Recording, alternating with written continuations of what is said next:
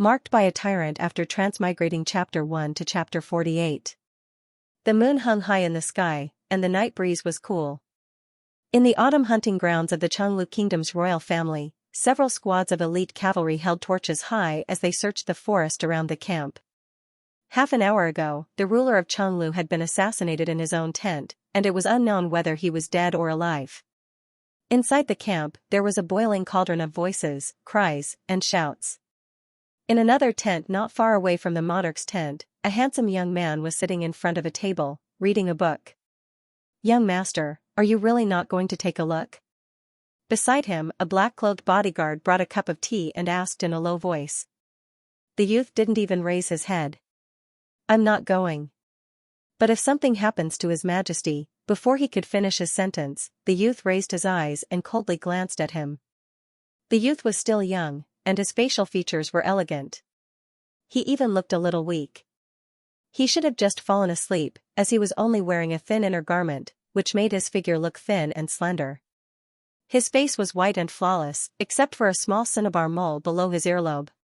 His face was bright red, and under the light of the charcoal fire, it was very eye-catching. But when he looked over like this, it made people feel a chill down their spines, and they didn't dare to look at him. The bodyguard felt guilty under his gaze, and hurriedly shut his mouth. "You've been by my side for a long time, so you don't need me to teach you what to say and what not to say." The youth flipped the book in his hand. "There will be no next time. Get out." "Yes." "Wait." The youth suddenly stopped him. "Remove the charcoal basin, it's too hot." The bodyguard was slightly startled and looked at the youth. At some point, the air was filled with a faint smell of fruit and wood. Perhaps it was due to the heat from the charcoal fire, but the side of the young man's face was visibly pink from ear to ear, which made the small cinnabar mole look even more gorgeous, adding a hint of charm to it. He pulled at his loose collar, and his expression was somewhat impatient. "What's wrong?" "No, nothing." The bodyguard suddenly had difficulty breathing. He didn't dare to say anything else, and hurriedly removed the charcoal basin and left. It wasn't until he left the tent that the bodyguard felt that something was wrong. In the past, the young master was extremely afraid of the cold. Now that it was late autumn, the nights should be cold, how could it be hot? Silence was restored in the tent again. The young man sat upright, but his eyes were looking out over the top of the book. Seeing that there was no more movement outside, he let out a long sigh of relief, threw the book on the table, and lay down as if he had no bones. "They're finally gone." About 15 minutes ago, Xianxia had transmigrated into this world. This was a book on tactics. In the novel, the Great Yan, Xianxia, and West Xia dynasties ruled over each other. The male protagonist, Jin Wang, was the new emperor of Xianxia Kingdom. This male lead was different from the others. Jin Wang was extremely narrow-minded, cold-blooded, and merciless. He would definitely take revenge. He was not favored by the late emperor, so he advanced step by step, killing his father and brothers, and finally seizing the throne. During his enthronement ceremony, the eunuchs who had bullied him when he was young all had their hands and feet chopped off and thrown into a tiger cage in front of everyone. They were eaten by the tigers and died. After ascending to the throne, Jin Wang used thunderous methods to kill the traitorous officials and eradicate the dissidents. Then, he started a war and personally led the troops. In just 3 years, he defeated the Great Yan and West Xia, and finally unified the world. Xianxia had transmigrated into the same cannon fodder as him in the novel. The original owner was the son of a guilty official. When he was young, his family declined. Fortunately, he met the prince, Jin Wang, and stayed by his side as a follower. The original owner and Jin Wang grew up together. After Jin Wang ascended to the throne, he made an exception and made the original owner the left prime minister, who was also responsible for supervising hundreds of officials. However, the original owner and Jin Wang did not have the same political views, and a rift soon formed between them.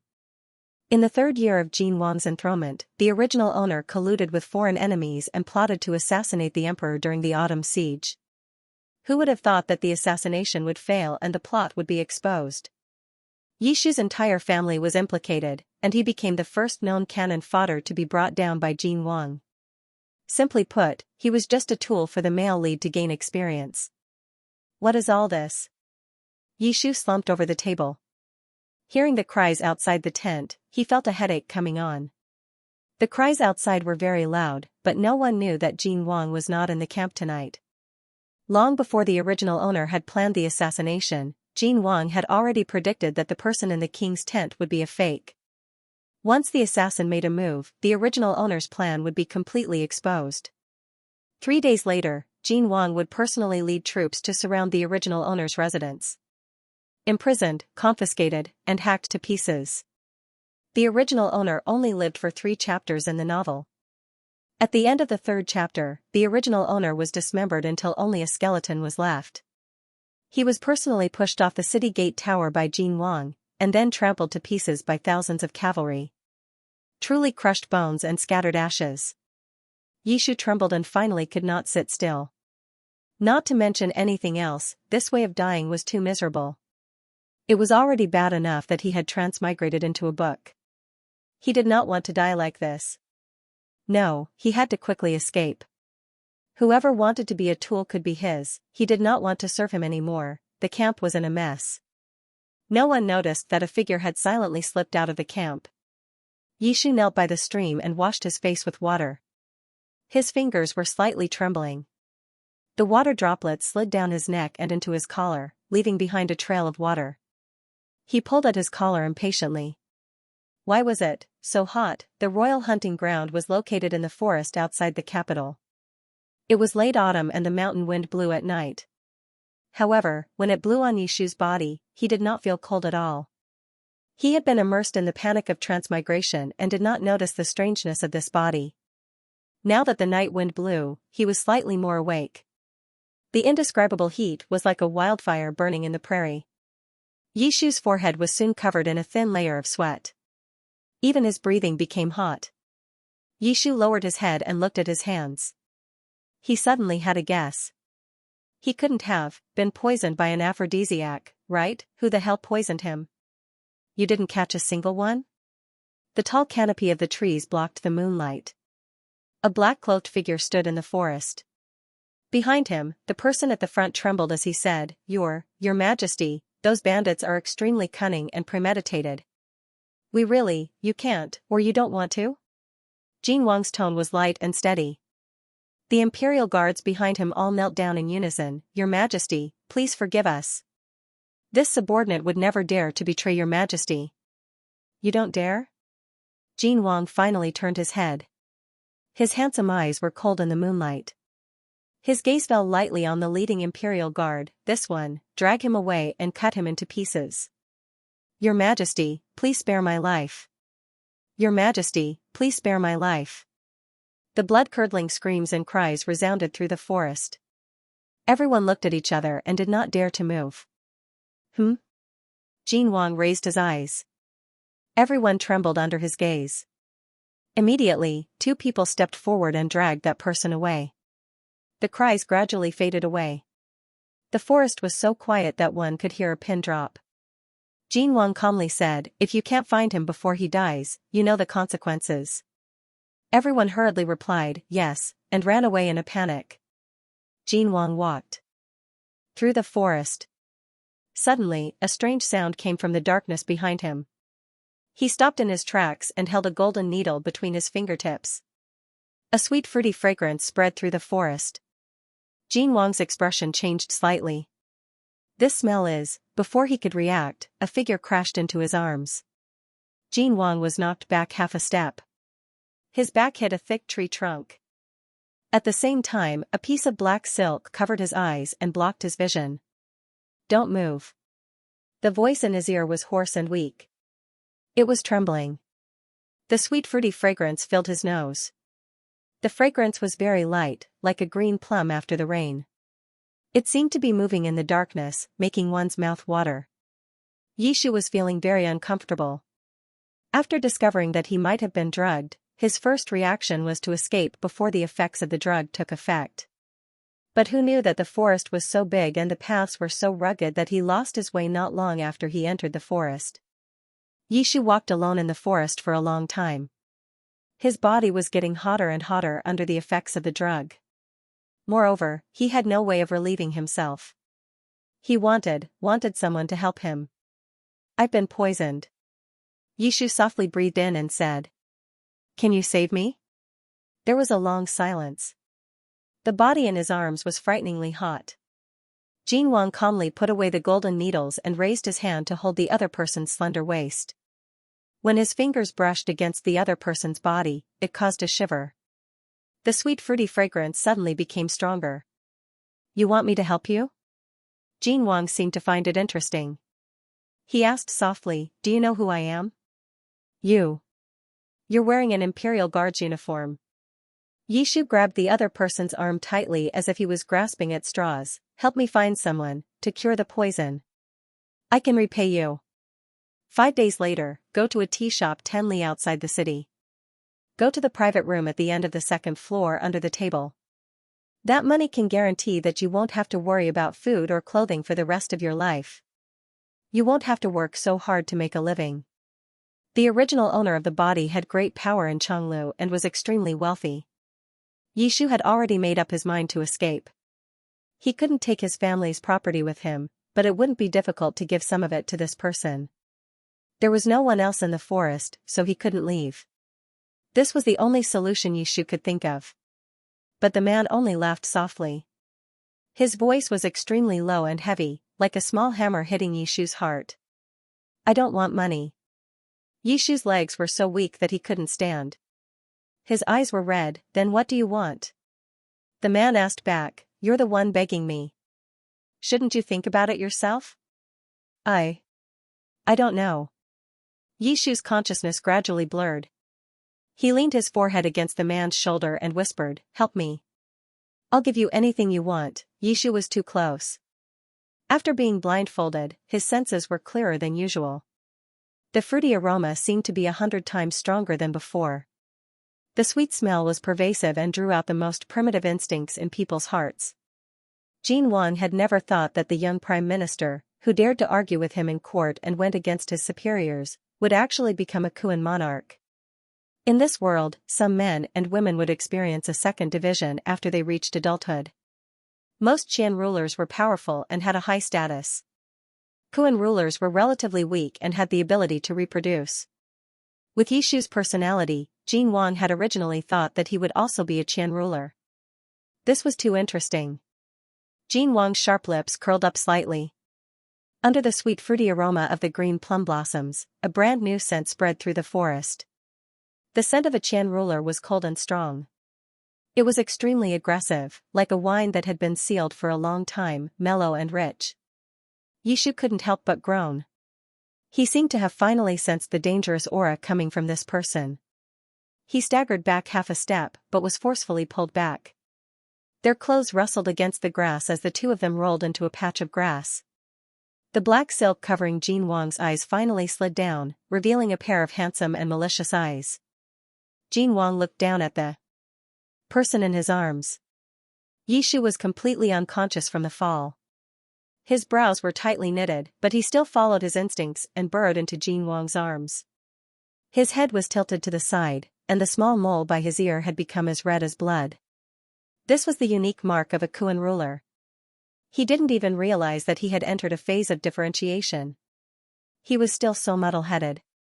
Jin Wang used his fingertips to rub the brightly colored mole, forcing out a few sweet moans. Yishu couldn't endure this kind of torture.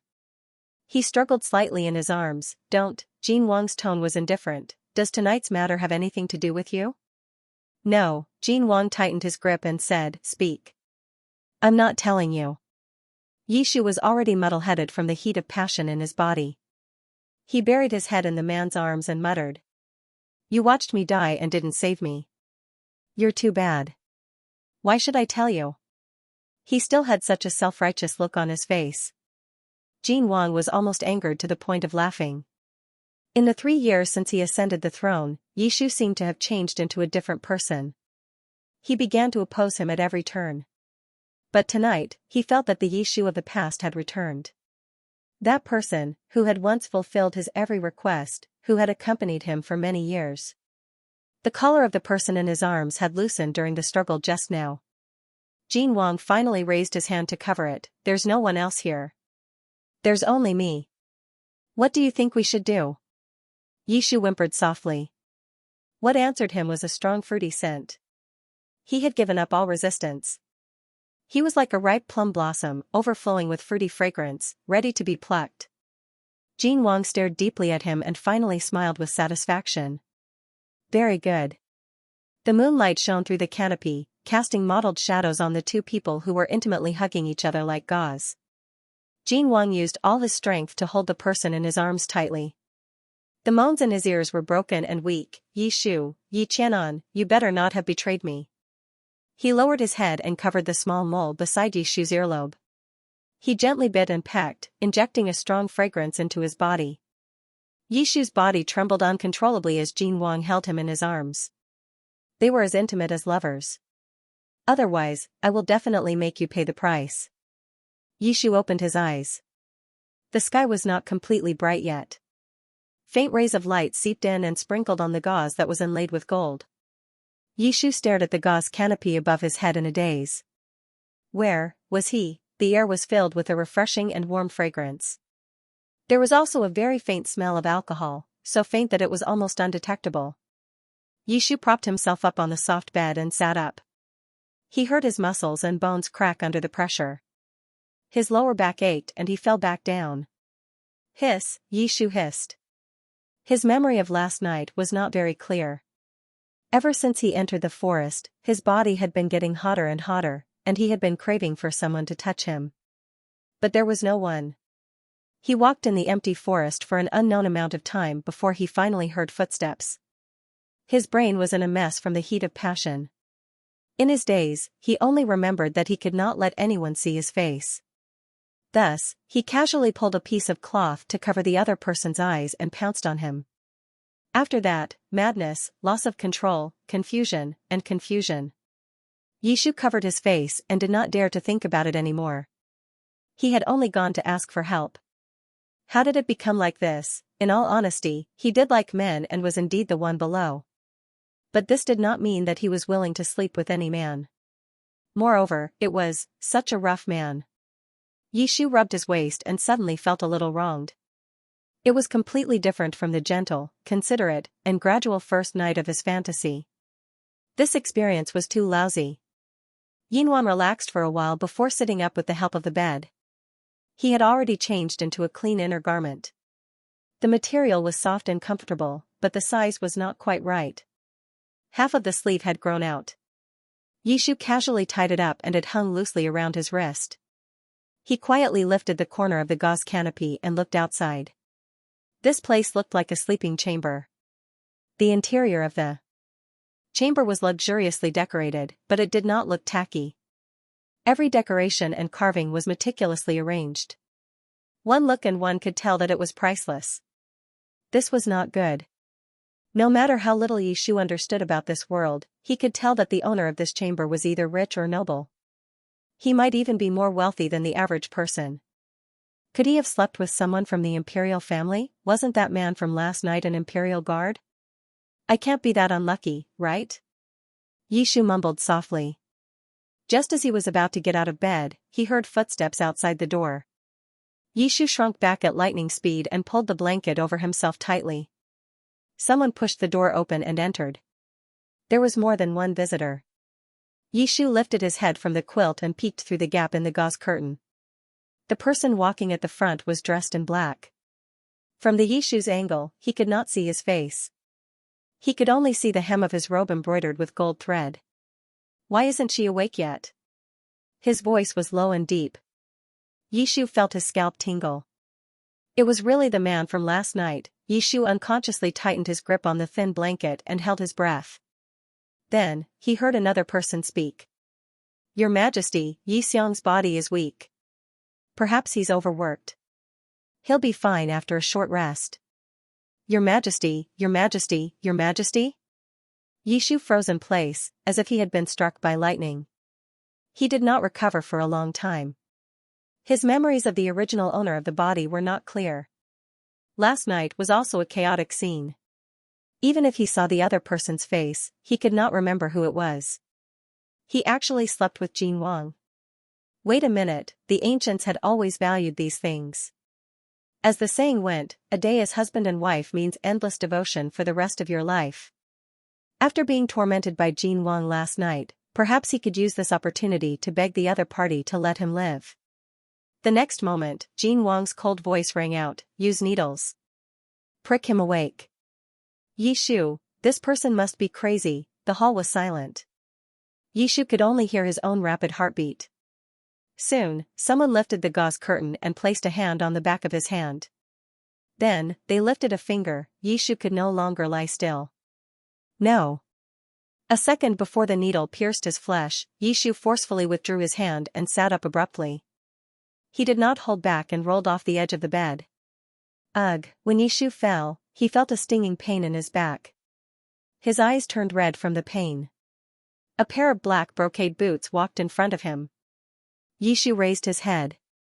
His gaze followed the other party's luxurious black and gold dragon robe and met a pair of beautiful smiling eyes. Jin Wang's voice could be considered gentle and considerate. "Did my beloved official sleep well?" The fragrance of tea filled the hall. Yishu neatly dressed and walked out of the inner room. He immediately saw Jin Wang sitting at the head of the table, sipping tea. He timidly walked over. "Your Majesty." Jin Wang took a sip of tea and slowly said, "Last night, my beloved official was very pleasantly surprised." The teasing tone in his words was so strong that Yishu's ears burned. He lowered his head and did not say anything. Jin Wang did not seem to mind. He put down his teacup and pointed at the things in front of him. "I have prepared some gifts for you." 3 exquisite wooden boxes were placed on the ground, arranged in order from the smallest to the largest. Jin Wang raised his eyebrows slightly. "Open them and take a look." Yishu instinctively felt that it was not something good, but he did not dare to refuse. He directly walked forward and opened the first wooden box. There was a secret letter lying inside the box. Yishu's heart skipped a beat. The seal on the letter was unique to the original owner of the body and could not be copied. This was a secret letter about the original owner of the body communicating with an enemy. With this, the matter of his betrayal and assassination would be confirmed. What should he do? Yishu's back was covered in a layer of cold sweat. He did his best to search through the original owner's remaining memories. His thoughts were in a mess and he subconsciously opened the second, slightly larger box. Ah! Yishu's hand trembled. He slammed the lid back on the box and closed it. Again. Inside the box was a severed hand dripping with blood. Yishu was still in a state of shock when he heard Jin Wang leisurely say, "This was my Imperial Guard commander. It's a pity that his flesh has been cut off and only this hand is left. He received quite a bit of money from you for this hand. Can you still recognize it?" Yishu felt nauseous and a drop of cold sweat slid down his cheek. "Is this person a pervert?" But Jin Wang only lightly said, "Open the third box." Yishu looked at the last wooden box. His fingertips trembled slightly. The last wooden box was the largest and the lid was tightly sealed. It was impossible to see what was inside. Yishu steeled his heart and walked over with large strides. He forcefully opened the lid. There was a human head lying at the bottom of the box. The 2 eyes of the head had been gouged out. Only 2 black holes were left, silently looking at him. Ah. Yishu hurriedly retreated a few steps and fell to the ground. Jin Wang looked at him and said calmly, "This is one of the assassins who participated in the assassination last night. He was just caught not long ago. There are still more than 10 people outside who have not been executed yet. Would you like to come with me to observe?" Yishu's face was pale and his mind was buzzing. He stared blankly at Jin Wang. He only saw the other party's lips move, but he could not hear a single sound. In his extreme fear, Yishu's vision finally turned black and he lost consciousness. The young man on the bed had a pale face. His eyebrows were tightly knitted and he was not sleeping well. Jin Wang sat by the bed and played with the other party's earlobe. "How is it?" The imperial physician finished taking Yishu's pulse and placed his wrist back on the bed. He was just frightened. Perhaps he is still a little dizzy from seeing blood. He will wake up in a while. Dizzy from seeing blood. Jin Wang looked down and pinched Yishu's cheek. Still so useless. The imperial physician looked at Jin Wang hesitantly. Jin Wang said, "If you have something to say, say it." The imperial physician bowed to Jin Wang and touched the ground with his forehead. Dare I ask your imperial majesty, how do you want to deal with Xianxia? Jin Wang's eyes narrowed slightly. The imperial physician felt a chill run down his spine and did not dare to raise his head. He braced himself and said, Your imperial majesty has the body of the Qian monarch. The mark of the Qian monarch can only be given to one Kuan monarch. After the mark is given, both parties' incense will fuse. Even the courtship period will only be given to the other party. Unless the Kuan monarch dies, this connection cannot be removed or transferred. Jin Wang played it down. What do you want to say? The imperial physician steeled his heart and said bluntly, Your imperial majesty is leaving behind a disaster. Jin Wang did not speak for a long time. The imperial physician's shoulders trembled and beads of sweat slowly appeared on his forehead. The Chenglu monarch's nature was unpredictable, but he never showed it on his face. Regardless of whether it was a reward or a punishment, he always played it down and had an elegant appearance. However, there was one situation that was different. When he was silent. Jin Wang's silence could only mean one thing. That was, he was considering which method to use on others. The longer he was silent, the more dangerous it would be. The atmosphere in the hall froze. The imperial physician finally could not bear it. This official, what you said is reasonable. Jin Wang suddenly said softly, Xianxia already has the intention to rebel. He cannot be allowed to stay. But I do not want him to die. The imperial physician raised his head in a daze. Jin Wang looked at him coldly and repeated his words softly, I said, I do not want him to die. The imperial physician trembled and cowed out heavily. This official is terrified. Jin Wang did not say anything else. He walked in front of the imperial physician and helped him up. Senior Feng is already old. You should not kneel for too long. The imperial physician did not dare to let Jin Wang help him up. He quickly stood up. Thank you, Your Imperial Majesty. Jin Wang sent the imperial physician out of the hall and said in a low voice, I know of a medicine that can temporarily suppress the incense. The imperial physician understood.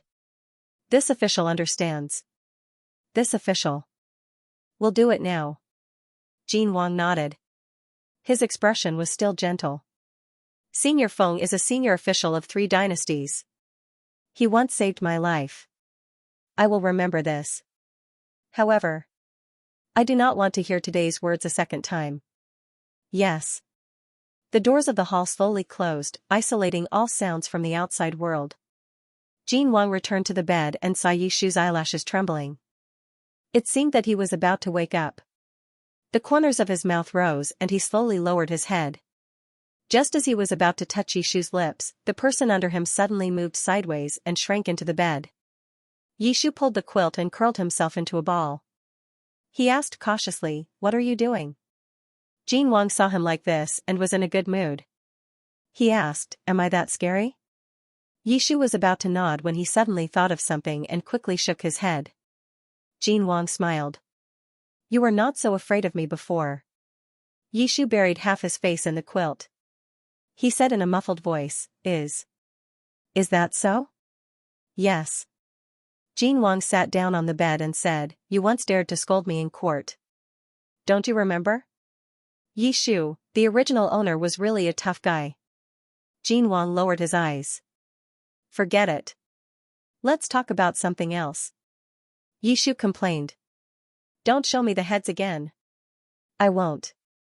Jin Wang's tone was very gentle. Since it has been confirmed that you were the one who did it, the matter is much simpler.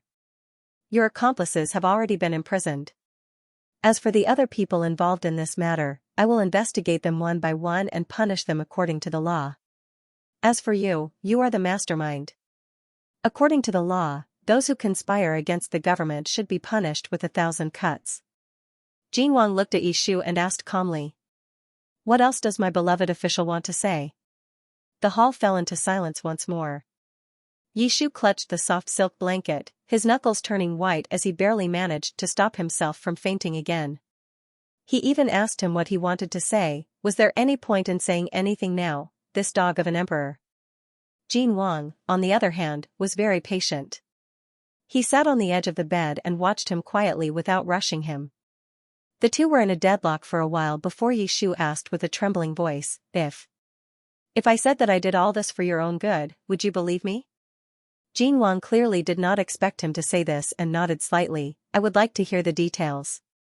Yishu quietly sized him up. Jin Wang had always been a person who did not show his emotions on his face. Even the attendants who had been by his side for many years found it difficult to guess what he was thinking. He was unpredictable. 1 second, he might be chatting and laughing with someone, and the next, he might start a massacre because of a single sentence that did not go his way. Accompanying the emperor was like accompanying a tiger. This saying was not false. Yishu was so nervous that his stomach spasmed.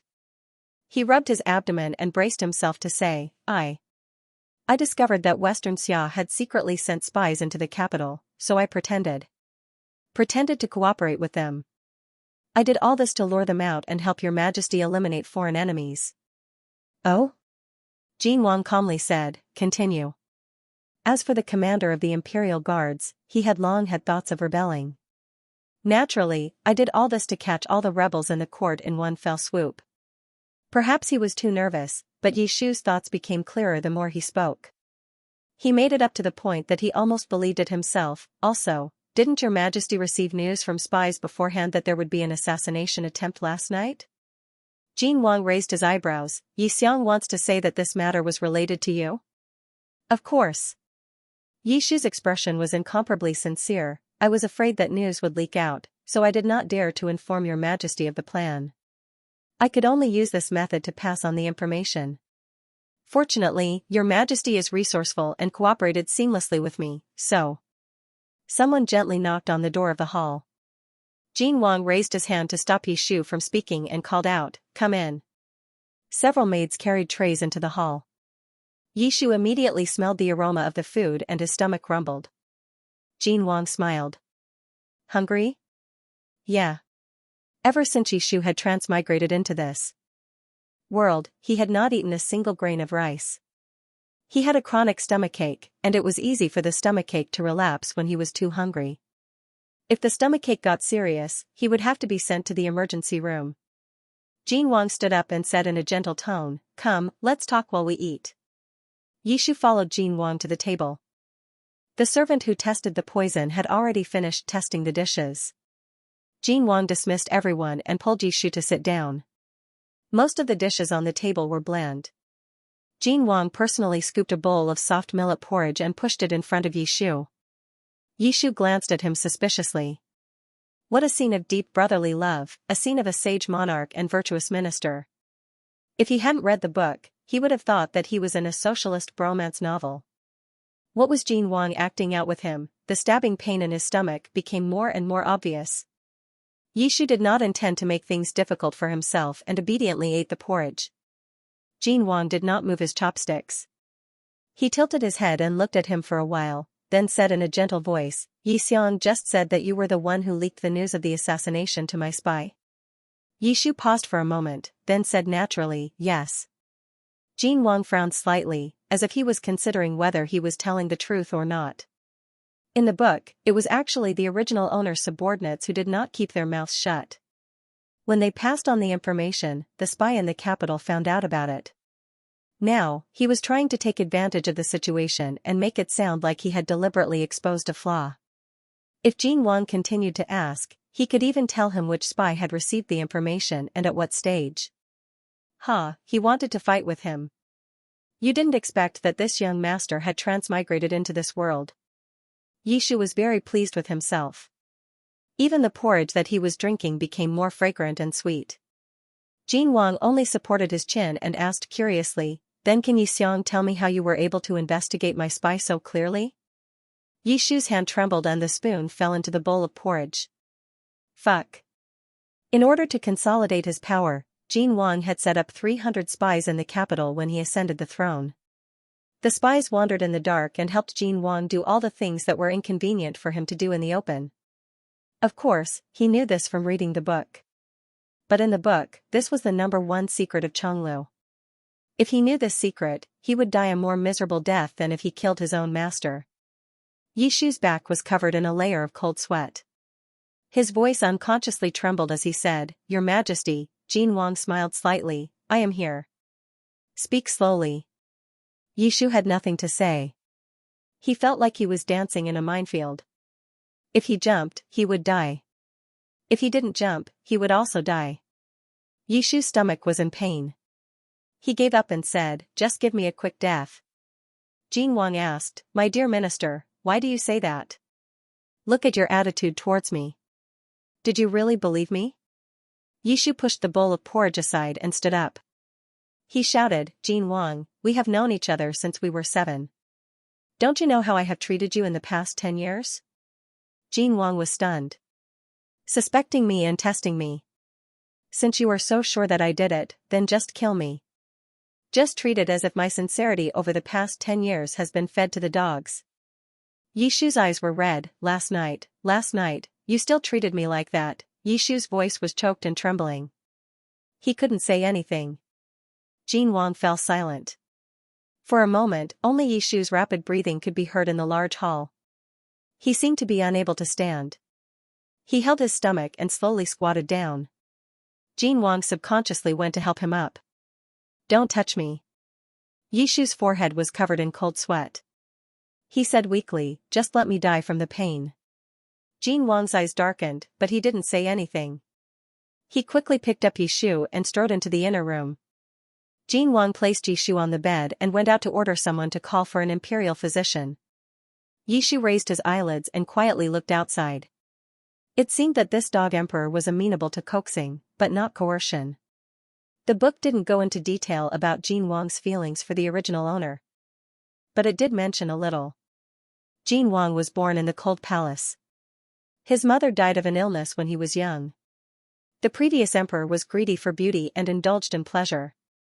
He didn't care about his own son. For a long time, Jin Wang and the original owner could only rely on each other for survival. During the most difficult times, the original owner had to use all sorts of methods to get even a mouthful of food. Jin Wang was young and weak. The original owner always left the little food for him.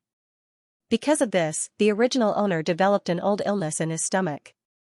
Coincidentally, Yishu also had stomach problems. That made things much simpler. He was too good at pretending to be sick. The sound of footsteps gradually approached. Jin Wang returned to the bed. Yishu deliberately turned over to avoid looking at him. His thin back arched like a shrimp and he weakly trembled. Jin Wang filled a bowl with porridge. Your old illness is acting up. Drink some porridge. Yishu didn't even turn his head, no. Jin Wang narrowed his eyes dangerously. Yishu, don't challenge my patience. Yishu's fingers curled up and he nervously pursed his lips. He really did want to challenge him today. The inner room was silent. It was as if a silent undercurrent was surging between the two. After a moment, Jin Wang sighed. Fine, it's my fault. Jin Wang said, get up and eat something. The imperial physician will be here soon. Yishu loosened her grip, and her anxious heart finally calmed down. He had passed this hurdle. Jin Wang was still able to coax him to eat and was willing to invite an imperial physician to treat him. This meant that he didn't want him to die for the time being. Yishu turned over and sat up. His face was still somewhat pale. Give it to me. Jin Wang ignored him. He scooped up a spoonful of porridge and blew on it to cool it. Then, he brought it to Yishu's mouth. Drink. Yishu hesitated for a moment, then obediently lowered his head and drank a mouthful. Jin Wang's expression finally relaxed. Jin Wang was actually very handsome. His facial features were handsome and deep. His eyes were sharp and carried a sense of aggression.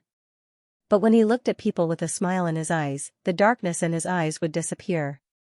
Instead, one could vaguely see some affection and gentleness. It made people unconsciously indulge in it. Do I look good? Jin Wang asked. Yishu suddenly came back to his senses. His ears were burning. No, I wasn't looking at you. Jin Wang smiled and didn't say anything.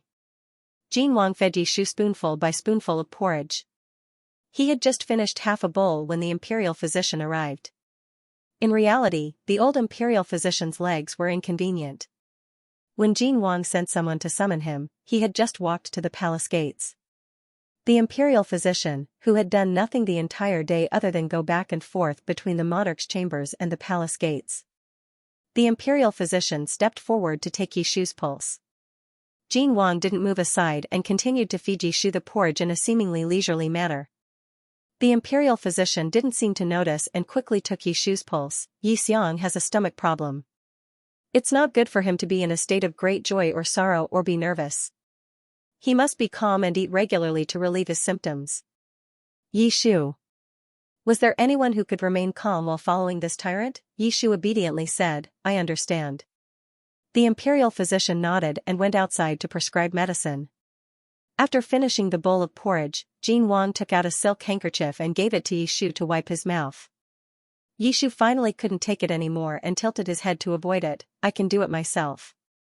Jin Wang smiled, are you shy? Was this person addicted to acting? Yishu took the silk handkerchief from his hand and wiped his mouth carelessly. The outer doors opened and the imperial physician left after prescribing medicine. Yishu raised his eyes to look at Jin Wang. The latter looked at him with an expression that couldn't be discerned whether he was happy or angry. This was actually very strange. With Jin Wang's petty and suspicious personality, he should have flown into a rage and thrown him into prison when he found out that the original owner had betrayed him. Instead of sitting here and calmly listening to his sophistry. Moreover, Yishu vaguely felt that Jin Wang didn't seem to be too angry right now. Jin Wang calmly looked at him and softly said, what you said just now made some sense. In the past 10 years, you have treated me very well. Even if I don't care about the relationship between monarch and subject, I should still take into account the many years of friendship. Yishu was moved. Does your majesty believe me? Jin Wang faintly smiled, I don't believe you.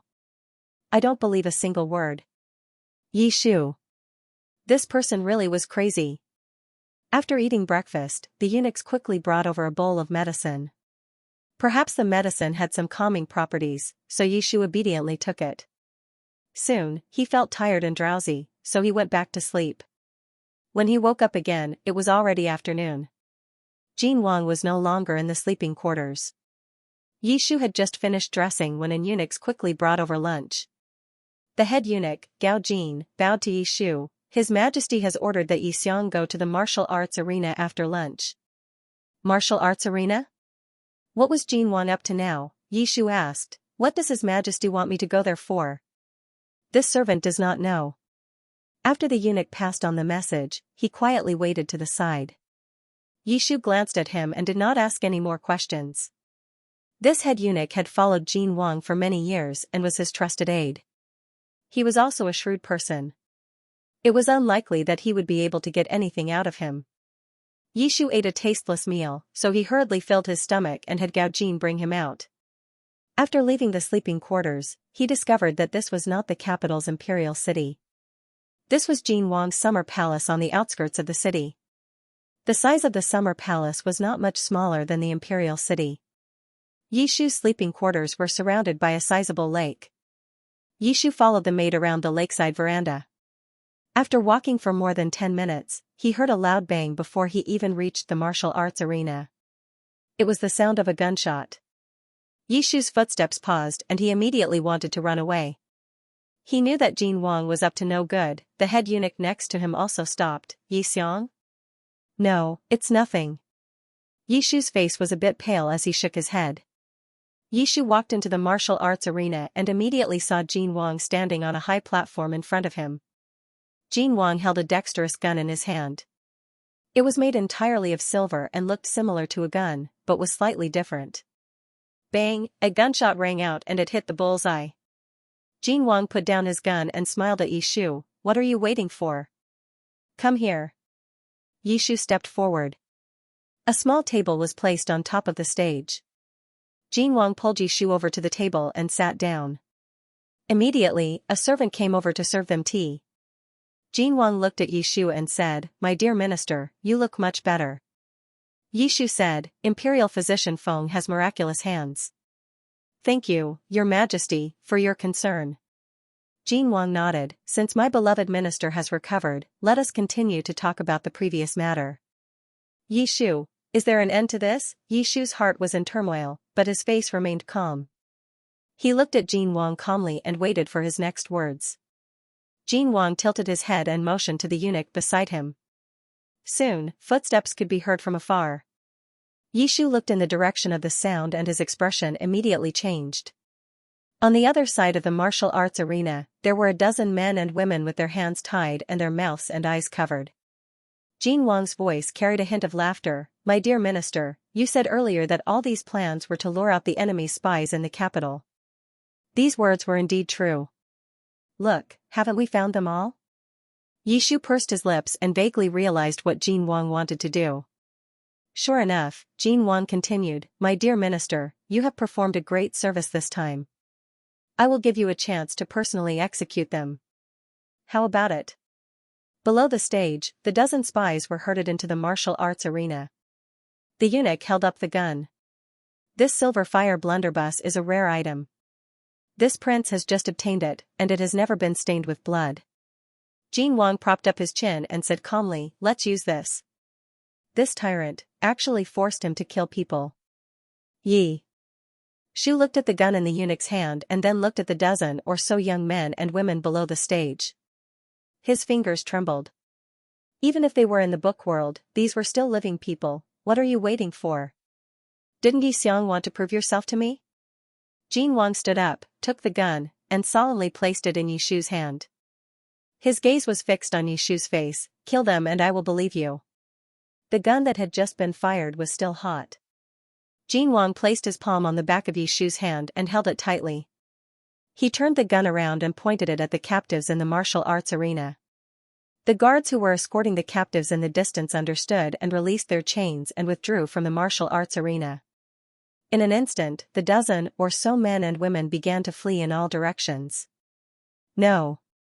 Yishu's body began to tremble. "I can't do it." Jin Wang lowered his eyes and looked at him. "You're still so soft-hearted." Slowly, he raised his hand and brushed Yishu's hair behind his ear.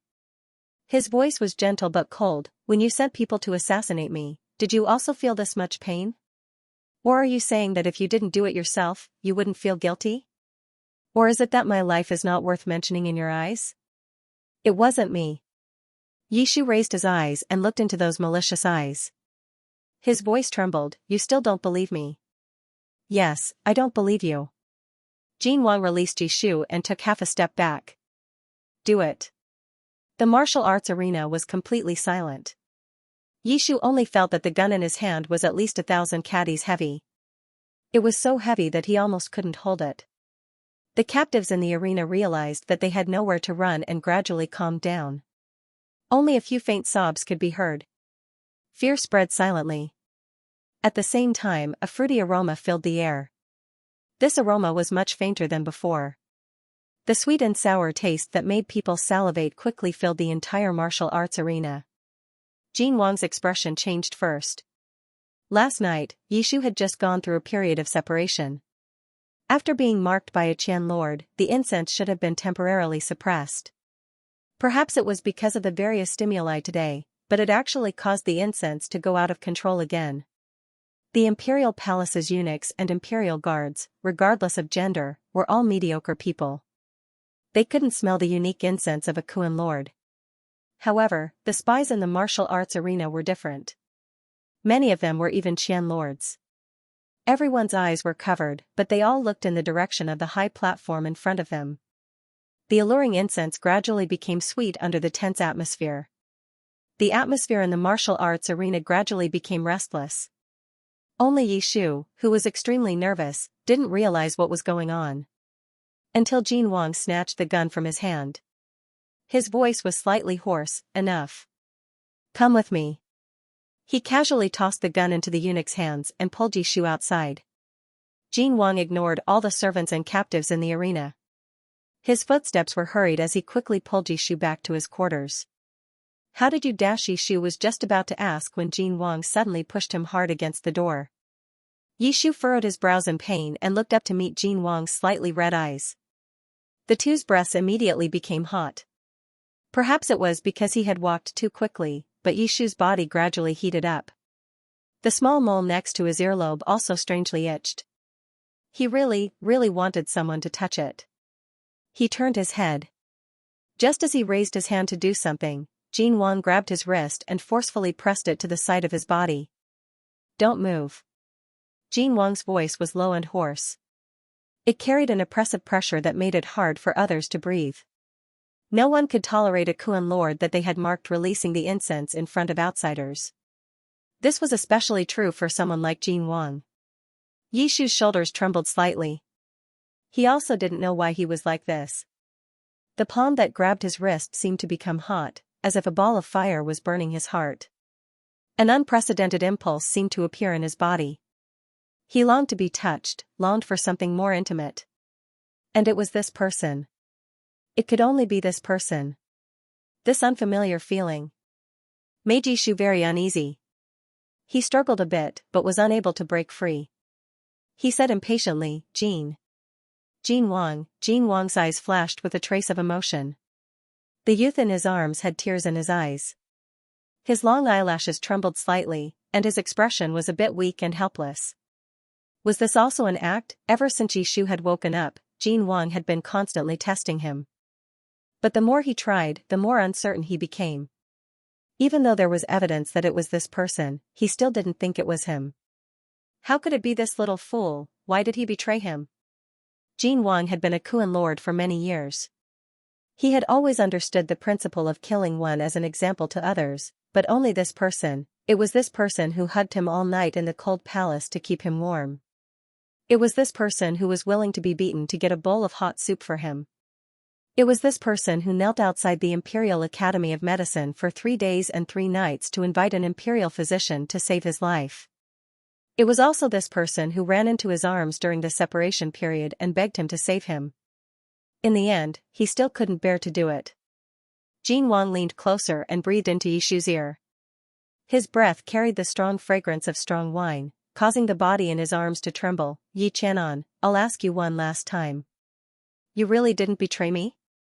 He was Kuan lord. Kuan lord would never lie under the incense that had marked him. Yishu's mind was in a mess. He looked at Jin Wang and his eyelashes became wet. "No. It wasn't me, it really wasn't." Jin Wang let out a long sigh of relief. Whatever. Whether it was true or not, he would believe it for now. If he kept him alive, he would be able to find out sooner or later. Even if he was found to be the culprit, there was still something he could do. What could a Kuan lord who didn't even know if he had been marked? Jin Wang massaged the back of Yishu's neck. His fingers gently brushed against the small cinnabar mole. He lowered his head and kissed it. The incense immediately eased. After being comforted, Yishu's tense body gradually relaxed. He leaned his head on Jin Wang's shoulder. Jin Wang picked him up and quickly walked into the inner room. He placed him on the bed. "You only know how to bully people."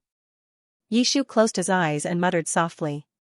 He seemed to be unconscious. Fatuous ruler, Jin Wang. When Yishu woke up again, the sky was already dark. The ruler's dragon bed was soft and comfortable. However, after sleeping for almost an entire day, he still felt a little sore.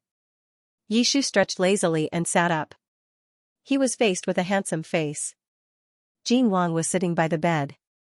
He was holding a memorial and reading it. When he saw Yishu wake up, he tilted his head and smiled. "Beloved official, you're awake.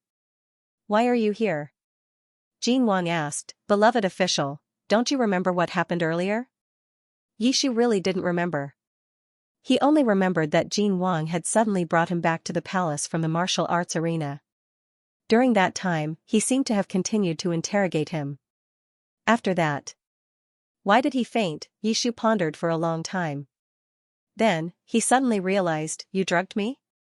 The more Yishu thought about it, the more believable he felt it was.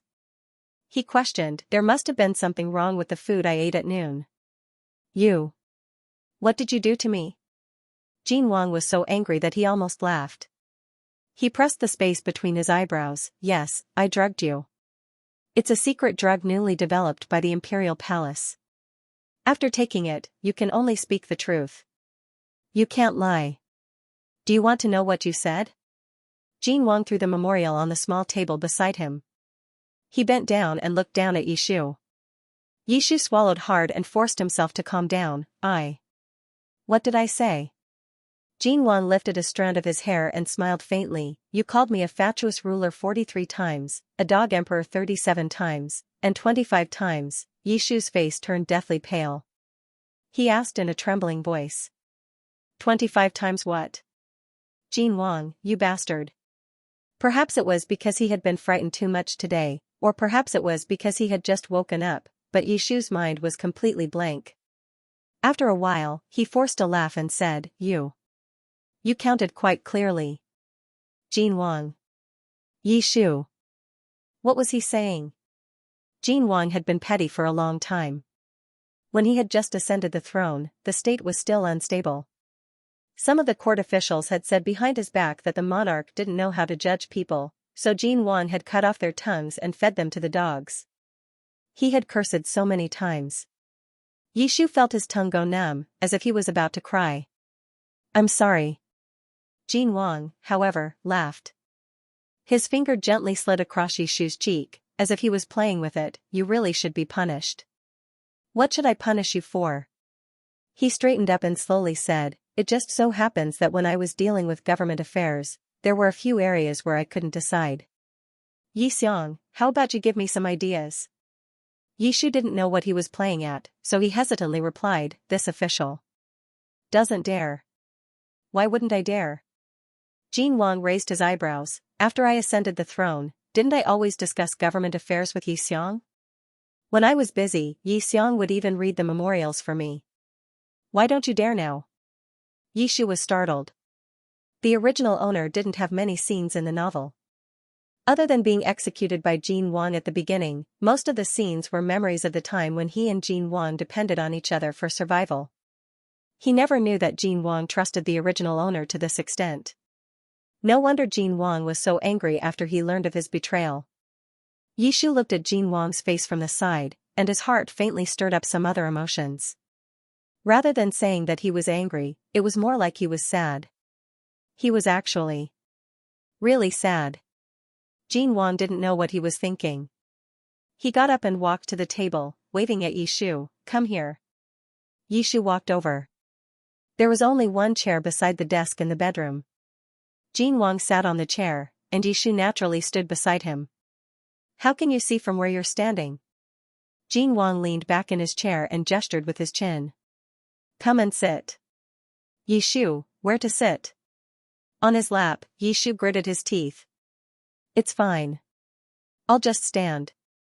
Jin Wang said calmly, Yi Xiang wants to defy the imperial edict? To think that he had sympathized with him just now. This person was really sick. Yi Shu was so angry that his ears turned red, but he didn't dare to disobey. He sat stiffly on Jin Wang's lap. Jin Wang wrapped his arms around him and hugged him tightly. Yi Shu's body stiffened even more. Jin Wang chuckled, You held on to me so tightly last night, but you're not willing to let go today. Yi Xiang's personality is really hard for me to grasp. Who was it that was hard to grasp? They were so close that Yi Shu's back was pressed against Jin Wang's chest. He could feel Jin Wang's breath on the back of his neck, burning his skin. But he didn't feel uncomfortable. On the contrary, his body seemed to like this feeling very much. He couldn't wait to get closer and hug Jin Wang even tighter. Yi Shu was uncomfortable with this feeling. His teeth chattered and he almost bit his tongue. Didn't Your Majesty want to discuss government affairs? Yes. Jin Wang held him tightly with one hand and took 2 letters from the table with the other. I just drafted 2 imperial edicts. Yi Xiang, can you help me take a look and see if there's anything wrong with them? Yi Shu couldn't wait to finish his work as soon as possible, so he quickly took the letters and flipped through them. The language of this world was close to seal script, but Yi Shu didn't have any difficulty reading them. He quickly finished reading the first imperial edict and was a little surprised. Your Majesty wants to take in a concubine? Jin Wang nodded, yes. The ancients married early. Normally, when people reached Jin Wang's age, their children would have already been born. Furthermore, Jin Wang was born into the imperial family. Even if he didn't have a harem of 3,000 beauties, he should have at least 3 wives and 4 concubines. But Jin Wang hadn't had a single concubine in his harem since his ascension. Furthermore, it was said that Jin Wang hated it when people brought up this matter in front of him. Since his ascension to the throne, none of the courtiers who dared to advise him to take in a concubine had a good ending. Why did he suddenly want to take in a concubine now, also? What was there to discuss with him about? Yishu couldn't guess what Jin Wang was thinking, so he didn't dare to casually speak. Jin Wang also didn't rush him. His hand slowly fell to the side of Yishu's waist. Yishu was only wearing a thin inner garment. Under the garment, his waist was tight and slender, and it felt very good to the touch.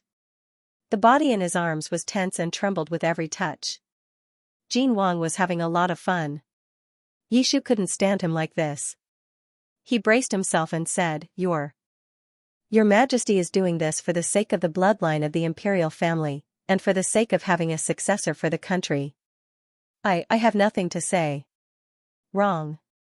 Jin Wang leaned close to his ear and said with a smile, It's not for the sake of the bloodline, nor for the sake of the country. That meant he had someone in his heart. Yishu's heart flashed with a trace of unexplained displeasure. Without waiting for him to ask, Jin Wang pointed to another imperial edict on the table. Take a look at this. Yishu flipped open the imperial edict. This was an order of execution. Left Prime Minister Yishu had committed regicide and treason. The evidence was conclusive. According to the law, he would be executed by 1,000 cuts. Yishu's hand trembled, and the imperial edict fell onto the table with a clatter. Jin Wang covered his cold fingers. What's wrong? Yishu's fingers curled up and he asked in a low voice, Does your Majesty want to kill me? What do you think? I think. Yishu hesitated for a moment, then said tentatively, I think your Majesty doesn't want to kill me. Jin Wang didn't comment. Yishu pursed his lips and continued, Your Majesty is the ruler of a country. Your life and death can be decided with a single thought. If your Majesty wants to do something, you won't beat around the bush. If he really wanted to kill him, Jin Wang had countless opportunities today. By showing this order of execution to him, it was clear that he wanted to discuss conditions. Yishu lowered his eyes and tried his best to appear natural. What does your Majesty want to do in order to spare your subject's life?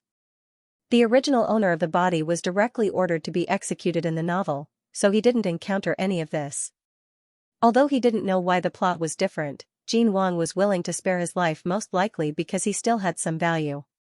In the blink of an eye, Yishu had already made a list of all the people inside and outside of the imperial court who had the intention to rebel. If it wasn't enough, he could even tell him the military situation of Great Yan and Xianxia, as well as their battle strategies. Using top-secret information to protect your own life, it was written like this in conspiracy novels. But Jin Wang only said leisurely, I've already told you the conditions. Yishu was stunned. Ah? Jin Wang explained, I was assassinated during the autumn hunt. This matter must be resolved. The left Prime Minister is a major suspect in the assassination and should be severely punished. The left Prime Minister can't be spared, but you. I'm willing to spare your life. But if you want to live, you can't continue to be the left Prime Minister, and you can't appear in front of others as Yishu. If you're willing to change your identity. Jin Wang dragged out his words and knocked on the imperial edict to take in a concubine. Yishu's gaze followed Jin Wang's finger and instantly understood Jin Wang's intentions. You want to take me in as a concubine? Jin Wang smiled, that's right. Yishu. Did this person take the wrong medicine? Jin Wang asked, is my beloved subject unwilling? This isn't a matter of whether I'm willing or not. Yishu found it hard to believe, and his expression was somewhat dazed. Why is this so? Jin Wang said calmly, I don't have anyone in my harem, so it can't go on like this. I need someone to fill my harem and shut the mouths of the world. Yishu gave him a look that said, keep making things up. Of course, there's another explanation. Jin Wang smiled, and his hand rubbed Yishu's waist evilly, perhaps it's because Yi Xiang's body makes me want to taste it, so I can't bear to kill you. Yishu immediately felt goosebumps all over his body. This dog emperor had taken a liking to him?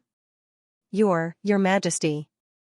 Jin Wang lowered his eyes and said calmly, the imperial guards are standing guard outside the temporary imperial residence. Should we let them take this imperial edict and take someone from the death row prison to die in your place, or should we let them take you to prison as well? Yi Xiang, can you help me come up with an idea? Yi Shu decisively said, I choose the former. Jin Wang smiled with satisfaction, very good. Jin Wang immediately called Gao Jin, who was standing guard outside the door. Gao Jin came to the front of the emperor, and Jin Wang explained his arrangements one by one. During this entire process, Jin Wang hugged Yishu tightly, not letting go for even a moment.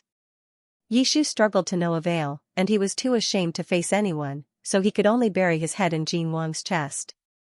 He could feel the old eunuch's strange gaze on him from time to time, and his ears turned completely red. After Jin Wang finished explaining, Gao Jin took the imperial edict and left the bedchamber. Alright, everyone's gone. Jin Wang patted Yishu's arm. Yishu immediately sat up straight and struggled, You. Let go of me. I won't let go. Jin Wang stroked his back unhurriedly, his voice gentle but dangerous. I want to remind you that not killing you today doesn't mean that I won't change my mind in the future. So, my beloved subject, you must perform well in the future. Otherwise, I can take your life back at any time. Yishu sneered in his heart. He knew that this dog emperor wouldn't be soft-hearted so easily. In other words, didn't this mean that the emperor had taken a fancy to his body and wouldn't kill him before he got tired of playing with him, dog Jin Wang? He really was a tyrant. Yishu clenched his teeth and forced out a smile. Yes, this subject understands. Jin Wang said, since that's the case, then sign this imperial edict. Just now, the eunuch had only taken away the imperial edict for the execution of the left prime minister. The imperial edict for concubines was still spread out on the table. There was still a blank page on the imperial edict, which was the name of the concubine to be concubine. The sky outside the window gradually darkened, and the flickering lights sprinkled on the plain white silk paper. The ink-colored handwriting moved like dragons and snakes, natural and unrestrained. Jin Wang switched to a red brush, dipped it in ink, and stuffed it into Yishu's hand. Then, he held Yishu's hand and leaned forward.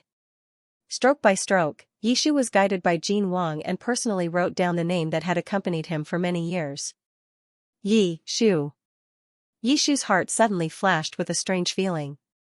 Jin Wang was very close, so close that Yishu could see him if he raised his eyes. His eyes reflected the faint light of the lantern, and the outline of his face was exquisite and handsome. There was no flaw to pick out. Yishu's heart trembled slightly, and he quickly averted his gaze. With the name settled, the imperial edict was considered complete. Yishu watched as Jin Wang put away the imperial edict, and his feelings were somewhat complicated. He didn't care whether or not he became a concubine. As long as he could preserve his life now, there would always be a chance to escape in the future. His feelings were complicated because he had prepared a basket of top-secret information that could unify the world, but Jin Wang only wanted to warm his bed? This tyrant really didn't have any ambition. For the monarch to marry a concubine, the imperial edict was only the first step.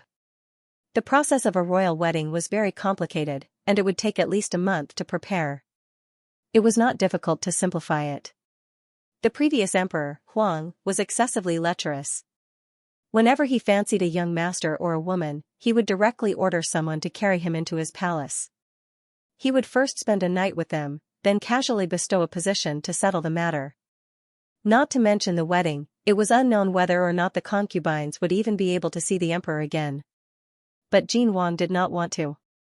He ordered the Ministry of Rites to choose an auspicious day and announced to the world that he was going to marry the emperor and empress. He was afraid that others would not know that he was going to get married. As for who he was going to marry, no one knew. Jin Wang's imperial edict was not made public.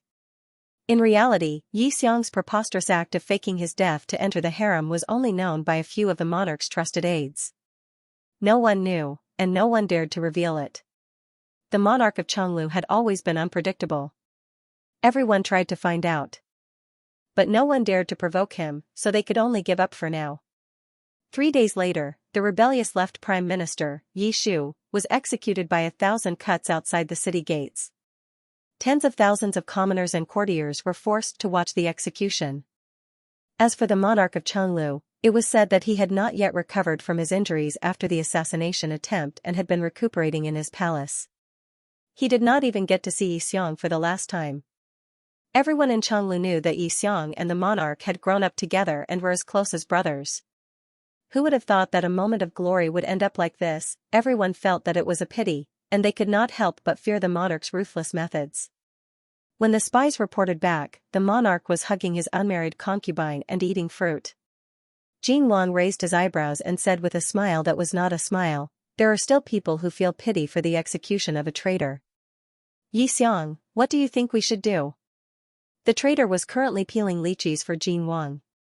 His hands trembled when he heard this, and he almost threw the fruit away. Conspiring to rebel should be punished. Your Majesty did not do anything wrong." After Yishu finished speaking, he saw that Jin Wang was only looking at him calmly. He braced himself and continued, "It is not uncommon to see cliques forming in the imperial court for personal gain. It cannot be condoned." "Very good." Jin Wang tilted his head and took the lychee from Yishu's fingertips. He looked at the spy kneeling in front of the palace and asked, "Do you know what to do now?" The spy replied, "Yes." The spy accepted the order and left. Yishu lowered his head, deep in thought. Jin Wang was scarier than he had imagined. It was only a public execution, but the private conversations of the officials were all within this person's control. There was probably nothing in the capital that he did not know. With those 300 spies, it would be almost impossible to escape from him. He had to think of something else. "What are you thinking about?" Jin Wang asked, seeing that he had not spoken for a long time. "Nothing." Yishu gathered his thoughts, picked up a fruit from the fruit platter, and continued to peel it for Jin Wang. His white fingers covered the bright red peel and dipped into the sparkling juice.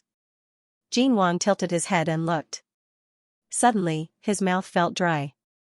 He coughed lightly and looked away. "Stop peeling." "Ah?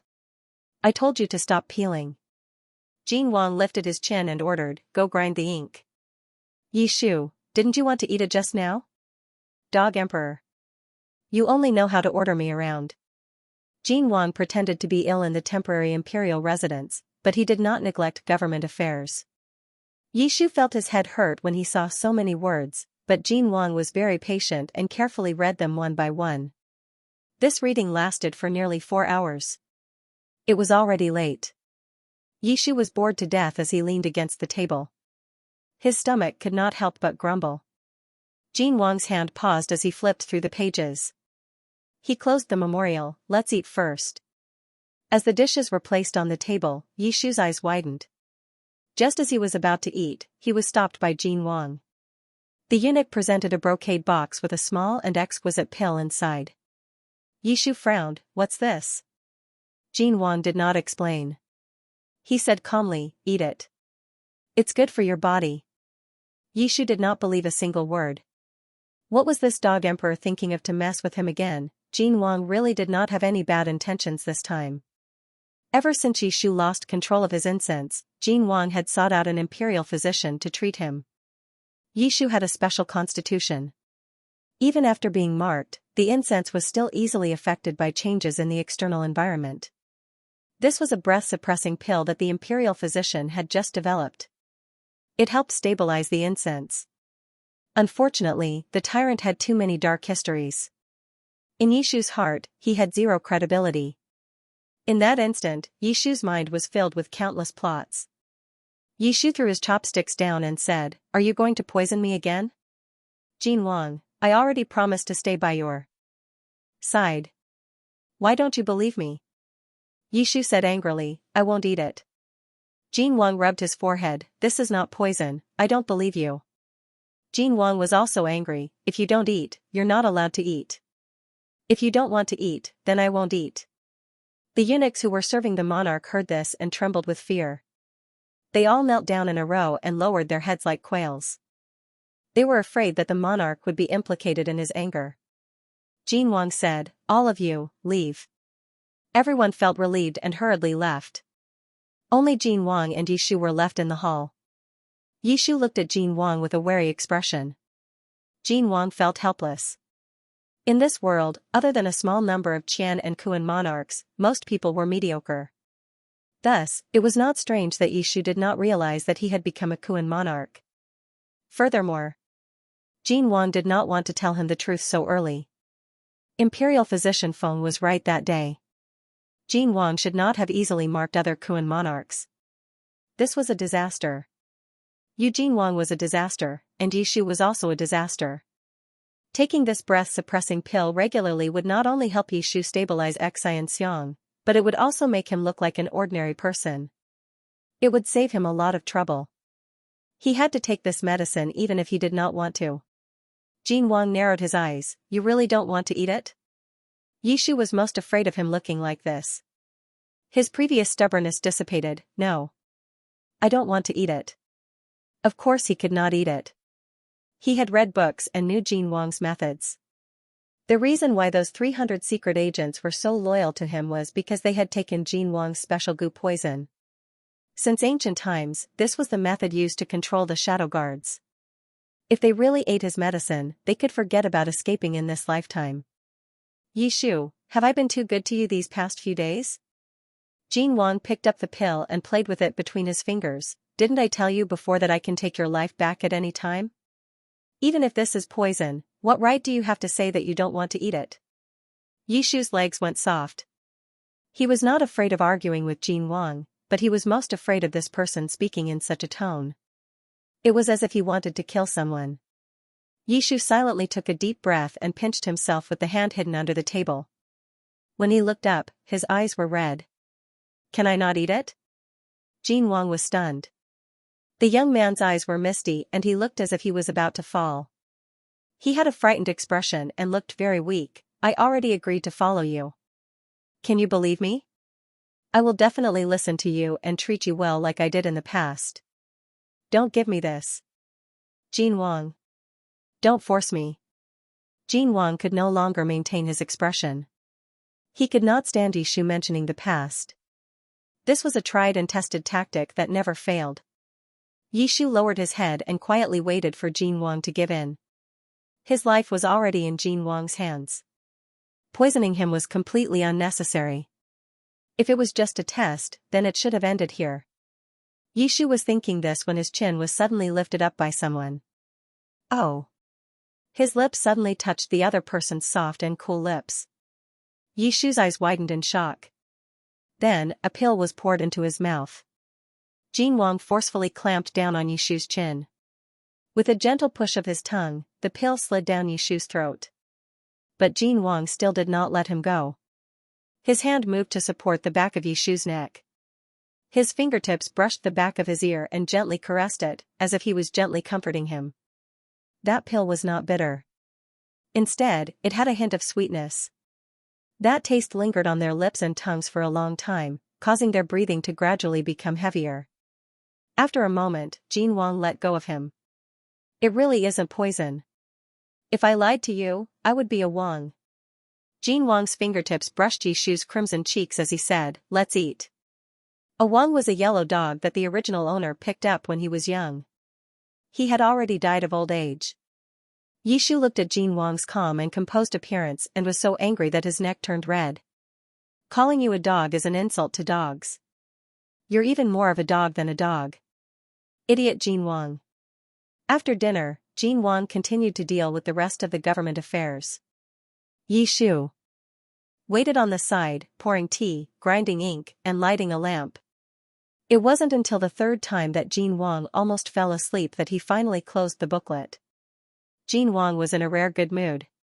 He asked, 2 days ago, when I asked you to accompany me, you always fell asleep after a short while.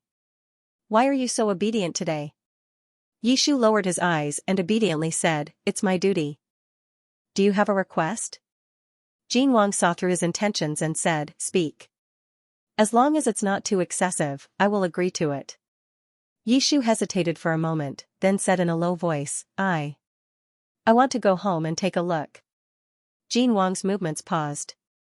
He was naturally referring to the Yi residence. The left Prime Minister Yishu had already been executed in name and his residence had also been searched by the Imperial Army. The Yi residence was now empty and there was nothing to see. Yishu said again, there is a nest of stray cats living outside the back door of my residence. They usually go to the residence to beg for food.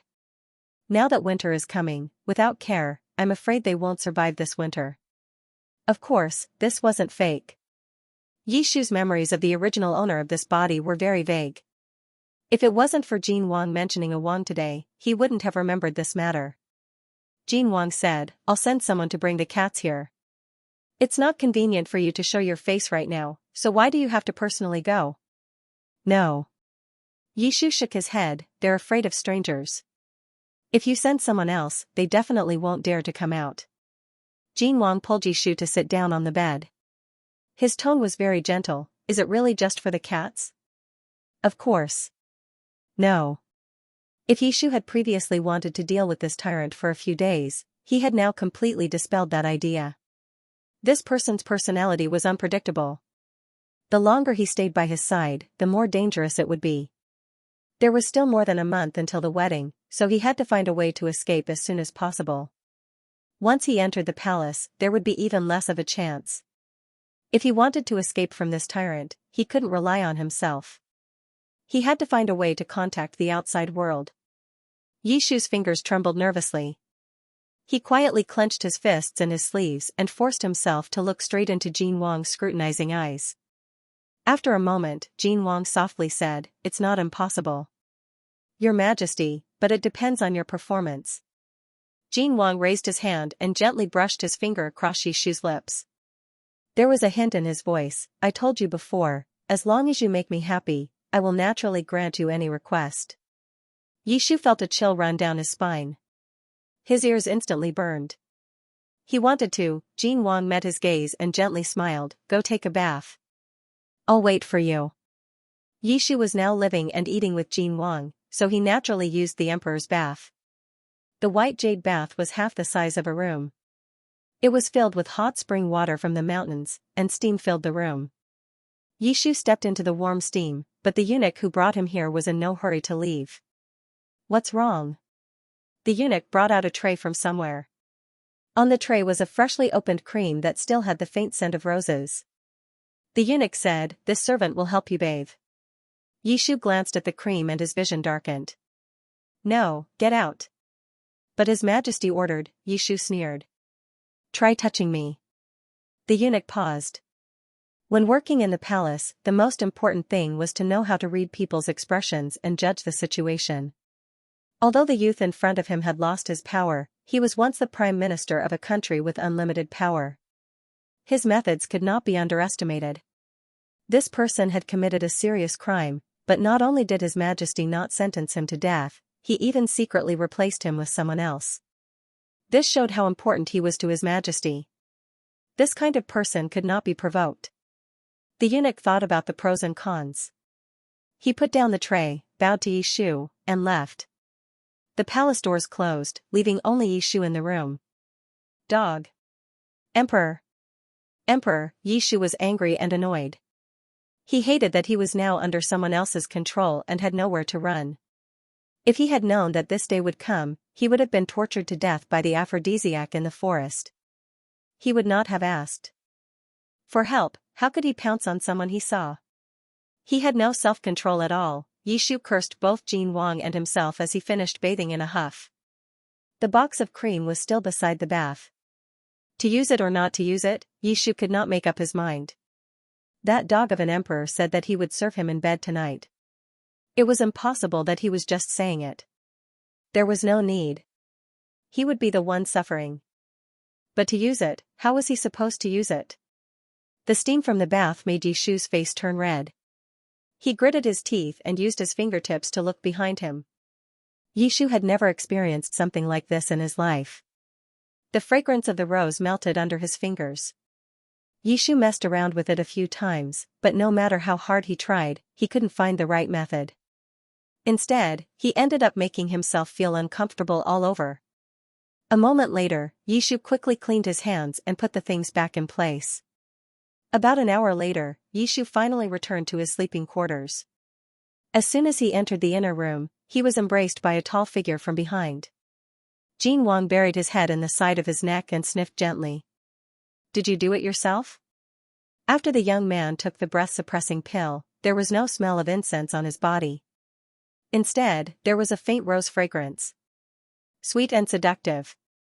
Yishu's ears turned red and he turned his head away uncomfortably. Actually, I can help you, but this is also good. Jin Wang pulled Yishu to the bedside and sat down. He lifted his chin slightly and met Yishu's gaze. Let's begin. Begin.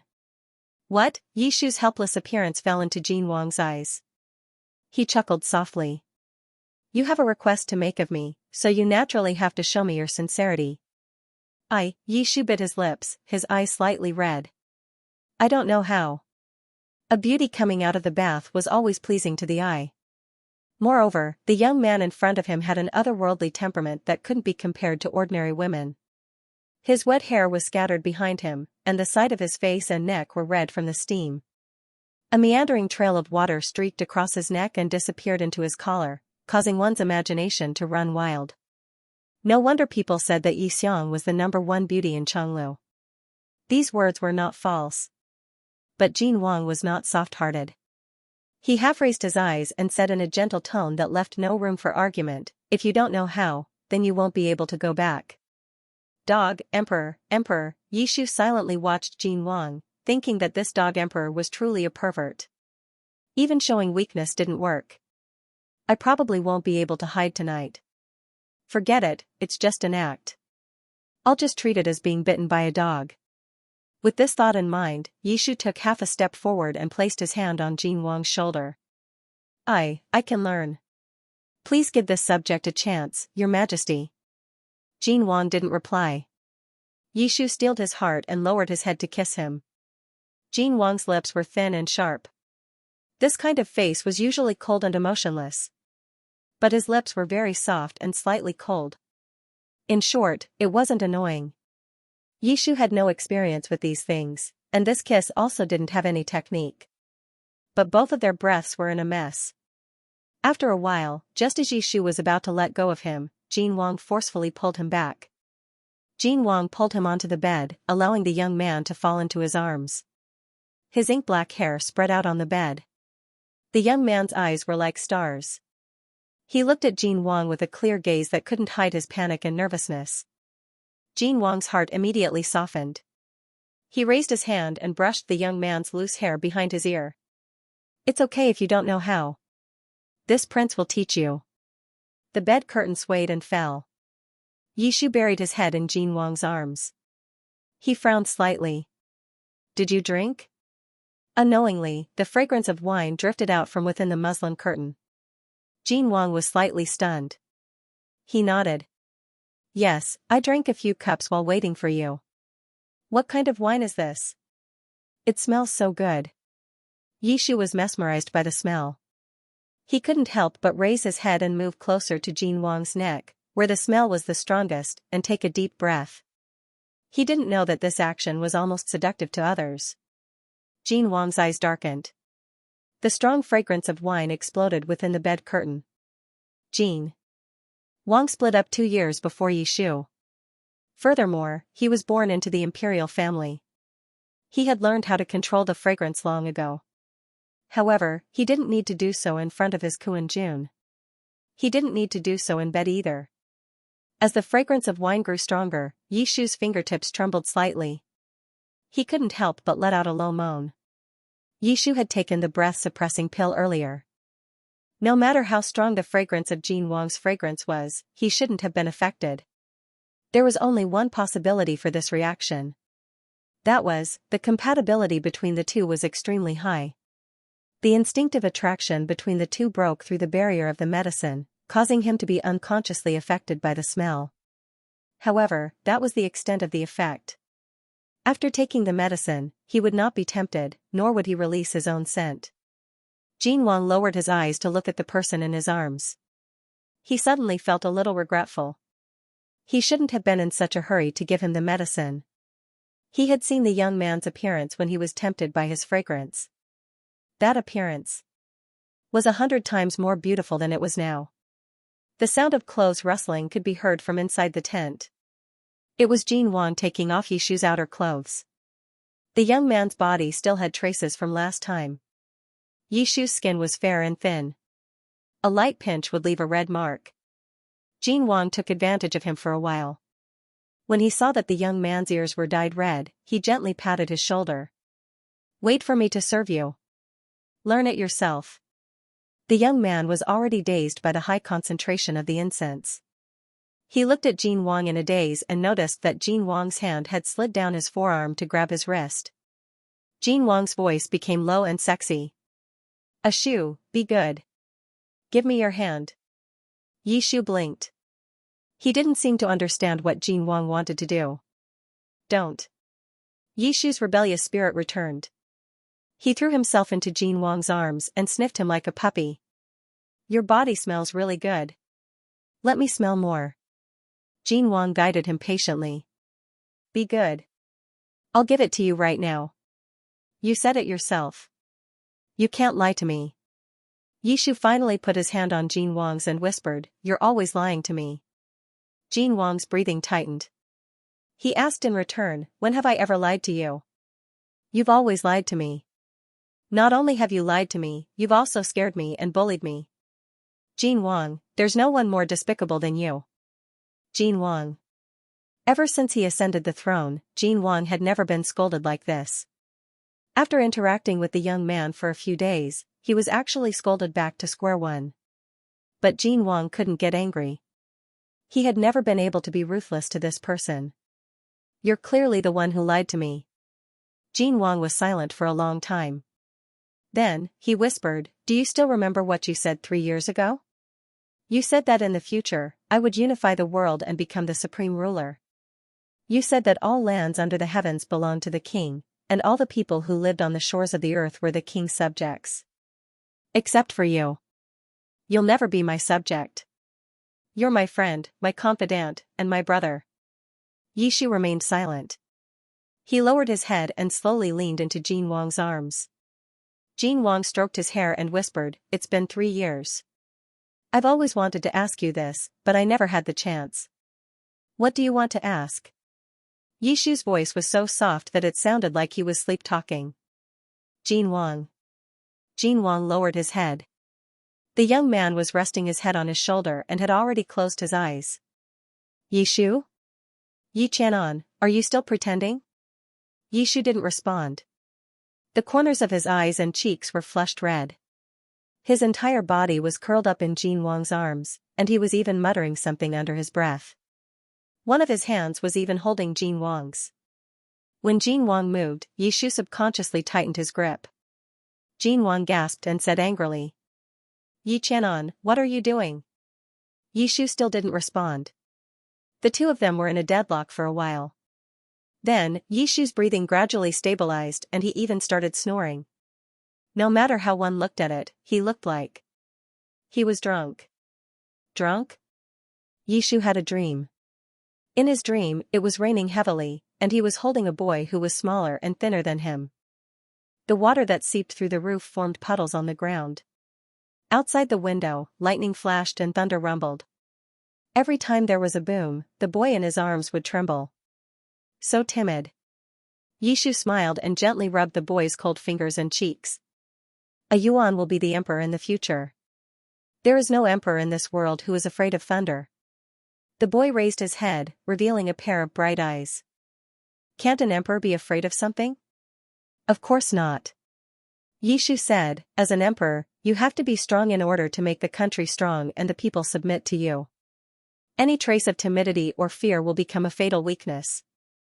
The boy stared blankly at Yishu. A sudden clap of thunder exploded in the sky, and the boy quickly shrank back. Then, I'll be afraid just this once.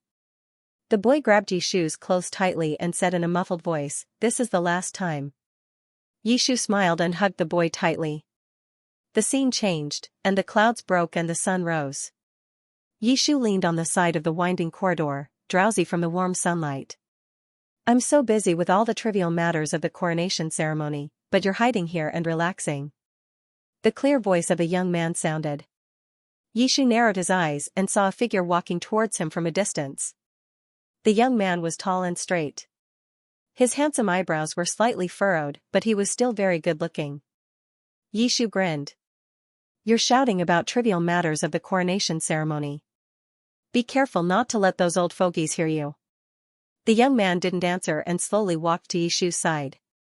I asked you earlier what position you wanted. The young man stood beside Yishu, his tall figure blocking most of the sunlight. Have you thought about it? Yishu asked, is it really okay to do anything? An emperor doesn't joke. Yishu was silent for a long time. No one knew what he was thinking in this silence. After a long time, he slowly said, the position of left prime minister is vacant.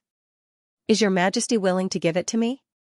A hint of surprise flashed across the young man's eyes. After a while, the young man smiled. Of course. Under the bright red palace wall, two young men walked away side by side. I thought you would ask for a noble title and enjoy life. Who asked me to have a hard life? Yishu hooked his arm around the young man's neck and smiled. I have to help His Majesty unify the world. You said it yourself. It's a deal. All right, it's a deal. When Yishu woke up, the morning sun was still shining. When he opened his eyes, he was met with an extremely handsome face. Jin Wang was still sleeping soundly. His eyelashes drooped down, covering his sharp and narrow eyes. His brows were slightly furrowed, leaving behind a faint trace. The Yuan in her dream was him. The monarch of Chenglu, surnamed Jin, given name Wang, courtesy name Ling Yuan. This was the first time Yishu dreamed of the past since he transmigrated. His memories of the original owner's past were very vague. Most of the information he knew came from books or fragments of memories. For example, today's dream, it seemed like this tyrant used to be a soft and coquettish little dumpling. Why did he become more and more like a dog after 3 years as the emperor? What are you thinking about? Someone asked softly by his ear. Yishu didn't even think and casually replied, I'm thinking about why you are so. The word dog was about to leave his mouth when Yishu met Jin Wang's gaze and immediately broke out in a cold sweat. Yishu laughed dryly. Good morning, Your Majesty. Good morning. Jin Wang's voice was low and hoarse, causing Yishu's ears to tingle. Beloved minister, what did you say you were thinking about? I was thinking, Yishu's eyes turned and he quickly thought of an idea. I was thinking about why Your Majesty is so talented. This subject is shocked and has a whole new level of respect for you. Jin Wang, ? Yishu's tone was sincere. Last night, Your Majesty was so majestic and heroic. This subject has never had such an experience in my life. It was really, you didn't feel anything at all? Jin Wang was expressionless. I didn't touch you last night. Don't make it up. Yishu. Ah? He lowered his head and saw that the two of them were dressed neatly and their bodies were normal. It didn't look like they had done it. Didn't they agree to let him serve him in bed? To think that he had spent so much time in the bathtub. Was this dog emperor impotent? If Jin Wang knew that he was a thief crying thief in his heart, he would definitely be severely punished. Last night, Jin Wang had been so pleased with himself that he had released too much incense. But he had forgotten that the person in front of him was someone who fell asleep after drinking a cup of wine and fainted after smelling the incense. Sleeping was one thing, but holding his thing to sleep was another. He couldn't pull it out even if he wanted to. This was the first time that the dignified monarch of Chenglu was held by someone while sleeping. Moreover, it was held for most of the night. It caused him to be energized for a while and then calm down for a while. He almost couldn't take it anymore. Jin Wang got angry when he thought of this. He snorted and lifted the muslin curtain to get up. Yishu poked his head out. Then what Your Majesty promised? Jin Wang looked back. What did I promise you? A cat. You still have the face to mention a cat. Jin Wang coldly said, no. Your Majesty, no, don't even think about it. How can you be like this? Yishu knelt on the bed and said unhappily, didn't we agree yesterday that as long as I agreed, you would let me go home? A monarch doesn't go back on his word. How can you go back on your word?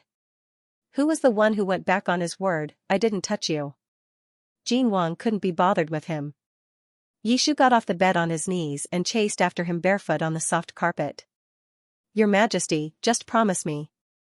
I just want to go back and take a look. I won't do anything else. I beg you. A yuan. Jin Wang paused in his actions of fastening the toggle loop buckle. Yishu took the opportunity to turn around and eagerly helped him dress. Jin Wang looked at him without saying a word.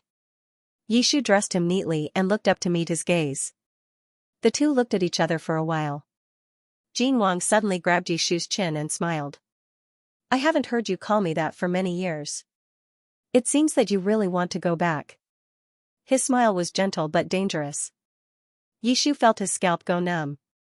What was going on? Didn't the original owner call him that before? Why was this tyrant angry? Why was he so temperamental? Jin Wang had learned martial arts before. He didn't hold back and squeezed Yishu until he felt pain. Yishu felt the pain and frowned. Your Majesty, Jin Wang loosened his grip. He used his fingertips to rub the red mark on Yishu's face. His voice was gentle. Don't be afraid. But I'll go with you. The Yi residence was located in the wealthiest district of the capital. 3 years ago, the monarch had personally supervised its construction and named it Linen Residence. It had a sense of tranquility in the midst of chaos. Yixiang was very popular. The Yi residence was the place where all the noble families and scholars in the capital came to seek refuge. The entrance was as busy as a marketplace and the limelight was unparalleled. But now, the entrance of the Yi residence was sealed with a new seal. The inscribed board with the words Yi residence was cut in half and carelessly thrown in front of the stone steps. It had already turned to dust. Passers-by didn't even dare to look at it for fear of being implicated. Anyone who saw it couldn't help but sigh at the impermanence of the world. Except for Yishu. Yishu's heart didn't waver. He even wanted to hurry back to the palace. Jin Wang held him tightly in his arms.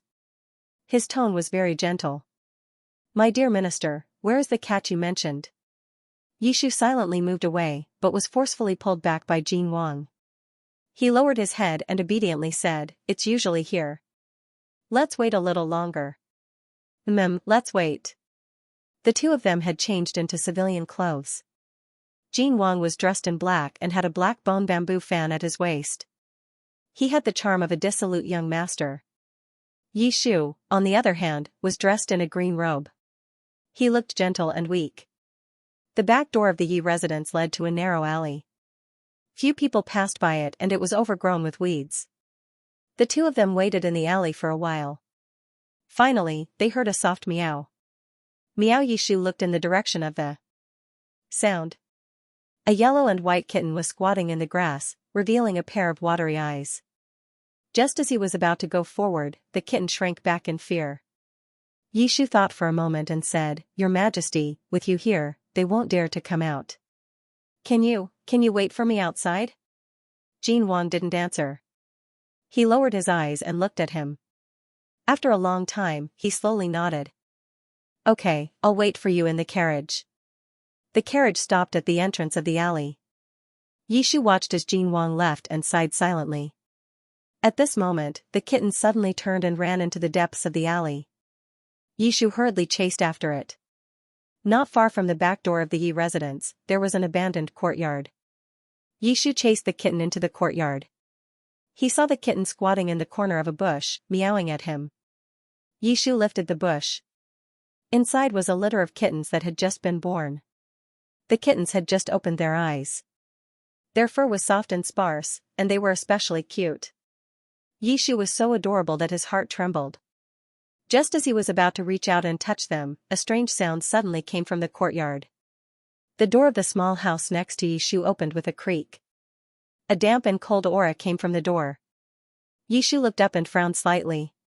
He only hesitated for a moment, then got up and walked in. The room was densely covered in cobwebs and filled with the smell of decay that had been sealed for a long time. Yishu had just stepped into the room when he felt a gust of cold wind blow over. The next moment, he felt a chill on his neck. A sharp blade was pressed against his throat. Yishu's eyelashes trembled slightly, but his voice was steady and calm. You really are here. There's no other way. There are people hunting us everywhere outside. If we don't hide here, there's nowhere to hide. The voice came close to his ear, and the tall figure of a man appeared in front of him. Yishu spread out his hands. I didn't betray you. The man behind him laughed in a low voice. Yi Xiang, who should have been executed, is here. Do you think I'll believe that? Yishu was silent. He didn't think that he would be able to come back alive. Who knows what that dog of an emperor is thinking every day? Yishu said, if I really did it, then the people here today would be the imperial guards. That's reasonable. The grip on Yishu loosened. He turned around and saw the man slowly putting away the dagger. The man standing behind him was extremely tall and had deep facial features. His eyes were shockingly bright in the darkness, as if he had some foreign bloodline. Yishu had such a person in his memory. The original owner's assassination was planned by cooperating with this person. Xianxia, Mu Jiuqing. Jin Wang is outside. Let's make this short. Yishu said. I want to leave Changlu. Unexpectedly, the man didn't ask any more questions. Instead, he nodded. Okay, I'll take you with me, but you have to give me something in exchange. Yishu asked, what do you want? The emperor of Changlu killed many of my subordinates, causing our many years of hard work to go to waste. The man stared at Yishu, his eyes dark. I want his life. Yishu did not answer for a long time. Mu Jiuqing said, Yi Xiang, that dog of an emperor has a grudge as deep as the ocean with you. Don't tell me you're still soft-hearted towards him? Yishu lowered his eyes. Of course, he wasn't soft-hearted. Just like how he didn't want to hurt other people's lives in order to save his own, now he didn't want to hurt Jin Wang in order to escape. He could not accept the idea of casually taking someone's life. However, there was no need for him to tell Mu Jiuqing about this. Mu Jiuqing was a spy from the enemy country, and they were only in a cooperative relationship with the original owner. They each took what they needed and could not be trusted completely. Why would I be soft-hearted towards that dog emperor? Yishu said calmly, it's just that, he's heavily guarded. I don't know any martial arts, and now that the situation is hopeless, how can I help you kill him? Young Master Mu, compared to killing people, I can give you far more than you can imagine. He wasn't lying. In the book, West Xia was destroyed first, and Great Yan surrendered. According to the timeline, Jin Wang started the war within the last 1 or 2 years. Jin Wang was a military genius and was extremely good at deploying troops. However, West Xia just so happened to lack a military advisor who knew how to deploy troops. Only Yishu could take on this responsibility. Yishu had already thought of this long before he came. But Mu Jiuqing said, who said I need you to do it yourself? Yishu, you have a close relationship with Emperor Changlu. I want you to keep him in the capital tonight and think of a way to knock him out. Naturally, I can kill him. Yishu, is there something wrong with the brains of the people in this book? You don't even want ready-made information? Yishu was unable to break down. He coughed softly and said, Young Master Mu, why don't we discuss this further? There's no need to discuss. Mu Jiuqing placed an exquisite jade bottle on the table. Do as I say. As long as Emperor Changlu does not return to the palace tonight, I will definitely succeed. A moment later, Yishu walked out of the alley with a litter of kittens in his arms. A carriage was parked at the entrance of the alley.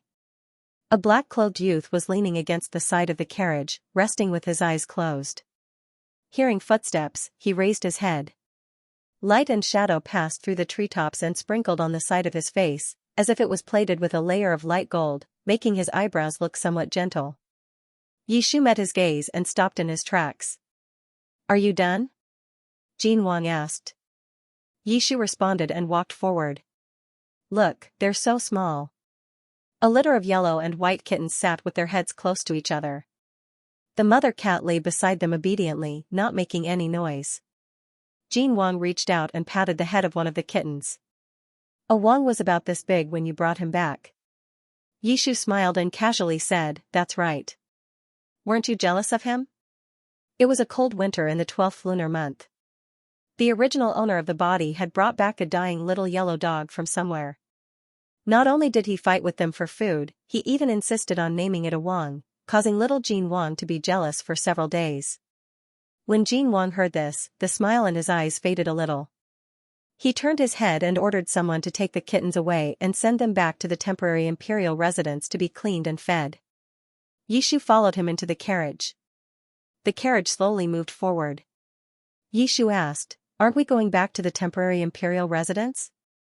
Didn't you say that you were cooped up in the temporary imperial residence for too long and wanted to go out for a stroll?" Jin Wang supported his chin and said leisurely, "It just so happens that today is the day off. Wherever you want to go, this prince will agree to your request." The capital was rich and the Bian River ran through the city. The previous emperor indulged in pleasure. At his peak, the capital was filled with brothels, and everywhere was filled with indulgence. This situation only improved after Jin Wang succeeded to the throne. Yishu had long been curious about the brothels described in the book and wanted to take a look. But he was afraid. He didn't dare to mention it. In the end, the two rented a small boat and went boating on the river. When night fell, the glazed river lanterns on both sides of the river lit up. The boat swayed in the water, and the sound of music could be heard from across the water. "That's the Spring River Pavilion, the #1 brothel in the capital." Jin Wang sat by the window and put down his wine cup. "My dear minister, you've already looked there 17 times tonight. Do you want to go in and take a look?" Yishu withdrew his gaze. "No, I don't want to." Jin Wang smiled and didn't answer. He raised his hand and took the wine pot. With a light shake, the pot was empty. After what happened last night, Jin Wang refused to let Yishu touch a single drop of wine. He drank the entire pot himself. Jin Wang's alcohol tolerance was average. After drinking the entire pot, his eyes were no longer as clear as before. But the king clearly hadn't enjoyed himself enough tonight. Just as he was about to call for someone to bring the wine, Yishu hurriedly said, "I'll go." Jin Wang looked at him. Yishu stood up. "Your Majesty, please wait for a moment. I'll go get it." After saying this, Yishu didn't wait for Jin Wang to reply and quickly walked out. He left in such a hurry that he didn't notice that Jin Wang's eyes had suddenly turned cold. There was a rare trace of killing intent in them. The wine they drank tonight was all brought from the palace by Jin Wang's servants. It was piled up on a small table in the outer room. There was a screen blocking it, so the young man's movements couldn't be seen clearly. Jin Wang also didn't want to turn around to look. He slowly drank the last mouthful of wine in his cup. The young man returned to the table with the wine pot. "It's already late. Your Majesty shouldn't drink any more after drinking this last pot," Yishu said as he filled Jin Wang's cup. Ripples appeared on the surface of the wine in the cup, its color clear and transparent. Jin Wang looked down and his expression seemed to soften a little. "All right. After drinking this cup, we'll return to the temporary imperial residence. Sit down and accompany me." Yishu poured himself a cup of tea. Jin Wang didn't let him drink, so he had been using tea in place of wine to accompany Jin Wang for the entire night. Yishu raised his cup and was about to drink when Jin Wang suddenly said, "Ashu, do you still remember the last time we drank wine?" Yishu paused. "It was 3 years ago. It was also that day when you told me that you wanted to be the prime minister. After that, I kept thinking that I should have casually given you a title at that time and let you be an idle prince in the capital. It would have been better than your current situation." Jin Wang restrained the trace of mockery in his eyes and said calmly, "Unfortunately, people's hearts are fickle. Who doesn't want power and wealth, right?" Yishu didn't answer. He really didn't know how to answer. He didn't have any memories of why the original owner betrayed him, and the book didn't explain it either. It wasn't just Jin Wang who was confused. He was also very confused. Faced with Jin Wang's questioning, he couldn't even find an excuse. The room was silent. The only sound that could be heard was the intermittent mournful melody drifting in from outside the window. "Drink." Jin Wang raised his cup and clinked it against Yishu's cup. Then he covered his sleeves and raised his head, drinking it in one gulp. Jin Wang seemed to have really drunk too much.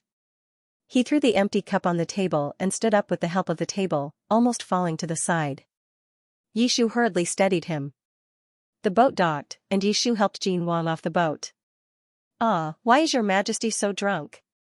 The eunuch waiting by the shore hurriedly came over and helped the two into the carriage. Then he asked, "Xiang, are we still going back?" The capital was quite a distance from the temporary imperial residence.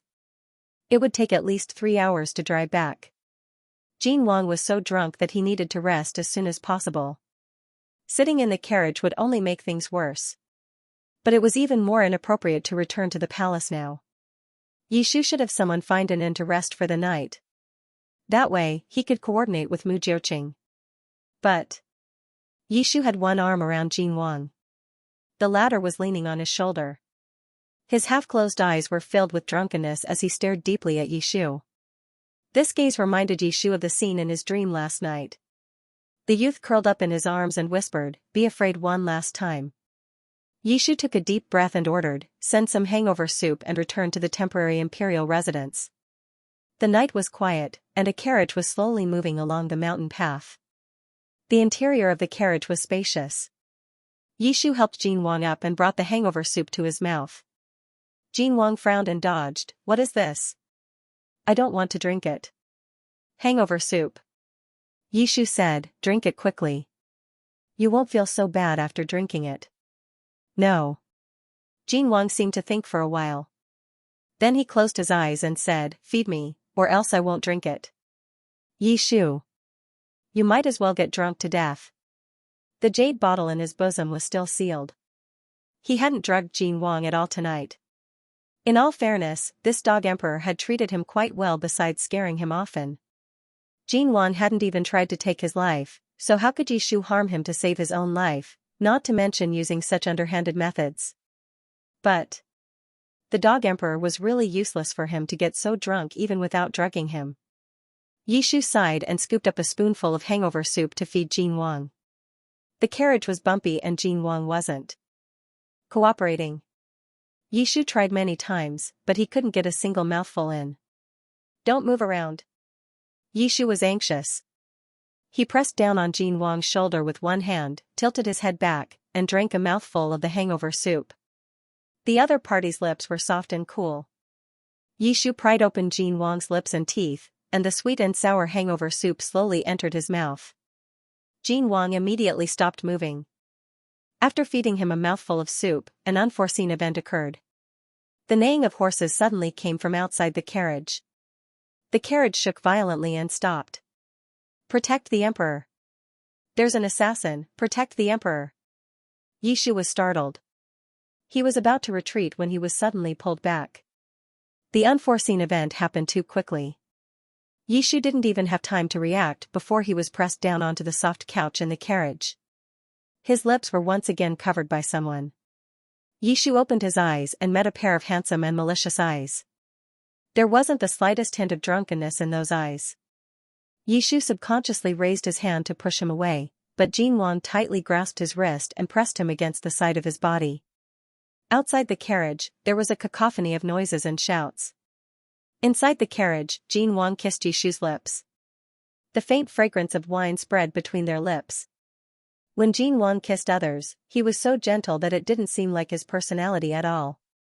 He lifted Yishu's chin with one hand and gently stroked his face with the pad of his finger.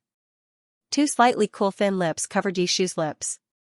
He stroked them carefully, patiently, and meticulously. In a trance, it gave people the illusion that he was treating them like a precious treasure. In a flash, the clamor stopped. Someone's voice came from outside the carriage, "Your Majesty, the thieves have all been captured." "Are you injured?" Inside the carriage, Jin Wang finally raised his head and parted his lips. He gazed deeply at Yishu and said softly, "I'm fine." The curtains of the carriage were lifted.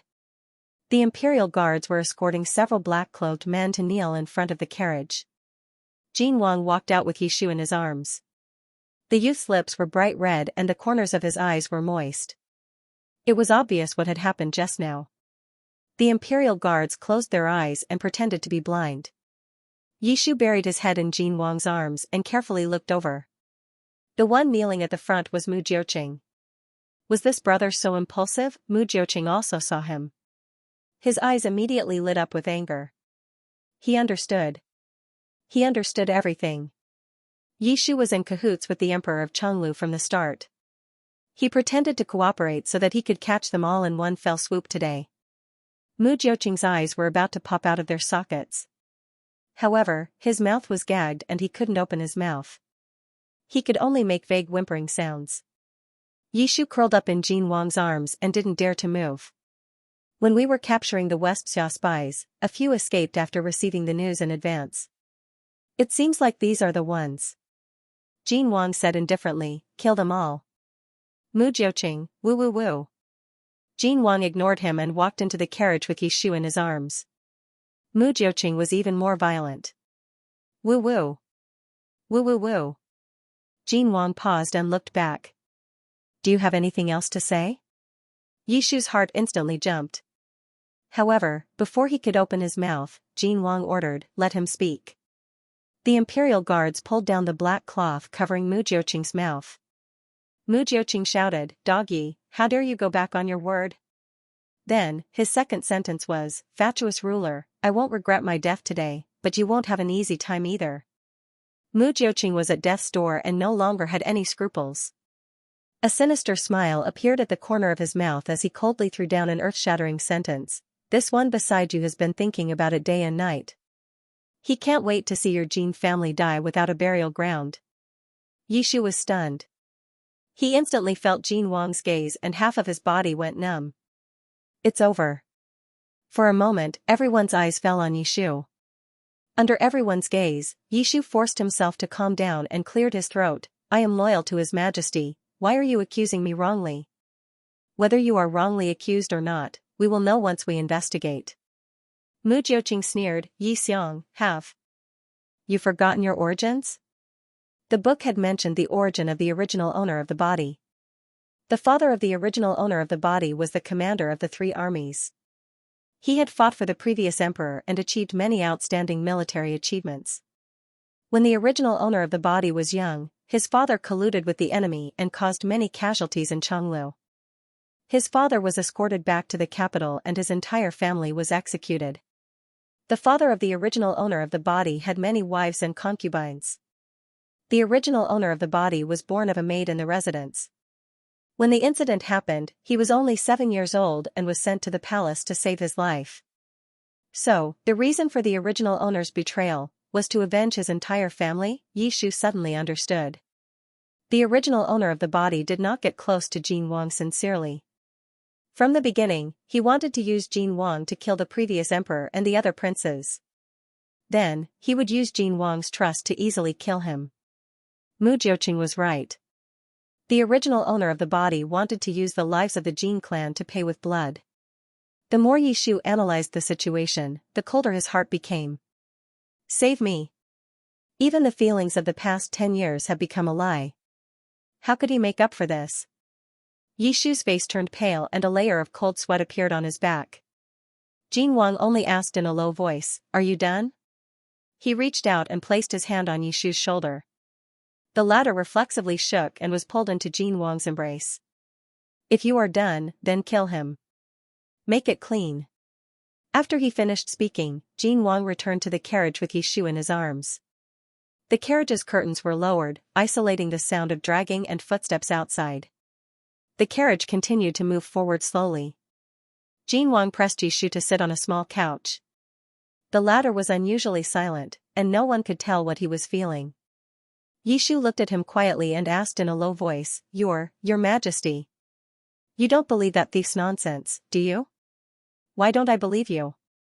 Jin Wang retorted, Back then, when the Yi clan was destroyed, you harbored a grudge in your heart and deliberately approached me to take advantage of me, plotting revenge. It's reasonable. But, Jin Wang brushed his finger across his face and felt the slight tremble of the person beside him. He said in a low voice, You always look like this when you're scared. I can't tell if you're really scared or just pretending.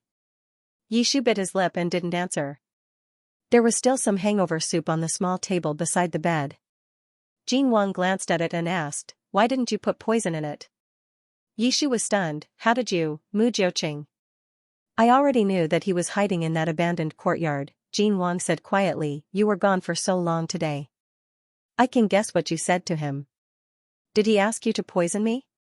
Yishu felt a wave of fear. This person was testing him again. He deliberately allowed Mu Jiuqing to move around the capital so that he could find an opportunity to contact Yishu and test whether Yishu had betrayed him or not. For so many days, Jin Wang had been indulging him, all for the sake of this moment. What kind of hellish scenario was this? Yishu complained incessantly in his heart, but he did his best to maintain a calm expression. Yes, he asked me to leave you in the capital and drug you to make you unconscious so that he would have the opportunity to assassinate you. At this point, there was no need to lie in front of Jin Wang. This person had never believed any of his lies. Jin Wang asked, "Why didn't you follow the agreement? If I said that I couldn't do it, would you believe me?" Jin Wang chuckled softly, "I believe you." Jin Wang leaned closer to him and whispered, "If you had poisoned the wine just now, you wouldn't have lived to get off the boat." Yishu's fingers tightened around his clothes, but he didn't answer. Jin Wang sighed, "You didn't follow the agreement with that thief to attack me. Actually, I should have spared your life. However, I really do care about what you said just now." He lifted the curtain and looked out of the window. "There is still an hour before we reach the temporary imperial residence. I will give you an hour's time. If you can give me a convincing explanation, I will spare your life. Otherwise..." Jin Wang took out a brocade box from his bosom. Inside the box was a pill. "This is a highly toxic poison. You won't feel any pain after taking it. Consider it my last gift to you." The carriage was completely silent. Yishu looked at the brocade box on the table. Suddenly, he felt a little upset. Not long ago, this person had pressed him down and kissed him gently. Now, he was taking out poison and forcing him to give an explanation. This was the emperor. Then, he couldn't be blamed. Time passed by slowly. Jin Wang leisurely sipped his tea, his expression calm and composed. They weren't far from the temporary imperial residence. Looking into the distance, they could even see the lights of the temporary imperial residence that were lit up throughout the night. Jin Wang lowered the curtain and was about to say something when he was suddenly pressed against the window. He instinctively retaliated and grabbed the youth's throat. But in the next second, Jin Wang was stunned. A tear fell from the youth's eye. Jin Wang subconsciously let go. Yishu pressed on Jin Wang's shoulder. His eyes were red and his voice trembled. "Mu Jiuqing was right. You didn't guess wrong either. I have been lying to you all this time." Jin Wang's heart sank. "You don't know, right? I have been lying to you since the first time we met 13 years ago." Yishu laughed softly. His smile was bright and full of despair. "At that time, I was determined to use you. I wanted to turn you into my knife and have you avenge me.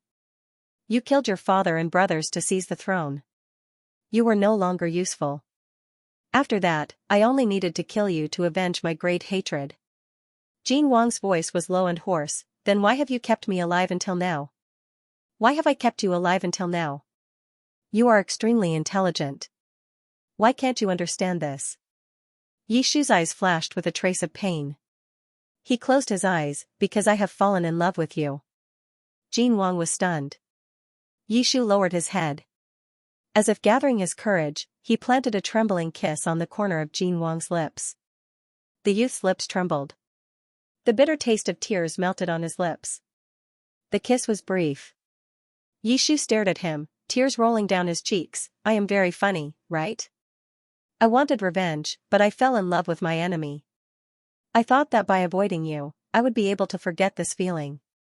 I thought that by cooperating with others, I would be able to strengthen my resolve. Tonight was clearly my last chance, but I still couldn't do it. I am really too useless." Jin Wang's expression changed. A shoe.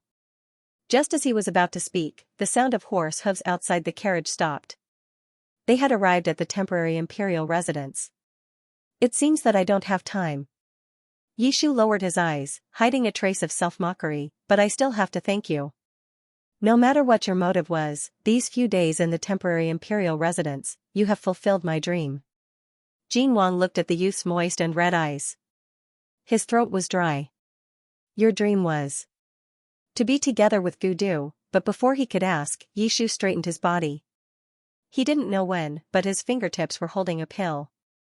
"I am sorry, a Yuan. I have failed to live up to your trust. I hope that in the next life, we will meet again." After Yishu finished speaking, he raised his head and swallowed the pill. Jin Wang stared at him. Nothing happened. Outside the carriage, a chamberlain said softly, "Your Majesty, we have arrived at the temporary imperial residence." Yishu's eyelashes fluttered, and he opened his eyes. "Why did I?" Jin Wang silently sighed and pressed the space between his eyebrows. This was an answer that he had never thought of. But it was also the most invulnerable answer. "You really are Gudu's nemesis." Jin Wang pulled him into his arms and carried him horizontally. "If you don't want to be seen, then block it yourself." A moment later, Jin Wang carried Yishu out of the carriage.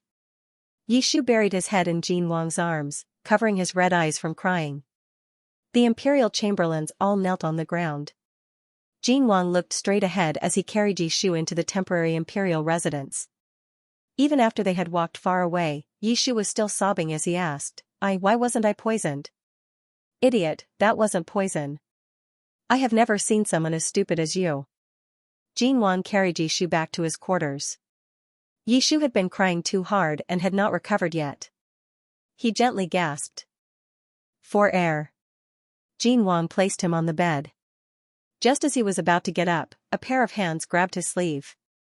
The young man's eyes were red and water droplets hung from his wet eyelashes. His dark eyes were clear and bright, but there was a bit of uneasiness and fear in them. He looked at him like a little rabbit, not saying a word. No man could stand this kind of gaze. Jin Wang sighed and leaned over to hug him again. "I won't leave." Then he turned his head and ordered, "Prepare some hot water." The chamberlain complied. Yishu leaned his head against Jin Wang's chest and let out a silent sigh of relief. He had made the right bet. When Jin Wang had taken out that pill, he had guessed that it was not poison. Jin Wang was the ruler of a country. If he really wanted to kill someone, he did not need a reason, and there was no room for excuses. If he wanted Yishu to give an explanation, it would mean that he did not want Yishu to die. But even if Jin Wang did not want to kill him, the original owner's assassination attempt was a fact. There was no way to hide it, so he might as well admit it. But he did not expect that the dog emperor would fall for his trick. He must have read a lot of romance novels, right? The chamberlain quickly brought hot water. Jin Wang had the chamberlain withdraw, then he wrung out the silk handkerchief and helped Yishu wipe his face. "A yuan." Yishu uneasily grabbed Jin Wang's sleeve. His voice was soft and trembling. "Am I already dead?" Jin Wang paused. "What nonsense are you talking about?" "But I'll tell you, that is not poison." Jin Wang did not feel good about it. "That is the tonic you took before." "Can't you taste it?" It was actually a breath-suppressing pill. Previously, Jin Wang had specially ordered the imperial physician to make a few more, keeping them on him just in case. Who knew that it would come in handy today? Jin Wang and Yishu had known each other for more than 10 years, but this was the first time he had seen Yishu cry like this in front of him. How many grievances must he have suffered to make him so upset? Jin Wang recalled the events of the past few days and suddenly realized that everything had changed. Jin Wang did not dare to think about it. If the young man really had such thoughts towards him, then how would he view the one night he had with Jin Wang, and how would he view Jin Wang's frivolous actions towards him these days? Jin Wang took a deep breath and felt a faint stab of pain in his heart. For the first time, His Majesty felt some regret. She shouldn't have bullied him like that. Wait. He was clearly the one who wanted to kill me, so why am I feeling guilty? She almost fell into his trap. Bastard Yishu. As the silk handkerchief gradually cooled down, Jin Wang threw it back into the basin. His voice suddenly became cold. "Are you sober now?" Wasn't this person's attitude changing too quickly? Yishu and Jin Wang looked at each other for a moment, then silently climbed out of Jin Wang's arms and knelt down in front of him. Jin Wang was irritated. "What are you doing now?" Yishu felt aggrieved. "I know that I have committed a serious crime. Please punish me, Your Majesty." The young man cried until the tip of his nose was a little red. His eyes were misty, and he looked aggrieved and weak. It made one want to bully him even more. Jin Wang felt his mouth go dry and looked away. "Your crime is indeed unforgivable." Yishu's eyes dimmed. "But I am not disregarding our old relationship," Jin Wang said. "Considering that you were honest today, I can be lenient with you. Go and receive 80 strokes of the cane, and this matter will be over 80 strokes?" Someone would die. Yishu did not answer, but his eyes quietly reddened. His eyes were filled with grievance. Jin Wang seemed to feel that the sentence was too harsh for the young man, so he coughed lightly. 50 strokes. Jin Wang looked at the young man's thin figure again, then 30 strokes. Jin Wang was furious. 20 strokes. There's no room for discussion. If you can't take it, then let the judicial department punish you separately. Yi Shu, who had not said a word from beginning to end, Yi Shu was not too sure, so he carefully probed, what do you mean by separately? Is it, once a month? Jin Wang said angrily, Yi Chanon. Yi Shu hurriedly kowtowed, this subject obeys. Jin Wang was almost angered to death by him, but he did not know how to refute him. The young man's bloodshot eyes were like poking at his Achilles heel, and he had a tight grip on him. Thinking of this, Jin Wang thought again and felt that something was wrong. This person had a glib tongue and was best at deceiving people. Perhaps his confession just now was also a lie. He almost fell into his trap. Jin Wang narrowed his eyes, revealing a hint of danger. Yi Shu felt a chill run down his spine. He naturally knew that his confession in the carriage was not enough to deceive this dog of an emperor. Perhaps at that moment, he would have believed Yi Shu's words. But as he gradually calmed down, he only became more suspicious. What should he do? The two of them, one standing and one kneeling, were in a deadlock for a moment.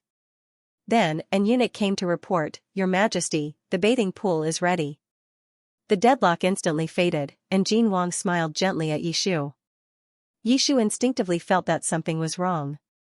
Sure enough, he heard Jin Wang say, I've been busy the whole day.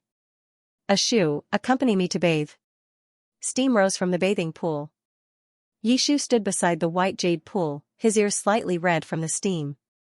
Shu, why aren't you in the water? Half of Jin Wang's body was submerged in the water, revealing a large portion of his lean chest. Are you unwilling to bathe with me? Who would be willing to bathe with him? Is this dog of an emperor a pervert? However, Yi Shu didn't dare to reject him since he had already said so. He reluctantly took off his outer robe and put it aside. He undid his inner robe as he walked towards the bathing pool. Suddenly, there was the sound of splashing water. A hand reached out from the water and pulled Yi Shu into the water. The world spun. By the time Yi Shu regained his senses, he was already pressed tightly against the wall of the bathing pool. He did not have time to take off his last piece of clothing, so it was now soaked and clinging to his body. His entire body was thoroughly soaked. Jin Wang lifted Yi Shu's chin with one hand and stared into his eyes. He asked in a low voice, You said you're happy with me? Yi Shu replied. Yes. Then prove it to me. Another test. Dog of an emperor. Yi Shu deliberately tilted his head to avoid meeting Jin Wang's gaze. After a long time, he replied softly. I don't know how to prove it. No problem, I'll teach you. Jin Wang brushed away the water droplets on Yi Shu's eyelashes and whispered in his ear, Take the initiative to make love to me once, and I'll believe you. Yi Shu was stunned, and his cheeks quickly turned red. Jin Wang did not miss any of his reactions. He said in a calm voice, You're not even willing to do this, so how can you say you're happy with me?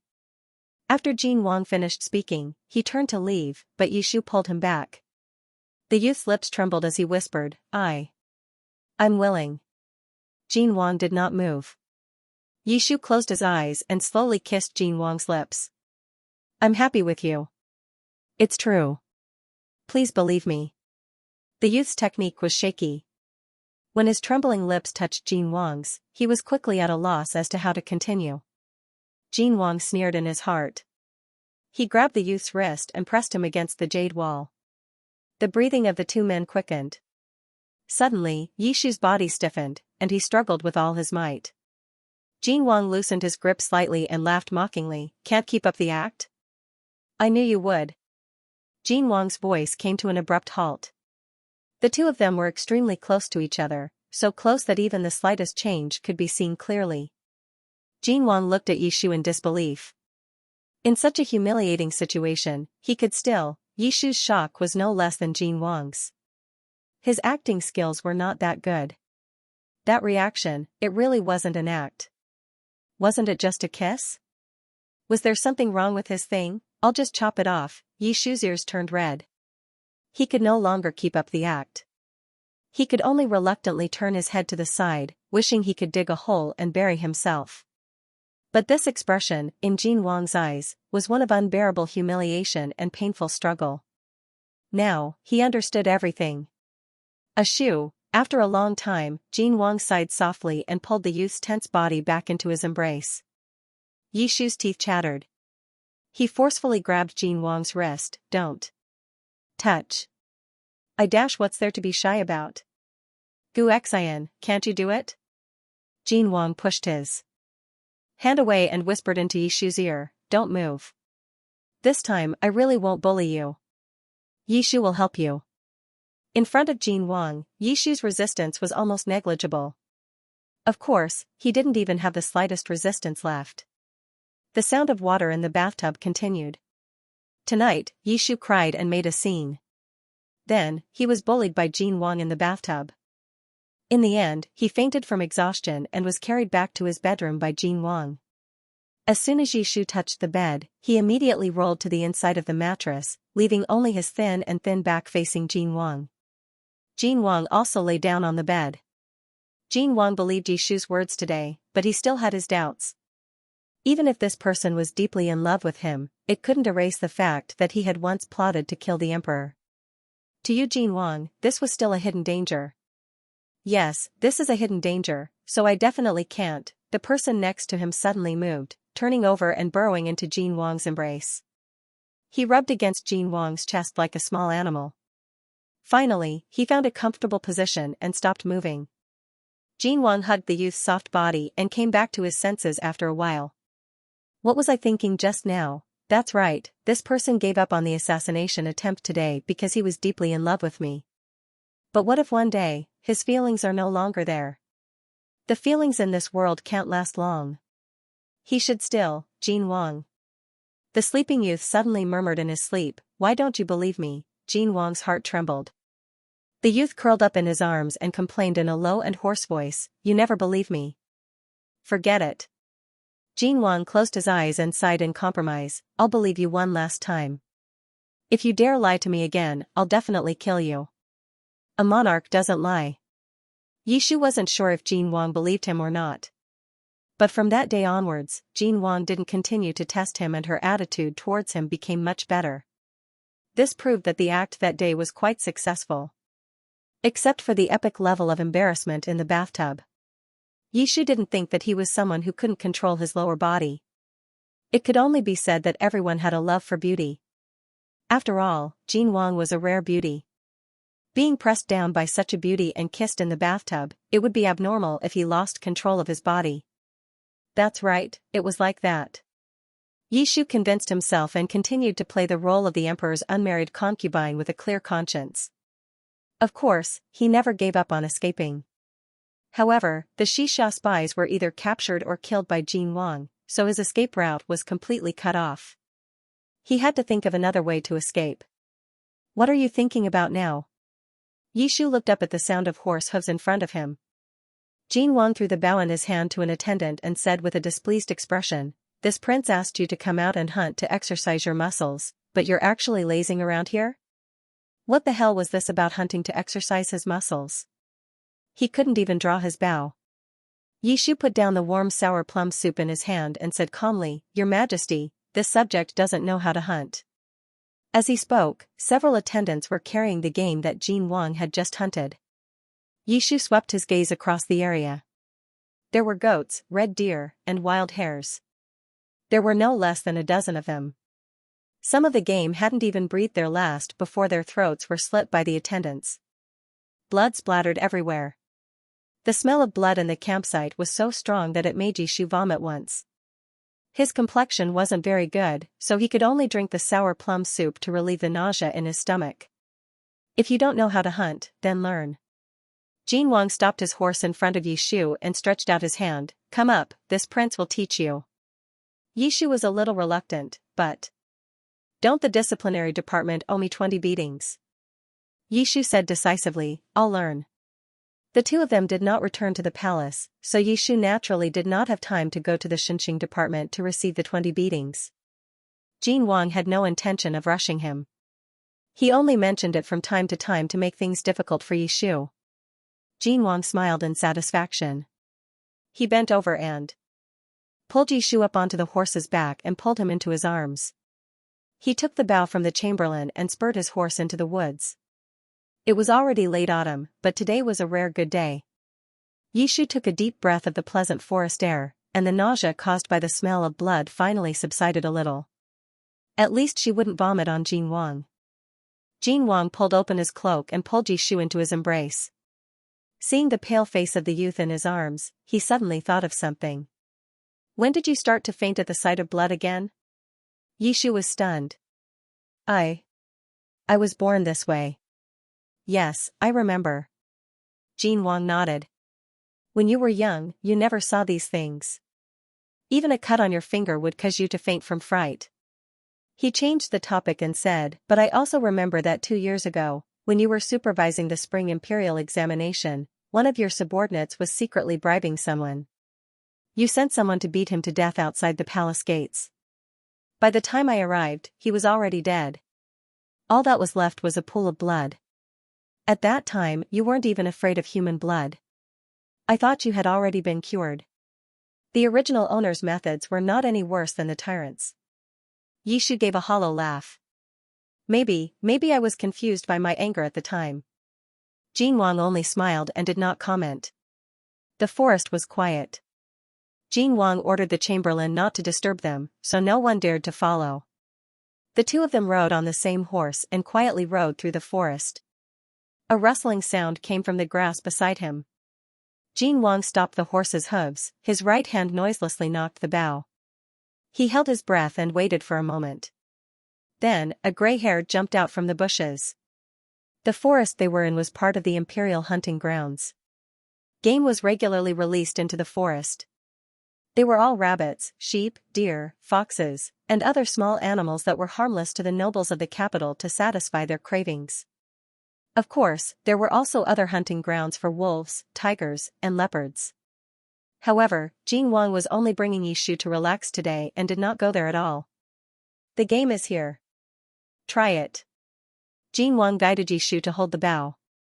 Then, he took out an arrow and placed it in his hand. Don't worry. I have never missed my target. With me personally teaching you, I guarantee you will be able to learn. Jin Wang placed his hand on the back of Yishu's hand and pulled the bowstring. Raise your arm and lower your shoulder. Like this, Jin Wang taught him very carefully. His voice was low and deep.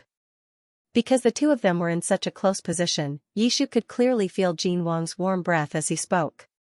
Although he did not want to admit it, ever since that day at the bathhouse, there seemed to have been some subtle changes between him and Jin Wang. The most obvious change was, he could not stand this person being so close to him. Yishu's ears burned. He silently moved to the side. Don't move. Look where you're aiming. Jin Wang whispered into his ear and pulled him back. Yishu bumped into Jin Wang's arms and instantly froze. What, did he bump into behind him? Jin Wang's body also seemed to stiffen. Yishu moved uncomfortably, but Jin Wang tightened his grip. I told you not to move. Jin Wang's voice was slightly hoarse. Yishu was so nervous that his voice trembled. Then don't be like this. Can you not act like you've taken drugs? Yishu himself did not notice it. Not long after Jin Wang brought him into the forest, there was a faint scent of plum fruit on his body. That scent was very faint, but it was like a tease. The atmosphere around the two of them became more and more ambiguous. The two of them no longer cared about the gray rabbit in front of them. The gray rabbit's head poked left and right before it disappeared into the forest again. Jin Wang put down his bow and calmly said, Lord Charm. Ah? Jin Wang spoke even more bluntly, you're seducing me again. Ah? Yishu was shocked by his shamelessness. He tried to reason with him. Your Majesty, you were clearly the one who first. My Lord Charm, can you stop rebuking me? No. Jin Wang put away his arrow. His voice was calm. Who told you to be the Lord Charm? The next day, Yishu pulled at him, crying and making a fuss. Jin Wang woke up in the morning and regretted it. He actually changed the sentence of regicide to 20 beatings just because this person shed a few tears. What's more, once a month, Jin Wang could not believe it. He wished he could go back to the night before and chop up his sensual self. However, the monarch did not go back on his word. He said he would not kill him, so he could not go back on his word. In any case, this person could not do anything else now. Except for the Lord Charm, who openly acted every day. Little demon. The atmosphere in the forest gradually became strange. Yi Shu's ears turned red. Suddenly, a numb and itchy feeling rushed from his spinal cord to the back of his head. Jin Wang's kiss landed on the small mole behind his ear. Yi Shu never knew that the back of his ear was so sensitive. He could not control himself and let out a low gasp. He could not see the situation behind him, but Jin Wang could see it clearly. That small mole was turning bright red at a speed visible to the naked eye. The color was tender and alluring, and it was tempting to pluck. Why is this place? Jin Wang raised his hand and touched it. Didn't he take the medicine? Why is it still? Yi Shu's limbs became weak. Some kind of uncontrollable impulse gradually took over. He turned his head and looked helplessly at Jin Wang. The sweet and sour smell of green plums spread through the forest. You're really... After a while, Jin Wang smiled and sighed. He pulled Yi Shu into his arms. Don't be afraid. I'm here. He was just about to lower his head and kiss Yi Shu when a strange sound came from the forest. Yi Shu did not realize what had happened. He saw Jin Wang quickly draw his bow and shoot an arrow at a hidden treetop. A figure rolled down from the branch and landed in front of the horse's hooves. The horse was startled and jumped up. Yi Shu did not sit properly and fell backwards, crashing into Jin Wang's arms. Both of them let out a muffled grunt. Jin Wang pulled on the reins and patted the horse's mane, quickly calming it down. Yi Shu was a little more clear-headed after being disturbed by Jin Wang. She grabbed onto the saddle beneath her and silently distanced herself from Jin Wang. But he was forcefully pulled back. Jin Wang's gaze fell on the assassin on the ground. He narrowed his eyes, revealing a trace of cold killing intent. No one had ever dared to disturb him before. The assassin had been shot in the shoulder and struggled to get up. Incapable ruler, even if I become a ghost, I won't let you off. I'll avenge Yi Xiang even if I die. Wait, who are you? Jin Wang raised his eyebrows. Yi Shu looked back innocently. This time, it really had nothing to do with him. Soon, a group of imperial guards rushed out of the forest and surrounded the assassin. As the ruler of a country, there was no shortage of people who wanted his life, both inside and outside the imperial city. This was not the first time the imperial guards had dealt with an assassin. Seeing the emperor's displeasure and the lustful eyes of the person in his arms, they knew that the emperor's mood had been disturbed. The imperial guards were afraid of angering the emperor, so their leader immediately drew his sword and was about to kill the assassin. Jin Wang suddenly said, "Wait." He held Yi Shu with one hand and held the reins with the other. Ask him who he is. The imperial guard placed his sword against the assassin's neck. Speak. The assassin coldly said. Someone who wants your life. This voice sounded familiar. Yi Shu suddenly said, Raise your head. When the assassin heard this voice, he jerked his head up. Young master? The assassin was about the same age as Yi Shu. He was in his early 20s. His delicate face was stained with blood. There was a cut across the side of his face, and the wound had already scabbed over. Yi Shu still remembered this face. On the day he had transmigrated to this world, this was the first person he had seen in the tent. Yi Shu tentatively called out. Chang Yuan? Chang Yuan was restrained and could not break free. His eyes were red. Young master, it's really you. So you didn't die. Yi Shu was about to say something when his expression suddenly froze. Under the cloak, Jin Wang suddenly pinched him neither lightly nor heavily. The heat from his palm passed through his clothes without reservation, as if it wanted to burn him. Yi Shu realized how dangerous his position was. His legs turned to jelly, but Chang Yuan continued to ask, Young master, why are you here? I thought you had already been executed. What exactly is going on? My dear minister, your trusted aide is asking you a question. Why aren't you answering? Jin Wang's face was calm and unperturbed, but the hand hidden under the cloak went straight to the place where he could not touch. He slowly said word by word, "What a touching master-servant relationship. It makes me very, very moved." Yishu. Yishu did not reply, but Chang Yuan was the first to react. "No. I have nothing to do with the young master. What I did today was of my own volition. It has nothing to do with him." Hearing this, Jin Wan tilted his head and asked, "He said it has nothing to do with you. Is that true?" Yishu narrowed his eyes and did not reply. "Very good." Jin Wan calmly said, "The punishment for assassinating the monarch is capital punishment. Drag him away and dismember him." Yishu hurriedly said, "No." This little guard had appeared in the novel before. He was indeed the original owner's trusted aide. This person was loyal and devoted to the original owner. When the original owner was captured, he was lucky enough to escape. After seeing the original owner executed by 1,000 cuts, he hid among the people and looked for an opportunity to assassinate Jin Wang. But in the end, the assassination failed and he died under the same punishment as the original owner. Even if he was a character in the novel, Yishu could not bear to see him die in front of his eyes. Not to mention that he had died for him. Jin Wang asked, "Beloved official, are you pleading for mercy on behalf of this thief?" His voice was low and deep, and it was clear that he was unhappy. Yishu pursed his lips and was about to speak, but he was the first to let out a muffled groan. "Wu. Jin Wang, he actually..." Yishu suddenly grabbed Jin Wang's wrist. He gritted his teeth and softly pleaded, "Don't. There were so many people here. Was this dog emperor crazy?" However, Jin Wang only let out a low groan and easily broke free from Yishu's grip. The passion from before had not yet subsided, but now it was easily stirred up again.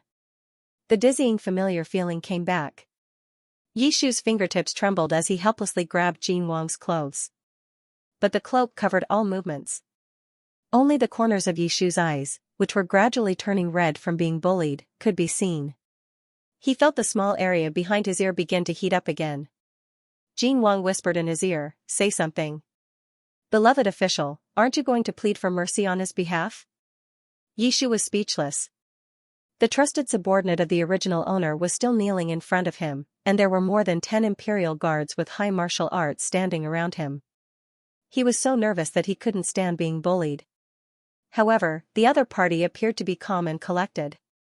It was obvious that he was deliberately toying with him and was unwilling to give him a quick death.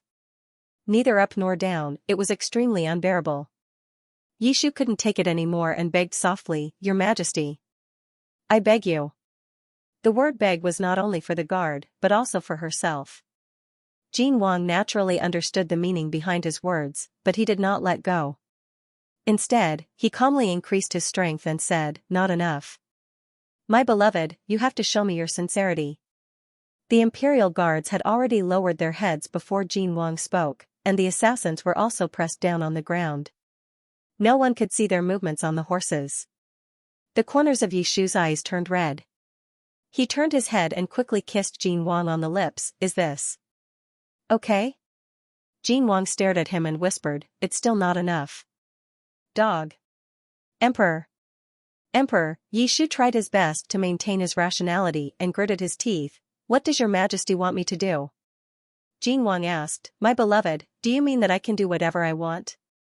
In reality, as the monarch, Yishu had no right to object to whatever Jin Wang wanted. However, he still pretended to be questioning him. He was doing it on purpose. Yishu looked at him for a moment, then said through gritted teeth, "Yes." Jin Wang finally smiled gently and ordered, "All of you are dismissed." This was the first time that an assassin had tried to assassinate the monarch without losing his life. The imperial guards escorted the assassin out of the forest, even further away than before. Jin Wang loosened the cloak around Yishu, and the rich and sweet smell of plum blossoms filled the forest. The scent of fruit and wood was already ripe, and it impatiently wrapped itself around Jin Wang's body, longing to be comforted. Jin Wang stopped teasing him and lowered his head to gently bite and lick Yishu's little mole behind his ear, carefully comforting him. As the scent of the Qianjuan scent entered his body, Yishu's fingertips tensed up for a moment, then gradually relaxed. Yishu recovered from his daze and blinked a few times. "Your Majesty?" Are you feeling better? Yishu was still not fully awake and asked in a daze, why did I? Before Yishu could finish his sentence, he was so shocked by Jin Wang's next action that he almost fell off his horse. You. What are you doing? Jin Wang said, Gu Gang helped you, so shouldn't you also help me? Be good, put your legs together. The hunting ground they were at was not far from the temporary imperial residence. 4 hours later, Jin Wang directly led Yishu back to the temporary imperial residence on his horse. The latter was exhausted and drowsy in Jin Wang's arms. Jin Wang carried him back to the bed in the sleeping quarters and pinched his face in disdain. You've been getting lazier and lazier these past few days. All you know is to sleep. No wonder your body is so weak. Yishu was so tired that his eyelids were drooping. He said weakly, Yes, your majesty is fierce and extraordinary. Your spirit is like that of a dragon and a tiger. This subject naturally cannot compare. Cannot compare. Jin Wang was angered to the point of laughing. Go back to sleep.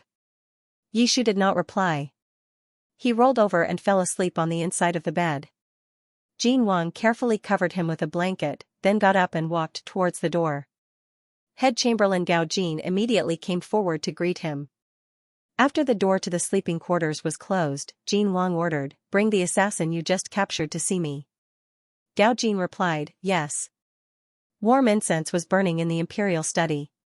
Jin Wang took a sip of tea and calmly called out, Chang Yuan. The person kneeling in front of the hall was shackled. Yes. Yi Xiang has begged for mercy. He wants to save your life. Jin Wang's eyes darkened and his voice was cold, Your crimes are unforgivable. But seeing how loyal you are to Yi Xiang, I can give you a chance. He raised his hand, and Gao Jing placed a pill in front of Chang Yuan. This is highly toxic, and there is no medicine in the world that can cure it. The only way is to take the secret medicine in your majesty's hands. It can delay the onset of the poison for 1 month each time. Jin Wang said, If you eat it, I will allow you to continue to stay by Yi Xiang's side as a bodyguard. A trace of surprise flashed through Chang Yuan's eyes. He did not expect Jin Wang to give him such a choice.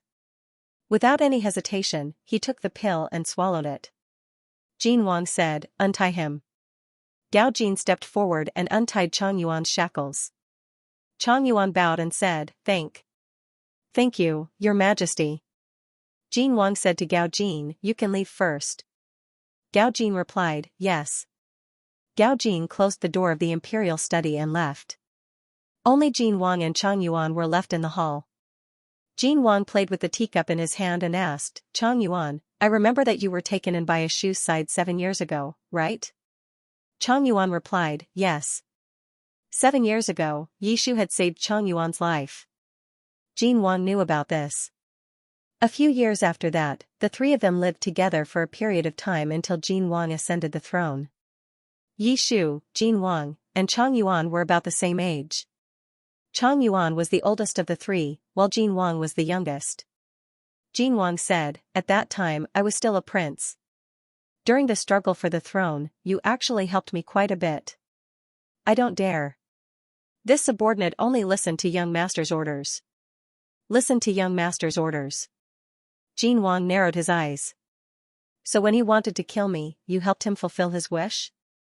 Chang Yuan was startled and said anxiously, Your Majesty, young master definitely did not have any intention of rebelling. There must be a misunderstanding. Your young master has already admitted to the crime of rebellion. Why do you have to cover for him? Jin Wang said calmly, I won't pursue this matter for now. You can rest assured.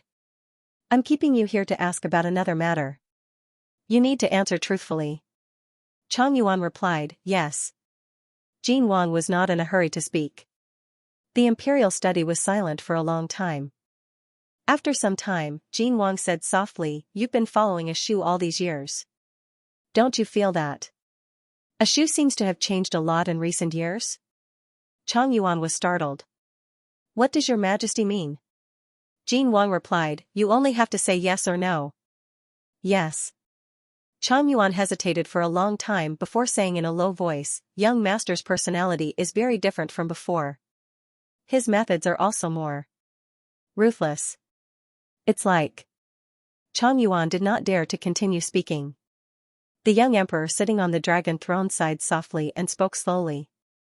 It's like he's become a different person. Chang Yuan only left the imperial study when the sky gradually darkened. The door to the imperial study opened and closed. The head chamberlain, Gao Jin, stepped into the hall and saw Jin Wang leaning against the dragon throne, tiredly massaging his forehead. Gao Jin walked over. Is your majesty tired? Shall this servant give you a massage? Forget it. Jin Wang waved his hand and asked, what is Xiang doing right now? Xiang is still asleep. The tiredness on Jin Wang's face dissipated a little, and a trace of warmth appeared in his eyes. He slept the entire afternoon, this guy. Gao Jin probed. This servant saw that Xiang's spirit was not good these past few days. Perhaps he overworked himself and hurt his body. Jin Wang glanced at him. Are you saying that this prince does not know how to control himself? I wouldn't dare. The head chamberlain lowered his head submissively, but his face said, don't you know what's going on? Jin Wang was annoyed. These past few days, this prince simply did not touch him. After that fruitless bedtime, Jin Wang had asked the imperial physician in a roundabout way. The imperial physician said, Lord Qian's incense is invisible, but it has a great effect on Lord Kuan. This effect is much stronger than ordinary wine. In addition, the breath-suppressing pill that Xiang took suppressed his incense, causing it to be unable to resonate with Lord Qian's incense. He can smell it and have a reaction, but he is unable to absorb it. This is the reason why he is drunk. In short, unless Yishu stopped taking medicine, he would not be able to face Jin Wang's incense with a clear mind. Of course, there was another method. When Lord Qian was making love, he would deliberately control the incense so that it would not be released. However, this was even more unbearable than abstinence. Jin Wang did not want to treat himself unfairly, but he also did not want to toy with an unconscious person. As a result, although he had been intimate with Yishu these past few days, he had not gone too deep. Jin Wang felt suffocated at the thought of this. Unfortunately, there were always people who came up against him. Gao Jin had followed Jin Wang for many years and was very good at reading people's expressions. Seeing that His Majesty was already angry, he hurriedly said, this servant has just asked the imperial kitchen to make Xiang's favorite pastries. It's time for dinner. Does your majesty want to wake Xiang up for dinner? As expected, Jin Wang's expression softened when Yishu was mentioned. Jin Wang said, this prince will personally call for him to prepare the meal. Yishu was afraid of light when they slept, so there was only a dim glazed lamp outside the bedroom. Jin Wang entered the room alone. The young man was still sleeping soundly on the soft bed.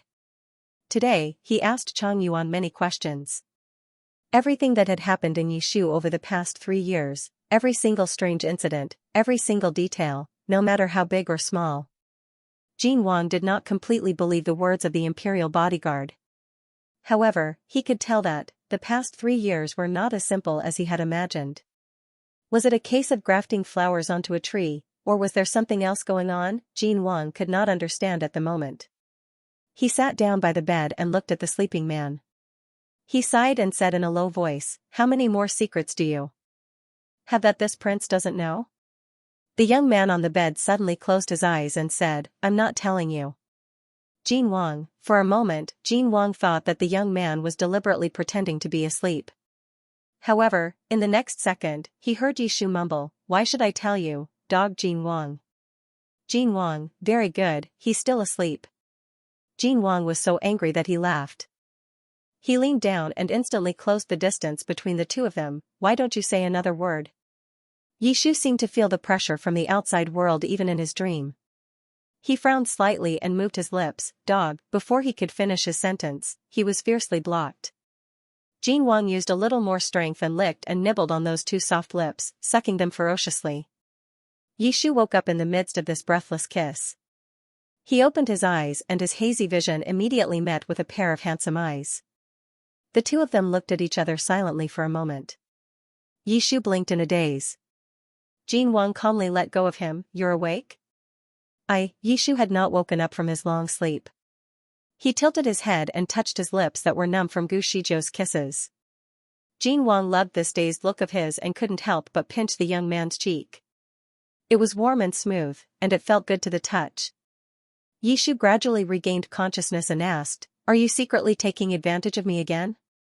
"No." Jin Wang retracted his hand. Without waiting for Yishu to ask again, he said, "This prince is doing it openly." "Yishu," someone knocked on the door of the hall. It was the eunuchs bringing in dinner. Jin Wang straightened up. "Don't sleep anymore. Get up and eat." Yishu had been sleeping and eating a lot these past few days. He had become extremely picky about his food. He didn't eat vegetables, meat, or spicy food. He didn't eat anything spicy. He didn't eat anything with spring onions or ginger. He was even harder to please than the monarch himself. However, the monarch was happy to indulge him. Every day, he would instruct the imperial kitchen to cook his favorite dishes. All kinds of delicacies were placed on the table. Yishu swept his gaze across the table and stopped on a small and exquisite pastry. Jin Wang understood tacitly and placed it on his plate. "Do you want to eat this?" "Yes." Yishu nodded. The pastry's crust was soft and firm. It was sprinkled with sesame seeds, and the filling was light pink. It was sweet and sour and left a fragrant taste in his mouth. Yishu squinted his eyes in satisfaction. Jin Wang didn't pick up his chopsticks. He quietly watched as Yishu finished the pastry. When Yishu was about to pick up another pastry, he leisurely said, "This prince remembers that my beloved official didn't like to eat this kind of pastry in the past." Yishu's hand paused, and the pastry fell onto the table. "This prince remembers that during last year's banquet, the palace invited a Yangzhou chef. He had a preference for all kinds of pastries and sweet soups." Jin Wang paused, then said, "My beloved official said that he didn't like sweets. That night, he didn't eat a single bite." There was such a thing?" Yishu thought for a moment, then smiled. "His Majesty also said that was in the past. This official didn't like to eat these sweet foods in the past, but people's tastes change. What's so strange about that?" Jin Wang smiled. "Oh, so that's how it is." The two didn't mention this matter again. Jin Wang placed another pastry on Yishu's plate. The meal was eaten harmoniously and warmly. Only the head eunuch, who was waiting on the side, was in a daze. When did His Majesty hold a banquet last year? And where did this Yangzhou chef come from? Yi Xian didn't like sweets, then why did His Majesty always gift the Yi residents with pastries for the imperial use? Was there something wrong with his memory? After eating and drinking to his heart's content, Yishu leaned back on the soft couch, squinting his eyes. Like a satisfied cat, he lazily rubbed his stomach. Jin Wang raised his head from the booklet. "Are you feeling unwell?" "No." Yishu said, "I'm a little bloated." Jin Wang suddenly understood. "You ate too much again." Yishu gave a low hum, too lazy to pay attention to him. The hall was silent. For a moment, only the sound of pages flipping in Jin Wang's hands could be heard. After a moment of silence, the half-closed door of the hall gently creaked, and a low meow of a cat could be heard. Yishu straightened up, and his eyes lit up. "Sanner is here." The group of kittens that Yishu had brought back were being raised in the temporary imperial residence. Excluding the female kittens, there were a total of 5 kittens, named 1, 2, 3, 4, and 5. The kittens grew quickly and were full of energy. They skipped around all day, and there was not even a shadow of a cat to be seen. Only the third-ranked kitten loved to play with Yishu the most. It wanted to follow its name to the end. The door of the hall opened, and the kitten named Xianxia rushed in like a wisp of smoke. The kitten's dark and round eyes turned and locked onto Yishu, who was still sitting on the soft couch. It crawled onto the soft couch, and took the initiative to stretch its head next to Yishu's hand. As it rubbed against him, it called out in a cute voice. Yishu couldn't help but hug the kitten and give it a few kisses. When Jin Wang raised his head from the memorial, he saw that the man and the kitten had already fallen asleep on the soft couch. He walked to the soft couch, picked up the kitten, and handed it over to the servant waiting at the side. Then, he bent down and carried Yishu in a princess carry. As if sensing a familiar scent, Yishu didn't open his eyes. Instead, he raised his hands naturally and hooked them around Jin Wang's neck. No matter when, this kind of dependent posture was enough to please others. Jin Wang's footsteps became lighter as he carefully placed Yishu on the bed. When Yishu's body touched the soft couch, he stretched out comfortably. He half opened his eyes and rubbed them with his hands. Have you finished reviewing the memorials? Jin Wang, no, you should rest first. That won't do. Yishu instantly woke up, but he still struggled to sit up. Later on, you'll find another reason to torment me. Jin Wang's expression became serious. Lie down. Yishu was terrified and didn't move. Jin Wang, take off your clothes. Go to sleep. Yishu obediently did as he was told. He took off his shoes and socks, and put his outer robe to the side. Jin Wang bent down and carefully took off the hair ornament on the back of his head. His long hair cascaded down the bed like a waterfall. Jin Wang looked at him and said softly, tomorrow, we will return to the palace. This wasn't out of Yishu's expectations. His Majesty had stayed in the temporary imperial residence for half a month with the excuse of recuperating. During these days, he didn't go to court or summon anyone. Even government affairs were only handled with the most important ones. Although it wasn't to the extent of neglecting government affairs, it would greatly affect his efficiency. Not to mention the plot of the novel that had never been published since Yishu transmigrated to this world. Fortunately, His Majesty finally remembered that he still had a country to take care of. Yishu thought expressionlessly. This was truly worthy of celebration. However, the next second, Jin Wang said, preparations for the wedding ceremony are imminent. This monarch will personally supervise it. Jin Wang smiled, go to sleep. We still have to rush early tomorrow. This person really didn't have any ambition at all. Was he wearing a pirated novel?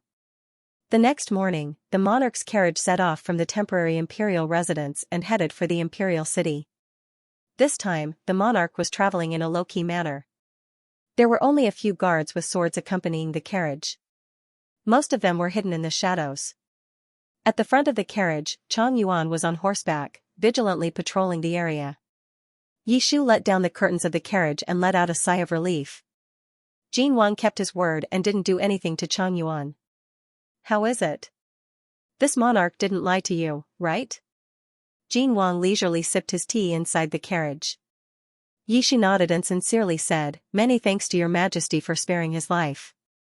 Just a verbal thank you? Yishu patiently asked, what does your Majesty want?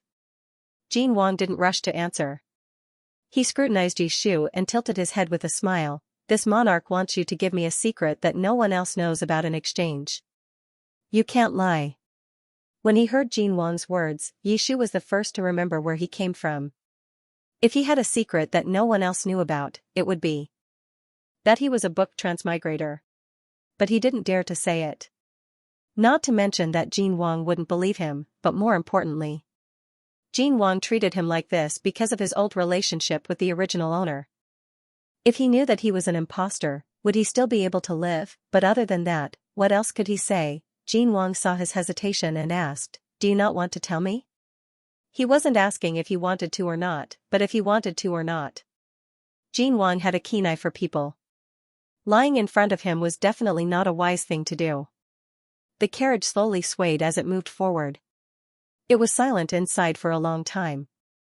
Yishu asked in a low voice. Can this official not tell you right now? Jin Wang raised his eyebrows. Right now? Yes. I'll owe you for now. Yishu pursed his lips and promised, one day in the future, I will definitely tell your Majesty. Jin Wang stared at Yishu.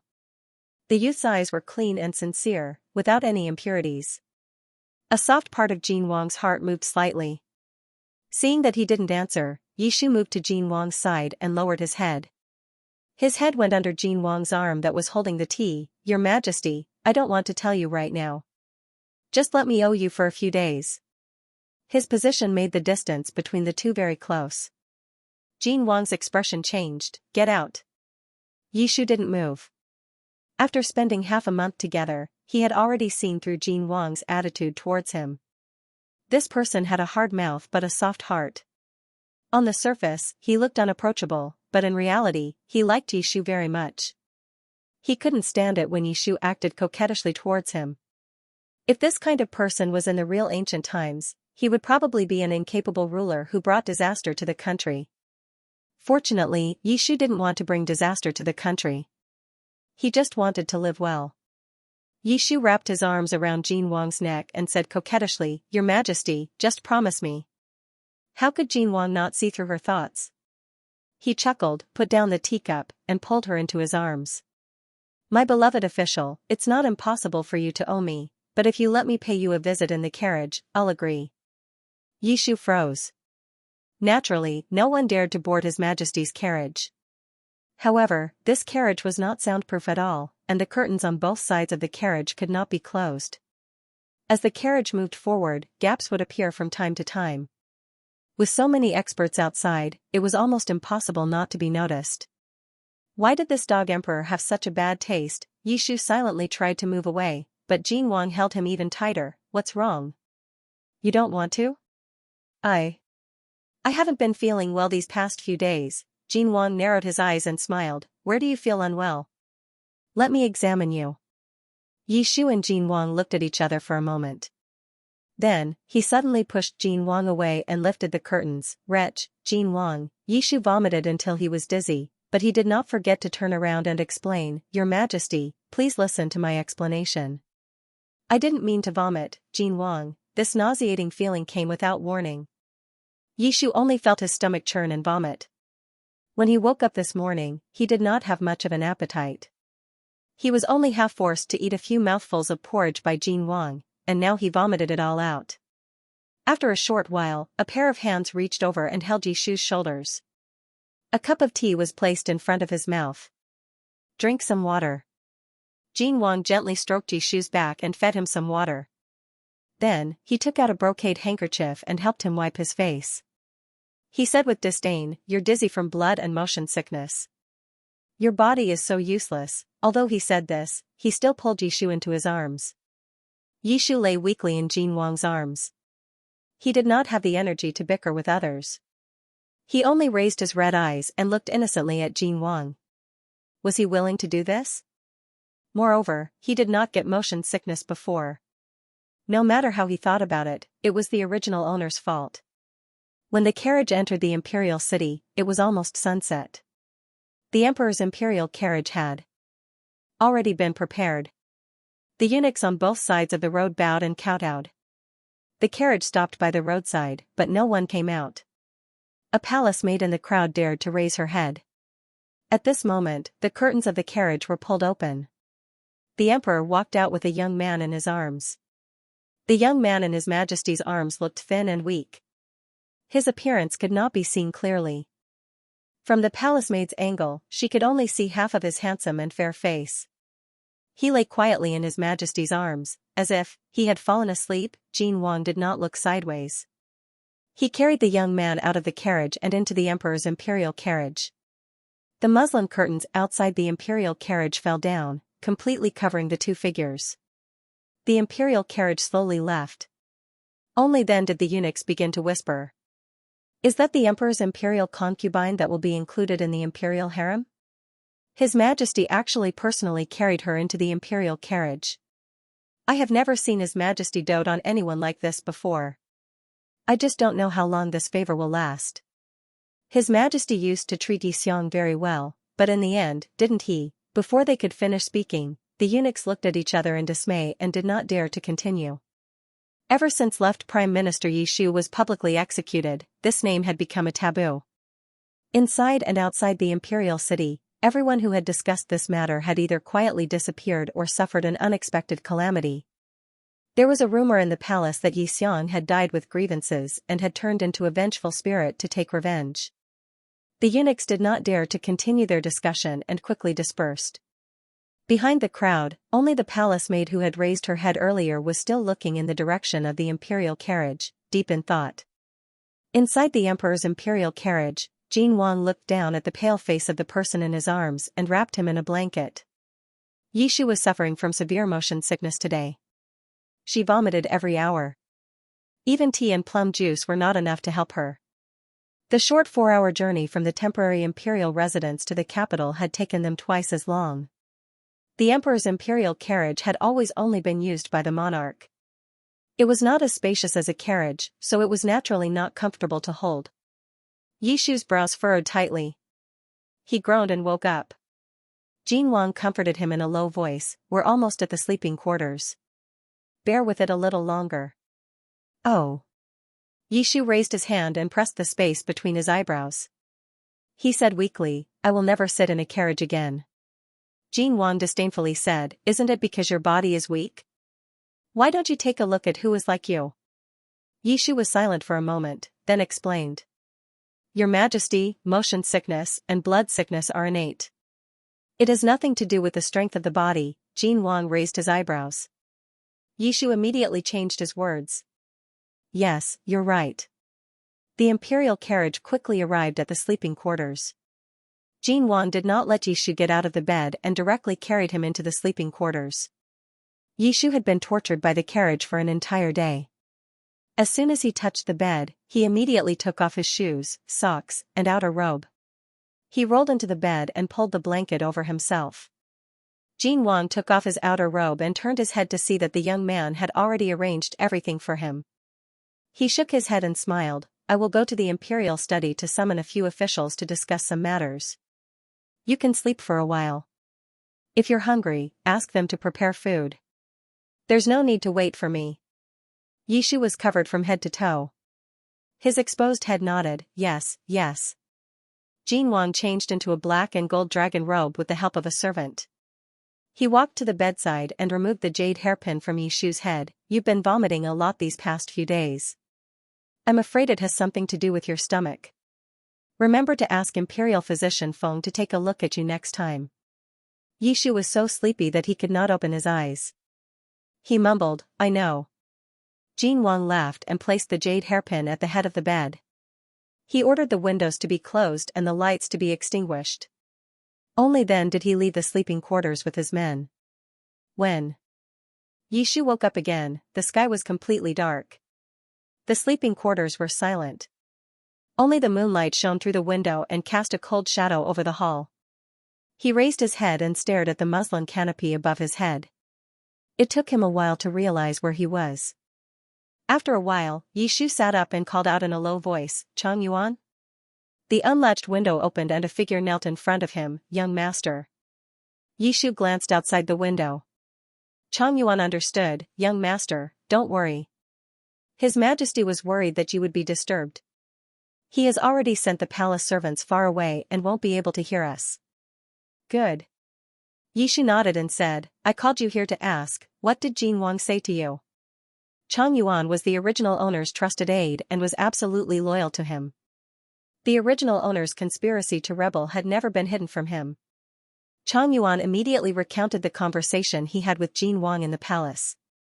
The more Yishu listened, the more shocked he became. When Chang Yuan finished, Yishu slowly said, "He still suspects me." Chang Yuan lowered his eyes and did not reply. Yishu asked again, "What about you? Do you suspect me? This subordinate has never doubted you." Chang Yuan said, "This subordinate has always been by young master's side. No matter what young master does or what decision you make, this subordinate will always obey. The reason why I said those things to His Majesty before was to find out what His Majesty thinks of young master." Yishu nodded, "You've done well." Chang Yuan asked, "What does young master plan to do next?" Yishu was slightly taken aback. These days, he had been staying by Jin Wang's side. Every day, he had been thinking about how to curry favor with that tyrant and how to survive in his hands. But he had almost forgotten that he had originally wanted to escape. Yishu's voice was inexplicably dry. "Of course I want to leave this place as soon as possible." Chang Yuan said, "This subordinate understands." Yishu said, "But this matter is not urgent. His Majesty is keeping a close eye on me right now. We still need to plan for the long term." "Yes." The dark hall fell silent once more. Yishu's heart began to feel irritable for no reason. He fell back onto the bed and raised his hand, only to touch the jade hairpin next to his pillow. Yishu had just transmigrated to this world and did not know how to tie up his hair, nor did he remember how to remove hair accessories. A few days before he arrived in this world, he had even been hit by hair accessories in his sleep several times. Jin Wang was afraid that he would be hurt by the hair accessories, so every day before he went to bed, he would personally remove the hairpin for him. After a few times, it had already become a habit. The hairpin was made of jade and felt cool to the touch. Yishu's mood gradually calmed down. Forget it, the most important thing right now was to coax that dog of an emperor. Yishu sat up and asked, "Where is His Majesty right now?" "Perhaps in the imperial study." "Have someone prepare a meal. I want to see him." After the time it took for a stick of incense to burn, Yishu carried the food box to the imperial study. The imperial study was brightly lit. The head of internal servants, Gao Jin, was standing guard outside the door. When he saw Yishu arrive, he was about to announce his arrival, but Yishu indicated that there was no need. Gao Jin understood and stepped aside to let him in. Yishu pushed open the door and entered. Inside the imperial study, Jin Wang did not even raise his head. "Didn't I say not to disturb me if there was nothing important?" The person who came in did not say anything. Jin Wang looked up and was startled. A youth wearing plain clothes stepped into the hall under the moonlight. His long hair was untied and scattered behind him, reflecting a faint luster under the moonlight.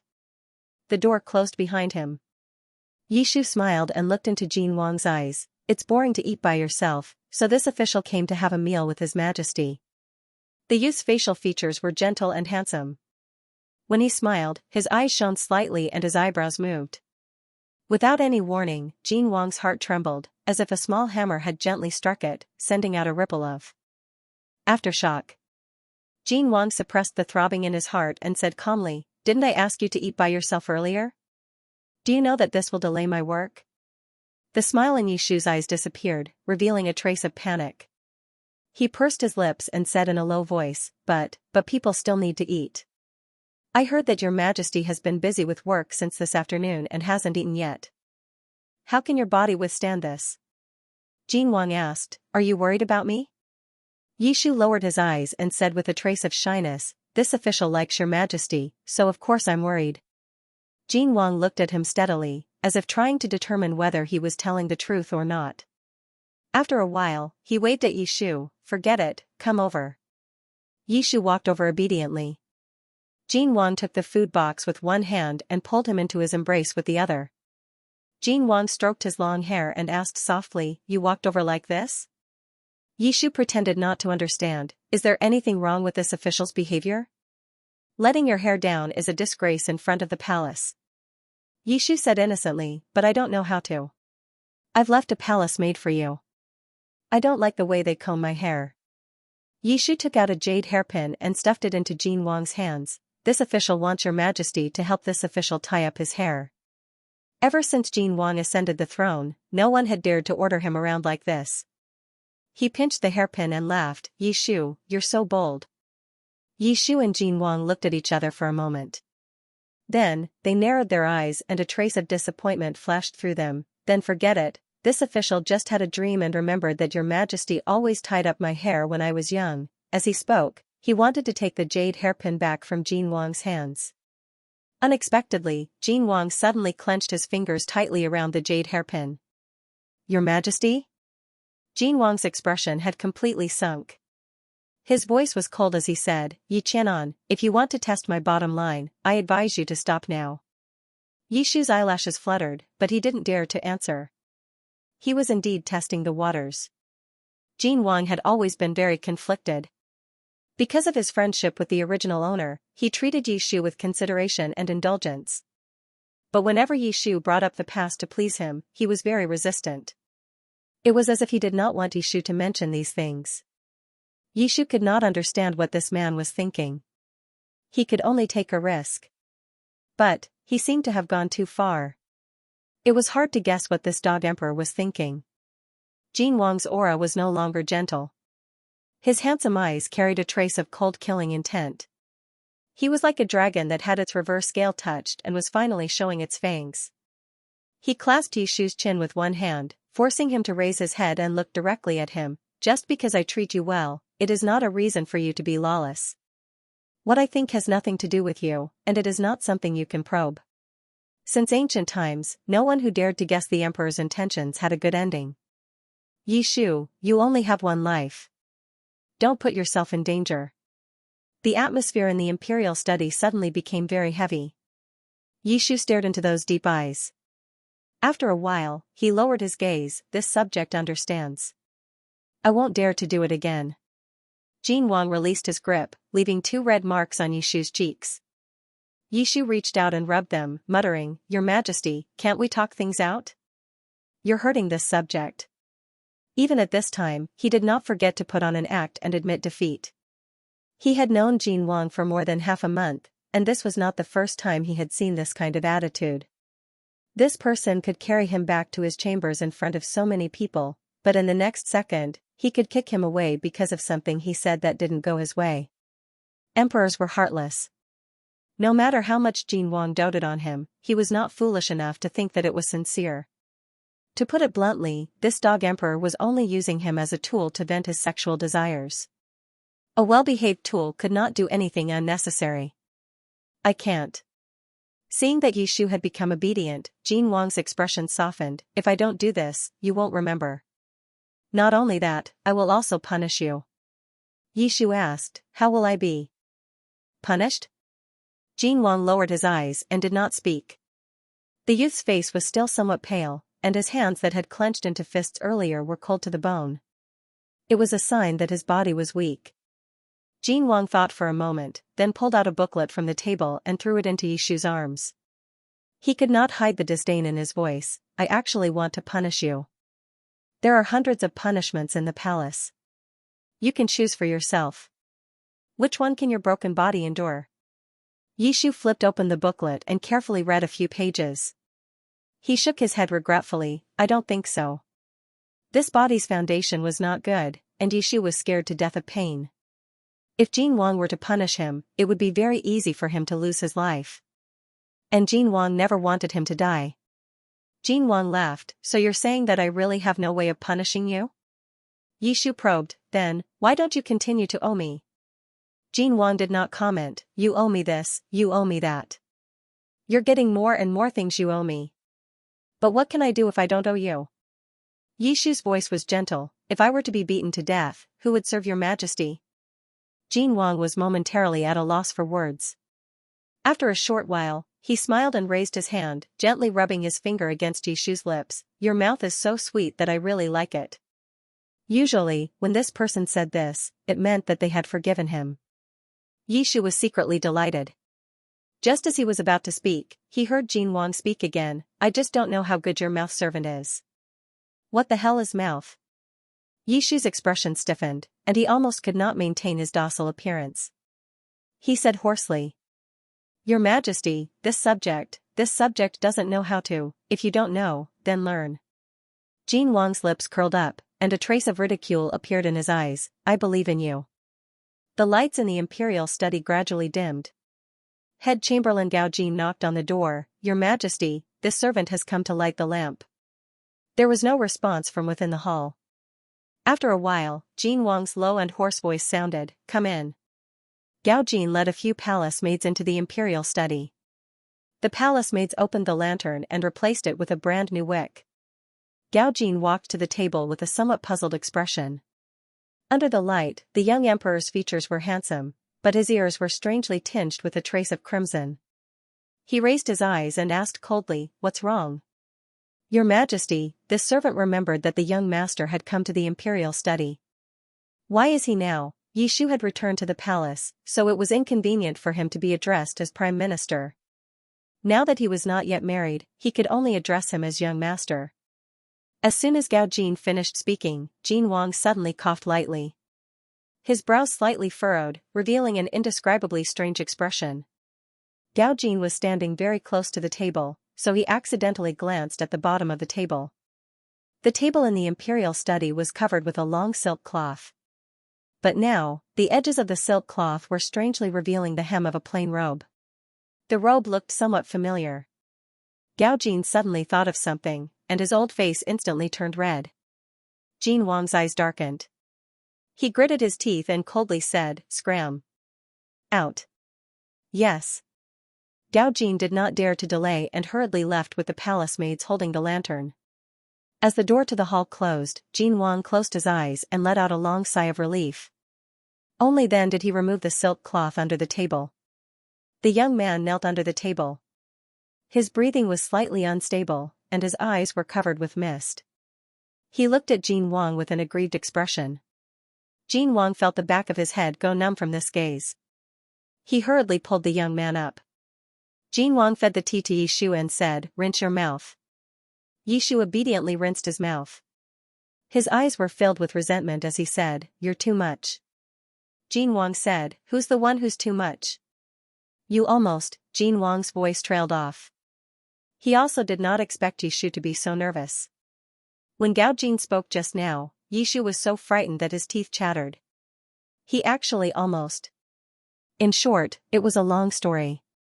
"Who allowed you to let him in?" Yishu was stunned by this person's ability to turn the tables on him.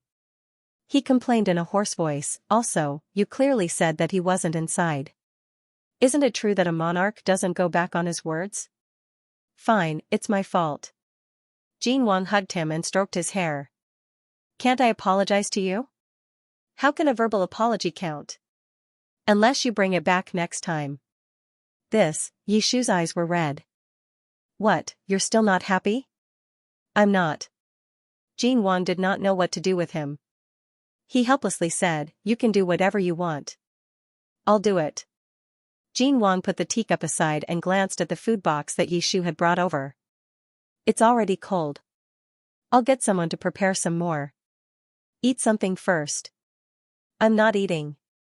Yishu rubbed his stomach and mumbled, "I've eaten too much of your Majesty's food. I can't eat anything else." Jin Wang was stunned for a moment before he finally understood what he meant. Cough, cough. Yishu saw that Jin Wang's ears were red, which was a rare sight. He held his stomach and laughed heartily. "Haha, your Majesty's face isn't red, right? So your Majesty also has a time like this." Jin Wang could not bear it any longer and blocked this person's noisy mouth. A moment later, the eunuch who was guarding outside the imperial study saw with his own eyes the monarch open the door to the hall.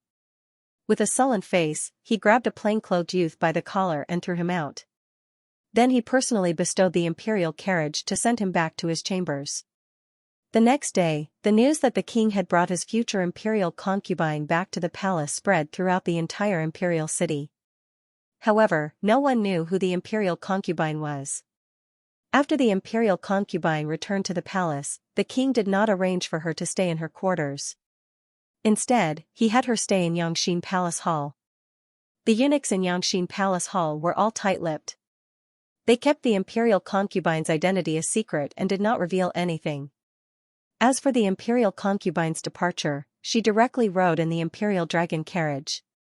No one had the chance to see the imperial concubine's appearance. The imperial concubine stayed in the palace for a few days. Other than confirming that the imperial concubine was a man, no one knew anything else. However, this news was enough to shock the entire court.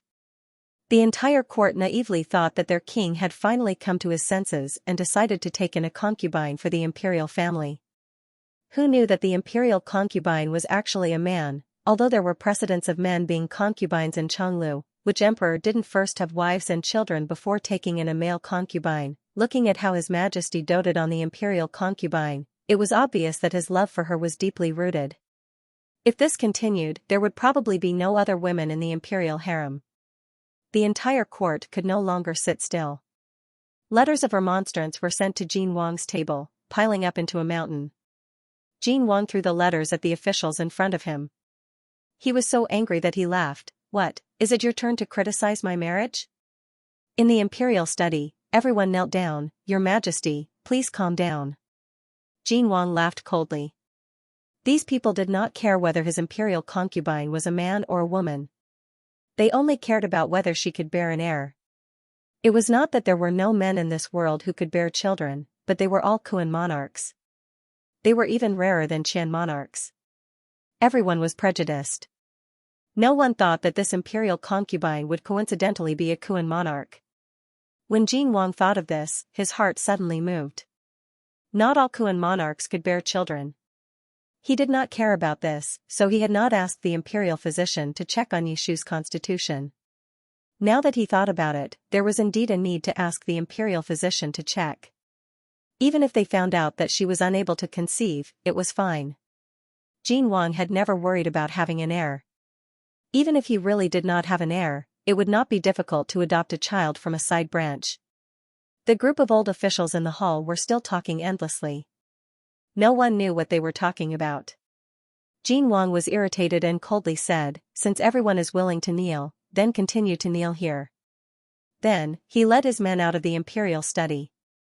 He hadn't spent time with his little concubine for 4 or 5 days. Previously, there was a backlog of work in the palace. Jin Wang had too many things to deal with in the past few days, so he had been sleeping in the imperial study for many days.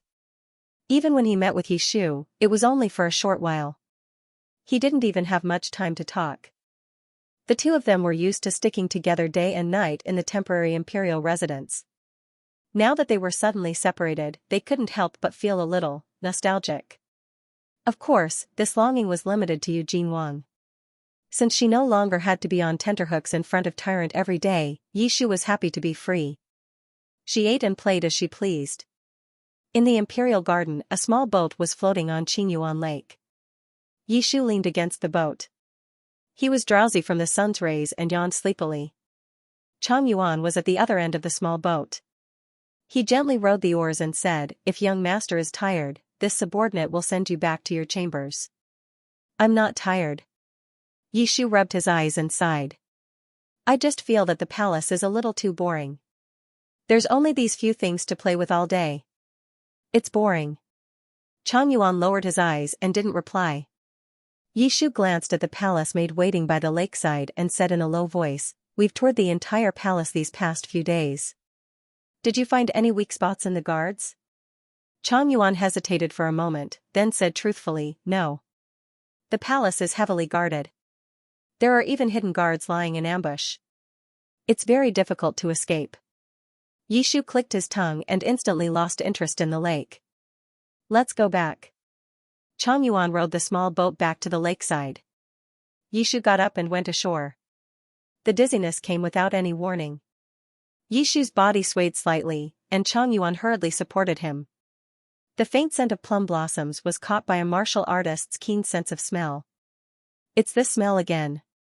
Chang Yuan's breathing became chaotic. Yishu was completely unaware of this. He pulled on Chang Yuan's arm and frowned slightly. "I'm so dizzy." Only then did Chang Yuan regain his senses. "Is young master all right?" He looked at Yishu's complexion and asked with concern, "Young master has been a little tired these past few days. Do you want this subordinate to invite an imperial physician to take a look?" "Shu." Yishu glanced at the palace maid not far away and said in a low voice, "Don't speak carelessly. What if this spreads to Her Majesty?" Chang Yuan was a little confused. "This? Can we not let Her Majesty know?" "Of course not, what can we not know?" The man's clear and low voice caused Yishu's body to tremble. Jin Wang walked over from afar with his entourage. His gaze fell on Yishu's waist, but his eyes darkened. Chang Yuan's hand was still there. Jin Wang was currently vexed.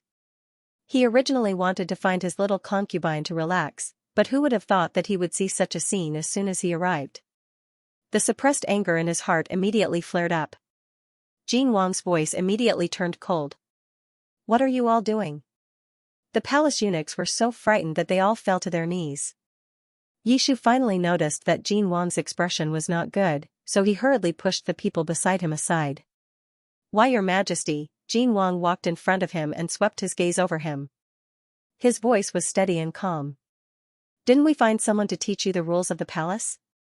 Why don't you salute us when you see us? The more you learn, the worse you become." Yishu, he usually never kneeled to greet Jin Wang when he saw him. This dog emperor was clearly looking for trouble. Did this person eat the wrong medicine today? Jin Wang did not wait for him to explain. He glanced back at the group of palace eunuchs and asked, "Who taught you this?" Among the crowd, one of the palace eunuchs trembled as she spoke, replying to Your Majesty, "It was this servant who taught." Jin Wang calmly said, "Take her away and flog her 30 times. The palace eunuchs quickly stepped forward to take her away.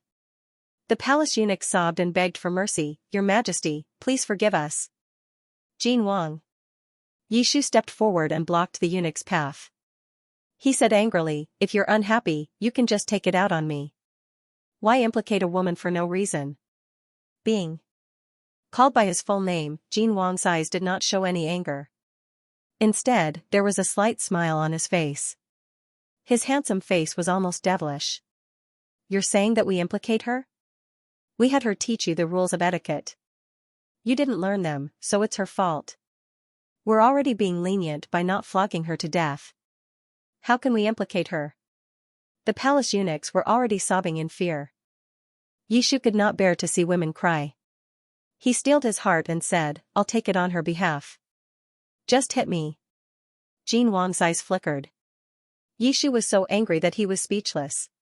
Hit me if you want. You can hit me along with the 20 flogs from before. I'm lucky to have survived, but if I don't, I won't complain. I won't implicate others. You. Jin Wang's lips moved. After a while, he said calmly, put her down. The eunuchs released the palace eunuchs. Jin Wang reached out and pulled Yishu into his embrace. Come with us. The imperial carriage was parked not far away. Jin Wang led Yishu onto the imperial carriage. Yishu had tried to play the hero earlier, but now he was afraid. He was so nervous that his back began to sweat. Jin Wang took his hand and held it in his palm. Your hand is so cold. Are you feeling unwell? Yishu opened his mouth and almost bit his tongue. No, I'm not. Jin Wang said, then why didn't you allow Chongyuan to call for an imperial physician? You didn't want us to know? You heard everything? The two looked at each other for a while. Yishu's voice weakened. I'm really not sick. I don't want to see an imperial physician. Jin Wang exposed him. You're just afraid of drinking medicine. Yishu lowered his head and did not reply. The imperial carriage quickly stopped. Yishu looked outside and asked, aren't we going to the judicial department? This was clearly the monarch's sleeping quarters. Jin Wang led Yishu into the palace and dismissed the servants. Yishu asked in a small voice, you're not going to hit me? His timid and obedient appearance was adorable. Jin Wang pinched his face and smiled. You don't have to be punished in the judicial department. Go lie down on the bed. We'll hit you personally. A moment later, Yishu was lying on the bed, wearing only a thin inner garment. He hugged the quilt and curled up into a ball. His back was trembling slightly. Jin Wang sat on the edge of the bed and held a thin bamboo whip in his hand. He gently slid the end of the whip across Yishu's back. Cold? Yishu trembled even more. No, I'm not cold. The emperor's dragon bed was covered with several layers of velvet blankets. It was soft and comfortable. There was a fire burning in the room, so it was neither cold nor hot. The temperature was just right. Yishu was naturally not cold. He was afraid. The young man on the bed was thin and thin. He looked even smaller when curled up like this. A slender wrist stretched out from his sleeve. The hand holding the quilt was so nervous that his knuckles turned white. Jin Wang's gaze lingered on the pale wrist for a moment before he looked away. Do you know where you went wrong? To be honest, Yishu also wanted to know. So where exactly did he go wrong? Yishu thought for a moment and said in a trembling voice, I shouldn't not kneel when I see your majesty. I shouldn't talk back to your majesty and call your majesty by your name. Jin Wang just looked at him quietly and didn't answer. Yishu looked at him for a moment and continued in a low voice. You shouldn't speak ill of your majesty behind your majesty's back. You shouldn't call your majesty a dog. You shouldn't say that your majesty isn't even as good as a one that I used to raise. Jin Wang still didn't speak. Yishu was anxious. I really didn't. I didn't do anything else these past few days. Yishu lay back on the pillow dejectedly. Hit me then. The hall was so quiet that one could hear a pin drop. Yishu felt the person sitting next to him stand up. He looked over from the corner of his eye. The young emperor was holding a bamboo whip and gently tapping it against his palm. He didn't know what he was thinking. The soft sound of the bamboo whip hitting his palm felt like it was hitting Yishu's heart. Again and again. Yishu retracted his gaze. After a while, Jin Wang suddenly said, You owe me 20 strokes from before. Adding the 30 today, that's a total of 50 strokes. I won't go easy on you. The bamboo whip suddenly cut through the air with a sharp sound. Yishu's entire body trembled. He hugged his blanket and rolled to the side. I was wrong. I'll do anything you want me to do. Don't hit me. He shouted a series of shouts without a care. When he opened his eyes, he realized that Jin Wang's bamboo whip was already hanging by his side. He didn't seem to have any intention of hitting him. Jin Wang looked at him and suddenly laughed. You look much cuter like this. Yishu looked at him warily. Jin Wang threw the bamboo whip to the side and sat down by the bed again. He sighed and said, Yishu, other than scaring you to this extent, you won't show your true side to me, right? Yishu was stunned. Jin Wang leaned over slightly and lifted his face. His eyes darkened slightly. You said just now that as long as I don't hit you, you'll do anything I want you to do? If I want you to tell me the truth, will you be willing? Yishu tilted his head to the side and said in a weak voice, This subject doesn't understand what your majesty is saying. Jin Wang let go of him and laughed lightly. Sometimes, I'd rather you scold me than see you act like that in front of me. The real you would never use our past as a bargaining chip to test me and use me. The real you would never compromise and show weakness when I do something that crosses your bottom line. Yishu, I've known you for many years. I've long understood what kind of person you are. You shouldn't be like this. The hall was silent for a long time. Yishu slowly sat up on the bed and asked in a low voice, Your Majesty's words. What are you trying to say? Jin Wang stood by the window and stared at him. He said slowly, word by word, I just want to know what happened to you in the past 3 years. I also want to know why you've become like this. Even at this moment, his tone was still arrogant and condescending. This wasn't the attitude a friend or lover should have. It was the attitude of an absolute command. In front of him, one could only obey. Yishu's eyes narrowed. He seemed to be thinking. Jin Wang wasn't in a hurry to rush him. The two were in a deadlock for a while. Then Yishu suddenly said, I understand. Your Majesty's words, could it be that you think there's still magic in this world that can change one's appearance and control one's soul? Do you think that I've been controlled by someone in the past 3 years, or that I've changed into someone else? Jin Wang's fingers, which were hidden in his sleeves, trembled slightly. There's no such thing. Jin Wang, stop dreaming. Yishu raised his head and looked at Jin Wang. The person from 10 years ago was me. The person from 3 years ago was also me. I haven't changed, and it's impossible for me to change. Yishu knelt on the bed. He no longer had the gentle and timid appearance from before. His tone was indifferent. Actually, you're just deceiving yourself. You don't want to believe that I betrayed you. You've asked around in every possible way. The more suspicious points you find, the more ways you can convince yourself. You keep telling yourself, there must be some change in the middle. He's not the one who betrayed me. That's why you hate me when I mention the past. You think I'm just using those things to absolve someone whose existence you don't know. In reality, I just want to absolve myself, but it's for myself. Yishu chuckled softly and asked, I plotted a rebellion and my crimes are unforgivable. After the matter was exposed, I thought of a way to absolve myself. Isn't that what I should do? Jin Wang's eyes were faintly bloodshot. Aren't you afraid that I'll kill you? If I don't say that, you won't kill me? Yishu said, for the past month, my life has always been in your hands. If I'm not careful, you'll have something on me and I'll be toyed with in every possible way. What do you take me for? A plaything? Jin Wang, you told me not to pretend in front of you. But if I didn't, would I be able to live until now? Then what about you? When have you ever spoken half a word of truth in front of me? His words caused Jin Wang's face to turn pale. The latter closed his eyes and said coldly, Get out. Yishu did not move. Jin Wang said, Don't make me say it a second time. Get out. Yishu got off the bed and put on his cloak. He unhurriedly bowed to him and then got out. He did not get too far away and only stood in the open space outside the palace. The palace doors slowly closed in front of Yi. Shoo. He silently let out a sigh of relief. Today's play had been too dangerous. Jin Wang had already sensed that he was different from the original owner. Rather than letting Jin Wang continue to guess, suspect, and search for evidence, it was better for him to give up on this idea. In the end, Jin Wang's actions these past few days were all because he did not want to believe that the original owner had betrayed him.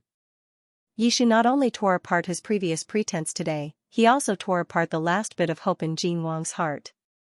The funny thing was that even if he told the truth, Jin Wang still could not bear to kill him. He only punished him to stand outside. This punishment could already be said to be insignificant. If this was a month ago, Yishu might have felt a bit guilty. Destroying a person's hope was the cruelest thing. But who told that dog emperor to torment him like this? He deserved it. A gust of cold wind blew in front of the palace. Yishu tightened his cloak and silently said in his heart. In the blink of an eye, the sky gradually darkened. There were no lamps in the palace. Jin Wang sat alone in the palace. His handsome features were hidden in the darkness, and his deep eyes were filled with malice. Someone knocked on the door. Gao Jin's voice sounded out, "Your Majesty, do you want the servant to come in and light the lamps?" Jin Wang did not respond. The voice outside the door paused, then said, "Young master has already stood outside for 4 hours. The wind is strong at night. If you continue to stand like this, I'm afraid your body won't be able to take it." Jin Wang said in a low voice, "Scram. If your body can't take it, then come in and admit your mistake. If you don't want to admit your mistake, then just stand there. Even if you die standing there, Gu won't care about you." He was clearly the one who plotted to assassinate Gu. What's wrong with Gu testing him? Gu not killing him is already his ancestors' good fortune. In any case, Gu will definitely not admit his mistake first. There was a moment of silence outside the door. Suddenly, there was a burst of noise. Soon after, Gao Jin's voice sounded out again, "Your Majesty, young master has fainted." Jin Wang suddenly stood up. Jin Wang opened the door to the palace and saw several servants supporting Yishu. The young man in plain clothes had a pale face. His head was tilted to one side, and he had already lost consciousness. Gao Jin knelt on the ground, "Your Majesty, even if you are angry with young master, you can't really kill him. What should we do now?" Before he could finish speaking, Gu Shijiao saw Gu Shijiao stride forward. Gu Shijiao snatched Yishu from the hands of the servants and carried him in his arms. Jin Wang carried Yishu back to the bedchamber. When he entered the palace, he glanced at Gao Jin, who was still kneeling in a daze. His face darkened as he said, "What are you still standing there for? Call the imperial physician." "Yes." The body of the youth in his arms was ice cold, and his lips were pale from the cold. Feeling the warmth of the embrace, he unconsciously curled his body and rubbed against Jin Wang's chest. Jin Wang's heart twitched slightly. He gently placed Yishu on the dragon bed, helped him take off his outer robe, and pulled the blanket over him tightly. After doing all this, Jin Wang sat down on the edge of the bed. Trick of injuring yourself to gain the enemy's confidence. Jin Wang's face was calm as he took Yishu's hand and placed it in his palm. "You're sure that I can't bear to do this?" The youth on the bed naturally couldn't respond. Yishu's brows were tightly knitted, and his pale face revealed his fragility. Frankly speaking, Yishu's performance today didn't surprise Jin Wang too much. After calming down, he actually felt that this was the most logical thing to do. This was how a person should be. In this world, other than him, no one else would dare to question him like this. No one else would be able to guess his thoughts so accurately. They would even be able to grasp the limits of what they should do to soften his heart. This wasn't a good thing for a king. After chasing Yishu away, Jin Wang thought for a full 4 hours. He didn't know how to deal with this person. But no matter what method he used, he couldn't bear to. A month ago, he couldn't bear to. Now, he couldn't bear to. For the first time, Jin Wang felt a little regret. If he had known earlier, he wouldn't have softened his heart. Yi. Shu suddenly moved slightly. Jin Wang thought that he was about to wake up, and unconsciously released his grip on his hand. But Yishu didn't wake up. His fingers curled up and just happened to hook onto Jin Wang's sleeve. Cold, Jin Wang glanced at the other party's bloodless hands and turned his head. "You're doing this again." "This time, I definitely won't." Jin Wang. Yishu's voice was weak and hoarse as he whispered, "It's so cold." A moment later, Jin Wang took off his outer robe and lay on the bed, hugging the young man who was shivering from the cold. "I'm afraid you'll freeze to death." Jin Wang's face was as calm as water. "Wait until I figure out how to punish you." Hiss. "Yi Qianan, try putting your hand under my clothes again." Imperial physician Feng was quickly led into Yangxin Palace Hall by an attendant. The young emperor, who was leaning on the dragon couch, was expressionless. He pulled the young man's warm hand out of his clothes. Imperial Dr. Feng felt his teeth ache. He sat down and took Yishu's pulse. His pulse was smooth, like pearls rolling on a jade plate. Eh? Imperial physician Feng suddenly opened his eyes. This pulse, the Yishu lost its source of heat and started to fidget in Jin Wang's arms. Jin Wang held him down and scolded, "Be obedient and see the doctor. If you move again, I'll hit you." "I'm not seeing the doctor." Yishu did not forget to talk back in his sleep. Bastard Jin Wang. Imperial physician Feng's legs went soft and he almost knelt down. However, Jin Wang did not get angry. Imperial physician Feng quietly raised his head and looked at His Majesty. His Majesty's face was still gloomy, but his eyes were much gentler than before. He was quite happy to be scolded. Jin Wang glanced at him warningly and asked, "How is the young master's pulse?" Pulse. Pulse. Imperial physician Feng hurriedly came back to his senses. He thought for a moment and asked tentatively, "Can your Majesty dismiss the attendants?" Jin Wang immediately ordered, "All of you are dismissed." After all the attendants had left, Jin Wang asked, "Is it related to his body of the ruler of Kuan?" "Yes." Imperial physician Feng said, "May I ask your Majesty, Yi Xiang? Cough, the young master, has he lost control of his incense?" "There have been a few times." Imperial physician Feng fell silent. Jin Wang's brows furrowed slightly. Jin Wang had originally thought that Yishu was often with him and was affected by the incense, causing the effects of the breath-suppressing pill to weaken.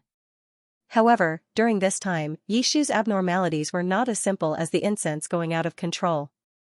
He was often sleepy, picky about his food, and even felt nauseous from time to time. Jin Wang subconsciously hugged the person in his arms tightly. A thought that he had never thought of suddenly flashed through his mind. The ruler of Kuan could give birth to children. Jin Wang reached out and placed his hand on Yishu's lower abdomen. His heartbeat inexplicably quickened and his voice became somewhat hoarse. "Is he? The young master's pulse is slippery." Imperial physician Feng bowed to Jin Wang. "Congratulations, your Majesty." After sending the imperial physician away, Jin Wang dismissed everyone and returned to the inner room alone. The young man on the bed was still sleeping soundly. However, perhaps because he had lost his heat source, his sleep was not peaceful. As soon as Jin Wang laid down on the bed, the young man immediately wrapped his arms and legs around him and hugged him tightly. It was only at times like this that he would show his dependence on Jin Wang. Jin Wang held him in his arms and his hands slid down to rest on the other's flat lower abdomen. There was a tenderness in his eyes that even he had never seen before. There was actually a child here. It was the child of him and Yishu. Jin Wang's fingertips trembled. Once this thought appeared in his mind, it was hard to suppress his joy. "Don't." Yishu moved uneasily. He buried his head in Jin Wang's arms and said dreamily, "Don't hit me anymore." Jin Wang's heart trembled, and the ecstasy he felt dissipated a little. The young man seemed to be dreaming of something and was extremely afraid. He kept burrowing into Jin Wang's arms. "Jin Wang, I won't scold you anymore. Please don't hit me. Don't be afraid. I won't hit you anymore."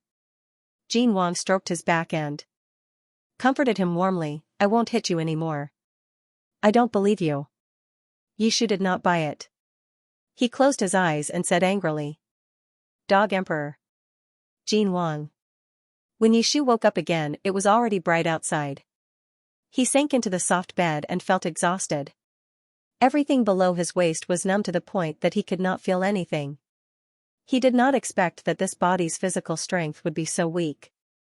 He had only stood outside for 4 hours, but he had already fainted from exhaustion. If he had known earlier, he would have admitted defeat sooner. That way, he would have suffered less. Yishu sat up and was about to get off the bed when a figure quickly walked in from outside. Don't move. Jinwang pushed Yishu back onto the bed and said, the imperial physician said that you've hurt your muscles and bones from standing for too long. You've also caught a cold. Don't get out of bed for the next few days. Yishu looked at him warily. Why did this person seem a little different from before? Jinwang noticed Yishu's gaze and chuckled. Why are you looking at me like that? Have you become stupid from sleeping? Why does his tone sound a little doting? Has this person gone crazy from being provoked by me? Yishu cleared his throat and asked cautiously, Your Majesty, you won't punish me anymore? Jinwang raised his eyebrows. What, haven't you been punished enough? It's enough, it's enough. Yishu shrank back and said in a low voice, Please don't punish me anymore. My legs hurt from standing. Jinwang lowered his gaze and placed his palm on Yishu's leg. He gently rubbed it. Is it here? Yishu's legs were numb and sore. The moment he touched them, he hissed and gasped in pain. His eyes were red as he nodded. Jinwang sat down by the bed and massaged his legs. As the ruler of a nation, he had never served anyone like this before. His movements were jerky, but he used very little strength, as if he was afraid of hurting Yishu. Yishu's heart had already changed from puzzlement to horror. Has this person's brain really gone bad? Yishu looked at Jinwang suspiciously. The latter suddenly spoke, What are you thinking about again? Yishu hurriedly looked away. Jinwang lifted his chin. I'm asking you a question. Nothing, Yishu said in a low voice. I just feel that Your Majesty has treated this subject very well today, which makes this subject feel a little. Jinwang, happy? Panicked. Yishu's eyes drooped and he frowned. You won't still want to kill me, right? It's like you're delivering a meal to a prisoner on death row. The gentle expression that Jinwang had worked so hard to maintain almost collapsed at this moment. He gritted his teeth. Are you comparing my treatment of you to a meal to a prisoner on death row? Yishu said in a small voice, It's not as good as a meal to a prisoner on death row. At least I can eat. Your technique is so bad, you're hurting me. Jinwang was expressionless. I can hear you. Yishu hurriedly covered his mouth and didn't say anything else. Jinwang pressed the space between his eyebrows and used all of his self-restraint to suppress the impulse in his heart. He silently said in his heart, The imperial physician said that after pregnancy, I can't be provoked, frightened, or beaten or scolded as I please. Taking advantage of Jinwang's unpreparedness, Yishu quickly withdrew his legs from under his palms. His arms tightly hugged his knees and his body curled up into a small ball on the dragon bed. He stared at Jinwang vigilantly. Jinwang took a deep breath and calmly said, While you were sleeping, I thought about many things. These past few days, we've been constantly testing each other. There's no trust left. Jinwang stared at Yishu and said in an extremely soft voice, Yesterday, you were right. I wanted you to be honest with me, but I didn't tell you a single truth. We shouldn't be like this between us. It's my fault. I apologize to you. Yishu. What kind of trick was this? After the dog emperor failed to scare him, he began to take the warm path. Yishu couldn't figure out what Jinwang was thinking and didn't dare to answer. Jinwang asked, You don't believe me? Yishu obviously didn't believe him. Jinwang's credibility with him had long been reduced to negative points. Yishu didn't want to beat around the bush and directly asked, Your Majesty, if you have something to say, then just say it. After a night's sleep, the youth was much more energetic. However, his complexion was still not very good, and he looked even thinner. Jinwang's gaze moved downwards and lingered on the youth's lower abdomen for a moment. Then, he calmly looked away and said, It looks like you really don't trust me anymore. This was the first time that Jinwang didn't refer to himself as Gu in front of him. Jinwang raised his hand and swept his fingertips across Yishu's face. He brushed his messy hair behind his ears and said seriously, Yishu, I want to start over with you. Yishu was stunned. Jinwang was born with excellent looks. His eyes were deep and handsome. When he looked at someone with such a focused gaze, it was easy to give people the illusion that he was deeply in love with them. Yishu stared at those eyes and felt a subtle ripple in his heart. It was really hard to remain unmoved when being stared at by those eyes. Unfortunately, this was Jinwang. Jin Wan didn't know what Yishu was thinking and continued, no matter what the reason for your rebellion was, as long as you are willing to obediently stay by Gu's side and no longer have any thoughts of rebellion, Gu will no longer pursue what happened in the past. Your entire Yi household is currently imprisoned in the Supreme Court. The confiscated wealth has yet to be returned to the National Treasury. If you want it, Gu can return it to you. Yishu's eyes flickered, but he didn't reply. Jin Wang stood up and walked over to the table. He took a piece of paper and ink and quickly began to write. After a while, he handed a drafted letter to Yishu. Now you should believe me? Yishu opened the letter. It was indeed an imperial edict ordering the release of the entire Yi household, as well as the return of the family's wealth and residence. Yishu asked, "Why is your majesty doing this?" Jin Wang calmly looked at him, his expression calm and unperturbed. Gu said that Gu wants to start over with you. Of course, this wasn't the entire reason. Yishu still didn't know that he was pregnant, and Jin Wang didn't plan on telling him right now. Last night, after the initial shock and joy, Jin Wang's heart was filled with worry. His relationship with Yishu was currently in jeopardy. If he were to rashly tell him about the existence of this child, it wouldn't be a surprise, but a burden. Yishu might even not be willing to keep this child. Jin Wang would never allow such a thing to happen. Of course, Jin Wang could do what he did before and use some methods to force Yishu to stay in the harem to nurture the fetus. But he also understood that when things reached an extreme, they could only move in the opposite direction. If he pushed too hard, he would end up making a fool of himself. That was why he suggested to Yishu that they should start over. After Yishu said those words yesterday, Jin Wang completely dispelled his suspicions about this person's identity. But Jin Wang was unable to completely eliminate the grudge he had against Yishu for his betrayal. This was a dead end. Since this situation couldn't be resolved, there was no harm in temporarily setting aside all grievances and starting over. Jin Wang was willing to give Yishu this opportunity. He was also giving himself a chance. In any case, with this person's muddle-headed personality, he probably wouldn't notice anything strange about his body for a while. Yishu obviously didn't notice anything. He just held the letter in his hand, feeling rather speechless. Start over? Who wants to start over with this dog emperor? Why was this dog emperor so lovey-dovey? Yishu silently cursed, but didn't dare to say a single word.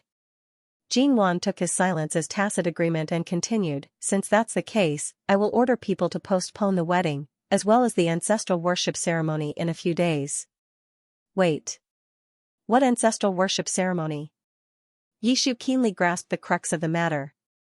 Jin Wang explained, according to Chenglu's customs, the imperial family needs to go to the ancestral temple to pay respects before the wedding. It's called the ancestral worship ceremony. But since we're starting over, I won't be in a hurry to marry you. I want to wait until the day you're willing to get married. Jin Wang's words were spoken with deep emotion, but Yishu didn't hear a single word. All he could think about was the ancestral worship ceremony. The imperial city was heavily guarded, so he couldn't escape by himself. But if he went to the ancestral temple, that wouldn't be the case. Perhaps that would be his only chance to escape. Yishu anxiously said, "There's no need to postpone it." Why should we postpone it? A shoe? Yishu grabbed Jin Wang's hand and persuaded, "Everyone in the world knows that the Emperor of Chenglu is getting married next month. What's the point of postponing it now? Moreover, preparing for a wedding is such a waste of manpower and resources. If we postpone it just like that, won't all our previous efforts go to waste?" But.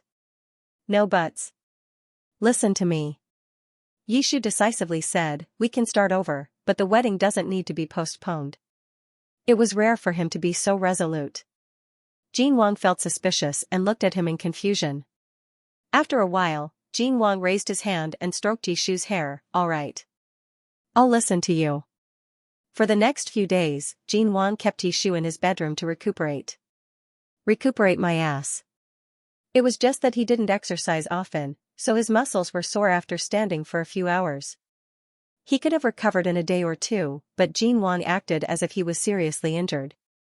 He didn't let him get off the bed for several days and carried him wherever he went. Yishu felt uncomfortable all over. "Where are you going now?" Before Yishu's feet touched the ground, Jin Wang immediately looked up from his memorial. Yishu paused and felt a little guilty, but he quickly regained his composure. He confidently said, "I want to sleep, so I'm going to take a bath." Jin Wang put down his memorial, got up, and walked to Yishu's side. Yishu acted as if he was facing a great enemy. "What are you doing?" "Carrying you to the bath." Yishu was furious. "I could have walked a long time ago." Jin Wang ignored him and directly carried him in his arms. Yishu struggled with all his might, but the latter gently pinched him on the back of his waist. His entire body felt as if it had been electrocuted, and even his spinal cord went numb. In the past few days, his body had become 10,000 times more sensitive than before, and he couldn't touch any part of his body. He was most afraid that Jin Wang would do this to him. Yishu stopped struggling and obediently allowed Jin Wang to carry him to the bath. The hot spring water was poured into the bath from the tap above. Jin Wang placed Yishu on the edge of the pool and reached out to undo his clothes. Yishu clutched his clothes tightly. "I can do this myself, right?" Jin Wang's hand paused and he took half a step back. Yishu wasn't afraid of being stared at. As he undid his outer robe, he quietly muttered, "I'm not that delicate. You always make me feel like I can't walk." Jin Wang keenly noticed his choice of words and frowned. "Still?" "Yishu. It's nothing." Jin Wang wanted to ask more, but Yishu waved at him and said, "Get out. I want to take a bath." "Then be careful." After Jin Wang finished speaking, he turned and left. The temperature of the pool was just right. Yishu soaked himself in the water and closed his eyes comfortably. His slender legs rested in the bathing pool made of jade. His toes gently stepped on the water, feeling the water slowly flowing past him. This pair of legs used to have no feeling. Yishu was born with a disability in both legs. He had lived in an orphanage since he was young and needed someone to take care of him. That was the darkest period of Yishu's life. Perhaps it was because his childhood experience was too dark, his memories of that time were not very clear. He only remembered that on a certain day a few years ago, he had suddenly regained feeling in his legs when he woke up. No one could explain why. Even until now, Yishu was still puzzled by what the doctors called a medical miracle. That was also when his stomach problems started. However, there were gains and losses, so Yishu did not take it to heart. Yishu was drowsy from soaking in the water. He did not know how much time had passed when he heard the sound of water. Someone carried him out of the water. "Didn't you say you could do it? You fell asleep in the bathing pool again." Jin Wang snorted unhappily. He wrapped Yishu in his outer robe and carried him out of the bathing pool. Yishu stretched out his arms and wrapped them around Jin Wang's neck. He murmured in his sleep, "Don't disturb me." When Jin Wang saw him like this, he knew that this person must be dreaming again. He carried Yishu out of the room and chuckled, "How did you scold me in your dreams? Tell me about it." Yishu only snorted and did not answer. Jin Wang quickly carried him back to his bedroom and placed him on the bed. Yishu had stayed in the water for too long. His cheeks were slightly pink, and his long eyelashes were slightly moist and trembling. Jin Wang's fingertips brushed across those slightly moist eyelashes and traced along the side of his face. His fingertips landed on those sparkling and soft lips. Those soft lips unconsciously parted in his sleep. Jin Wang used his fingertips to gently caress them. His fingertips touched those lips one last time. Just as he was about to get up, he heard the other party call out weakly. "A yuan." Jin Wang's movements paused. In fact, Yishu had not called him this for a long time. Ever since he ascended the throne, he had always treated this person with the courtesy of a ruler and subject. They had even parted on bad terms. After the assassination attempt, Yishu had called him by this name several times. He always had a motive, and he could not help but feel disgusted. However, this time was different. The youth's voice was warm and soft, like a cat gently scratching at the softest part of his heart. Jin Wang bent down and stared at that sleeping face. "If you were usually as obedient as you are today, how good would that be?" Then, he lowered his head and kissed Yishu's forehead. "Good night, Ashu." 10 days later, the Chenglu monarch led his unmarried imperial concubine to the ancestral temple to pay respects to the ancestors. The accompanying carriages and horses passed through the entire Chang'an street. The common people on both sides of the street saw them off and curiously sized up the carriages. Everyone wanted to know what the monarch's imperial concubine looked like. However, no one saw. The imperial concubine and monarch rode together in the imperial carriage. They were tightly covered by curtains, and not even half of their clothes could be seen. In the afternoon, the carriages arrived at the ancestral temple. The Son of Heaven's imperial carriage stopped in front of the ancestral temple. The accompanying officials all bowed down to pay their respects. The head eunuch lifted the curtains. The monarch finally appeared with his imperial concubine. The legendary imperial concubine was draped in a snow-white fox fur coat, and a white veil covered most of her face. Only a pair of bright and clear eyes could be seen. The monarch led the imperial concubine into the ancestral temple from the front door. Only then did the officials enter from the side door. The process of the ancestral worship ceremony was complicated. Even though the emperor had given orders to simplify the process, it still took 3 days. The front hall of the ancestral temple had already been properly decorated. The ceremonial bells were rung, and on the incense table, a meter-tall incense was lit. The smell made Yishu feel nauseous. Yishu's footsteps paused, and his stomach churned. Jin Wang immediately noticed his abnormality. "Are you feeling unwell?" "I want to vomit." Yishu's face was pale. He rubbed his stomach. "Motion sickness again." Jin Wang was silent for a moment. He looked at the lit incense on the table and understood. She was the only person who could treat morning sickness as motion sickness and convince herself so thoroughly. Yishu couldn't stand the smell of the incense, but he didn't dare to vomit during the ancestral worship ceremony, so it was difficult for him to endure.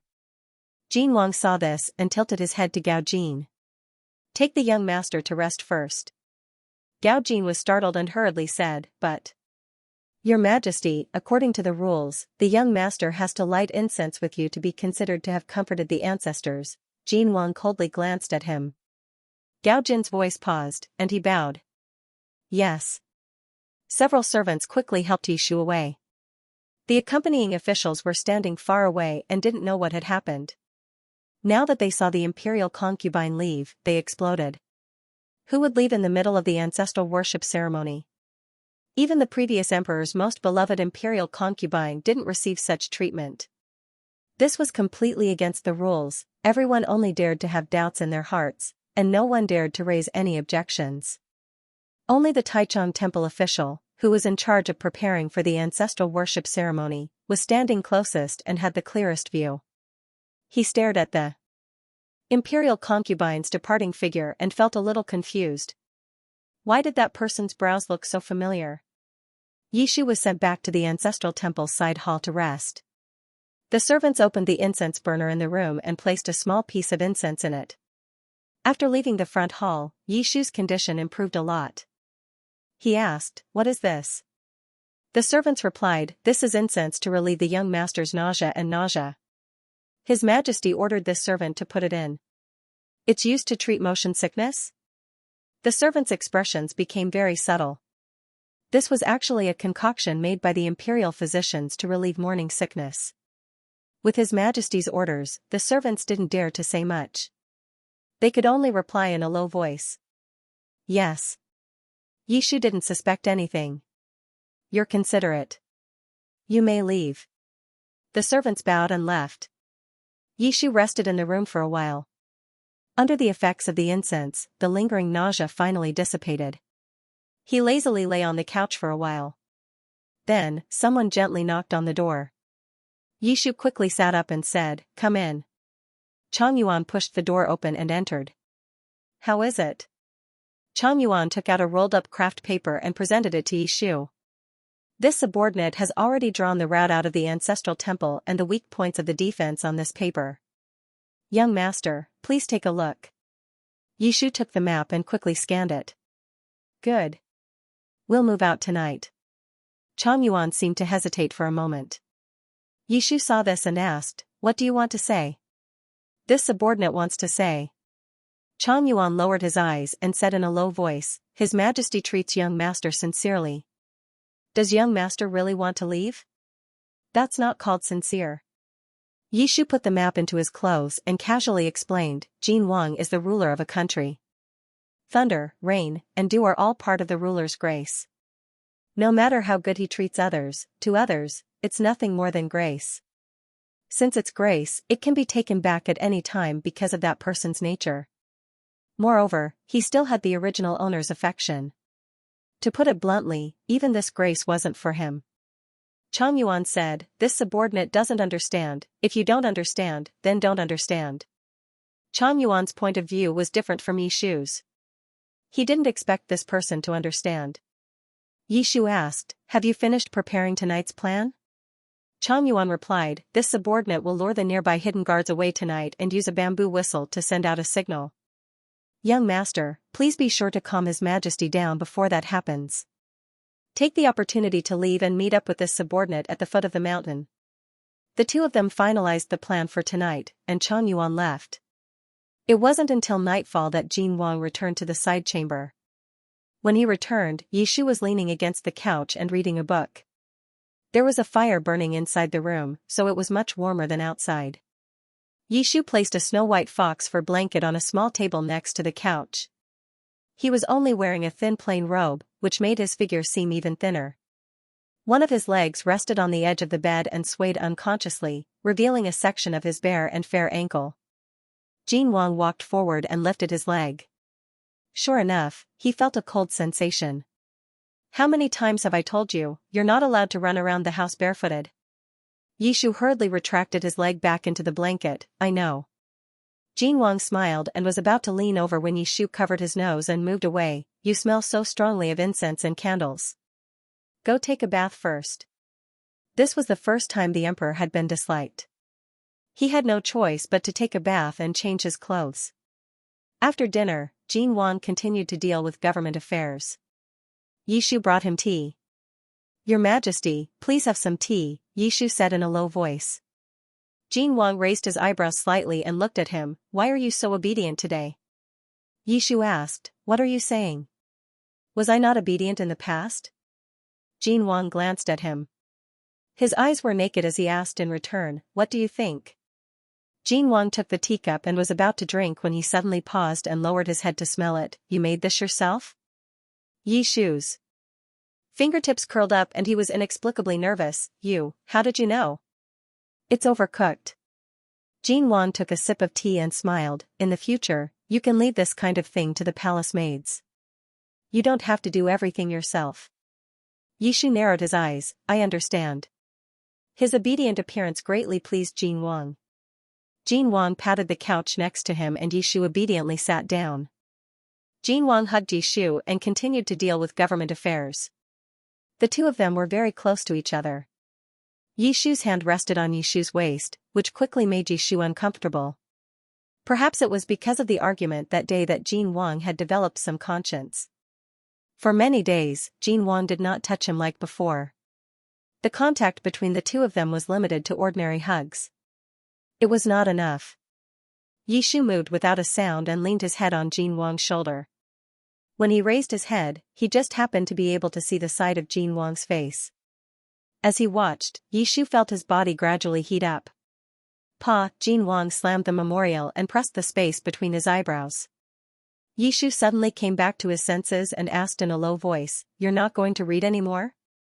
How am I supposed to read this? Yishu did not understand. Jin Wang laughed, Ashu, don't look at me like that again. Yishu looked away, I'm sorry. Jin Wang sighed and lowered his head to rest on Yishu's shoulder. He hugged Yishu even tighter, are you thinking about it? His voice was very soft. When his breath landed on Yishu's ear, half of Yishu's body went limp and numb. Jin Wang knew why Yishu was like this. The imperial physician had said that when Lady Kuan was pregnant, she would be extremely dependent on Lord Qianjun and would be easily aroused. However, when she was less than 3 months pregnant, the baby's heart would be unstable and they could not easily have intercourse. They could only use incense to soothe her. Oh! Yishu's entire body trembled. Jin Wang kissed the back of his ear. This kiss was gentle and lingering, but Yishu's entire body trembled. His eyes quickly became moist, no, Jin Wang placed one hand on Yishu's shoulder and held him tightly in his arms. He lifted his neck so that Yishu could not escape. In a flash, Lord Xianxuan's incense was injected.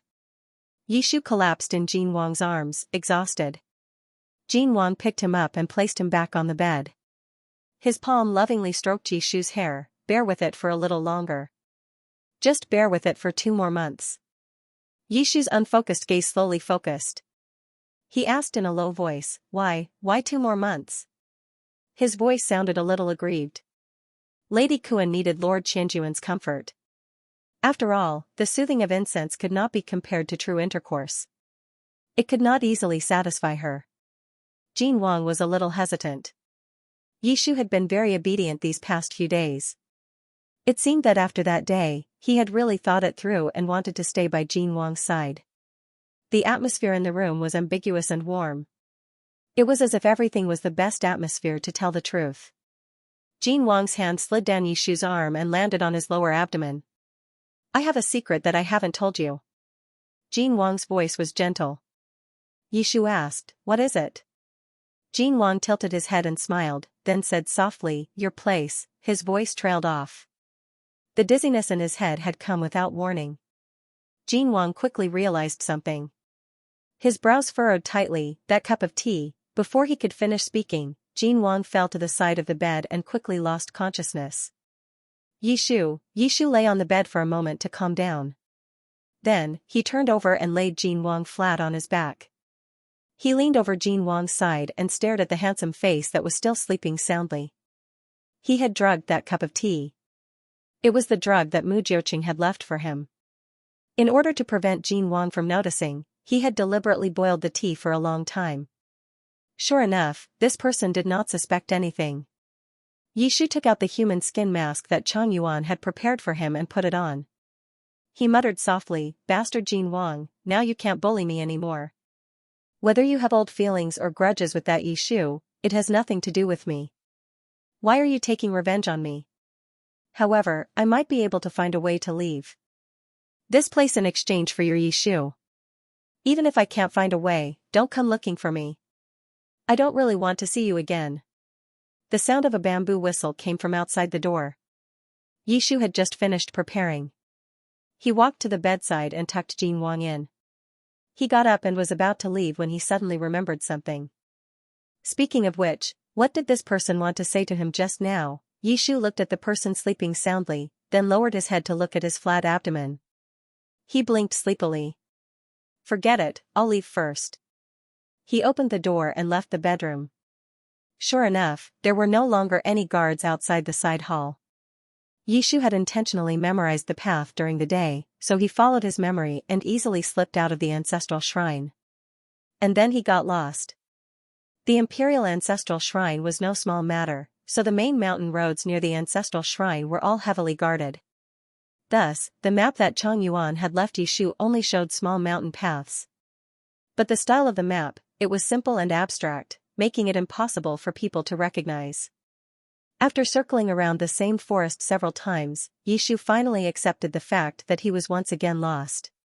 He sat on a rock by the side of the mountain path, looked up at the cold moon in the sky, and sighed helplessly. Why did he always have to circle around the forest every time he tried to escape? It really was too difficult for him to have a bad sense of direction. Yishu sat in place for a while, then suddenly heard someone walking over from not too far away. Yishu still had lingering fears from his previous experience, so he quickly hid behind the rock.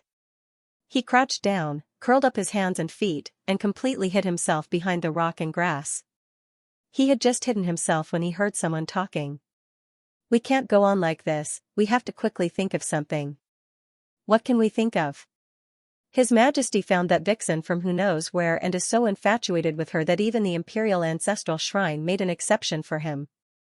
I really can't think of anything else. Yishu, so this was his image in the eyes of others. Yishu looked past the overlapping bushes and saw the faces of the two people who were conversing. The two young men happened to be standing in front of the rock. Yishu recognized them as the officials who had accompanied him today, Duan Qingji, the minister of Taichung Temple, and Zui Yan, the general in charge of the patrol. Yishu didn't know how everyone in the court was discussing his existence, and Jin Wang hadn't told him either. But he could guess a bit. After all, since ancient times, all emperors couldn't escape from having children and choosing a successor. His Majesty was homosexual, so it was easy to imagine how anxious these officials were.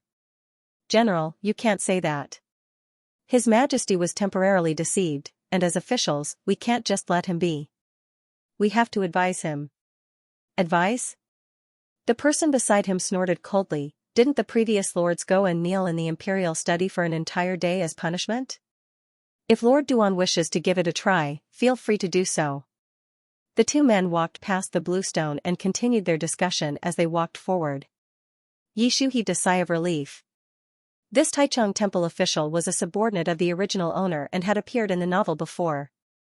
Taichung was the head of the 9 ministers, and he had some prestige and status in the court.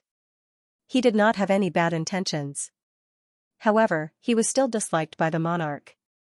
There was no other reason than that this person was too worried about his marriage. This person was a minor supporting character in the book. Yishu did not remember his plot clearly. In his memory, this person seemed to have done something that had infuriated Jin Wang. But as for what exactly it was, Yishu couldn't remember. His thoughts drifted away, and he did not realize that his body was gradually changing. A fruity aroma of green plums spread from his body. Kuan-jun was pregnant, and the incense would often go out of control. It was not something that could be controlled by humans. Ever since the imperial physician discovered that Yishu was pregnant, Jin Wang no longer gave him any breath-suppressing pills. Instead, he used the Qianjun incense to cover up his body's incense. Tonight, he had come out in a hurry. The incense that Jin Wang had injected into him was not enough for him to safely get through the night. Now was the time when the incense would lose its effect. Of course, Yishu did not know about this. He gently tugged at his collar, trying to dispel the heat that was gradually surging in his body. In the distance, the two men who had walked far away stopped. Duan Qingji asked, "General, what's wrong?" "This smell is..." Sui Yan frowned slightly and turned back to look at the path they had come from. Kuan-jun? Duan Qingji was a mediocre person, but Sui Yan, who was the protector of the country, was a genuine Qianjun. Once the incense that had gone out of control was exposed, it could not be stopped. Yishu's consciousness quickly began to blur. He gripped the grass beside him tightly, trying his best not to make any noise. At this moment, a brand new smell filled the air. This smell was as strong as rosin, exploding in the forest without any pity as it chased after Kuan-jun, who was hiding in the shadows. This smell was different from the Qianjun incense that had marked him. Not only did this smell not make him feel comfortable, it made him feel extremely oppressed, almost to the point where he could not breathe. Yishu lost all his strength without any resistance. He fell to the ground and vaguely felt someone walk up to him. Is this really Kuan-jun?" Duan Qingji asked. Under the moonlight, a youth dressed in black curled up in the grass. His tightly bound sleeves revealed a small section of his slender white wrist, as if it could be broken with a single hand. He unconsciously grabbed the grass below him, his brows furrowed and his lips slightly pursed. He was so beautiful that it could move anyone's heart. Yishu had even chosen to disguise himself as Zhangju, although it was still slightly inferior to his original appearance. Sui Yan suppressed the lust in his eyes. "That's right, this is Kuan-jun." He was about to step forward, but Duan Qingji stopped him. "General, what do you want to do?" Sui Yan was inexplicably impatient, but he also sobered up a little when Duan Qingji stopped him. He took a deep breath and said, "This person has appeared here for an unknown reason. He should be handed over to His Majesty to deal with." Duan Qingji did not move aside. "General, please don't be like this. We can discuss this matter." "Discuss what?" Duan Qingji's eyes lit up. He was so excited that his voice trembled. "This is Kuan-jun, a 1 in a million Kuan-jun, a Kuan-jun who can give birth." "Sui Yan. What do you want?" "Come closer, I'll tell you." Yishu could no longer hear what they were saying. Even if he could, he did not have the ability to distinguish the information. His mind was a mess, and he quickly lost consciousness under the incense of Kuan-jun. Before he lost consciousness, Yishu only had one thought left in his mind. He really was not compatible with the forest, and he did not run away. The next morning, the sound of porcelain shattering could be heard from the side hall where the monarch lived. The imperial guards were kneeling outside the door. Inside the hall, a black figure was being escorted by 2 imperial guards and kneeling on the ground. Jin Wang sat in the main seat, his face terrifyingly gloomy. You said that you agreed to meet him at the foot of the mountain. Where is he now? The person kneeling at the foot of the hall was injured. He lowered his head and did not answer for a while. Chang Yuan had waited at the foot of the mountain for an entire night, but Yishu had not come. Instead, the monarch's imperial guards had arrived. He had thought that Yishu had not escaped because of some accident, but now it seemed that he had indeed left the ancestral shrine. But where could he have gone? The teacup shattered at Chang Yuan's feet, and the boiling hot tea splashed all over his body. Before Chang Yuan could react, he was suddenly gripped by a powerful force. Chang Yuan let out a short whimper from his throat, and his face quickly turned red. He forced himself to raise his head and met Jin Wang's red eyes. If something really happens to him, I will make sure you suffer a fate worse than death. Jin Wang's voice was low and hoarse, and his eyes were cold and malicious. Speak. Chang Yuan grabbed Jin Wang's wrist and said with difficulty, this subordinate, really doesn't know. Jin Wang's eyes immediately revealed an undisguised murderous intent. Chang Yuan even felt that Jin Wang would crush his throat on the spot. But Jin Wang simply threw him back to the imperial guards. Take him away. The imperial guards quickly dragged the coughing man away. Jin Wang returned to his chair and sat down, then closed his eyes in exhaustion. He never would have thought that Yishu would dare to drug him. He didn't know if it was the news of Yishu's pregnancy that made him let down his guard, or if it was that person's acting these past few days that was so good that he didn't suspect his intentions at all. Everything he had pretended to be obedient was for today. But if he had really escaped, then so be it. Why was there no trace of him now? Jin Wang didn't even dare to think about what a pregnant monarch who didn't know any martial arts would encounter outside. Head Chamberlain Gao Jin pushed open the door and walked in. Your Majesty, you, Jin Wang suddenly opened his eyes. You found him? No. Gao Jin said in a low voice. Your hand, do you want the servant to find an imperial physician to bandage it for you? Jin Wang was startled, and then lowered his head to look. The hand hanging by his side had been cut by a broken piece of porcelain and was bleeding profusely. He laughed bitterly and ignored it. Instead, he said in a low voice, pass down the order. Immediately recall all the spies sent to the capital. Have all the spies and shadow guards search. Starting from the ancestral shrine, dig 3 feet into the ground. If Gu is alive, I want to see him. If he's dead, I want to see his corpse. Yes.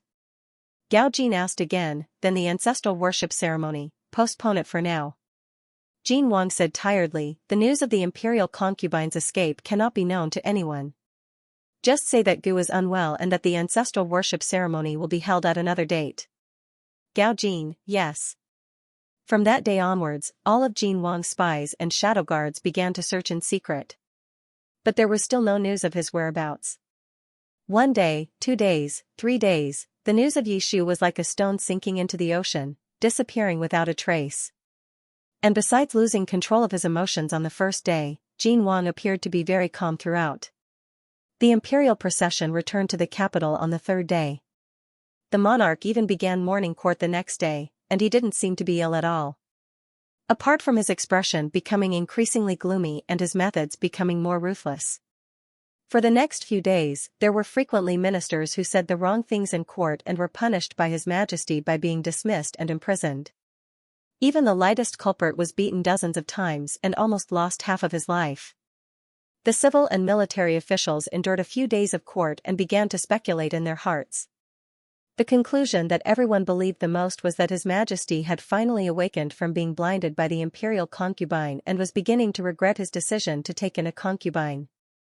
Otherwise, based on His Majesty's love for the imperial concubine, why would he postpone the ancestral worship ceremony and not mention the wedding? However, it was rare for young people to have their first awakening of love, so it was normal for him to not be able to get over it so easily. It was just them, the courtiers, who suffered. The courtiers complained incessantly. Finally, on the 7th day of morning court, someone stood up. The court was so quiet that one could hear a pin drop. Jin Wang was dressed in a black and gold court robe. His fingertips casually tapped on the dragon throne as he narrowed his eyes dangerously. Say that again? This tone of voice was bone-chilling. Minister Duan Qingji of Taichung Temple stammered for a moment before bracing himself to say, This subject found a peerless beauty a few days ago, and wishes to present her beauty to your majesty. Offer a beauty. Jin Wang slowly repeated these two words and sneered. Who gave you the courage? Your majesty, please forgive me. Duan Qingji fell to his knees with a thump. His majesty previously said that he liked men and that if he found a peerless beauty, he could offer a beauty to his majesty. This official is following the imperial edict. Jin Wang's fingertips paused. Did he say that? Perhaps he did.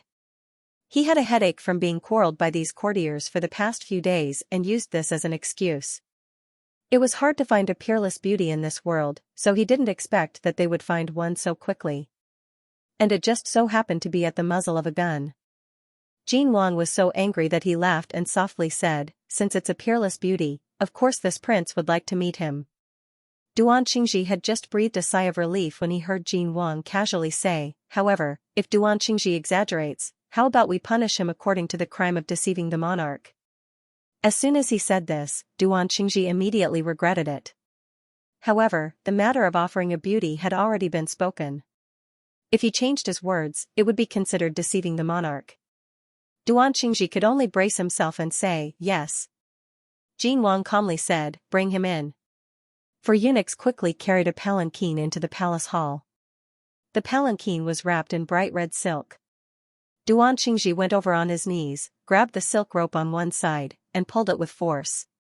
The 4 sides of the brocade cloth fell down, revealing a golden iron cage.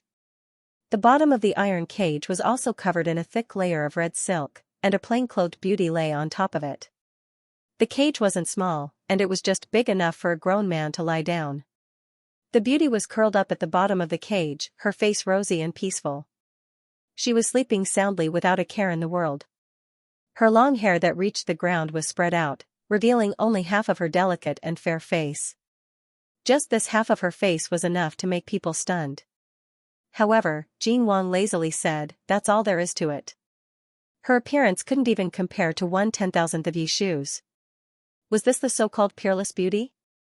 Deceiving the monarch is a serious crime. Drag him away and flog him 100 times. Jin Wang indifferently ordered. The eunuchs immediately went forward to drag him away. Duan Qingji begged, Your Majesty, please forgive me. He is a rare prince of Kuan. Your Majesty, he cried and howled, and the beauty in the cage seemed to be unable to bear the disturbance. She turned over on the soft red silk. The cinnabar mole that had been pressed behind her ear was finally revealed, and a fresh and sweet scent immediately enveloped the entire imperial court. Prince of Kuan's scent was like plum blossoms after the rain, simple and elegant. The sweet and sour taste made people salivate. Jin Wang's expression instantly changed. Almost no one could resist the sweet scent of Prince of Kuan's scent. In the imperial court, many Prince of Kuan's scent were faintly aroused and began to secretly compete with each other. The beauty in the cage was disturbed by everyone's scent. She couldn't bear it and frowned. She softly let out a low moan. Oh. Uncomfortable, Jin Wang suddenly woke up. In the next moment, a strong scent of Prince of Kuan's scent appeared in the imperial court. The emperor's scent was extremely pure and had a strong offensive power. In an instant, it overshadowed everyone's scent. The courtiers' legs were so weak that they almost couldn't stand. In the midst of this suffocating scent, the courtiers heard the young emperor on the dragon throne gently laugh, I like this gift very much. Duan Qing is very thoughtful. When Yishu woke up again, he was lying on a square bed.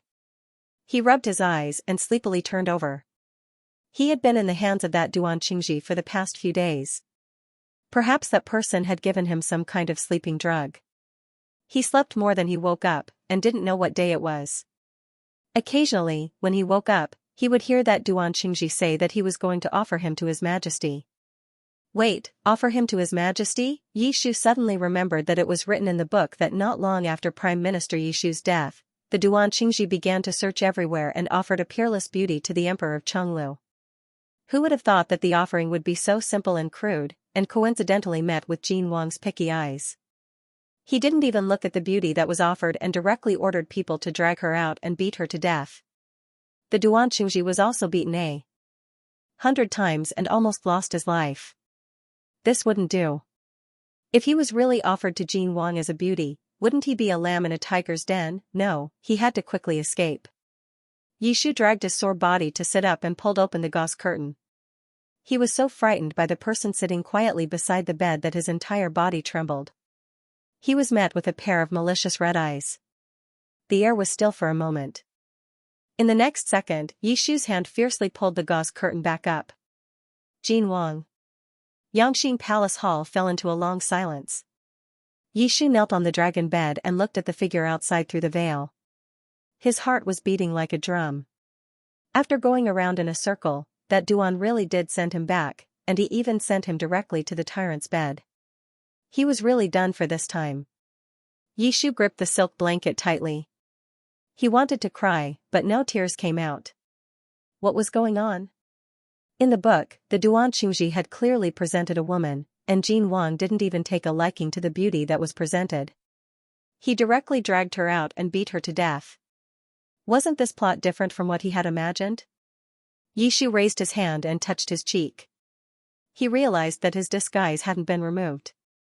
Could it be that Jin Wang had taken a liking to the face that he had disguised himself with by accident? If that was really the case, then shouldn't he put on an act? Outside the veil, Jin Wang was so angry that he wanted to laugh.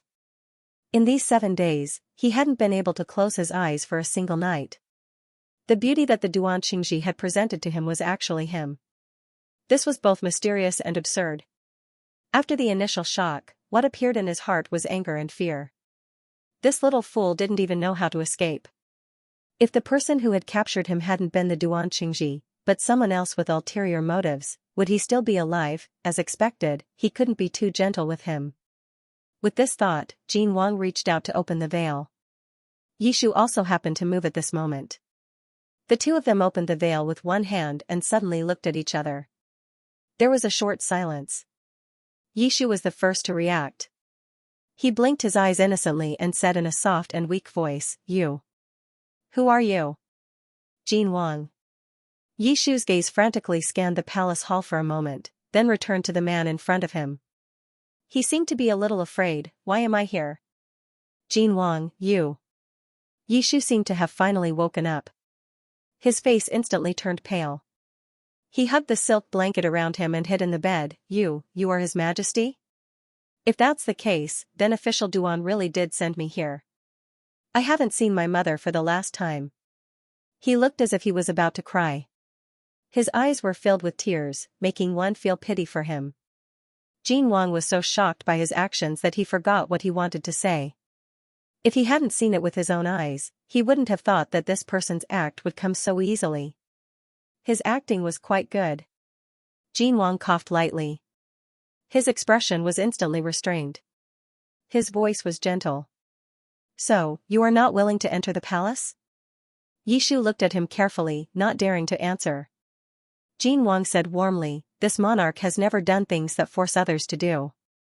If you are unwilling, this monarch will not force you. Yishu's eyes lit up. Then, Jin Wang ignored him and turned his head to order, drag this person away and beat him to death. No. I'm willing. Yishu was so frightened that he almost fell off the bed. He grabbed onto Jin Wang's clothes with one hand. Your Majesty, please don't kill me. I'm really willing to enter the palace. Jin Wang smiled. Wasn't it the minister of Taichung Temple who forced you? Yishu shook his head repeatedly. No. But just now, you clearly. This subject, cough. This commoner was just sighing with emotion. Yishu looked at Jin Wang and braced himself to continue acting. Actually, this commoner has admired your Majesty for many years. That's why I'm willing to enter the palace and accompany your Majesty. You admire me? Jin Wang seemed to have heard an extremely amusing joke. He laughed mockingly. don't the people say that I killed my father and brothers, started wars, was tyrannical, and was heartless and unjust? What do you admire me for? Yishu thought for a moment, then said seriously, the previous emperor was heartless, and the imperial family indulged in pleasure. Outside enemies were eyeing us covetously, and the court officials were protecting each other and colluding with corruption. Your Majesty's actions were all to save the people from disaster. You're not heartless or unjust.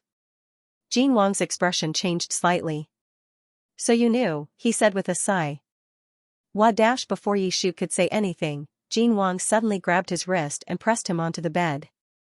Yishu was enveloped by a familiar aura, and he found it difficult to breathe.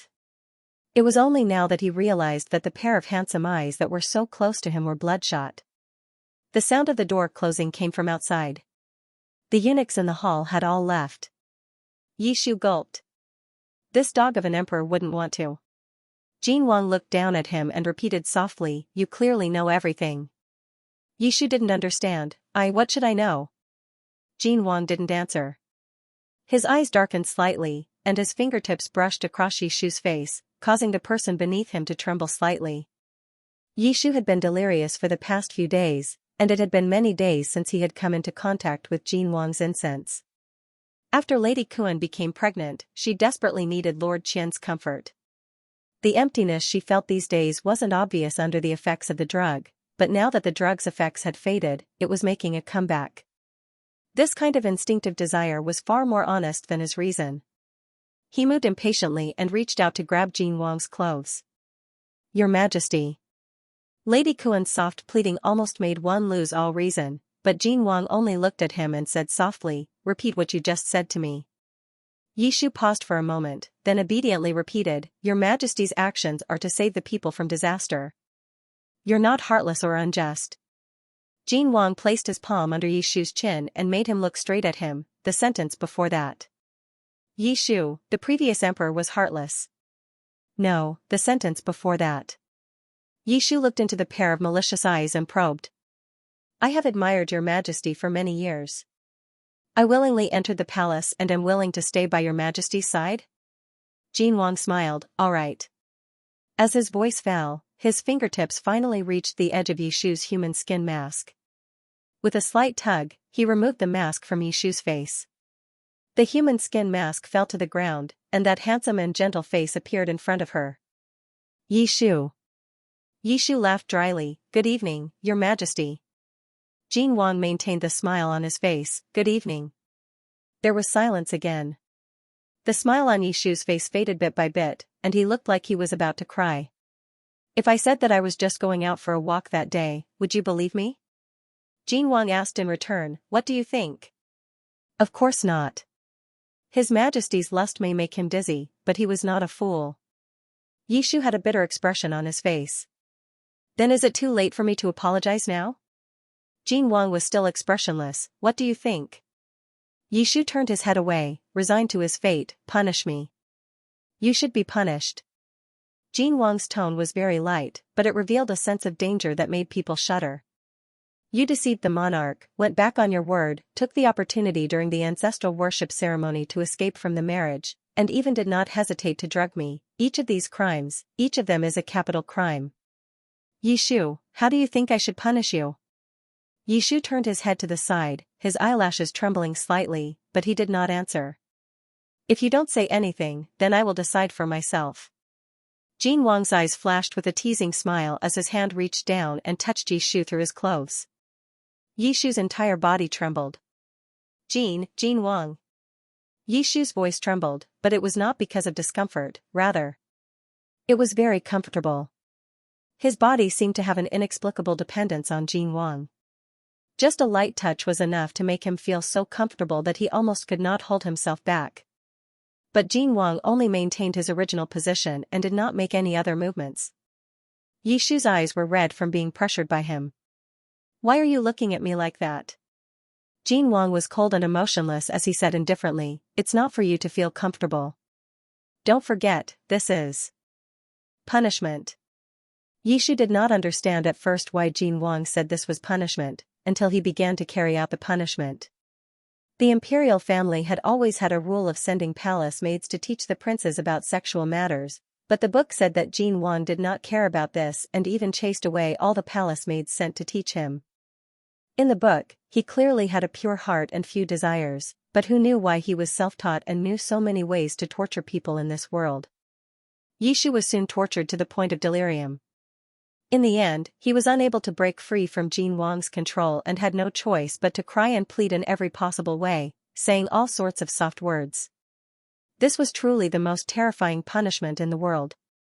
Yishu sank into the dragon bed, exhausted. Jin Wang threw the silk handkerchief he used to wipe the filth off the bed and lay down as well. Yishu instinctively shrank back. Jin Wang laughed in spite of himself. "Are you that scared?" Yishu buried half his face in the quilt. His eyes were still slightly red, as if he had been greatly wronged. "All right." His gaze could always make people feel guilty. Jin Wang pulled him into his arms and whispered, "I won't punish you today. I'll let you off for now." Sexual intercourse was forbidden before 3 months, but Jin Wang's body was in great need of comfort, so he could only use this method. Not only did it help him relieve his pain, but it also served as a punishment. It was killing 2 birds with 1 stone. Yishu's breathing was unsteady. He leaned against Jin Wang's chest and panted softly. Jin Wang couldn't help but tease him, "You can't take it after just 1 time. What will you do in the future? I haven't finished punishing you yet." Yishu couldn't believe it. "You still want to punish me?" Jin Wang raised his eyebrows. "Do you think that your crime of running away can be cancelled out just like this?" "Dog, Emperor, Emperor." Yishu was so angry that he ignored him. Jin Wang pulled the quilt and carefully wrapped him up. "It's still early. Sleep a little longer and then get up for dinner," Jin Wang said. Yishu was already tired after being tormented by Jin Wang. His eyelids drooped and he mumbled, "Okay." Jin Wang stroked his hair and snorted, "If you knew this day would come, why did you do it in the first place? Are you still going to run away in the future?" Yishu was still sleepy. He closed his eyes and mumbled, "Of course I'm going to run away. If I don't run away, am I going to wait for you to bully me?" Jin Wang's eyes were clouded with a trace of haze. "But I can't run away." Yishu's voice was weak and filled with sleepiness. "I think it's better if I don't run away now. I'm so tired." A gloomy expression flashed across his face. Jin Wang took a deep breath and tightened his arms around her, trapping her in his embrace. "You're right. You can't run away." Jin Wang looked down at the youth in his arms. His finger brushed past Yishu's ear.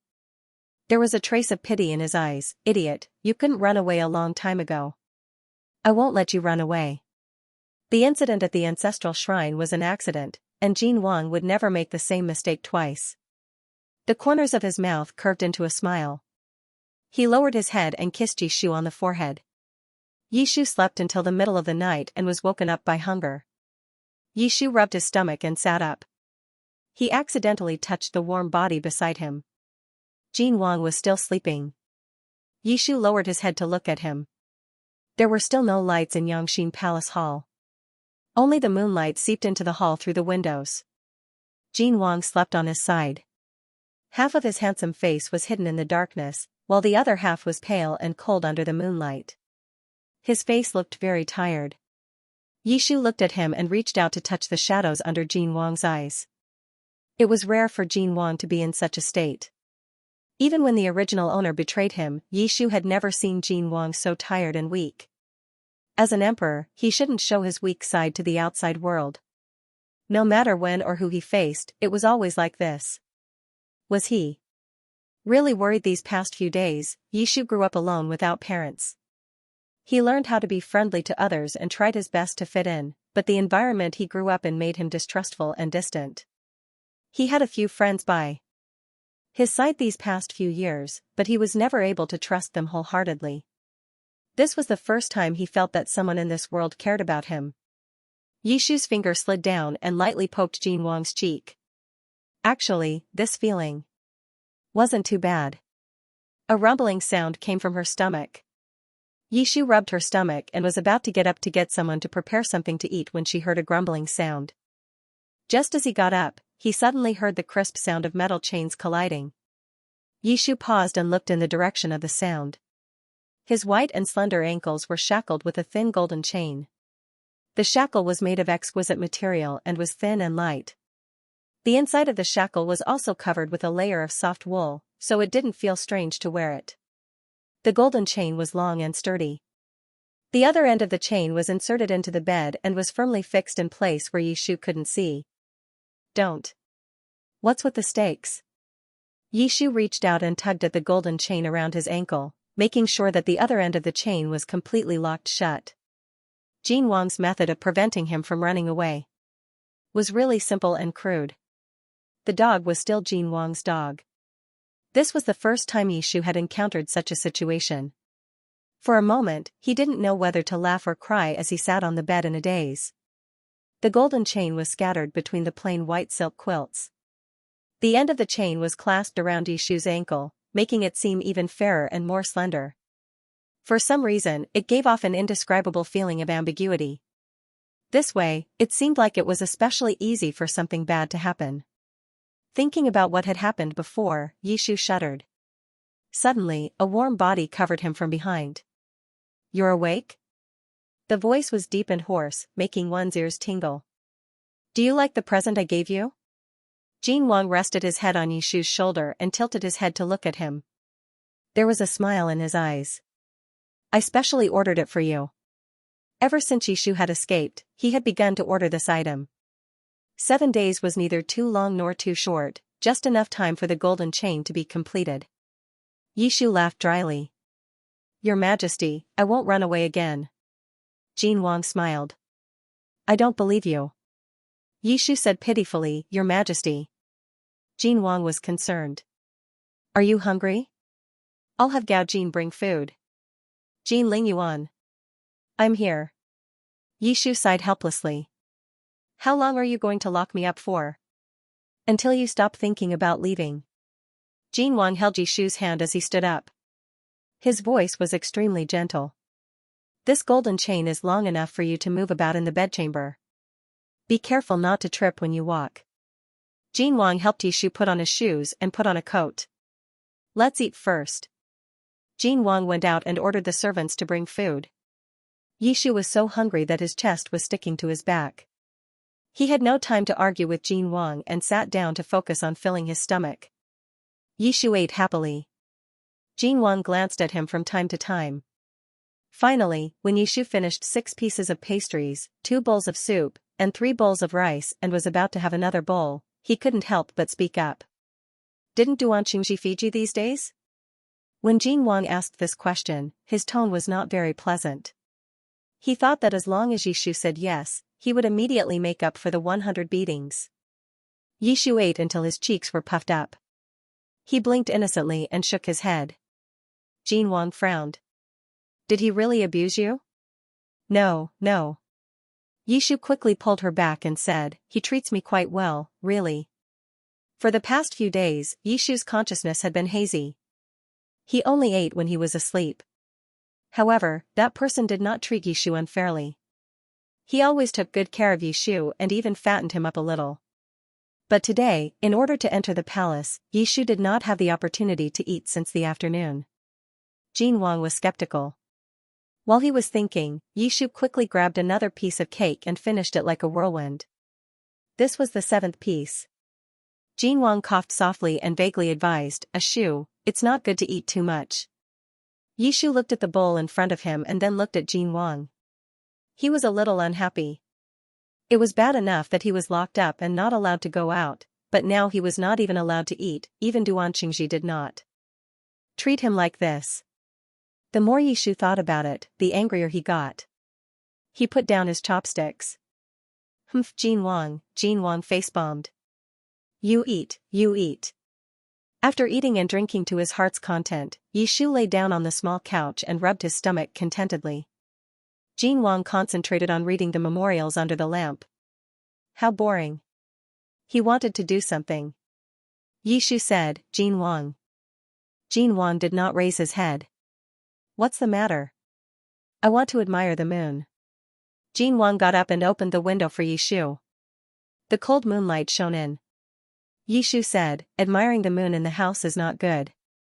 I want to walk around the Imperial Garden. Jin Wang controlled his temper. It's already 9 o'clock. So what? Yishu sat up. Admiring the moon is not at night. When else can it be? Jin Wang did not answer. Yishu stood up and walked over to Jin Wang without putting on his shoes. He was still not used to having a chain around his leg and almost tripped when he reached the table. Jin Wang hurriedly caught him. Jin Wang was still in shock and said angrily, didn't I tell you to be more careful? What if you fall? Who told you to make me wear this? I'm not used to it. Yishu paused and said unconcernedly, besides, if you fall, then so be it. The floor of Xianxia Palace Hall is covered with carpets. Even if you throw a porcelain doll on it, it won't break. How can I break it? Jin Wang was so angry that he wanted to hit him. But he could not hit him. This person could not be touched or knocked on, but he did not know that. The effect of angering him was doubled. Jin Wang took a deep breath and smiled. But I'm worried that you'll fall. In order to not make me worry, why don't you shorten the length of the chain and just stay in bed every day? What do you think? Yishu's expression froze and he shook his head repeatedly. No, no, no, Jin Wang's tone was very considerate. Didn't you say that you're not used to wearing it? I'm used to it. I'll get used to it very quickly. Yishu said timidly. There's no need to shorten it. Jin Wang smiled with satisfaction and pulled Yishu into his arms. They sat down at the table. If you're not tired, then accompany me to look at the memorials. No, I want to admire the moon. Then go to sleep. I'm not sleeping. Yishu hooked his arm around Jin Wang's neck and said gently, I just want to go out for a walk. Let me go, gidged Jin Wang. Jin Wang's hand that was holding the memorial trembled. Yishu noticed his reaction and secretly laughed. His voice became even sweeter. Gidged Jin Wang, is there really no way? Jin Wang's ears turned red and he said uneasily, don't call me that. Then what should I call you? Yishu leaned close to his ear and whispered, whatever you want to hear, I'll satisfy you. Jin Wang's ears turned even redder. However, Yishu refused to let him go.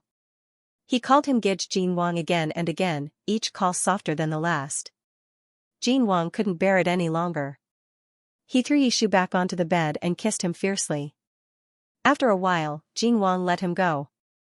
Yishu couldn't breathe properly and didn't dare to mess around anymore. Jin Wang looked up at him with a hint of desire in his eyes. Ashu, don't force me. Yishu couldn't detect the fragrance of his incense, but Jin Wang could smell it. The fragrance of the plum blossoms never completely dissipated.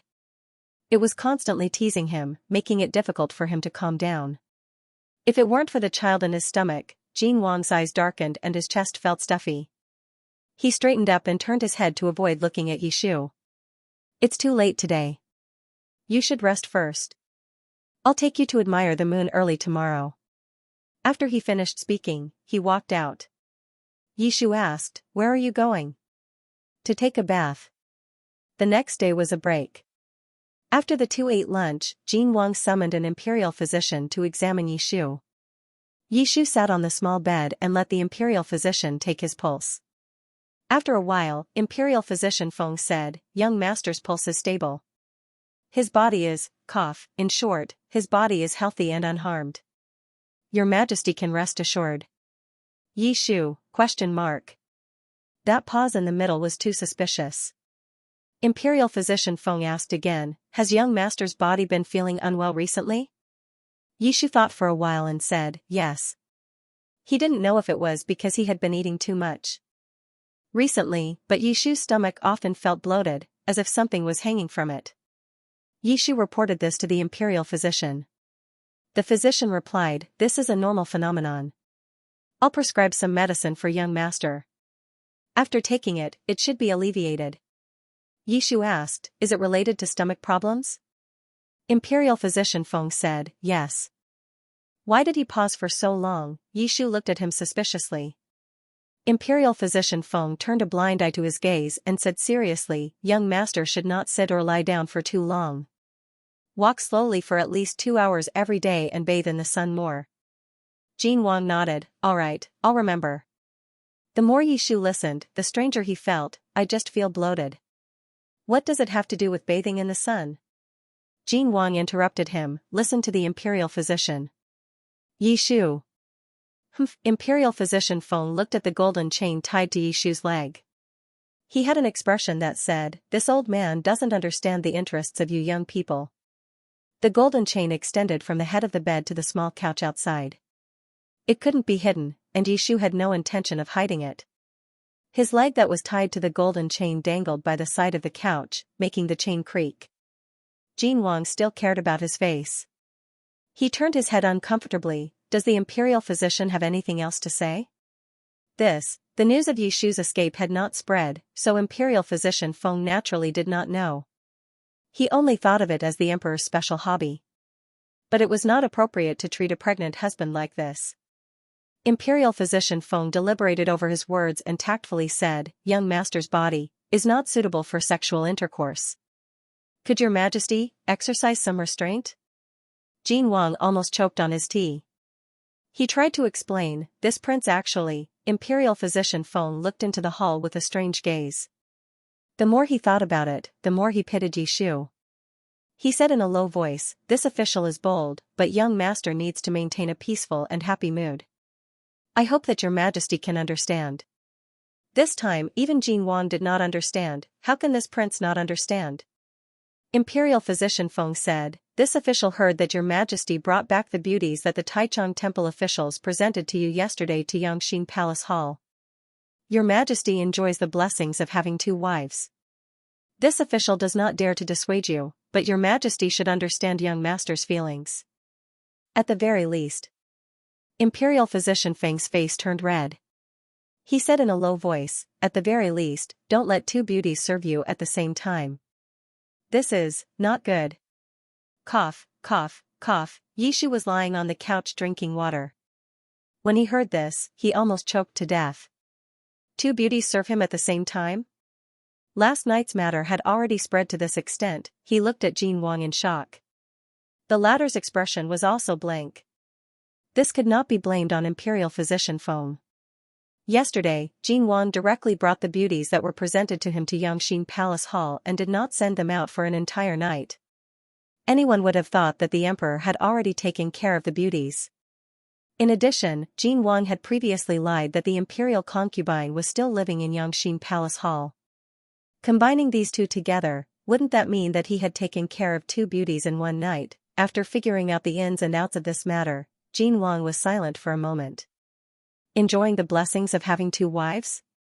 He clearly did not meet any of them. Jin Wang had no way of explaining. He could only kindly agree and let someone send imperial physician Feng away. Yishu finally could not hold it in anymore.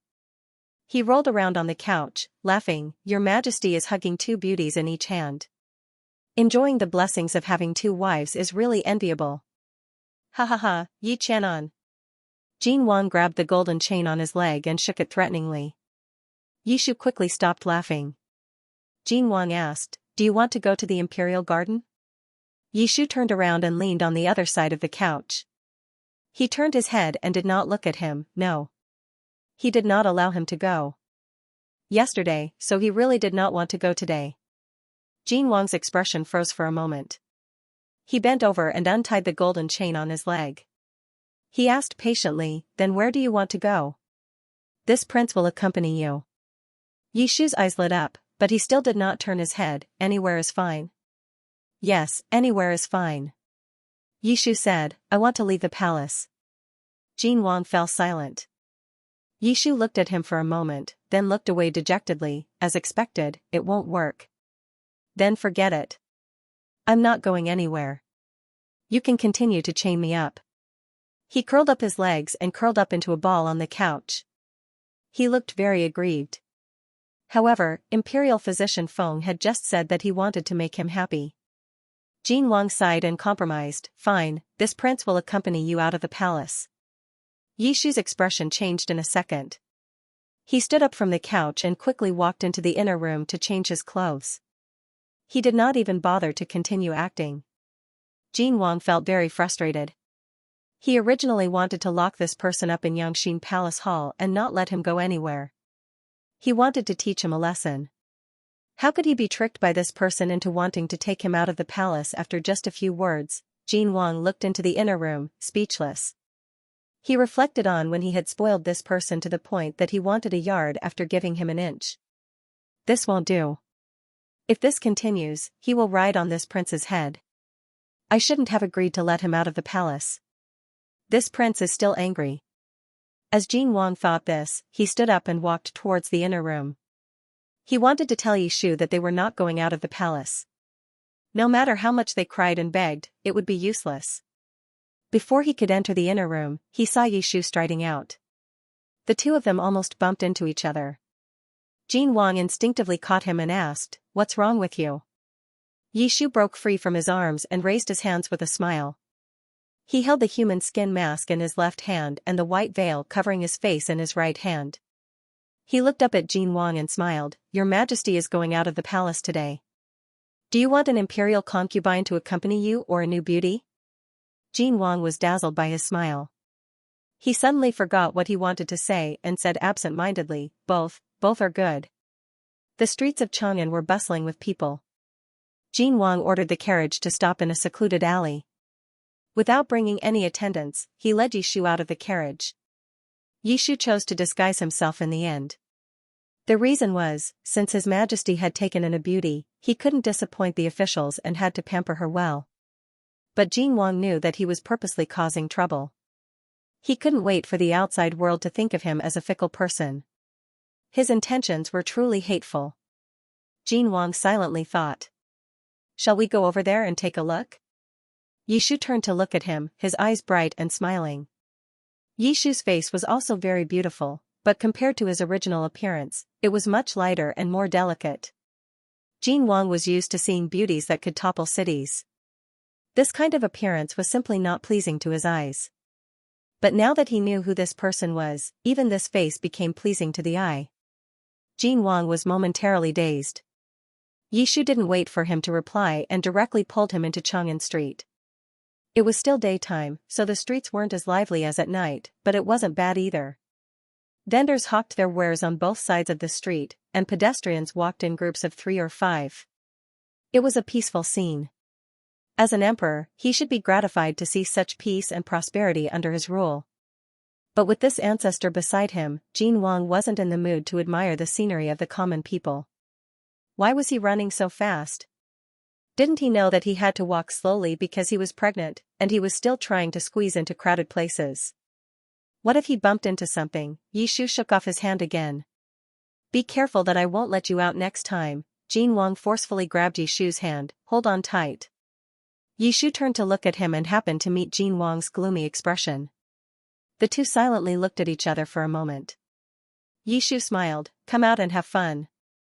Why are you pulling a long face? Here, this is for you." He stuffed a stick of candied haws into Jin Wang's hands. Jin Wang was stunned for a moment, then absent-mindedly asked, You bought this for me?" "Yes." Yishu also held a skewer in his hand. He stuck out the tip of his tongue and licked the sugar coating. "Your Majesty probably doesn't have the chance to eat these in the past. Try it. It's very delicious." Jin Wang lowered his head and took a bite. It tasted sweet and sour, just like this person's incense. That's not right. Hawthorn is astringent. It's far worse than letter incense.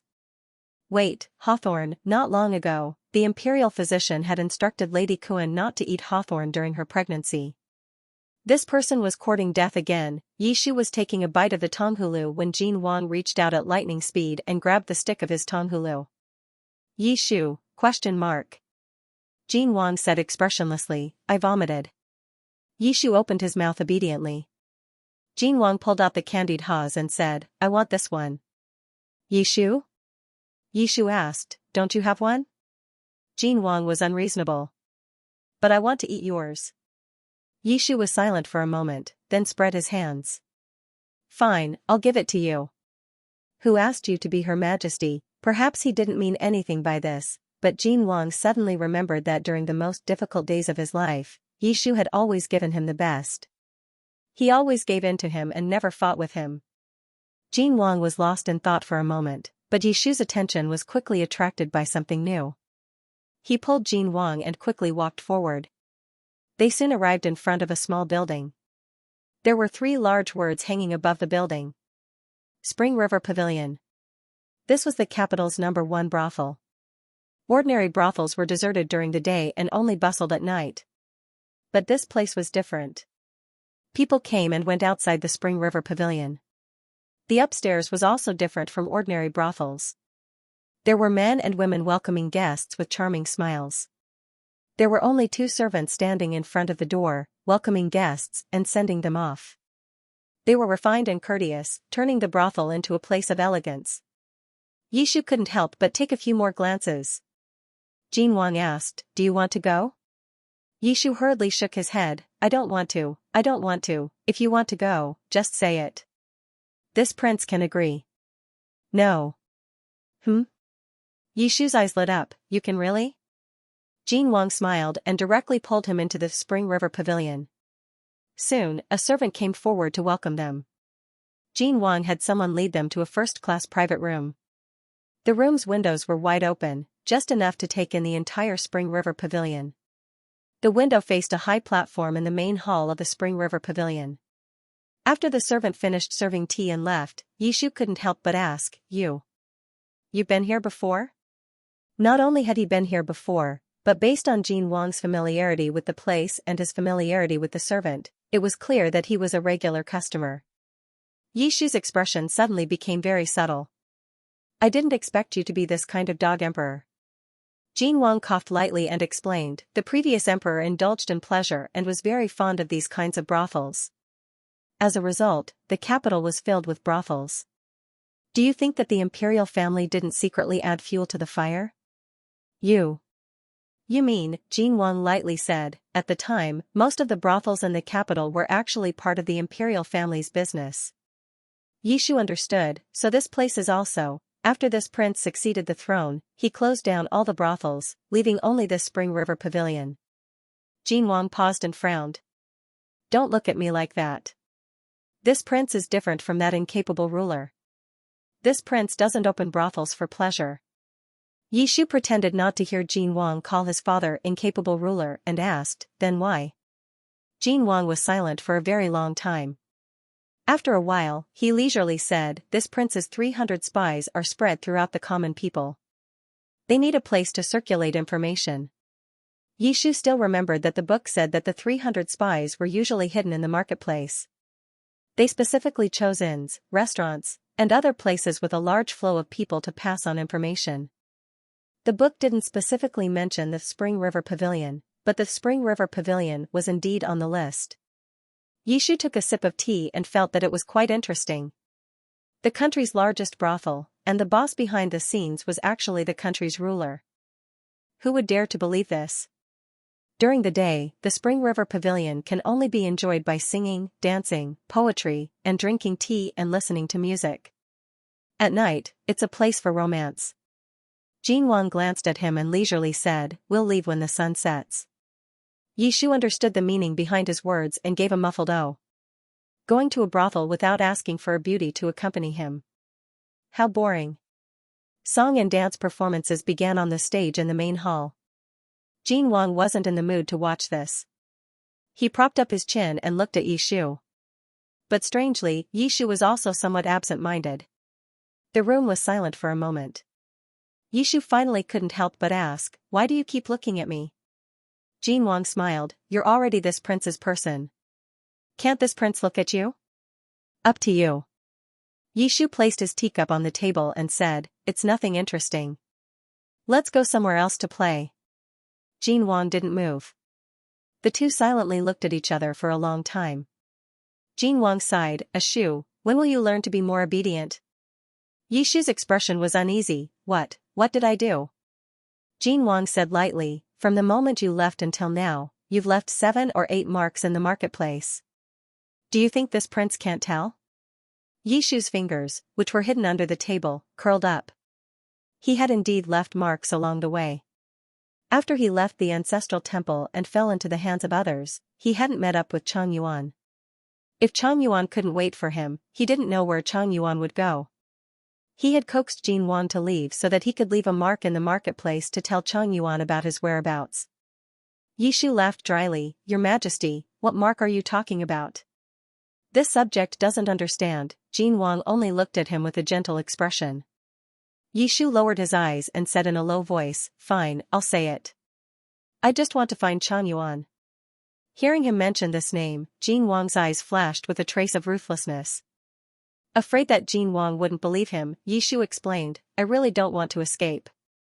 It's just that Chang Yuan doesn't know where I am and will definitely be very anxious.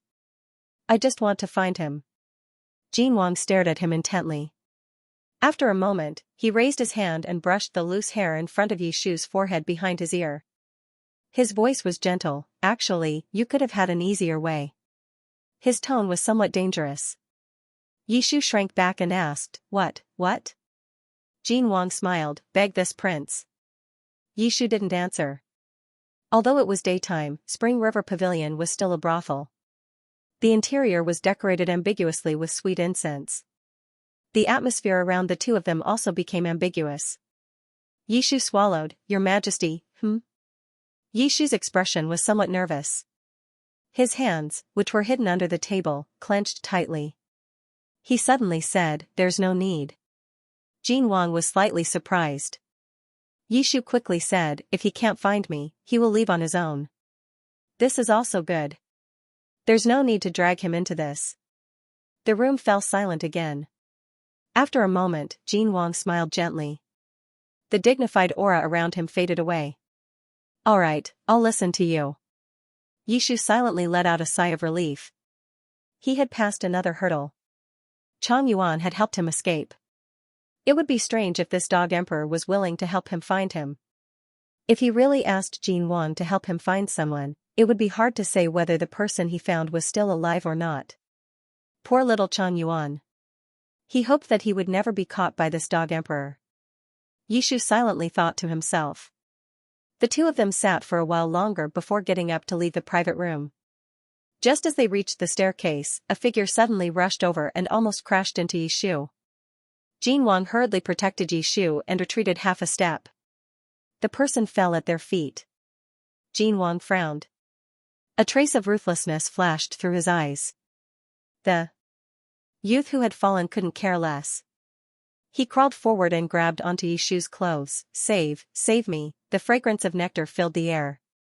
Yishu was about to speak when he heard a sharp shout from behind him. Where are you running to? You dare to disturb the guests? Bring him back. A few manservants immediately went forward to grab the youth who had fallen down. The youth raised his head. He wasn't very old. He looked to be around 16 or 17 years old. His face was delicate and youthful, and there was a cinnabar mole between his eyebrows. His forehead had been knocked against the staircase and there was a small cut. However, the youth didn't seem to feel any pain.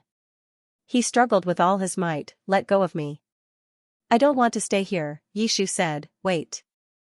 Everyone stopped what they were doing. The youth was only wearing a coarse cloth shirt.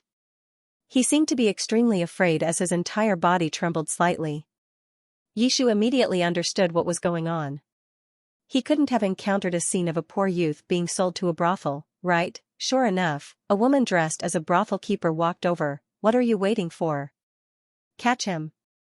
I spent a lot of money to buy this Kuan-jun. If you let him escape, all of you can scram. Sure enough, it was like that. The servants were about to make a move again. The youth scrambled to hide behind Yishu. Young master, save me, why are you still running? Your father sold you. The brothel keeper walked closer as she spoke. When she saw Jin Wang's face, her voice stopped abruptly. You're. Jin Wang shook his head at her without a change in expression. Spring River Pavilion was a gathering point for spies to pass on information. The brothel keeper here was naturally one of Jin Wang's spies. Yishu didn't pay attention to this. He gently tugged at Jin Wang's clothes. A yuan. Jin Wang looked back at him. This child. Yishu hesitated for a moment, then said, Didn't you say that you can return the family property to me? Can I take some of it first and save him? Jin Wang didn't hesitate and smiled. Of course you can. He turned back to look at the brothel keeper. You heard everything? I heard. The brothel keeper's face was calm, but her heart was in turmoil. His Majesty was actually speaking so gently to someone else, could she have mistaken him for someone else? Jin Wang calmly said, "Name your price." Even if she had 10,000 times the courage, she still wouldn't dare to accept money from the king. She shook her head repeatedly, "No, no." Jin Wang said, "I'll let you name your price. 500 taels. The brothel keeper hurriedly explained, as if she was worried that the king would think that she was shouting out random prices. This child has the body of a Kuan ruler. His differentiation is earlier than normal people. It's really rare. I had to compete with several other families to buy him. Your Majesty. Cough, if young master likes him, I can give you a discount? No need. Jin Wang said, I'll take him away. I'll send the money later. He turned to look at Yishu, are you satisfied now? Yishu didn't answer. The brothel keeper's words confused him. What is a Kuan ruler? Differentiation. What is that? The two quickly brought the youth out of Spring River Pavilion. Yishu wanted to give him some money so he could leave freely. How can I do that? The youth refused to accept it. Benefactor saved me, so I can't accept any more money from him. Yishu asked, do you want to go home? I don't want to go home. The youth shook his head. I've lived with my father since I was young, but my father gambled heavily and sold me to a brothel. I won't go back. I want to find a place to stay in the capital and find a way to make a living. The youth's eyes were clear and bright. Benefactor, can you tell me your name? When I earn enough money in the future, I will definitely repay you. Whether it was Yishu or Jin Wang, it was not convenient for them to reveal their names. Yishu said, we also live in the capital. If you continue to live here, we will have a chance to meet again. Yishu insisted on not telling him his name, so the youth did not ask any more questions. He could only nod. I look forward to our meeting again. I hope that by that time I will have enough money to repay you. Yishu smiled and nodded. The youth looked at Jin Wang, who was standing not too far away. The latter was dressed in black and stood under a tree. His figure was tall and slender, and his aura was extraordinary. The youth asked in a low voice, is that your husband? He's really good-looking. Yishu instinctively wanted to deny it, but the youth hurriedly said, don't misunderstand, I don't mean anything else. I just envy you. He must be very good to you. Yishu paused, then said softly, he is indeed very good to me. To be honest, Jin Wang was indeed very, very good to him. The ruler seemed to be naturally sensitive and suspicious, not to mention that Jin Wang had experienced all that when he was young. It was already not easy for him to treat him like this under all these circumstances. If that dog of an emperor stopped causing trouble, he would treat him better when he returned. The youth smiled. I wish you and your husband happiness forever. The two parted ways in front of Spring River Pavilion. Yishu returned to Jin Wang's side. What took you so long? What did you say? Jin Wang asked. I'm talking about you. Yishu raised his head and smiled gently at him. You said that he was so handsome, and your Majesty had spent a lot of money to buy him back. You really don't want to add him to your harem, so you let him go just like that? Jin Wang reached out and pulled her into his arms. I already have 2 beauties in my harem, why would I need more? Furthermore. Jin Wang lowered his head and stared into his eyes. He said in a low voice, he's far inferior to you. I don't like him. I only have eyes for you. Yishu's heart trembled slightly. Jin Wang rarely said such things to him. Or perhaps in the past, he had said it with a teasing tone, but Yishu did not take it to heart. But it was different this time. His eyes were sincere and passionate. He wasn't trying to coax him, nor was he trying to tease him. Yishu suppressed the unfamiliar throbbing in his heart. He tilted his head and smiled. Your Majesty's sweet talk is truly becoming more and more powerful. Jin Wang's eyes were smiling. Just as he was about to speak, he heard Yishu say faintly, it's just that the imperial concubine is pitiful. Not only can she not come out to play with your Majesty, she can't even hear your sweet talk. Your Majesty only has eyes for me, so where does your Majesty place the imperial concubine? It's true that when you see the new person smile, how can you hear the old person cry? Jin Wang's expression froze on his face. Was this person addicted to playing harem fights with himself? Of course I also have eyes for the imperial concubine. Don't, Jin Wang instinctively tried to explain himself, but when he saw Yi Shu's shoulders shaking from trying to hold back his laughter, he realized that he had fallen into a trap. Jin Wang gritted his teeth. Yi. Chi. N. Ha ha ha, I was wrong.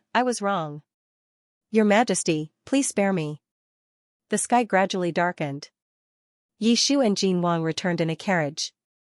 Yi Shu remembered the question he had at Spring River Pavilion. Kuan-jun? Jin Wang's eyes narrowed slightly as he frowned. You don't know what Kuan-jun means? Yi Shu said uncertainly, should I know? Yi Shu clearly remembered that there was no such setting in the book.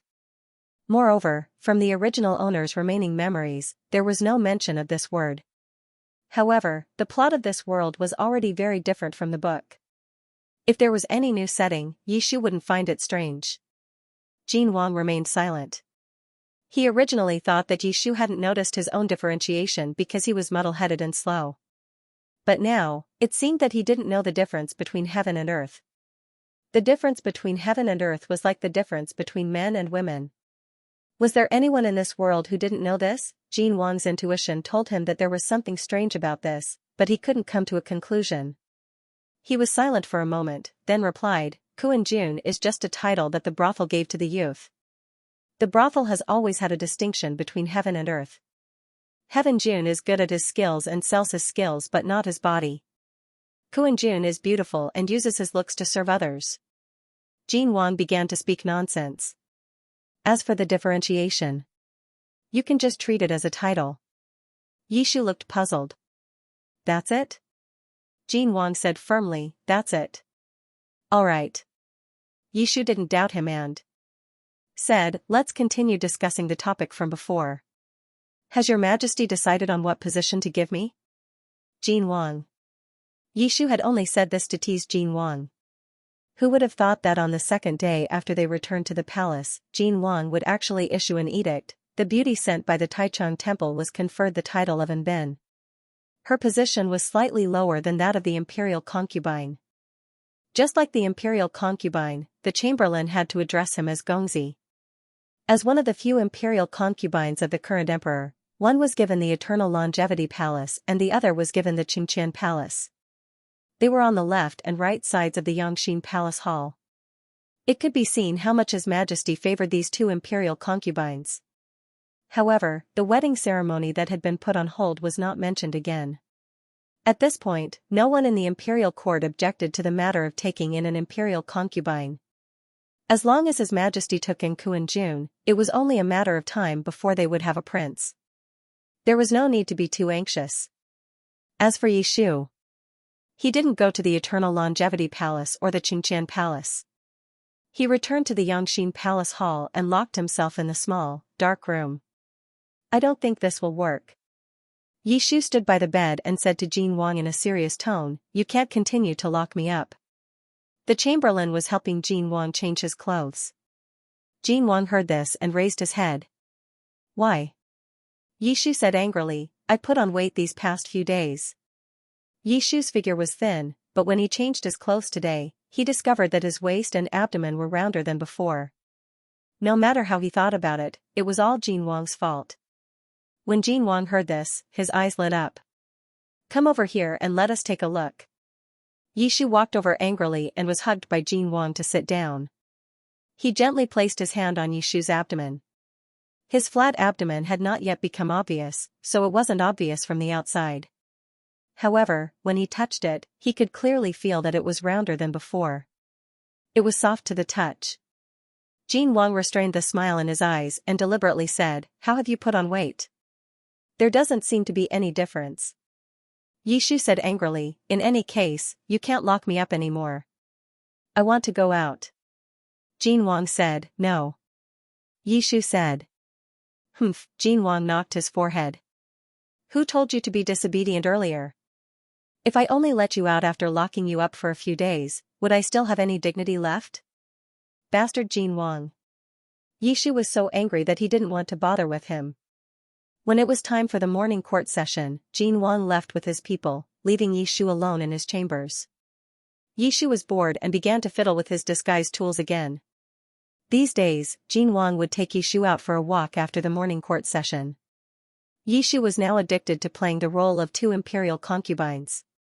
Every day, he would change into a different identity, saying that he wanted to let His Majesty have equal access to both. Not only that, he also tried to develop other people's disguises in an attempt to bring Jin Wang into the imperial harem. However, during his first attempt, Jin Wang discovered that there was an unfamiliar man on his dragon bed after the morning court session. He was so angry that he almost dragged the man out and beat him to death. It was an extremely tragic experience. Yishu had just finished disguising himself when a servant came in to report, "Young master, Imperial Physician Feng is here for a routine examination.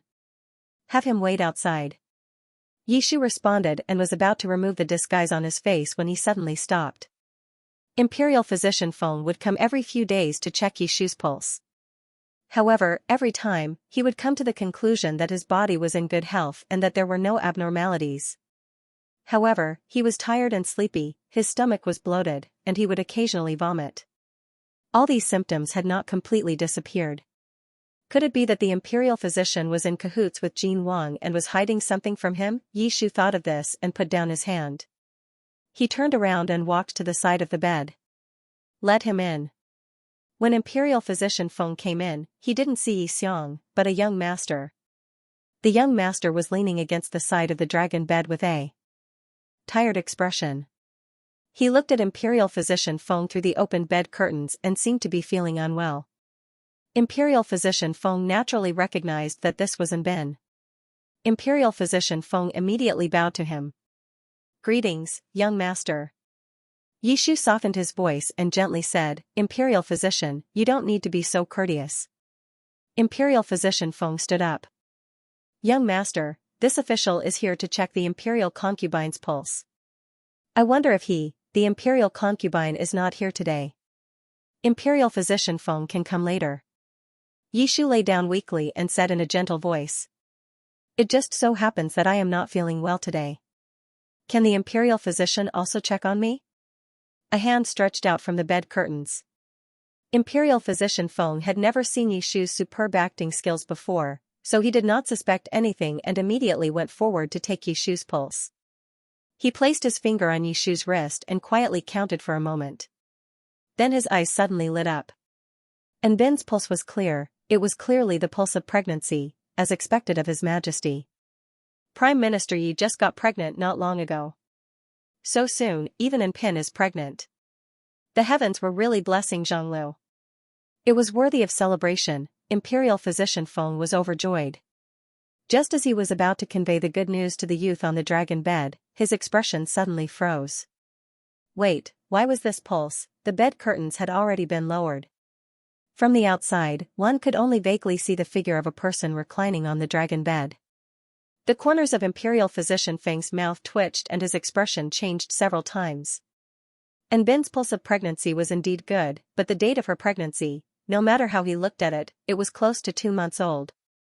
2 months ago, Bin hadn't entered the palace yet. Imperial Physician Feng suddenly realized that he seemed to have discovered some incredible secret of the imperial family and his face immediately became deathly pale. Yishu leaned against the bed and observed Imperial Physician Feng's expression through the gap in the curtains. He was a little impatient.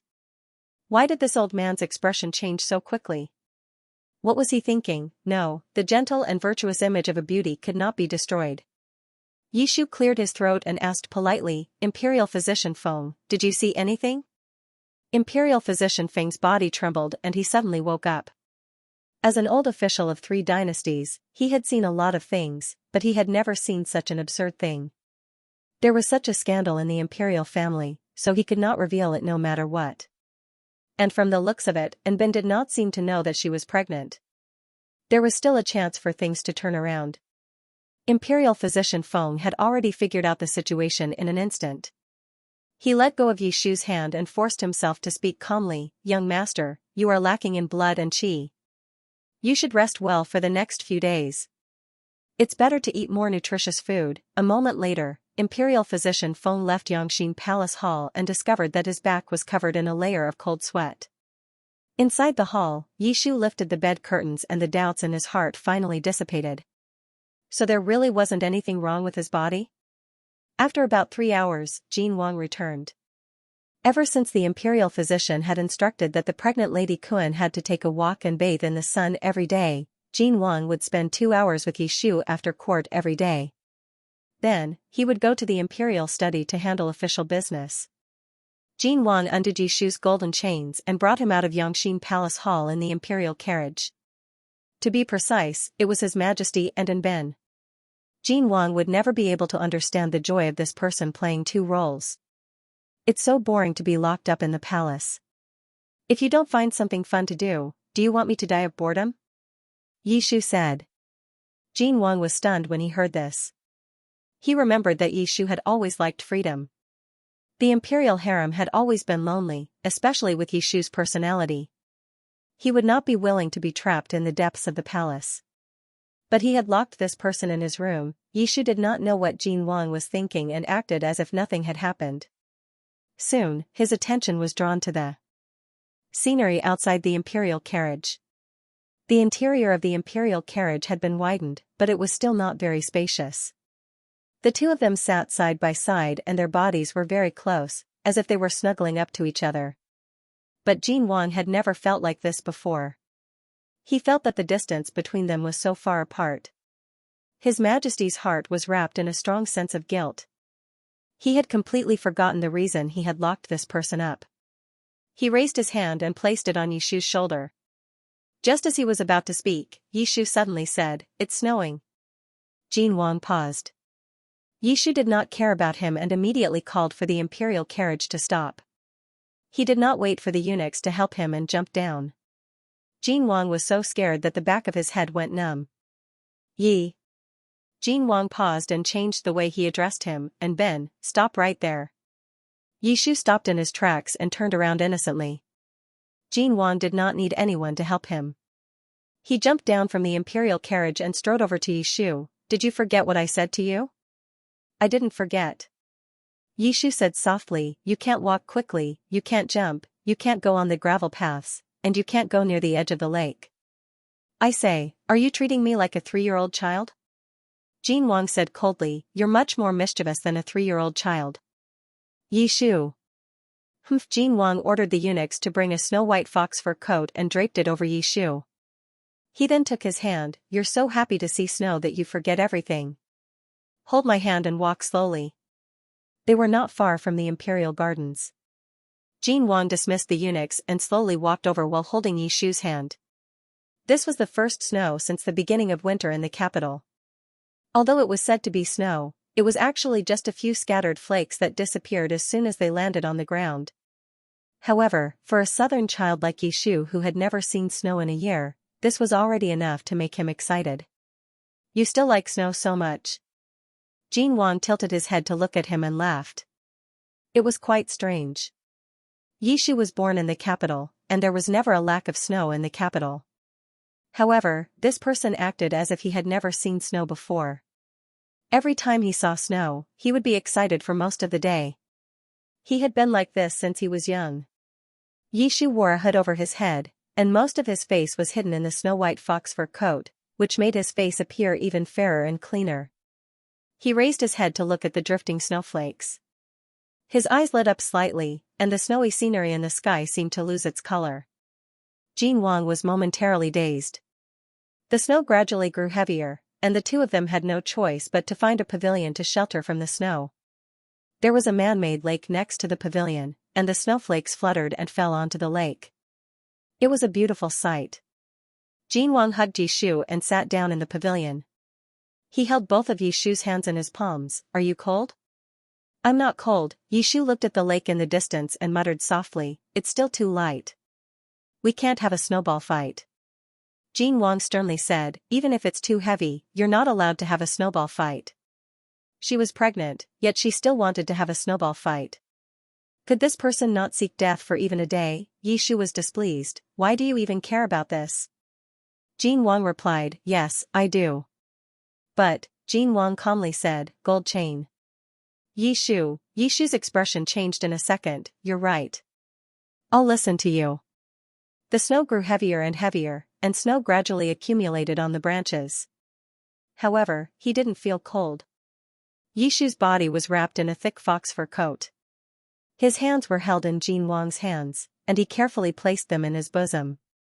Yishu looked down and felt the warmth of Yishu's palms pass through his hands. It warmed his limbs and bones, and even reached his heart. Even the deepest part of his heart seemed to be melted by this warmth. Why are you looking at me? Jin Wang asked. Nothing. Yishu looked away and said softly, this is the first time I've seen the first snow.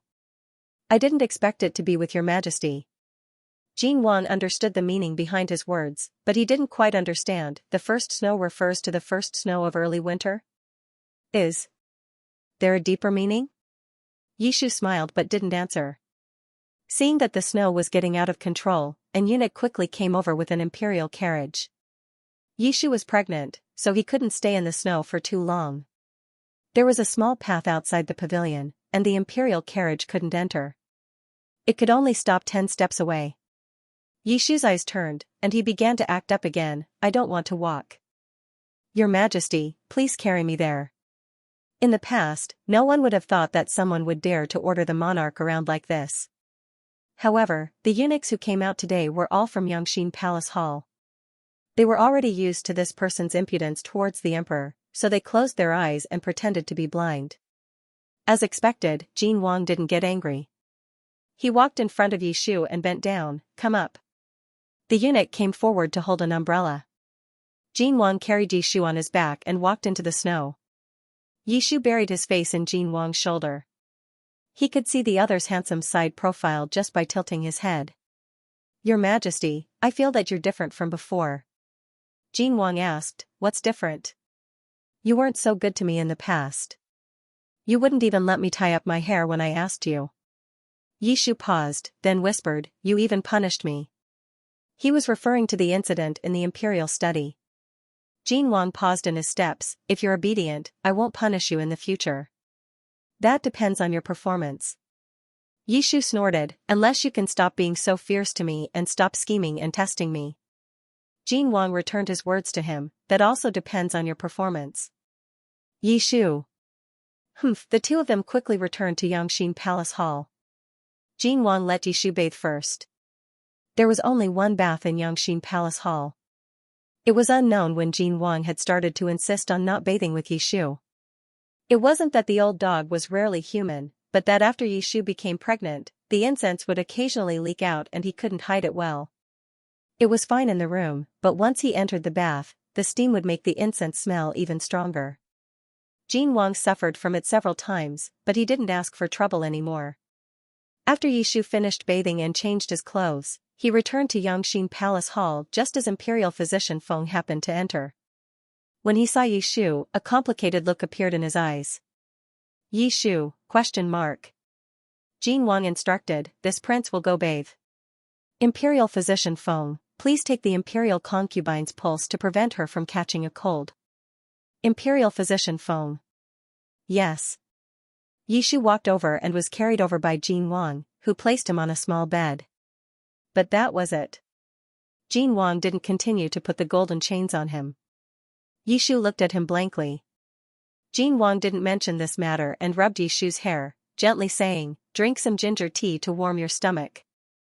This prince will be back soon. Yishu obediently agreed. Jin Wang quickly left. Yishu sat up straight and allowed Imperial Physician Feng to take his pulse.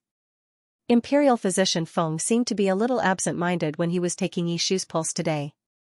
His expression was sometimes hesitant and sometimes indescribable. Yishu was afraid that if he continued like this, his old face would cramp up sooner or later, so he said considerately, Imperial Physician, if you have something to say, just say it. The Imperial Physician's gaze swept across the room and he asked in a low voice, Young Master, may I ask if Inben is in the hall? Yishu's expression turned serious, no, of course not. That's good. The imperial physician took a deep breath and lowered his voice, mysteriously saying, "This official has a shocking secret to tell, young master." Between the emperor's two concubines, imperial physician Feng was more biased towards the former Yi Xiang. Yi Shu and Jin Wang had both grown up under imperial physician Feng's care. 10 years ago, Jin Wang caught a cold and had a high fever that didn't subside for several days. At that time, imperial physician Feng happened to be out. The imperial physician Feng looked down on Jin Wang, an unfavored prince. Yi Shu came to seek treatment several times, but was always rejected. When imperial physician Feng returned to the palace, Yi Shu was kneeling at the entrance of the imperial physician hospital. On a snowy night in the middle of winter, his body was covered in snow. Imperial physician Feng had always seen the deep affection between these two children. From being reluctant to get rid of her after the rebellion, to now letting her be pregnant with his child, in imperial physician Feng's opinion, Yi Shu and Jin Wang's relationship was already at the end of the tunnel. And Ben just had to appear at this time. On one hand, imperial physician Feng sighed at Ben's audacity. On the other hand, he sympathized with Yi Shu, who was still in the dark. Thus, after he returned home today, he thought about it from left to right and finally made up his mind. Compared to directly informing the emperor, it was more beneficial to inform Yi Shu in advance, even if it meant that he could prepare in advance. This was something he had learned from the harem when he was loyal to the previous emperor. Imperial physician Feng deeply felt that the harem was not easy. He moved closer to Yi Shu's ear and solemnly said, "And Ben is pregnant." He paused and then said even more solemnly, "It's not the emperor's blood." Yi Shu drank his ginger tea. "Just this, I was wondering what was she pregnant with?" Yi Shu spat out a mouthful of ginger tea and almost choked himself to death. The imperial physician rushed forward to help him breathe, but Yi Shu dodged. "Don't move. Just now, you said that and Ben. What's wrong with him?" "He's pregnant." The imperial physician said, "It's been almost 2 months. Cough, cough, cough." Yi Shu's coughs became even more earth-shattering. Pregnant? Was it the pregnancy that he understood? Pregnant with a big belly and able to give birth to a child? Yi Shu took a while to recover, and his hand unconsciously fell to his abdomen. Yangxing Palace Hall was heated by a fire, so the temperature was just right. He was only wearing a thin inner robe. Under the thin clothes, he could clearly feel the soft curve of his lower abdomen. In the past 2 months, he often felt sleepy and nauseous, but he didn't know why. The imperial physician didn't find any problems, so he didn't have any suspicions.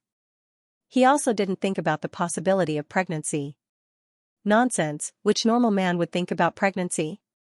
Also, why didn't this old man look strange at all? What kind of book was he wearing? Yi Shu's mind was in a mess, and he couldn't figure it out.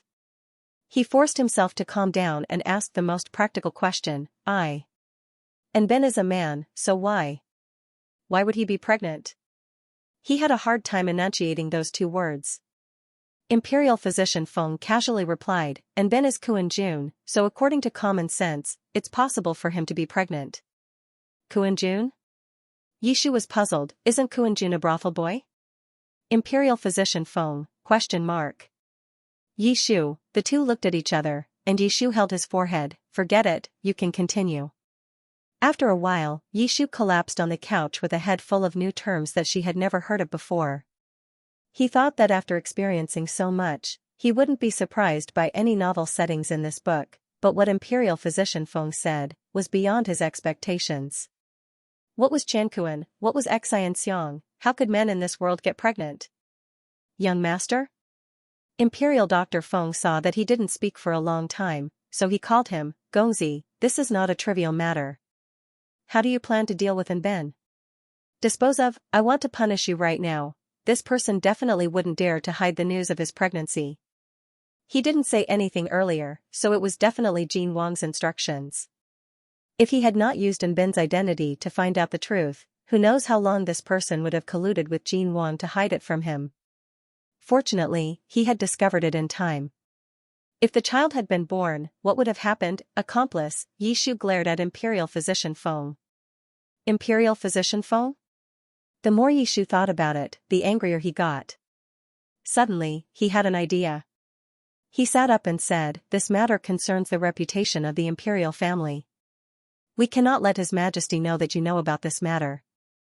Imperial Dr. Feng was startled. "If you don't tell His Majesty, then, of course I can't tell His Majesty." Yishu sat cross-legged and said with a serious expression, "Think about it. After His Majesty knows about this, wouldn't he be furious and execute Ben? Not only would he execute Ben, but to prevent His Majesty from being cuckolded. To prevent this news from spreading, wouldn't he want to silence him?" Yishu pretended to be serious. "At that time, you and I won't even be able to keep our lives." Imperial Physician Feng understood and asked, "Then young master's meaning is?" Yishu pondered for a moment and asked in a low voice, "I want to know, if I want to abort the child now, is it too late?" Imperial Physician Feng understood. Young master wants to secretly get rid of Ben's unborn child and then inform His Majesty about this matter? This way, not only will this matter be handled properly, His Majesty's reputation will also be protected. Young master is really good at this. Yishu looked at Imperial Physician Feng with a complicated expression. "What did this person learn in the harem?" Yishu coughed lightly. "Yes, that's what I meant." "Is there a way?" "Naturally there is." Imperial Physician Feng's tone was quite proud. 3 months into the pregnancy, the heart of the fetus is unstable, so it's not difficult to abort. This subject has developed a medicine that can cause the fetus to abort without pain or injury. However, this way, it will not be easy for the mother to give birth in the future. Yishu's eyes lit up. "That's it. Ask the imperial physician to prepare the medicine as soon as possible." This matter could not be spread. The abortion medicine was no small matter. Imperial Physician Feng still needed a few days to prepare the medicine. Imperial Physician Feng quickly left the bedroom. Yishu's body relaxed and he lay back down on the small bed. After calming down and thinking about it, he realized that after transmigrating into this book, everything was indeed abnormal. This was clearly a political novel that talked about fighting in all directions and unifying all the countries. However, after transmigrating for 2 months, the male lead still hadn't followed the main plot. And he, the cannon fodder who should have been executed at the beginning, not only accidentally slept with the male lead, but also became pregnant with the male lead's child. Moreover, the settings of the heaven and earth lords were completely unheard of in the original book. Yishu had heard that there were people online who liked to write fanfiction for popular novels.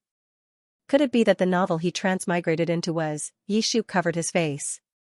If this was really the case, then it would explain why Jin Wang was so lovey-dovey. Thinking of that dog emperor, Yishu felt a burst of anger in his heart. Recently, he felt that the dog emperor had been treating him well. Just as he was starting to like him, he gave him such a big surprise. There was no way he would give birth to this dog's child.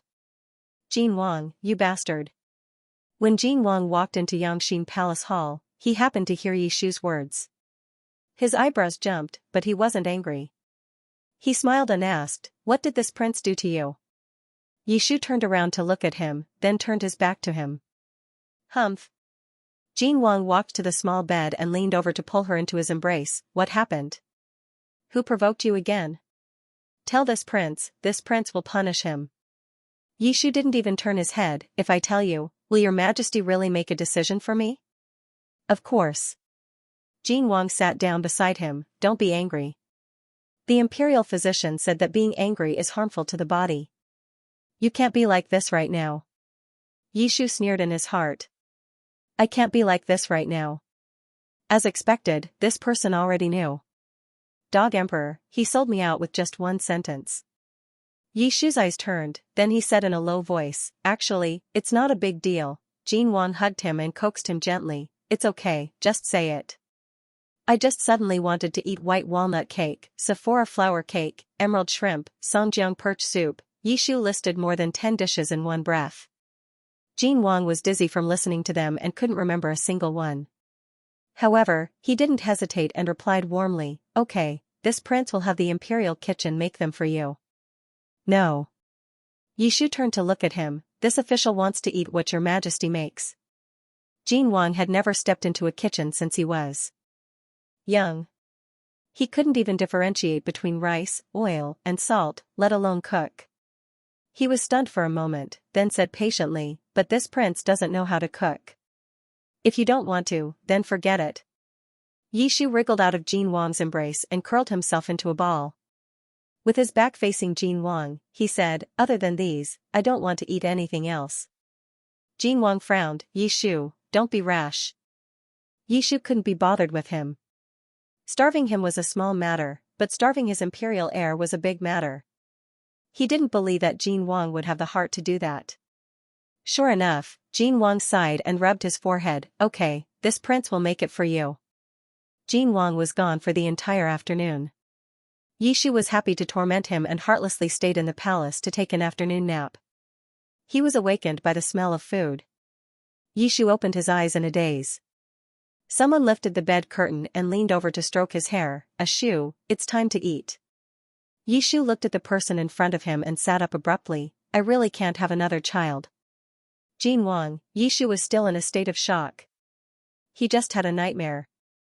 In the dream, he and Jin Wang really did become husband and wife. He even gave birth to a litter of puppies for this dog. That litter of puppies chattered noisily throughout the entire dream.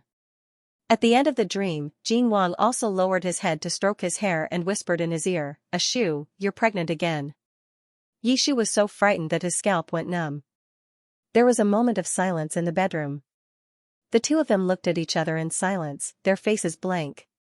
Yishu woke up and laughed dryly, Did I say anything just now? No.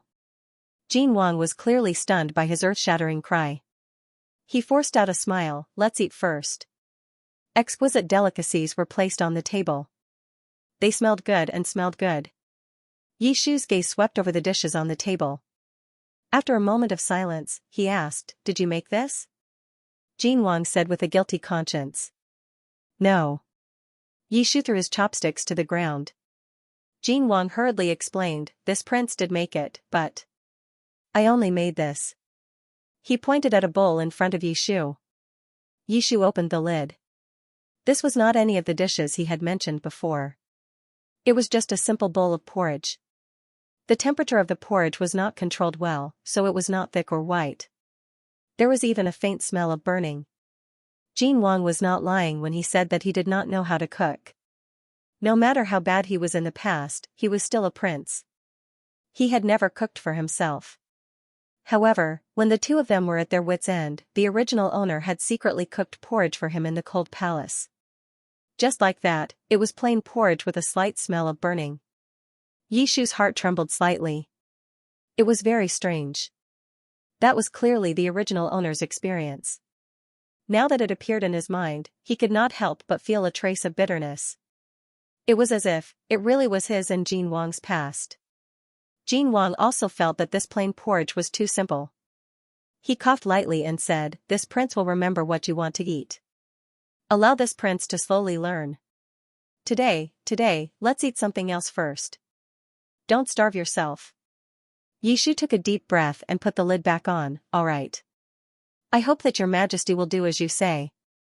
Don't make this subject wait too long. Of course. Jin Wang said, this prince was able to make porridge on his first try. Making other dishes is just a matter of time.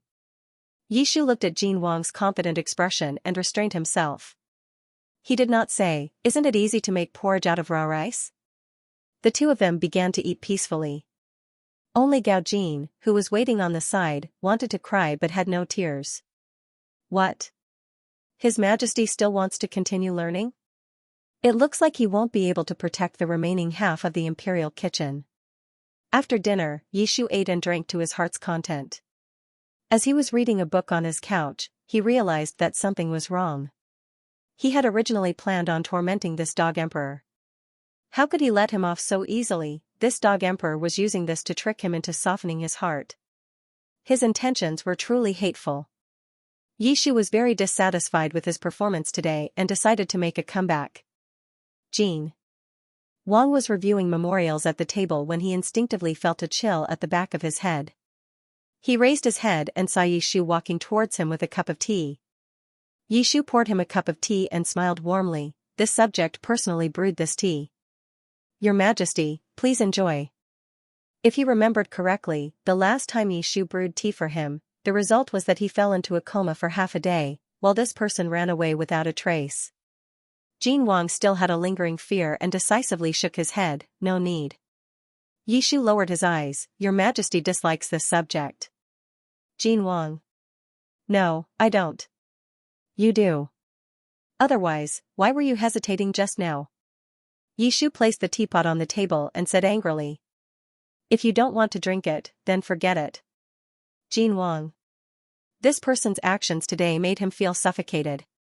The imperial physician said that after Lady Kuan became pregnant, her emotions would change and she would become irritable.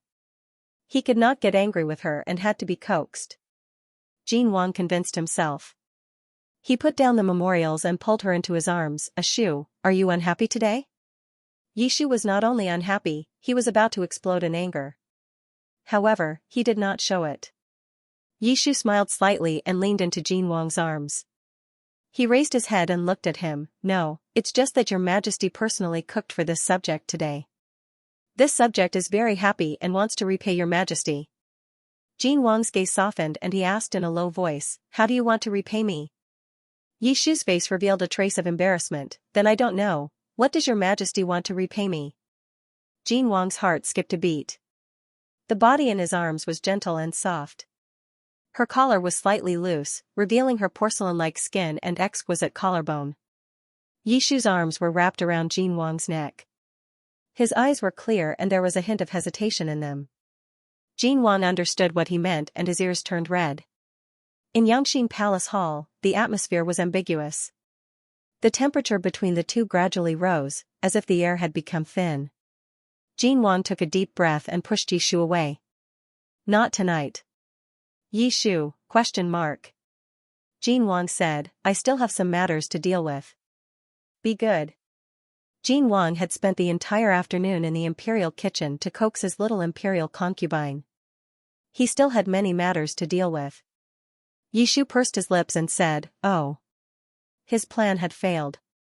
He would find another opportunity next time. He wanted to break free from Jin Wang's embrace, but the latter pulled him into an embrace. Why are you running? Your Majesty, Jin Wang rested his head on his shoulder and said, Didn't you want to repay me? Let me hug you for a while. His voice was low and deep. Yishu felt a numbing sensation on his back, and he suddenly lost the strength to struggle. Although he didn't want to admit it, he didn't hate being hugged by Jin Wang like this. Lord Qian and Lord Kuan's settings were really against the rules. Yishu leaned into Jin Wang's embrace and thought silently. Jin Wang opened the memorials and continued to read. Yishu was bored and read with him. Great Yan's envoy is coming to the capital? Yishu suddenly asked. Jin Wang's hand that was holding the brush paused. He replied, In the previous border conflict, Great Yan had lost several cities to Chenglu. This time, they want to negotiate a truce. Yishu naturally knew. This was the main plot of the book. Jin Wang had killed many West Xia spies. The situation between the two sides was very serious, and war could break out at any moment. After spring next year, Jin Wang would officially declare war on West Xia. Great Yan's envoy came to the capital at this time. In name, it was to negotiate a truce, but in reality, it was to pretend to surrender to Chenglu in exchange for a chance to survive. More importantly, according to the plot of the book, once the war broke out, Jin Wang would have to lead the troops personally. Lead the troops personally, Yishu immediately perked up. This time, the dog emperor could no longer control him.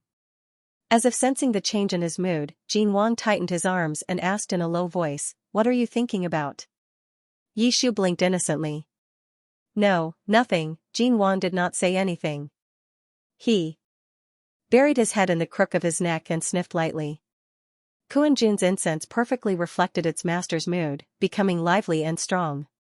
Yishu felt the breathing of the person behind him suddenly become heavy. What's going on? Yishu suddenly remembered the setting that Imperial Physician Feng had told him. Xianjun and Kuan Jun's incense sticks could attract each other. If the incense sticks matched, it was easy to fall in love. Yishu silently moved away, but was forcefully pulled back. Wisps of wine fragrance spread around the two of them. Was this Lord Qian's incense? Under the influence of the incense, Yishu's consciousness quickly became hazy. His body also became soft and hot.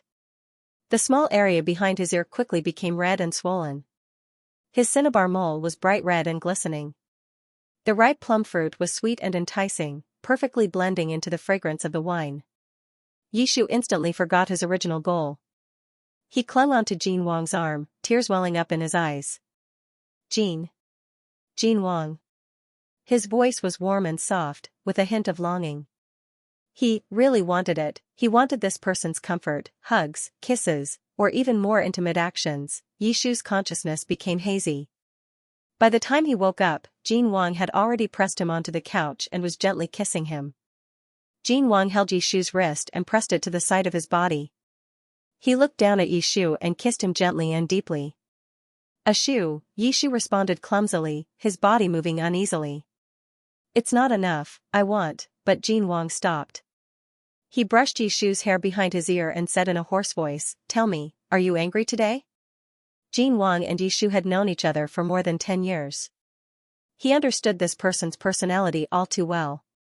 After ascending the throne for so many years, he once felt that this person had changed into someone he didn't know. But after interacting with him recently, he found that feeling again. Jin Wang didn't want to investigate whether this person had faked those 3 years, or if there was something else going on. He only knew one thing, and that was that the person by his side now was the Yishu he was familiar with. That little fool who thought that he couldn't hide his emotions from him, but could never hide them from him. Woo. Jin Wang didn't move for a long time. Yishu whimpered softly, tortured by the incense. Don't, Jin Wang persistently asked, why are you angry? Yishu's consciousness was hazy, and his mouth didn't seem to listen to him. He was about to blurt out the matter, but Jin Wang lowered his head and stopped him. After the kiss, Jin Wang looked up at him. Is it because I locked you in the palace and restricted your freedom? Seeing the snow today, your heart that I finally managed to control has gone wild? I also didn't want it to be like this. Jin Wang's finger slid across his red eyes and said softly, who told you to always make people worry? His hand slowly slid down the soft body in his embrace and landed on his flat stomach. With you like this, how can I be at ease and give you your freedom? Yishu could no longer hear what Jin Wang was saying. His body was getting softer and softer under the incense, and he gasped for breath as if he was drowning.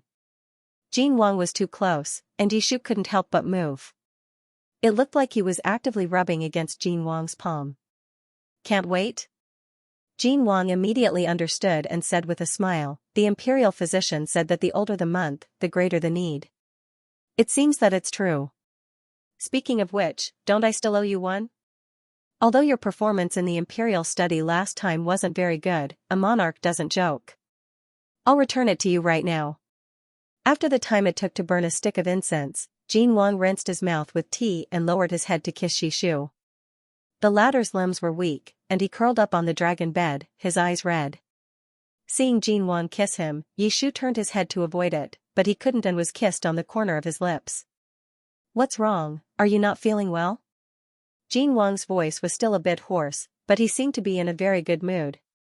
No matter how stubborn he was, his body's reaction couldn't lie. Liking was liking. Yishu was very comfortable, and he liked it very much. This knowledge was enough to make anyone feel satisfied. Jin Wang was very satisfied and lowered his head. To kiss Yishu again. Yishu's ears and neck were red, and he angrily glared at Jin Wang. Things shouldn't be like this. Wasn't the correct script for him to first seduce this person until she was burning with lust, then push her away, turn around and leave, and let this person suffer on her own? That was how it was written in novels. Why was it that when it came to him, the style seemed to be different? It was all the fault of the original Kuan Jun's body. It didn't have any self-control at all. Yishu's expression, to Jin Wang, was one of anger and humiliation. He comfortingly rubbed Yishu's hair and said, if you're feeling well, then quickly go to sleep. Don't be angry anymore. If you're unhappy in the future, just tell me so that you don't harm your body. Alright, this monarch still has matters to attend to. Stop seducing this monarch. Jin Wang tapped his forehead, his handsome features smiling. Little vixen. Just who was the little demon here? It was clearly this dog emperor who seduced him with the incense first. Yishu pulled the blanket over his head. He was so angry that he had nothing to say. The next day, it was already noon when Yishu woke up. Yishu stretched lazily and sat up, only to discover that the golden chain by his bed had disappeared. Actually, ever since they had enjoyed the snow yesterday, Jin Wang hadn't put the golden chain on him. He had worn the golden chain for many days, so he wasn't used to it suddenly being gone. Yishu stared at his pale ankles in a daze. Jin Wang walked over. I didn't chain you anymore. Are you appeased now? He had just left court and hadn't had time to take off his court robes. The black and gold robes made his facial features look even more handsome and outstanding. Yishu was dazzled and looked away. Your Majesty, aren't you afraid that I'll run away? I am. Jin Wang lowered his head and leaned close to his ear. So if you dare run away again, I will chain you for the rest of your life and never let you go. Yishu shrank back and quietly said, Oh. Jin Wang straightened up and said, I'm very busy today. Right now, I have to go to the imperial study and discuss with a few officials about receiving the envoys. You can eat by yourself. Afterwards, you can rest or go out for a walk. It's all up to you. Xianxia Palace and Xianxia Palace have already been bestowed to you. The palace maids have also been arranged. If you want to move there, I won't stop you. Yishu's eyes lit up, then without waiting for him to finish, Jin Wang continued, I'll go over and stay with you. Yishu said, no need. Xianxia Palace Hall is quite good. It wasn't a big deal for the emperor to stay in the imperial concubine's chambers for a day or two, but if he stayed every day, it wouldn't be very proper.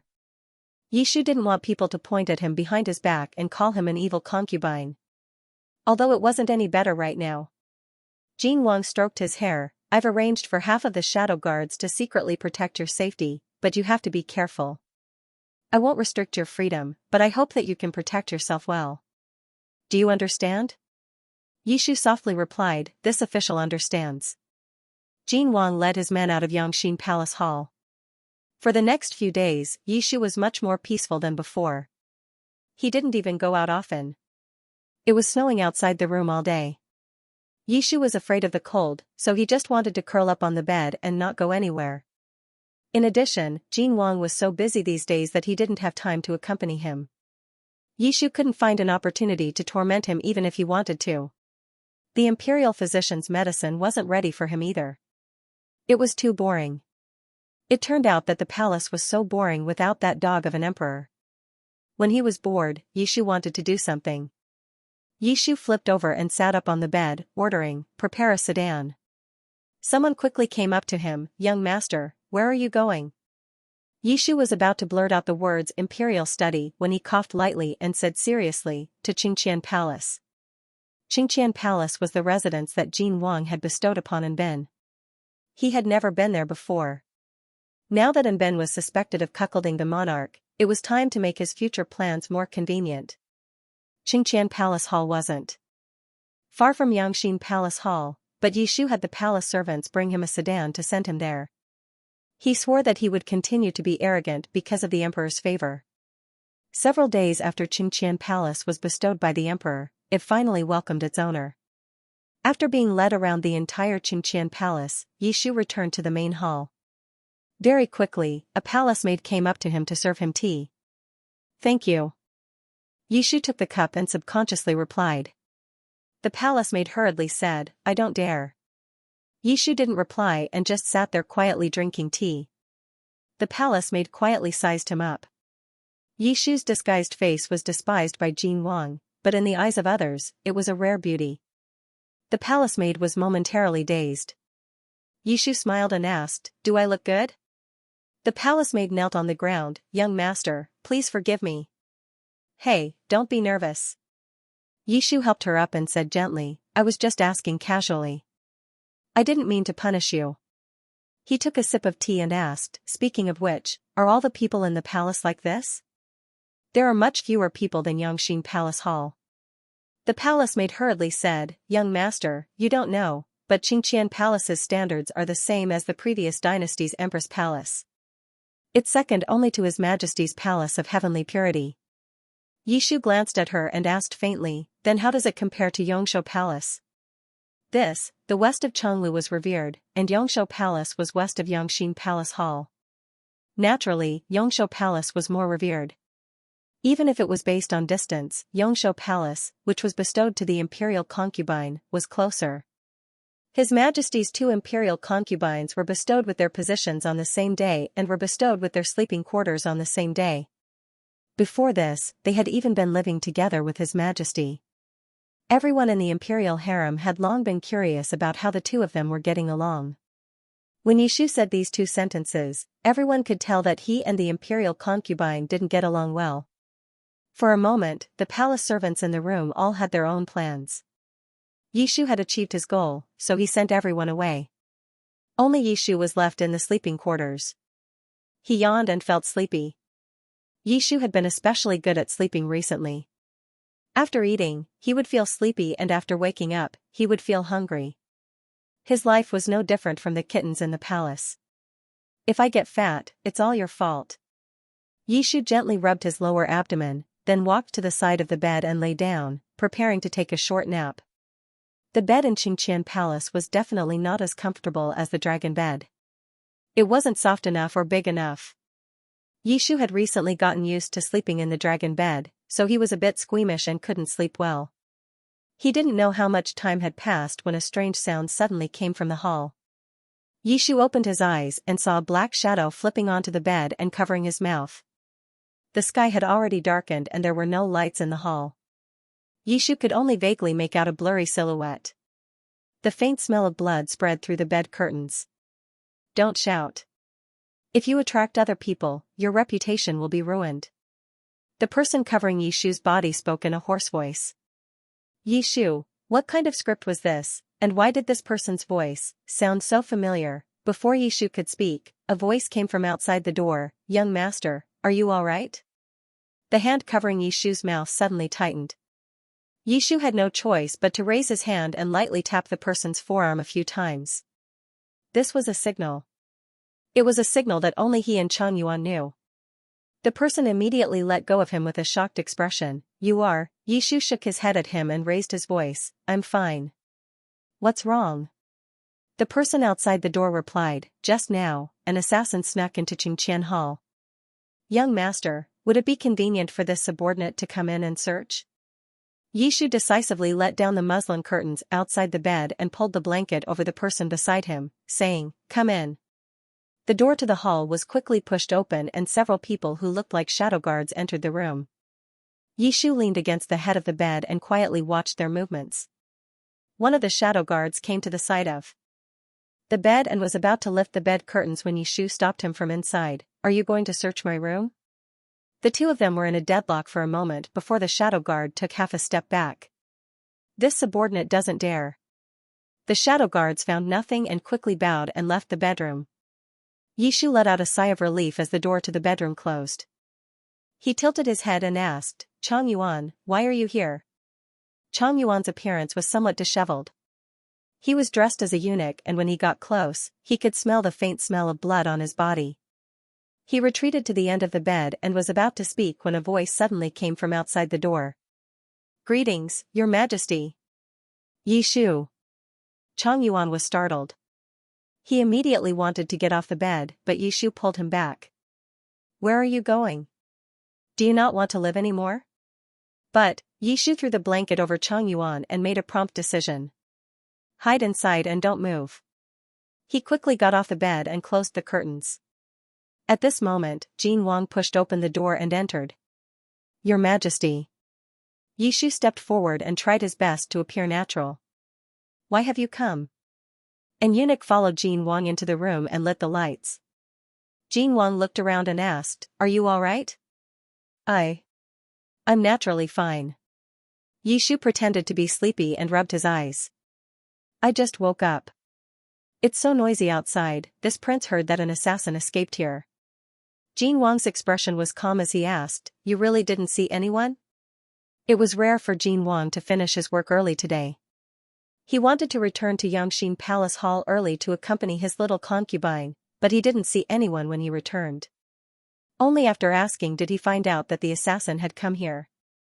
He immediately set up a carriage for Xianxia Palace. Halfway there, he heard that the prisoner had escaped.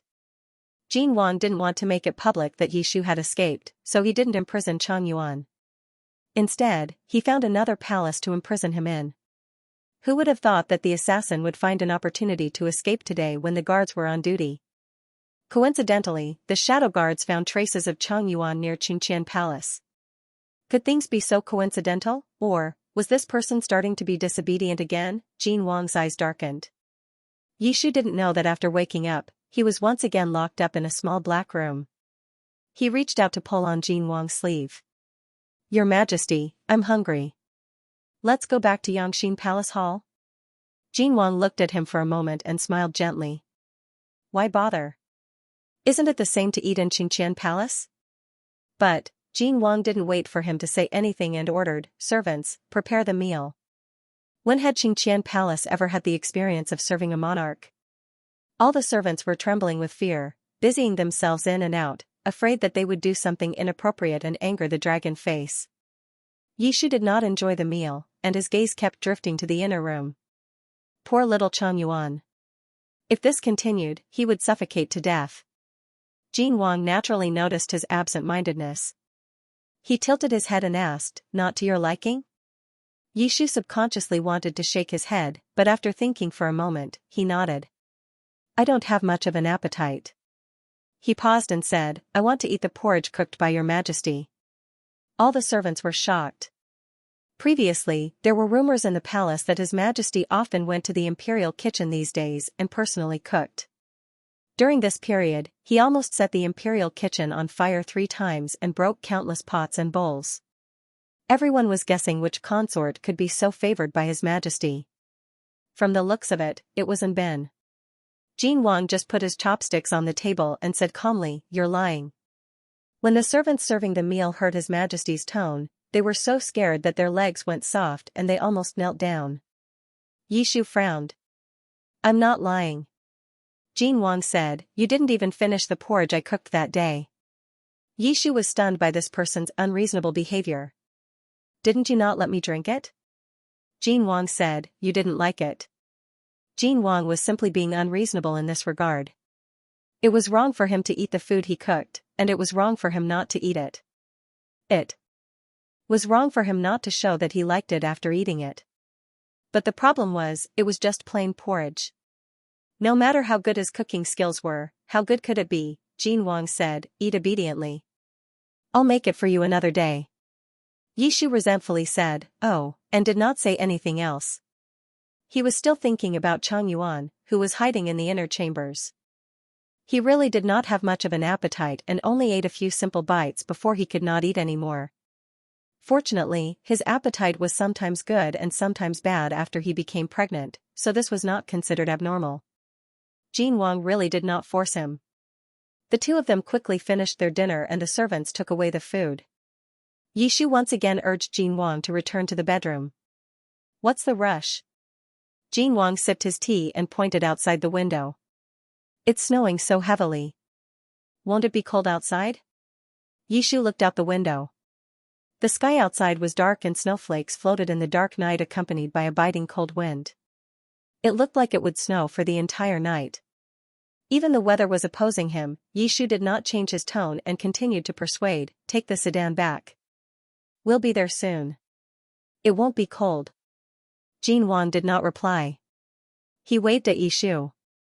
Yishu walked over and was pulled into Jin Wang's arms. Jin Wang stroked his hair and said in a gentle voice, "Why do you want to return to the bedroom so much? Isn't it good for Ngu to accompany you here alone?" Yishu was stunned for a moment before he understood the meaning behind Jin Wang's words. Back at Xianxia Palace Hall, the imperial concubine and Anben would serve His Majesty together. But here, only Anben would be favored. Yishu's expression froze on his face. He had indeed come here today to prove that Anben was favored, but this dog emperor did not need to cooperate with him like this, right? Did he mean that he wanted to spend the night in Xianxia Palace? Yishu's gaze unconsciously swept towards the inner chambers and he felt a chill run down the back of his head. He did not dare to imagine what it would be like if His Majesty carried his beloved concubine to bed, lifted the blanket, and saw another man lying under it. Would Jin Wang be so angry that he would throw him and Chang Yuan out to be sliced into pieces? he forced a smile and tried to struggle out of Jin Wang's arms. Your Majesty, it's not good for the imperial concubine to be alone in Yangxin Palace Hall. Let's. Jin Wang hugged him even tighter and said in a pampering voice, what's not good about it? Isn't this what you want? Jin Wang's voice was low and magnetic. When he spoke in such a soft voice, it made one's ears go numb. The servants of Qingqian Palace had never heard His Majesty speak in such a gentle and soft voice. They could not help but blush and lower their heads, not daring to look at the two people. Jin Wang's hand slowly brushed past Yishu's waist. He felt the body in his arms tremble slightly and chuckled, why are you so nervous again? Is it because there are outsiders watching? When Jin Wang spoke, his breath sprayed behind Yishu's ear. He tried his best to tilt his head, Don't move. Jin Wang did not let him dodge and even kissed Yishu in the most untouchable part of his ear. Don't worry, they won't dare to look. If anyone dares to look, I will dig out their eyeballs. The servants hurriedly lowered their heads even more. Yishu's waist went weak. Jin Wang understood his weakness too well. Or rather, his body could not withstand being bullied in front of this person. In the past few days, Yishu had secretly read some books about Qianjun and Kuanjun. The book said that after Kuanjun was marked by Qianjun, he would become extremely dependent on Qianjun and would be unable to control himself. It was completely in line with Yishu's situation. This kind of setting was really against the rules. Yishu thought angrily as he collapsed in Jin Wang's arms. Jin Wang lowered his head and wanted to kiss him, but Yishu managed to maintain his consciousness and tilted his head to avoid it. Don't be like this, his cool lips brushed against Yishu's cheek. Jin Wang looked down at the person in his arms and ordered the servants beside him, everyone, leave. The servants naturally knew what was going to happen next and could not stay any longer. They hurriedly left. After the doors to the hall closed, Jin Wang no longer teased Yishu. He just hugged him and gently stroked his back to comfort him. Relax, I won't bully you today. The pregnant Kuanjun could not help but be teased. Once teased, he would become aroused. Once aroused, he would not be able to eat her. This was torture for him. Yishu's breathing gradually calmed down. Jin Wang looked at him and said gently, Ashu, do you really have nothing to tell me today? Yishu was stunned. He pretended to be stupid and shook his head, no, all right. Jin Wang sighed and suddenly picked him up in his arms, exclamation point.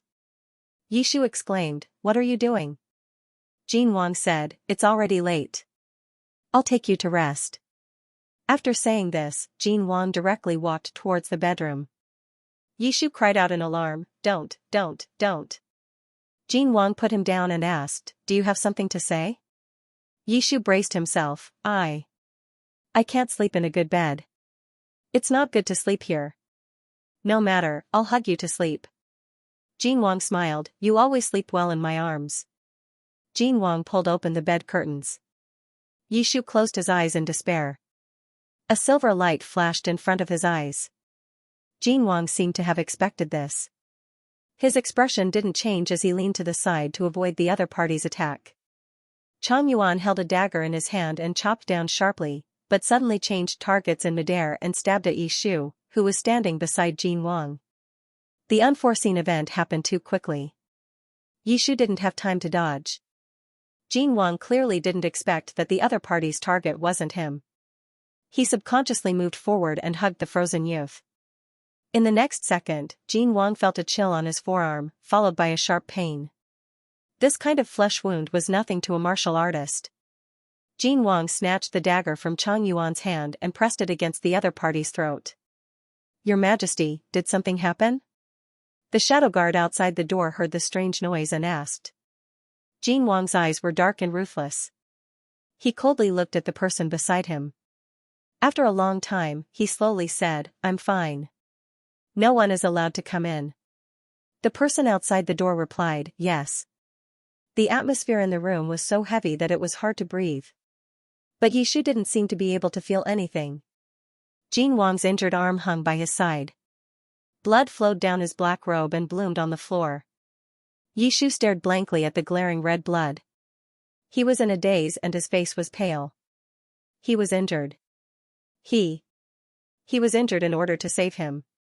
Jin Wang's face was as calm as still water. He said to Chang Yuan in a low voice, "Outside the door are all my imperial guards. If I give the order, all of you will die. Don't do anything unnecessary." He threw the dagger on the floor and calmly said, "Clean this place up. Don't let anyone find out." Jin Wang tore off a corner of his clothes and wrapped it around his arm to stop the bleeding. He walked over to the dressing mirror by the window and began to search for something. Yishu subconsciously followed him. The bedchambers were usually equipped with emergency bandages. Jin Wang quickly found a bandage and looked up to see Yishu standing beside him in a daze. Jin Wang chuckled, "Didn't you faint at the sight of blood? Why are you following me?" After calming down, Jin Wang immediately realized that he had been too impulsive. Chang Yuan would never hurt Yishu. Yishu was now in disguise. Chang Yuan's motive was to draw a clear line between him and Yishu. He wanted Jin Wang to think that he couldn't recognize Yishu and that they weren't in cahoots. If he didn't do this, he wouldn't be able to defend himself if he appeared in Yishu's bedchamber. This was probably the only plan that the straightforward Imperial Guard could come up with. But even so, Jin Wang still fell for it. Even if there was only a 1 in a million chance, he didn't want to put this person in danger. Yishu's face was pale, but his eyes were slightly red. He said in a low voice, "I'll help you." Jin Wang sat in front of the dressing mirror and silently watched him for a moment. Then he pushed the medicine forward. Yishu knelt on the floor and carefully pulled open his sleeve. The wound wasn't deep, but it was very long. The blood wound on his fair and slender forearm was a ghastly sight. Yishu endured the nausea and dizziness that surged up. His fingers trembled as he gently wiped away the blood and applied some medicine to stop the bleeding. "See," Jin Wang frowned, "your skills are so bad. Are you trying to hurt me to death?" Yishu said, I'm sorry. I'll help you blow on it." His movements were even more careful and he didn't hurt Jin Wang anymore. Jin Wang used his uninjured hand to support his chin. After Yishu finished bandaging his wound, he laughed mockingly, "I'm really getting worse and worse." Yishu lowered his head and didn't reply. Jin Wang leisurely said, "Back then, you sent more than 10 top-notch assassins to assassinate me, and I was still able to escape unscathed. Today, I couldn't even dodge the dagger of this little Imperial Guard beside you." "I'm sorry." Jin Wang asked, "Why are you apologizing?" Yishu didn't reply. Jin Wang bent down slightly and lifted Yishu's chin. "I'm asking why you're apologizing." Jin Wang said, "Now that I think about it, Chang Yuan was imprisoned by me before today, and you had a shadow guard by your side to protect you. You didn't have the opportunity to plot against me. In other words, what happened today had nothing to do with you, right?" Yishu's eyelashes fluttered, and the fingers that were hanging on his legs curled up. Jin Wang looked into those red eyes and said in a gentle voice, "Ashu, I was injured because of you. Does your heart ache?" Yishu stared at the handsome eyes that were so close to him. He was momentarily dazed. Did his heart ache? Yishu couldn't say for sure. He clearly hated this person, but why did his heart feel so uncomfortable when he saw him get hurt because of him? After calming down, Yishu finally understood why Chang Yuan had acted like that. And he could tell that Jin Wang had already realized what was going on. The more it was like this, the more uncomfortable he felt. Was this person an idiot? Why did he take the hit for him? "Idiot," Yishu said softly. Jin Wang didn't hear him clearly. "What did you say?" "I said, who's feeling sorry for you?" Yishu pushed his hand away and tilted his head to the side. "You fell for such a simple trick. I don't know what you're thinking all day." Chang Yuan, who was squatting nearby and wiping the blood off the floor, was speechless. Jin Wang chuckled, and the heavy atmosphere in the hall seemed to dissipate with his laughter. Jin Wang reached out and pulled him up. "That's right. You fell for such a simple trick and almost cried. What's going on in your head?" Yishu was speechless. "How embarrassing." Yishu emphasized, "I was dizzy because I was scared of blood." Jin Wang used his finger to wipe away the tears at the corners of Yishu's eyes. He nodded cooperatively. "Yes, if you say so. I believe you." Yishu was so angry that he didn't want to speak. He got up and was about to leave, but Jin Wang grabbed him. Jin Wang pushed away the debris on the table and placed Yishu on the table. His hands naturally supported himself in front of the table, trapping Yishu between his arms. He gazed at Yishu's watery eyes and said softly, "Yishu, I'm very happy." Yishu's eyes flickered. "Firstly, you didn't conspire with anyone else and didn't continue to plan to escape." Jin Wang's voice was extremely soft, like a small hammer gently pounding on Yishu's heart. "You can't bear to see me get hurt. You don't want to hurt me. This is the second reason." Jin Wang's hand caressed the back of Yishu's hand. He placed his hand on it and gently clasped it. He repeated, "Yishu, I'm very happy." He said Yishu couldn't stand Jin Wang speaking to him in such a tone. He lowered his head and looked at their intertwined hands.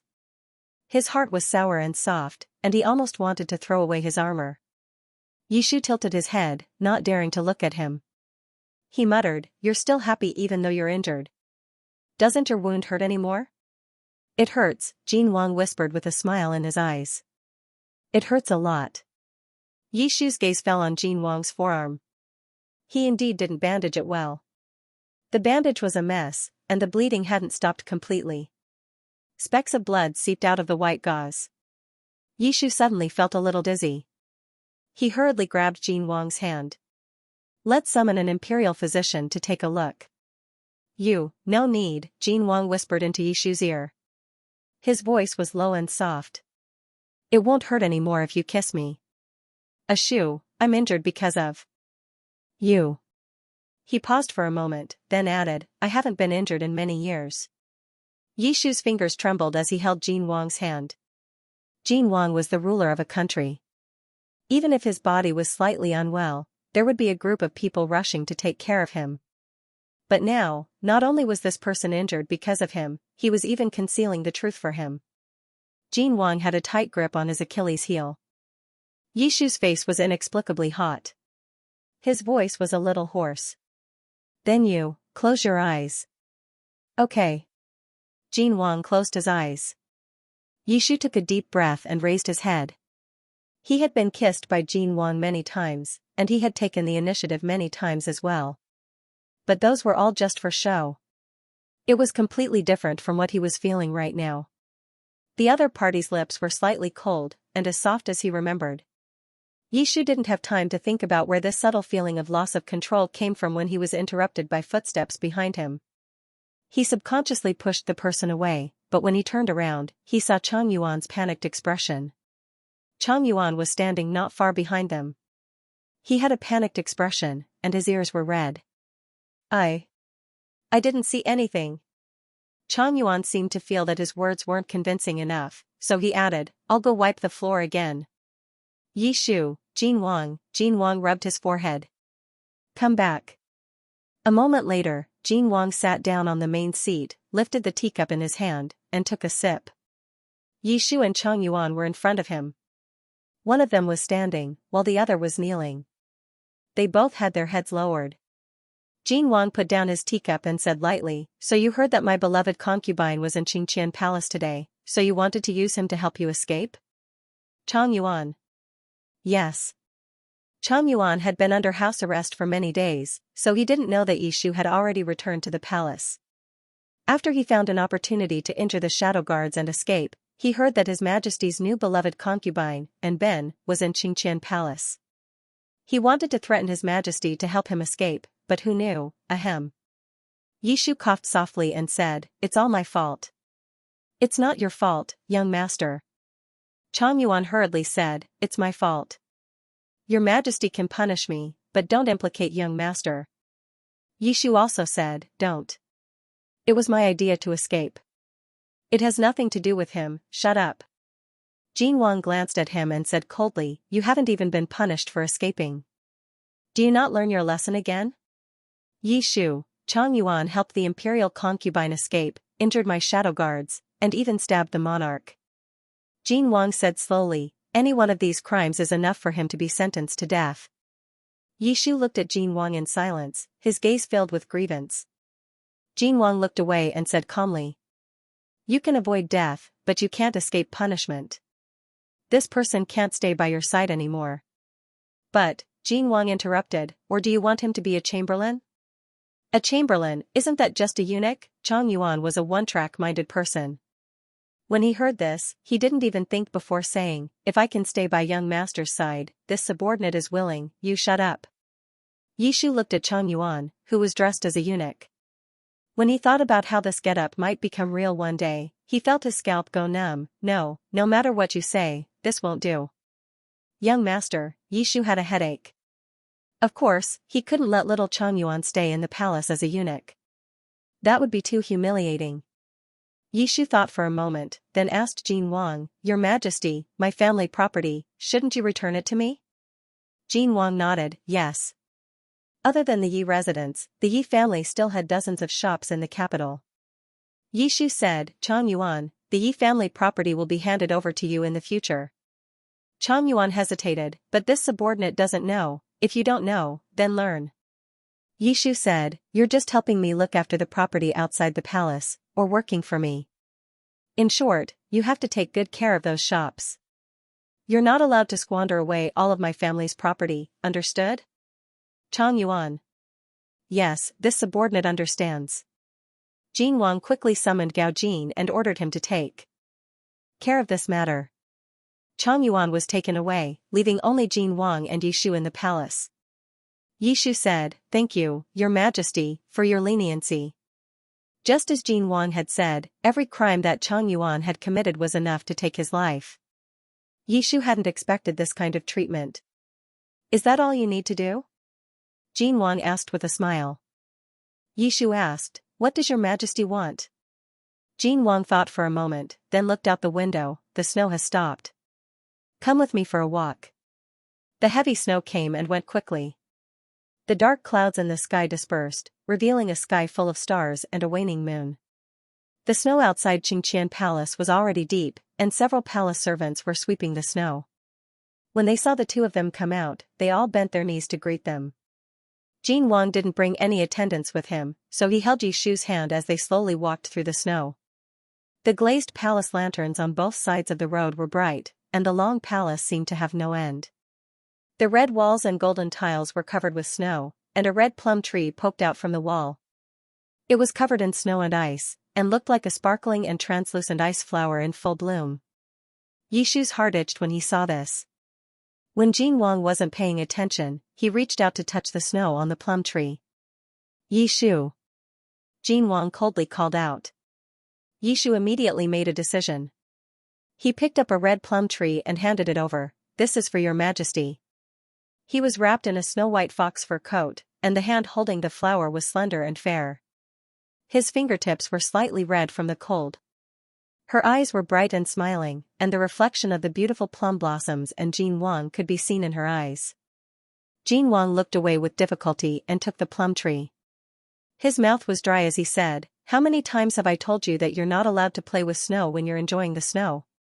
Kuan Jin's body was very weak during her pregnancy, and she would easily catch a cold if she touched snow. Yishu didn't know why Jin Wang was always controlling him, but now he understood. Yishu snorted. It was rare that he didn't argue with him. He subconsciously wrapped the fox fur coat tighter around him. In 10 days, the Yan Kingdom's envoy will arrive in Changlu. You will attend the state banquet in the name of the Empress, Jin Wang said. Yishu's face was mostly hidden in the snow-white fox fur coat. He tilted his head and looked at him. Your Majesty, are you talking about the imperial concubine or Anben?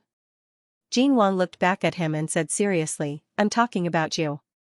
As long as it was him, it didn't matter what identity he had. Yishu looked at him for a moment, then looked away. I understand. The palace servants sweeping the snow in the distance had already disappeared. Yishu looked at the snow on the side of the road and suddenly called out, Jin Wang. Do you want to make a snowman? Jin Wang said, You're not allowed to play with snow. Yishu imitated Jin Wang's tone and snatched the plum branch from his hand. So you make it, I'll watch. Jin Wang said, But I've never made a snowman before. No problem, I'll teach you, Yishu said sincerely, good luck. However, the king's skill in making a snowman was just as terrible as his cooking skills. After the time it takes to burn a stick of incense, Yishu looked at the strange white object in front of him. Its eyes and nose were twisted in a strange way, and the corner of his mouth twitched. It's quite good. Jin Wang patted the snow off his body and said unhappily, your tone sounds very forced. Yishu said honestly, but it looks very forced. In fact, it wasn't just forced. It was polluting his eyes. And it was polluting such a beautiful snowy scene for no reason. Jin Wang snorted, this is my first time. It's already very good that it can show its shape. It's definitely better than your first time. Yishu spread his hands innocently, I've never made a snowman before. Jin Wang gritted his teeth, you're not going to teach me anything again? I've seen other people make snowmen like this. Yi Qianan. I'm not lying to you. Other people make snowmen like this. Who knew that yours would be so ugly? Yishu wanted to run after saying this, but Jin Wang grabbed him. Before he could get angry, Yishu suddenly crouched down and clutched his stomach. Jin Wang's expression changed, what's wrong? Yishu lowered his head and said in a weak voice, it hurts a little. Jin Wang immediately lost all interest in playing around and bent down to pick him up. In the next moment, his face was smashed with snow. It was rare for the king to be in such a sorry state. His hair and collar were covered in snow, and his expression was somewhat dazed. He looked especially cute. Yishu laughed so hard that he fell to the ground. His snow-white body almost blended in with the snowy scenery. Yi Qianan. Jin Wang brushed the snow off his face and rushed forward to pounce on him. Yishu was pushed against the palace wall by Jin Wang. Jin Wang's eyebrows were still covered in snow, which made his facial features look even more handsome. He rubbed the cold tip of his nose against Yishu's cheek and said coldly, you're so bold now that you dare to go against your superiors? Yishu was shocked by his coldness and hurriedly begged for mercy, Your Majesty, I was wrong. Jin Wang didn't fall for his tricks. He lifted his hand to remove Yishu's human skin mask and looked down at him condescendingly, since you dared to go against your superiors, you should be prepared to pay the price. I'm going to punish you. Yishu suddenly raised his head and kissed the corner of Jin Wang's cold lips. Jin Wang's expression froze. The two of them had been playing in the snow for too long, so their bodies were cold.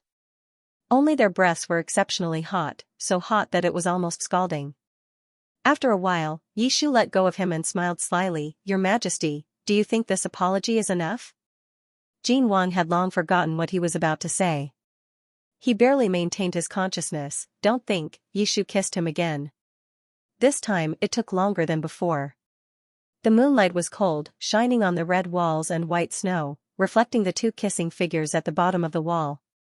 It was still so easy to deal with. Yishu secretly looked up at Jin Wang and silently thought to himself. However, it did feel different from the past when they were acting. He didn't hate it. He even liked it a little. Just a little. Jin Wang carried Yishu back to his quarters and was immediately welcomed by an eunuch. He handed over the plum branch in his hand and ordered, summon the imperial physician. Then he strode into the hall. Jin Wang placed Yishu on a small bed and took off his snow-covered fox fur coat and outer clothes. He took the ginger tea from the eunuch and fed it to Yishu. Yishu reached out to take it. I'll do it myself. Jin Wang frowned slightly. Yishu immediately withdrew his hand and obediently drank a mouthful of tea. After Yishu finished drinking the ginger tea, Jin Wang pulled a blanket over him and wrapped him up. How do you feel now? Do you still feel uncomfortable?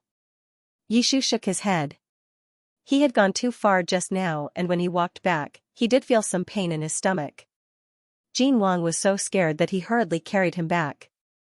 However, it was only a moment of discomfort and he was fine now. Jin Wang held Yishu's cold hands in his palms and coldly said, I'll let you play again. Yishu shrank into the blanket and did not dare to reply. His gaze swept to Jin Wang's forearm. Under his sleeve, he could vaguely see some blood-stained bandages. He anxiously said, Did your wound open again? Let me see, don't move. Jin Wang held him down and did not take it to heart. This small wound is nothing. He paused and changed the topic under Yishu's resentful gaze. All right, I'll have the imperial physician bandage it again in a moment. Yishu softly said, N.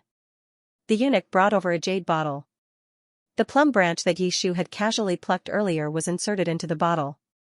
The snow on the branch had been melted by the heat from the fire in the room. The delicate petals looked as if they had been washed by water and the snow dripped down. Jin Wang placed the jade bottle on the small table that he usually used to handle official business. Yishu watched his careful movements and burst out laughing. How could this person be so silly, so cute? Jin Wang asked, what's wrong? I'm fine. Yishu held back his laughter and shook his head. Your Majesty, this flower won't live for long if it's plucked. Why do you still need to plant it? It's okay. Jin Wang gently fiddled with the petals and said in a low voice, this way, I can live for 2 more days. Yishu understood what he was implying. Because you gave it to me, I wanted it to live for a few more days. Yishu's heart skipped a beat. He closed his eyes and moved back a little. He patted the empty seat beside him and said, Your Majesty, please sit here. Jin Wang went over and sat down. Yishu rolled off the couch and into his arms. Jin Wang hurriedly caught him. Yishu rested his head on Jin Wang's lap and wrapped his arms around Jin Wang's waist. He smiled and said, This is comfortable. Your Majesty, please let me lie down for a while. Jin Wang said, But I haven't changed my clothes yet. Yishu grabbed onto his clothes and closed his eyes. No need. Just lie down for a while. Jin Wang responded softly. His hand landed on the back of Yishu's head and stroked it. The hall was silent for a moment. Yishu suddenly called out, Jin Wang. Yishu seemed to be a little tired. His voice was weak and very soft. This is the first time someone has played with me in the snow. Jin Wang's movements paused. When I was young, it didn't snow. It would snow once or twice a year, but no one was willing to play with me. When I grew up, it was even harder to find someone to play with me. Jin Wang asked, Was it when you were at the general's residence? Yishu laughed. No, it wasn't. It was at the orphanage. At that time, his legs were disabled and he couldn't stand up. No one was willing to play with him. Jin Wang didn't continue asking. He said gently, I'll play with you again next year. I'll play with you every year. Yishu thought for a moment, then shook his head. I think it's better not. He turned over and looked up at him. The snowman you made is too ugly. Jin Wang said seriously, I can practice more. It was like cooking. He didn't know how, but he was willing to learn. Yishu gazed at his handsome face and laughed softly. All right. He suddenly asked, Winter has only just begun this year. Why wait until next year? Jin Wang's expression froze. Yishu had a rare chance to see the monarch's dazed expression up close. He held back his laughter and continued to ask, You won't let me play with snow these past few days, but next year I can. Why is that? Because. Jin Wang said hesitantly. Yishu asked, Because of what? Jin Wang didn't answer. His gaze moved to Yishu's lower abdomen. He had specifically asked the imperial physician. Yishu's body was thin, so it wasn't easy for his pregnancy to show. He was afraid that it would only start to show a little in April or May. As the fetus stabilized, Yishu's abnormalities would lessen. If he wanted to keep it a secret, he could keep it a secret for a long time. In the beginning, he didn't dare to tell Yishu because there were many misunderstandings between them. He was worried that this person wouldn't be able to accept it. But now that his relationship with Yishu had improved, he still didn't dare to tell the truth. If he told the truth now, would this person be angry with him? Would he try to escape again? But if he didn't say anything, it would be unfair to this person. It was rare for the monarch to feel a little timid. He didn't know what to do. Yishu tugged on his sleeve and urged in a low voice, Your Majesty, why are you ignoring me? It's nothing. Jin Wang looked away and said with difficulty, The imperial physician said that you haven't been feeling well recently. You need to recuperate for a few months. When you're better in a few months, you'll naturally be able to do whatever you want. Yishu, this idiot, he had asked that question on purpose. Yishu was actually in a good mood tonight. Whether it was Jin Wang getting injured because of him or the way he handled Chang Yuan, he had a good impression of him. He had originally thought that if this person could be honest with him and sincerely apologize, he might consider forgiving him. But now, dream on. Dog Emperor. The Kuan monarch's emotions fluctuated greatly during pregnancy. The more Yishu thought about it, the angrier he got. He snorted and sat up. Jin Wang, did I say something wrong again? Jin Wang pulled him back. Where are you going? It's none of your business. Yishu angrily shook off his hand. Just as he got off the bed, he felt a burst of pain in his abdomen. Jin Wang hurriedly supported him. I told you not to walk around. Come and lie down. I don't. Yishu reached out to push him. At this moment, a chamberlain led Imperial Physician Feng in. Your Majesty, Imperial Physician Feng has arrived. The two of them stopped moving. Jin Wang carried him back to the small bed without any explanation. He turned to Imperial Physician Feng and said, his abdomen is unwell. I'll have to trouble Imperial Physician Feng to treat him. Imperial Physician Feng glanced at His Majesty's expression and then looked at Yishu, who was sulking on the small bed. He understood. He had heard that His Majesty had gone to Xianxia Palace to sit for a long time. It seemed that it was true. This made the Imperial concubine angry. Imperial Physician Feng sighed in his heart and sat down to take Yishu's pulse. A moment later, Imperial Physician Feng said, Young Master's body is fine. It's just that he caught a cold today and his emotions are fluctuating. That's why, he's a little unwell. He should be fine after resting in bed for the next few days and maintaining a calm mind. Yishu glared at Jin Wang and coldly snorted. With a certain someone around, I can't maintain a calm mind. Jin Wang, Imperial Physician Feng also looked at Jin Wang. Jin Wang pressed his forehead and said to Imperial Physician Feng, come with me. The two of them went to the warm room in the side hall. Jin Wang dismissed his attendants and showed Imperial Physician Feng the injury on his arm. Imperial Physician Feng was shocked. Your Majesty, this is, Jin Wang calmly ordered, after we leave this room, I hope that Imperial Physician Feng will pretend that nothing happened. Don't make a fuss. Yes. Imperial Physician Feng sat down to help Jin Wang treat his injury. He had a faint guess in his heart. It seems that today's matter wasn't as simple as he thought. He originally thought that His Majesty went to Xianxia Palace to have a beauty in his arms, and the Imperial concubine chased after him outside the palace. The two of them didn't agree and quarreled. This caused the Imperial concubine to feel unwell and almost affected her pregnancy. Now, combined with the injury on His Majesty's arm, he was afraid that not only did the two of them quarrel, they also fought. He didn't know if the Imperial concubine was injured or not. The more Imperial Physician Feng thought about it, the more alarmed he became. On one hand, he admired the Imperial concubine. She was worthy of being Yixiang in the past. Even though she was now under someone else's control, she was still so courageous. On the other hand, he couldn't help but feel worried for him. If this continued, how could his body withstand it? It seemed that the abortion medicine must be sent to the Imperial concubine as soon as possible. Jin Wang didn't know what this person was thinking and asked, is the Imperial concubine's body really all right? Imperial Physician Feng raised his head and looked at Jin Wang. The words "you still have the face to ask" were clearly written in his eyes. He shook his head. Young Master's body is fine, but there's something in his heart. Jin Wang, ? Imperial Physician Feng sighed heavily and earnestly advised, Young Master is already 2 months pregnant and can't withstand any provocation. This official boldly says that what you are doing is really inappropriate. Jin Wang, what did I do? After sending off the Imperial Physician, Jin Wang returned to his bedchamber alone. Yishu was leaning against the couch, reading a book. Hearing the sound of footsteps, Yishu raised his eyes and glanced at him, then coldly retracted his gaze. He still hasn't calmed down. Jin Wang, who didn't know what he had done wrong, was speechless. Kuan Jun's mood changes during pregnancy. Gu must not get angry. Gu must coax him. Jin Wang repeated this sentence countless times in his heart. He walked over to Yishu and sat down beside him. Yishu, you must be tired today. Go take a bath first, then rest early. I'm not going. Yishu turned his back to him and even wrapped himself in the blanket, making himself look like a white furry ball.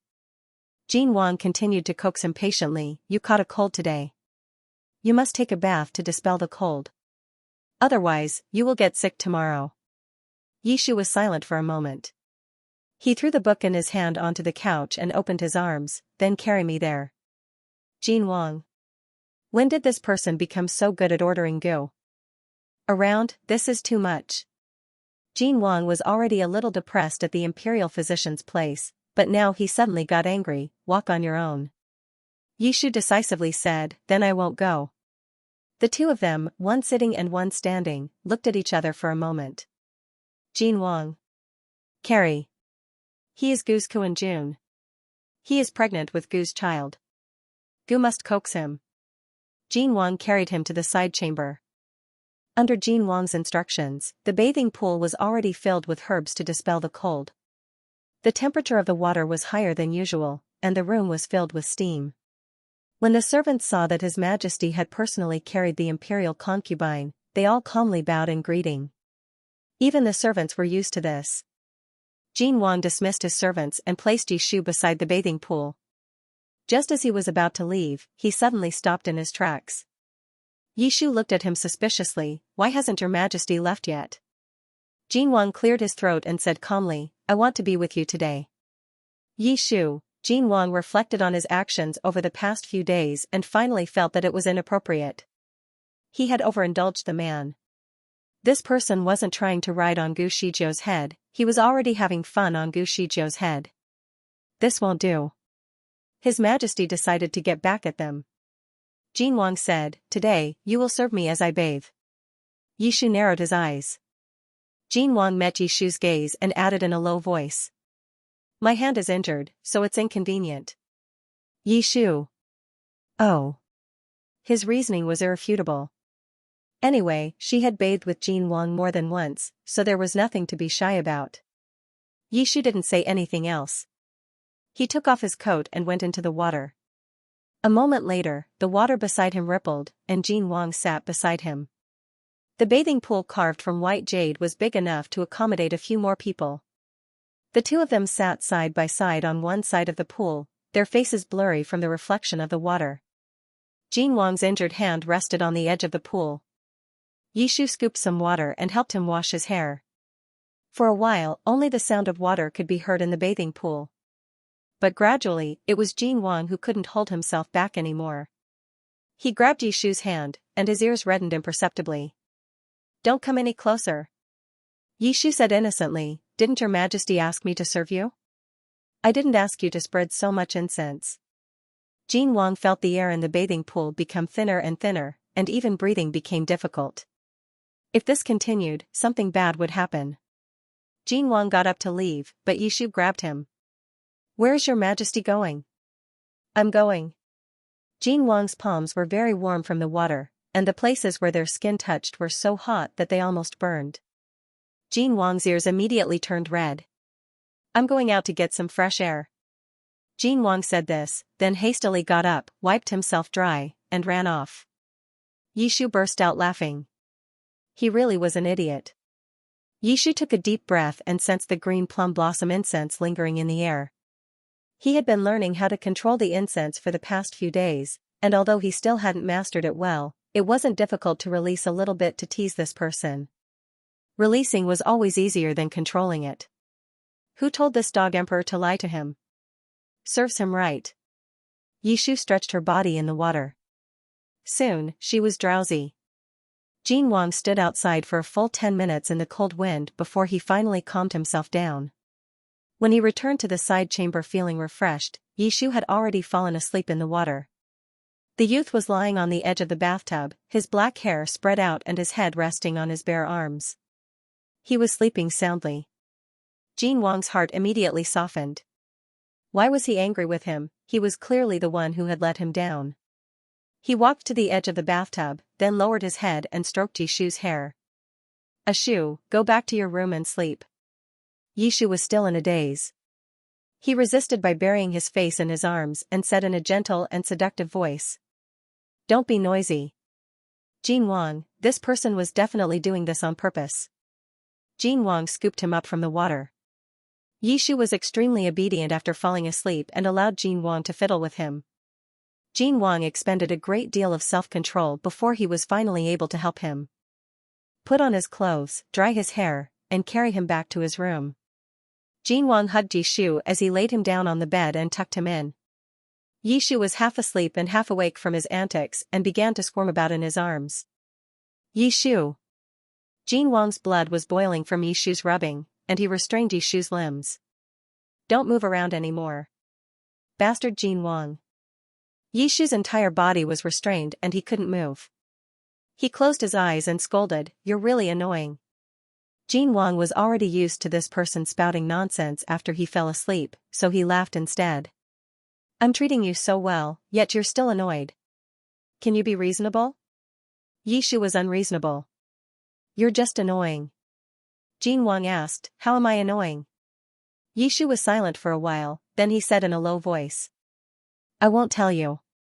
Think about it yourself. But I can't think of it.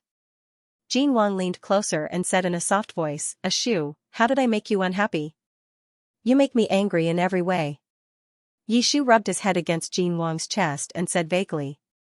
You're always lying to me. You don't treat me well at all. Dog Emperor. The smile on Jin Wang's face faded. When have I ever lied to you? Why should I tell you? Yishu's voice gradually weakened. I'm not telling you. Yishu's breathing gradually stabilized, and he quickly fell asleep. Jin Wang pulled him into his arms and frowned slightly. Could it be that he had guessed it? For the next few days, Yishu obediently rested in his bedchamber. It was rare for him to be so peaceful. Jin Wang also didn't bring up the previous matter with him again. On this day, when Yishu woke up, Jin Wang had already gone to attend morning court. He slowly finished his breakfast, and a chamberlain announced that Imperial Physician Feng had arrived.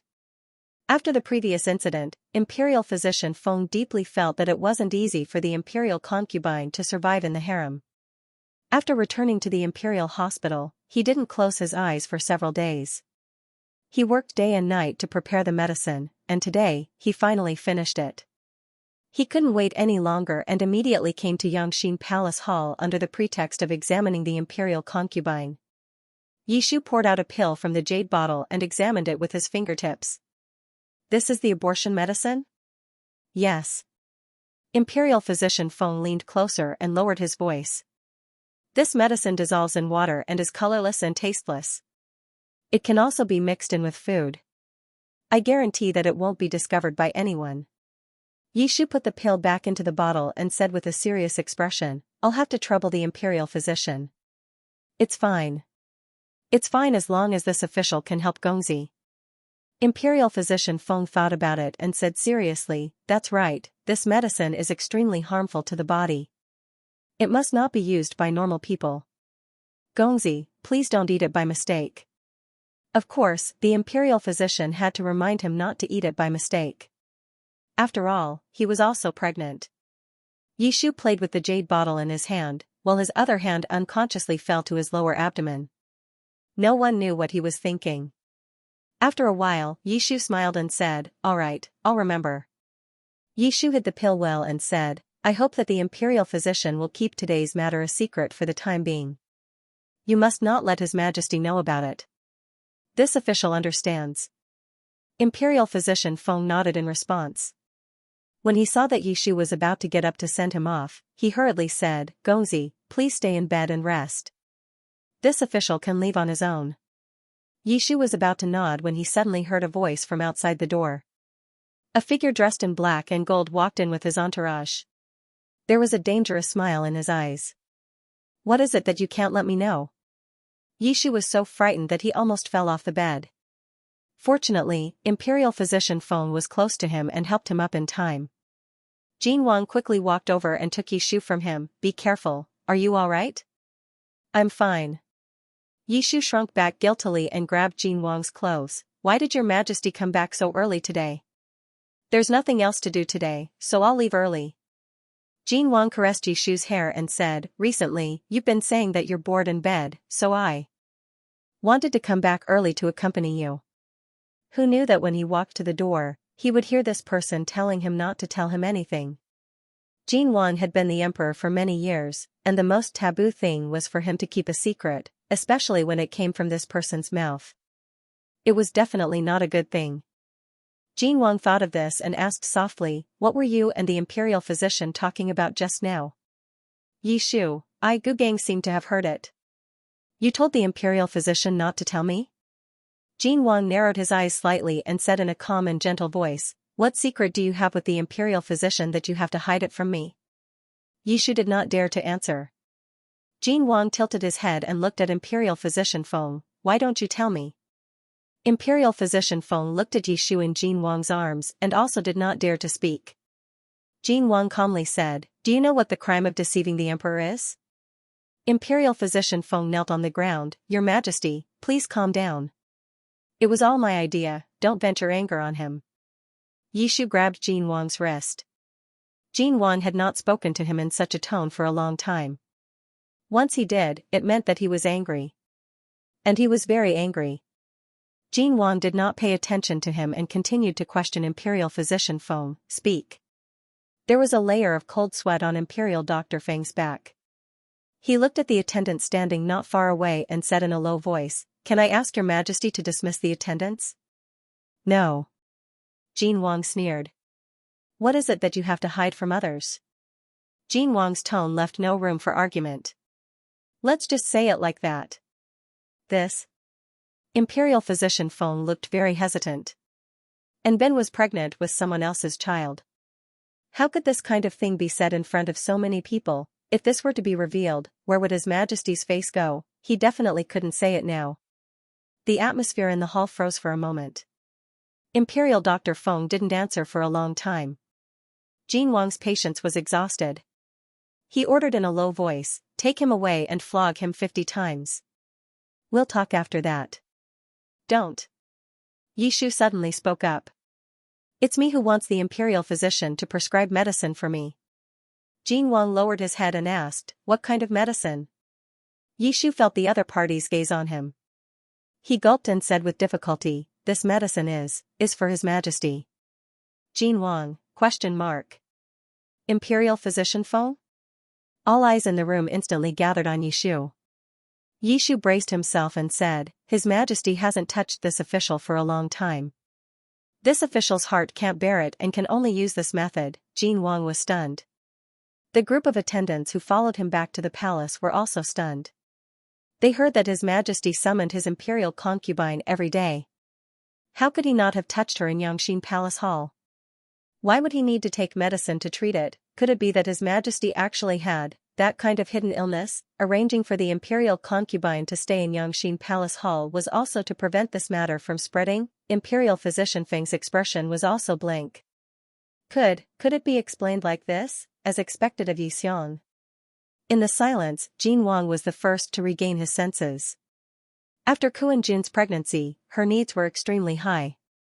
However, he hadn't been able to get close to her for the past 2 months. After enduring day and night, she finally couldn't help but ask the imperial physician.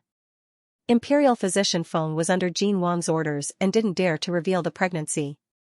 He could only reluctantly hide the truth and explain the situation as such. He couldn't be blamed for this. Jin Wang lowered his head and looked at Yi Shu. The latter carefully grabbed his clothes. There was a look of grievance in his eyes, as if he was frightened by him. Jin Wang's heart softened when he saw his expression. He absent-mindedly blurted out, "I'm sorry to have wronged you." Yi Shu, imperial physician Feng, all the attendants? After saying this, Jin Wang felt that something was wrong. Jin Wang pressed the space between his eyebrows and ordered in a deep voice, "All of you can leave." Everyone hurriedly left Xianxia Palace Hall. Imperial physician Feng was the last to leave.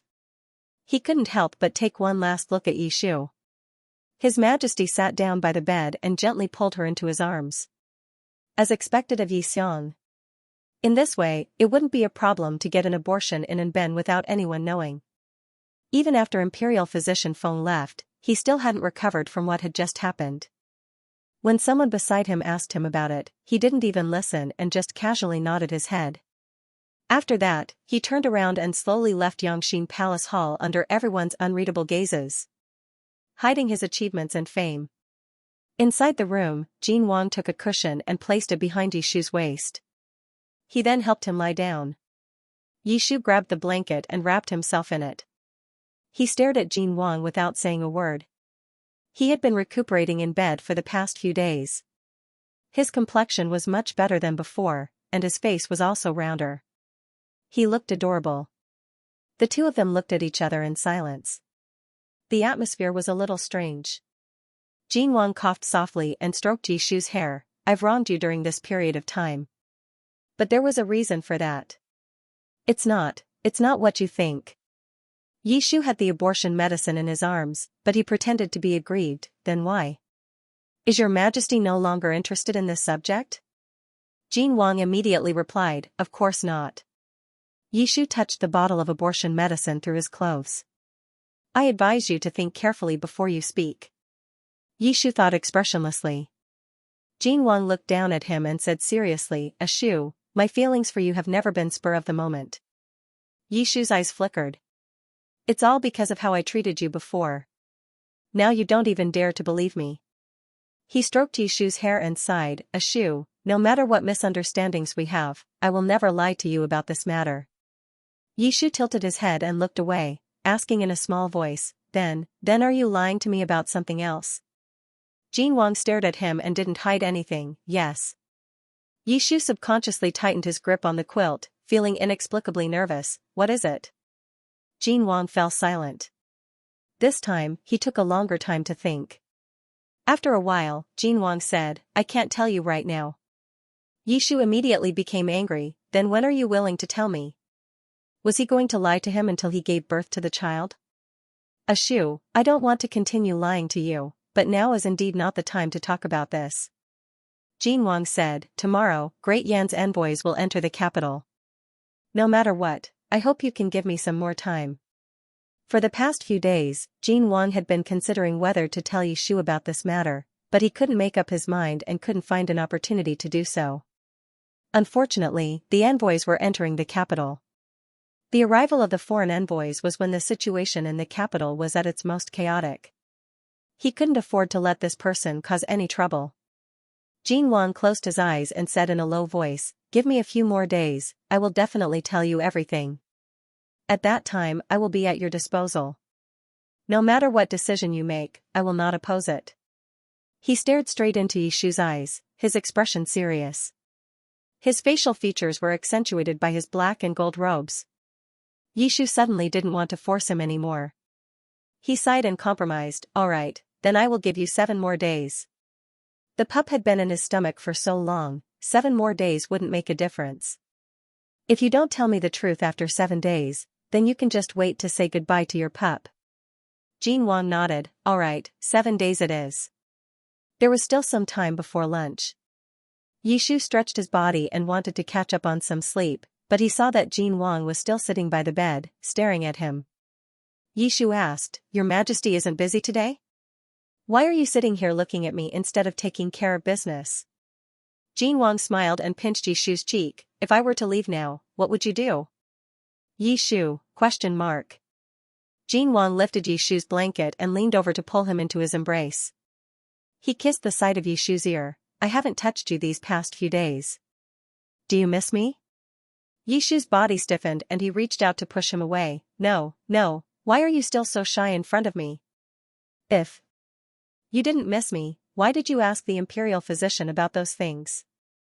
As Jin Wang spoke, his fingers slowly slid across Yishu's waist. Yishu's entire body trembled and his waist immediately went limp. Recently, he had been overly sensitive and couldn't stand being touched by this person.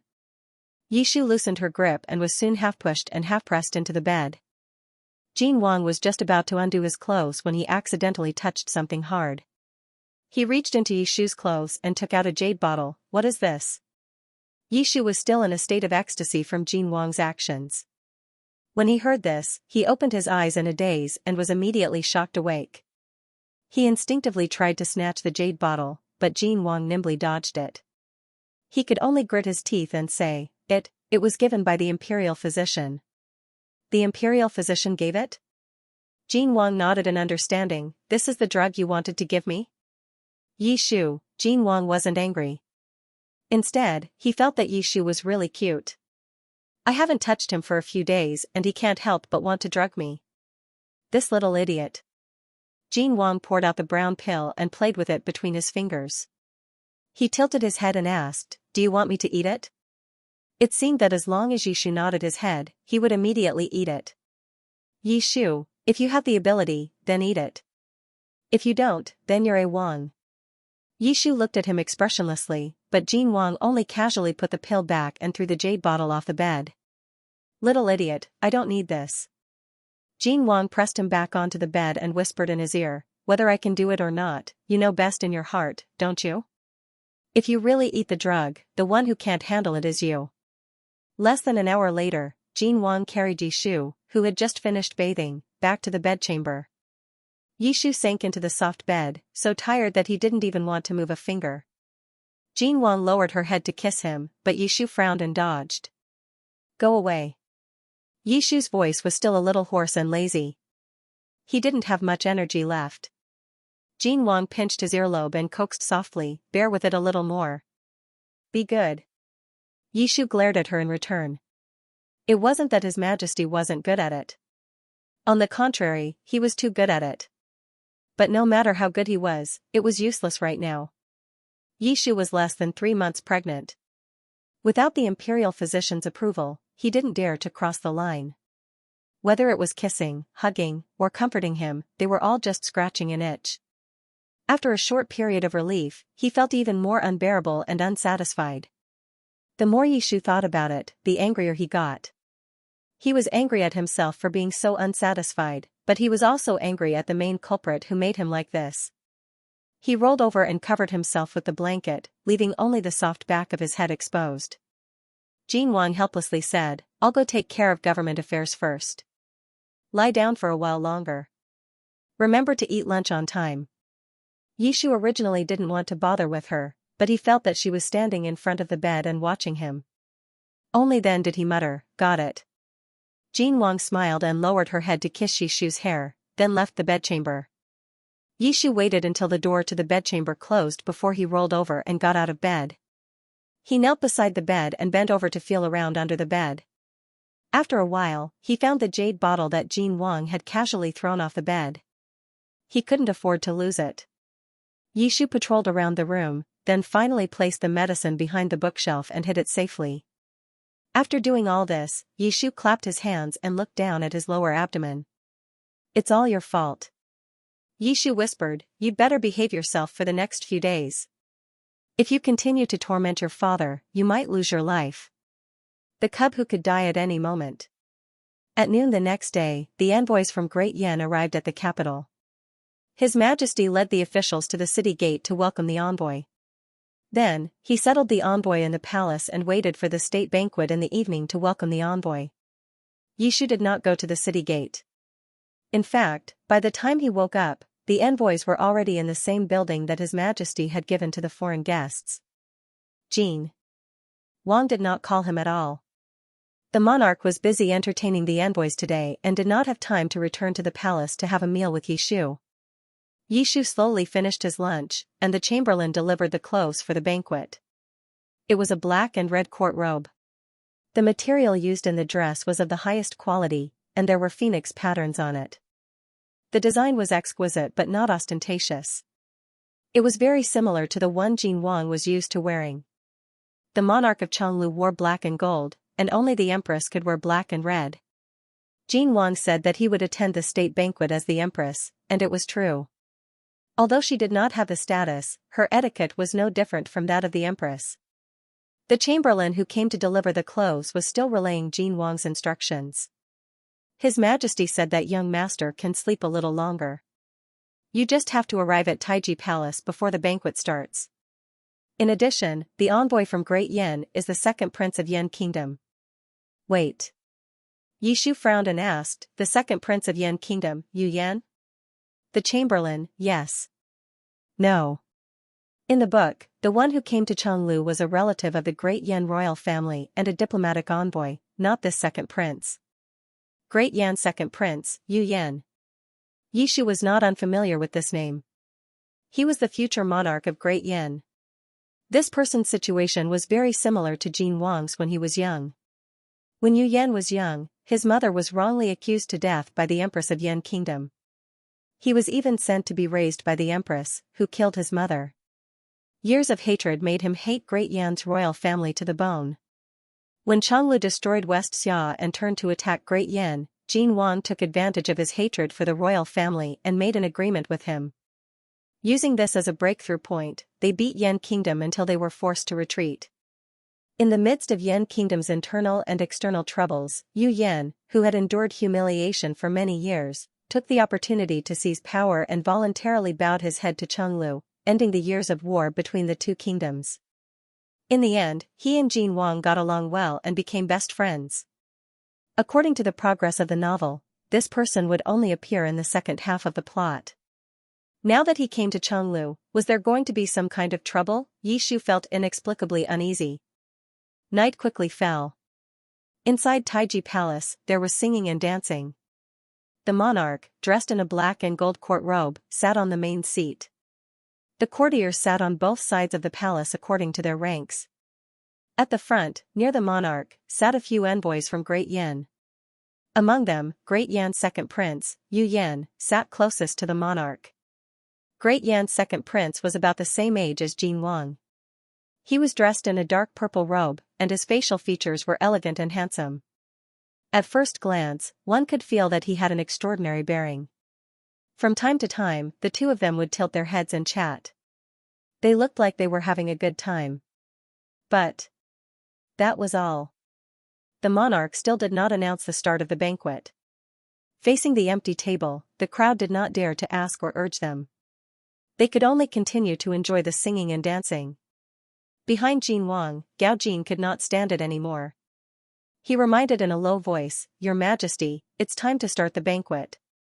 Jin Wang said indifferently, "There's no hurry. Let's wait a little longer. My little imperial concubine has not arrived yet."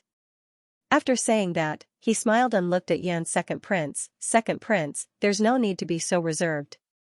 Have some tea first." Yu Yan. "Thank you, Your Majesty." Yu Yan's actions were elegant. He had a smile on his face, but he only raised his cup and did not drink. If he drank any more, he would be full. His Highness, the second prince, felt a little tired. After another song and dance ended, the chamberlain finally announced that the imperial concubine had arrived. Jin Wang looked out of the hall. A young man dressed in black and red court robes slowly walked into the hall. The moment he appeared, the entire Taiji Palace fell silent. Yishu was not wearing a veil. For the past 2 months, Yishu had been staying in the imperial harem and had rarely seen outsiders. The only time he had followed Jin Wang to the ancestral shrine, he had also covered his face with a white veil so that no one could see his face. Thus, when the officials saw his face, they were all stunned. Wasn't this person Yixiang? But didn't Yixiang already? For a moment, all eyes were focused on Yishu. However, the latter did not seem to notice. He walked to the center of the hall and did not kneel. Instead, he stood and bowed, "Greetings, Your Majesty." He looked up at Jin Wang, who was sitting upright on the dragon throne. Their eyes met for a moment. Jin Wang said warmly, "My beloved imperial concubine has finally arrived. Come up quickly." Yishu replied, "Yes." Yishu walked forward.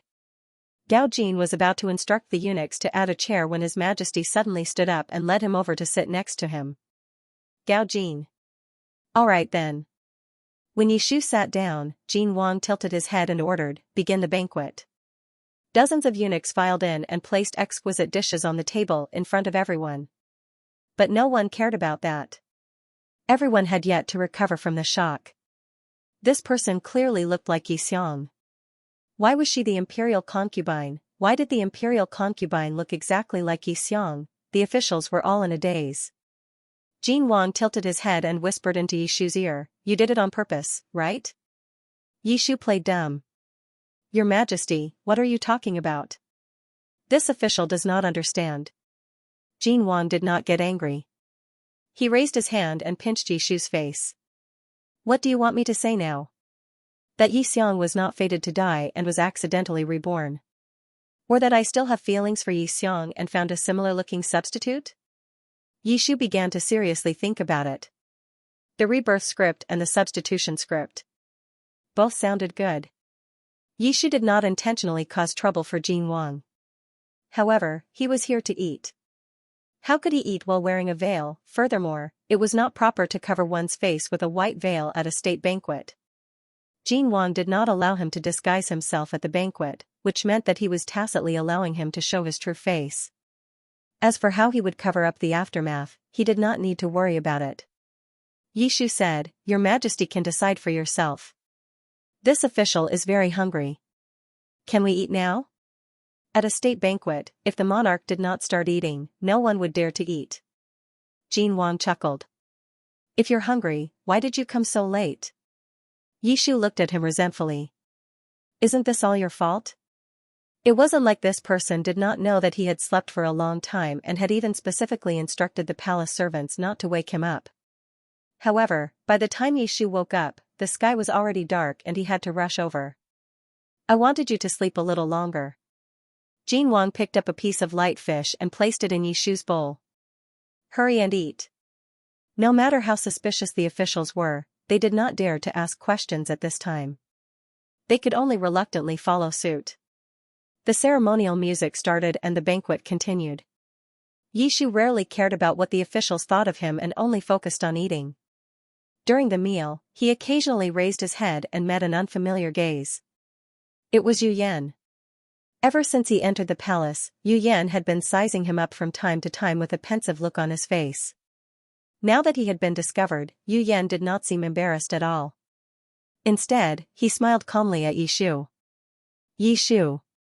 What's wrong with this person?" Without waiting for him to react, a hand was placed on his waist and pinched it gently.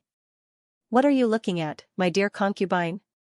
Yishu retracted his gaze. "Nothing. But I saw it." Jin Wang lowered his voice and the smell of jealousy hit him in the face. "You're right next to me, yet you're looking at another man?" "Yishu. Absolutely not." "Your Majesty." Someone suddenly called out from beside them. The two looked over. Yu Yan stood up from his seat and raised his wine cup. "I've long heard that your Majesty returned with a beauty 2 months ago. Seeing you today, the imperial concubine's appearance is indeed extraordinary. This one has specially brought wine from the Great Yen to toast your Majesty and imperial concubine. I wish the two of you a long and unswerving love." As soon as Yu Yan finished speaking, an attendant immediately came forward to pour wine for the two of them. Jin Wang had a smile on his face and did not stop him. But the hand that was placed on Yishu's waist rubbed it threateningly. Yishu shuddered and stammered, I don't know how to drink wine." Yu Yan did not back down. "This wine is brewed using an ancient method and is unique only to the Great Yan's imperial family. Imperial concubine, are you unwilling to give me face?" 2 cups of wine were placed in front of Yishu. He felt a little dizzy just smelling the wine and insisted, "I really don't know how to." As he spoke, he turned his head to look at Jin Wang for help. The latter finally smiled with satisfaction and patted his back to comfort him. "My dear concubine really doesn't know how to drink wine.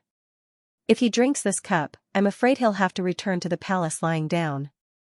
Jin Wang raised the wine cup in front of Yishu. "I'll drink on his behalf." Without waiting for Yu Yan to reply, he raised his head and drank the wine in one gulp. The other cup was the same. Jin Wang put down the wine cup and asked, "Do you still want to drink?" Yu Yan. The second prince of Yen didn't manage to get anything out of it. He drank the wine in silence and returned to his seat. During the entire banquet, he didn't dare to speak to Yishu again. When the banquet was about to end, Yishu left Taiji Palace to get some fresh air. The imperial carriage was already waiting outside the palace. Yishu was still a little dizzy as he was helped into the imperial carriage by the eunuchs. As someone who could get drunk just by smelling wine, it was too difficult for him to attend the entire banquet. Yishu wrapped himself in a blanket and leaned against the imperial carriage drowsily. Suddenly, a voice came from outside the carriage. "Yu Yan greets the imperial concubine." Yishu lifted the curtains. Yu Yan stood not far away and bowed to Yishu. What kind of illness did this person have? Yishu controlled his temper and asked, is there something the second prince wants to talk to me about? Yu Yan said, the imperial concubine and I hit it off at first sight. May I have a word with you? Yishu, no. We didn't hit it off at first sight. His Majesty's vinegar jar was about to explode. How could he dare to talk to this person alone? Yu Yan didn't get angry and said unhurriedly, then does the imperial concubine know a person called Xianxia? Yishu, of course he knew her. In order to hide her identity, the original owner had always used the alias Xianxia when communicating with the outside world. The Great Yan had contact with the original owner. Yishu was suspicious and was about to ask again when he saw a figure from the corner of his eye. First of all, I don't know the person you're talking about. Yishu quickly sat up straight and cleared his throat. He said seriously, secondly, I am the imperial concubine and you are a foreign prince. We should avoid suspicion. There's nothing to talk about. Second prince, please go back. Yu Yan, ? Before Yu Yan could react, a low voice came from behind him. What are the second prince and my imperial concubine talking about? Let me hear it. Yu Yan was indeed a prince of Great Yan. When he heard the cold voice behind him, his expression only froze for a moment. Then, he calmly turned around and greeted the person, Your Majesty. Jin Wang slowly walked over and asked, what are you talking about?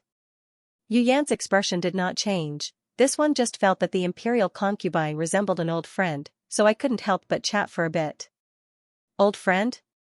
Jin Wang narrowed his eyes slightly and looked at Yishu, who was sitting on the imperial carriage, with a questioning gaze. I don't know him. Yishu said firmly, he mistook me for someone else. Yu Yan. Yu Yan's gaze swept back and forth between the two of them. He sighed, all right. Then I'll take it that this one has mistaken you for someone else. I'll take my leave first. After he finished speaking, he looked at Yishu with a regretful expression. Yishu. Yu Yan turned around and left. Jin Wang retracted his gaze and looked at Yishu once again. Yishu forced a smile at him. Were these emperors born in the year of the dog? They were messing with him the first time they met? The imperial carriage slowly drove towards the sleeping quarters. Yishu was held in Jin Wang's arms and lowered his head guiltily. His premonition was right. The second prince of Great Yan was indeed up to no good by coming here. In the book, Yu Yan had no contact with the original owner of the body. But today, Yu Yan had mentioned the original owner's alias in front of him, proving that they had communicated with each other before. Did the original owner collude with Yu Yan for the sake of rebellion? If that was the case, then the purpose of this person coming to Chenglu. Yishu tried hard to recall, but he could not remember any details of the original owner's contact with Yu Yan. His thoughts were in a mess and he did not notice when Jin Wang's hand had raised and dangerously touched his earlobe. What are you thinking about? Jin Wang asked. Yishu suddenly came back to his senses. He looked up and met Jin Wang's gaze. Then, he hurriedly looked away. No, nothing. Jin Wang played with Yishu's earlobe, his fingertips sweeping the small mole behind his ear from time to time. His tone was calm. Yu Yan said that you look like an old friend of his? Yishu said, he got the wrong person. Jin Wang snorted in a low voice, but his voice was still calm, since my beloved concubine has never met him, then the one who knows him. Could it be Xiang? Yishu's heart thumped. Jin Wang was terrifyingly astute in this matter. Yishu pretended to be calm. I don't know him. Of course, Yi Xiang doesn't know him either. His expression did not change, but in his heart, he was already cursing Great Yan's second prince half to death. Yu Yan, that bastard. He had finally managed to coax Jin Wang to not pursue the matter of the assassination attempt. Now that he was adding to the chaos, this person was going to go crazy again. Sure enough, these words were unable to convince Jin Wang. However, he did not ask anything else. He just casually massaged the back of Yishu's neck. Yishu was like a cat that had its weak spot pinched. He curled up in Jin Wang's arms, not daring to move an inch. Soon, Yishu could no longer stand it. She pleaded carefully, Your Majesty. Jin Wang sighed and lifted Yishu's chin, forcing him to look straight into his eyes. Ashu, I don't like it when you lie. Jin Wang had drunk quite a bit of wine at the state banquet tonight. His eyes were not as clear as they were in the past. Yishu could even smell the faint scent of alcohol on his body. Yishu felt very wronged. He really did not want to lie, but he really did not know why the original owner of this body would be communicating with Yu Yan. After transmigrating, he had lost his memories. What could he do? The two of them looked at each other silently. The atmosphere in the imperial carriage was somewhat tense. They had arrived at the sleeping quarters. The eunuchs lifted the curtains and wanted to help the two of them down. Yishu was already feeling uncomfortable. He stood up and wanted to leave, but was stopped by Jin Wang. Jin Wang picked him up and jumped off the imperial carriage, striding towards the sleeping quarters. The eunuchs assessed the situation, but none of them dared to follow him into the sleeping quarters. Jin Wang placed him on the dragon bed and then pressed his body down on top of him. Yangxin Palace Hall was brightly lit. Jin Wang looked down at Yishu from above. This person rarely wore black clothes in front of Jin Wang. The dark red collar made his skin look extremely white. The black outer robe was tight at the waist, outlining his skinny figure. "This is your last chance," Jin Wang said gently. Yishu tilted his head to the side and insisted. "I don't know him." Jin Wang lifted Yishu's belt. Yishu closed his eyes and began to tremble slightly, but he did not resist. His Majesty had always been sensitive and easily angered. Since he had provoked this person, he was afraid that he would not have an easy time tonight. He could only count himself unlucky. That damned Yu Yan. His complicated court attire was slowly removed. Yishu did not know how this person was going to torment him. He was so nervous that his lips were tightly pursed. However, Jin Wang did not make any further movements. After a while, Jin Wang straightened up. The pressure on Yishu disappeared. Yishu raised his head and saw the latter casually hang the court robe he had taken off from him to the side. Then, he lowered his head and lightly kissed Yishu's cheek. "Rest early. This prince is going to take a bath." Without waiting for Yishu to say anything, Jin Wang turned and left the bedchamber. Before he left, he did not forget to extinguish the candles in the hall. Yishu was afraid of light when he slept. In the bathtub, warm water sprayed out from the faucet above. Jin Wang leaned against the white jade wall and closed his eyes to rest. After the eunuch finished reporting, Jin Wang opened his eyes. "That's all they said?" "Yes." The eunuch knelt beside the bathtub and replied in a low voice. "You may leave." The eunuch left the bathtub. Jin Wang laughed mockingly. From the way Yu Yan looked at Yishu during the banquet, to the short exchange between the two outside Taiji Palace, he felt that there must be some kind of connection between the two. Now, he was even more certain. Qi Xian. This was also the name Yishu had written in the secret letters he had sent to Xianxia. What was that guy up to now? Did he want to assassinate him again? Actually, it was not difficult for Jin Wang to find out the truth. He understood Yishu too well. He knew what to do to make him feel the most unbearable, and he knew how to force him to tell the truth. But when he saw Yishu trembling in fear, he could not bear to do it. It was the same every time. That person did not say a single word, but he was the first to soften. He wanted to treat him well. By the time Jin Wang returned to his sleeping quarters, there was no sound in the hall. A sliver of moonlight shone through the window and onto the ground, reflecting the silhouette of the youth lying peacefully on the bed. Jin Wang lay on the bed and subconsciously wanted to pull him into his embrace. The next moment, a hard object was pressed against Jin Wang's chest. Jin Wang instinctively sensed danger. He looked up and saw Yishu's bright and clear eyes without the slightest hint of tiredness. "Don't move." Yishu raised his hand and pushed the object in his hand forward. With the help of the silhouette of the light, Jin Wang could see that it was a dagger. Jin Wang's eyes flashed with a trace of gloominess. He really wanted to kill him. "You won't be able to dodge this time." Yishu held Jin Wang's shoulder with one hand, but his tone was surprisingly relaxed. "If you had directly stabbed me, I'm afraid I really wouldn't have been able to dodge." Jin Wang's heart sank bit by bit, and he smiled coldly. "You shouldn't have given me time to react." Yishu suddenly understood. So that's how it is. Yishu did not know martial arts. If he had directly attacked, Jin Wang might have been caught off guard, and he might have succeeded. But that was impossible now. As long as Jin Wang wanted to, he could break this person's hand at any time before the dagger stabbed him. Yishu had no way to resist. The two of them were in a deadlock in silence. After a while, Yishu suddenly let go of his hand and casually threw the object in his hand off the bed. That object just happened to roll under the moonlight, and Jin Wang finally saw that it was only a scabbard. What was the meaning of this? Jin Wang vaguely understood something and turned his head to ask. Yishu suddenly hooked his arm around his neck and leaned closer. I wanted to tell you that if I really wanted to kill you, I wouldn't have needed to ask for help from a foreign prince. They were very intimate and hugged each other to sleep every night. If Yishu really wanted to kill Jin Wang, he had countless ways to secretly kill him. There was no need for him to travel thousands of miles to find a foreign prince to come to the capital to assassinate him. Jin Wang's expression did not soften. Even if you can kill me, you won't be able to escape from the imperial city without outside help. That made sense. You emperors always think too much. Yishu sighed and decided that he could not beat around the bush with this person. He raised his head and kissed Jin Wang's lips, and his voice softened. I really didn't want to betray you. Can you trust me just this once? Then Yishu was dissatisfied. Can you stop talking about him? I'm coaxing you. I'm coaxing you. These words struck Jin Wang's heart without any warning, leaving a lingering echo in his mind.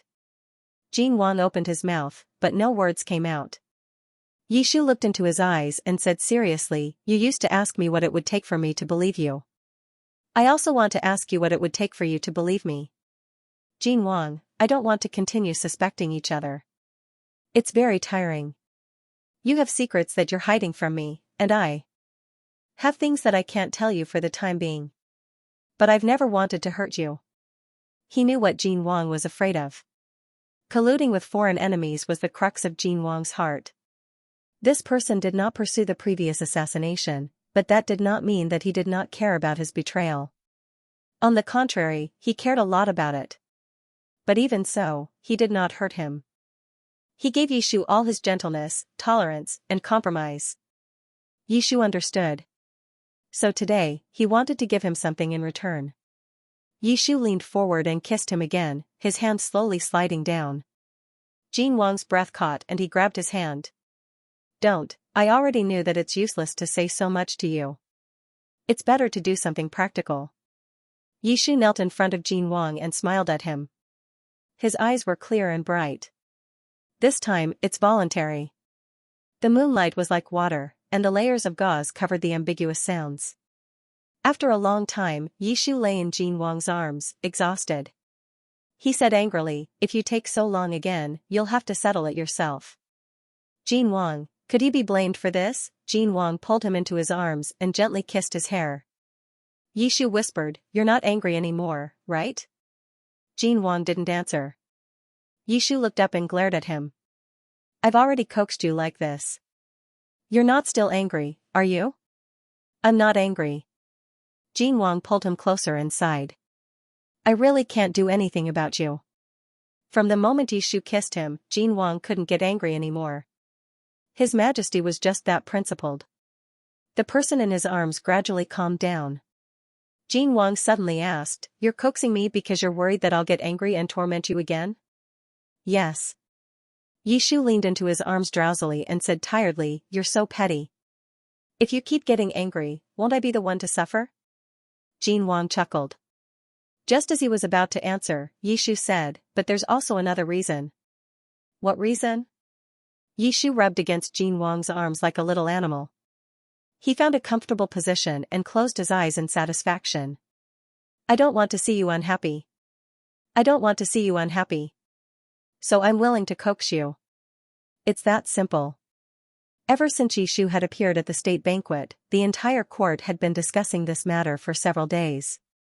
The imperial concubine and the dead Xianxia looked exactly the same. The meaning behind this was very subtle. Thinking about it carefully, the emperor had announced that he would be marrying the imperial concubine around the time that Xianxia was sentenced to death. There was no coincidence between these two events. There were many different opinions, but what surprised Yishu even more was that no one suspected that the imperial concubine was the real Xiang. Occasionally, there would be one or two voices that said this, but they were quickly rejected by everyone else. Jin Wang did not find this strange. He said this, "Do you think that coming back from the dead or me deceiving the world and protecting the life of a traitor who plotted against the emperor? Which do you think they would believe more?" No one dared to believe it. There was no such thing as the art of medicine in this world, so the idea of coming back from the dead was extremely absurd. As for the latter, wouldn't they suspect that the emperor was lying?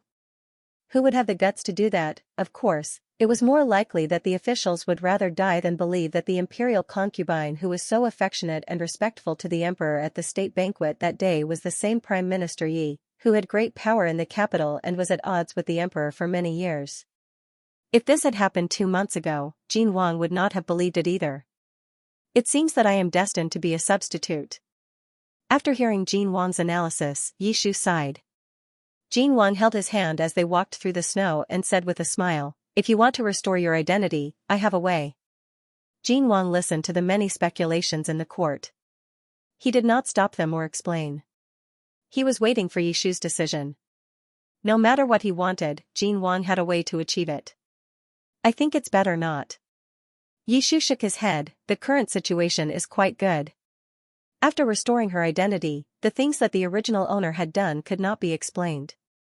It was better to be like this, relaxed. "It's all up to you." Jin Wang paused, then sighed and said, "I originally wanted the officials to see my future empress, but because of someone's interference, no one cares." Chenglu cared a lot about etiquette, but that day, the imperial concubine had worn the emperor's empress attire and attended the state banquet with the emperor's empress attire. Jin Wang even suspected that they had not noticed what Yishu had worn that day. The emperor could not help but feel a bit regretful that his desire to show off had not been satisfied. Yishu saw through his thoughts. He raised his head and leaned close to Jin Wang's ear and whispered, "Why care about other people's opinions? Is it not enough that I wore it for you?" He hit the target with one strike. Jin Wang seemed to have thought of something, and his ears quickly turned red. His Majesty was unexpectedly pure in some ways. Yishu ran away after flirting with him. She smiled happily and continued walking forward. The two of them walked to the pavilion. Jin Wang asked, "Are you tired? Why don't we go in and rest?" Yishu responded, and Jin Wang led him into the pavilion. The servants quickly came forward and laid a soft cushion on the stone bench. Bamboo curtains were hung around the pavilion to keep out the wind. Then, a charcoal brazier and some tea and snacks were placed. There was also a cup of hot soup simmering over a slow fire. It was said that the imperial physician had specially prepared a nourishing soup that was beneficial to Yishu's body. Jin Wang pulled Yishu to sit down. Yishu asked, "Your Majesty, why do you have time to accompany me for so long today? Why don't you go and deal with other matters?" Jin Wang placed a bowl of soup in front of him and said calmly, "I left the matter to the Chamberlain of Dependencies." The Great Yan had come to Chenglu to negotiate a truce. The details of the terms could not be negotiated in a day or two. The emperor did not need to personally participate in the details. Jin Wang and the Chamberlain of Dependencies had already discussed the terms of Chenglu's request before the envoy arrived. Thus, after the envoy arrived, Jin Wang was free. Yishu made an "oh" sound and stirred the spoon in his mouth without saying anything else. Jin Wang had been keeping a close eye on him these past few days, so Yishu did not have the chance to do anything else. For example, he could go to the pavilion and ask Yu Yan what the original owner had communicated with him about, and why he had come to Chenglu. At this time, snow began to fall from the sky. The wind and snow were blocked outside by the bamboo curtains, and the pavilion was comfortably warm from the charcoal brazier, so it did not feel cold at all. Yishu slowly drank a few mouthfuls of soup. Then, the voice of a servant sounded from outside the pavilion. "Your Majesty and Imperial concubine are here. Do not approach." "So it is your Majesty and Imperial concubine. This one is Yu Yan. I am here to visit the garden. May I come in to avoid the snow?" Yishu was stunned. Why did this person always ask for trouble? It was not easy for him to coax Jin Wang into not being angry, but that did not mean that he did not hold any grudges against Yu Yan. With Jin Wang's temper, it was already a great blessing that he did not find a reason to kill him without anyone knowing. Now, this person actually dared to disturb them when they were alone. Did he want to die too slowly? If he continued to court death like this, not to mention going back to take revenge, he might not even be able to leave Chenglu. Yishu silently criticized in his heart. Jin Wang's expression did not change. He tilted his head and looked at Yishu. Does my beloved concubine want him to come in? It was the question of death again. Yishu put down the bowl of soup and said with a serious expression, "We will listen to your majesty." Jin Wang chuckled and allowed the servant to let him in. Yu Yan was an envoy from Great Yan and a prince from another dynasty. They could not let him stand outside in the snow. This was not appropriate.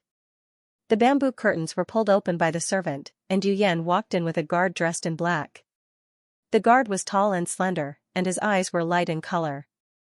His facial features were deep and handsome, and there was a hint of exotic color in them. Even Yishu could not help but take a few more glances at him. Jin Wang cleared his throat. Yishu quickly retracted his gaze and sat upright.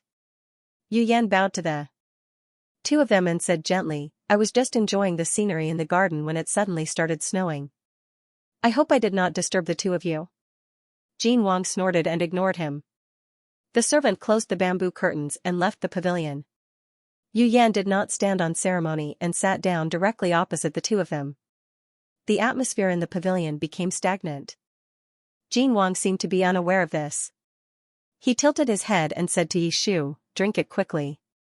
It will get cold soon." Yishu said with a bitter face, "I can't drink it anymore." It was not that he could not drink it. It was just that there were some medicinal ingredients in the soup, so it tasted bitter. Yishu did not like it. Jin Wang coaxed him gently, "Be good. The imperial physician said that your body is weak, so you must drink a bowl every day after eating. After drinking it, you can eat pastries. It won't be bitter. Or do you want me to feed you?" Jin Wang leaned closer and whispered, "You can use your mouth too." Yu Yan, was he invisible? Yishu obviously did not dare to let Jin Wang feed him. He gritted his teeth and finished the medicinal soup in 2 or 3 mouthfuls. Jin Wang poured some water for him to rinse his mouth, then picked up a piece of soft sugar cake from the bowl and fed it to him. Yu Yan's teeth ached as he watched. After feeding Yishu 2 pieces of cake, Jin Wang leisurely said, "I have already ordered the servants to withdraw." Yishu? Yishu finally noticed that the servants outside the pavilion had unknowingly retreated to several zhang away. The snowflakes in the sky formed a natural barrier outside the pavilion. If they spoke here, no one would be able to hear them. Yu Yan smiled faintly, "I thought that your majesty had already forgotten about my existence." Jin Wang ignored him and tilted his head to ask Yishu, "What else do you want to eat?" Yu Yan ground his teeth and coldly said, "This is my personal bodyguard. He is trustworthy." Jin Wang noncommittally responded. Yishu finally regained his senses. "You arranged to meet here?" Jin Wang said, "It was me who sent a message to the second prince to come.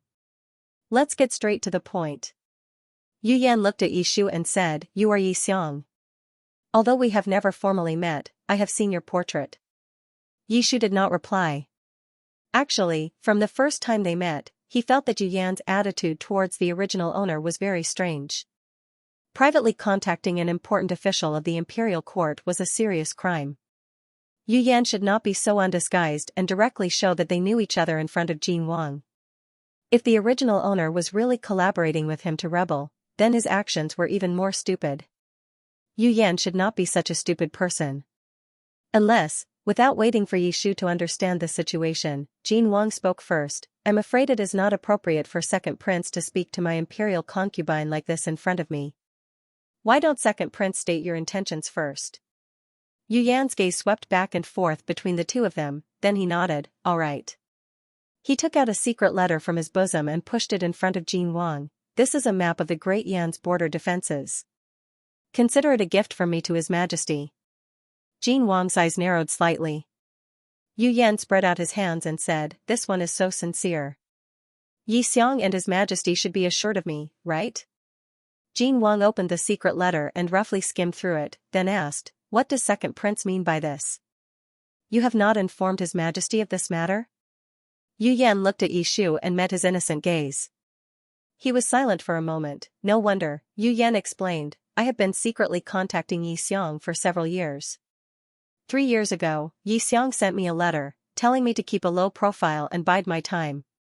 He told me that the Great Yan would send an envoy to Chenglu in the future.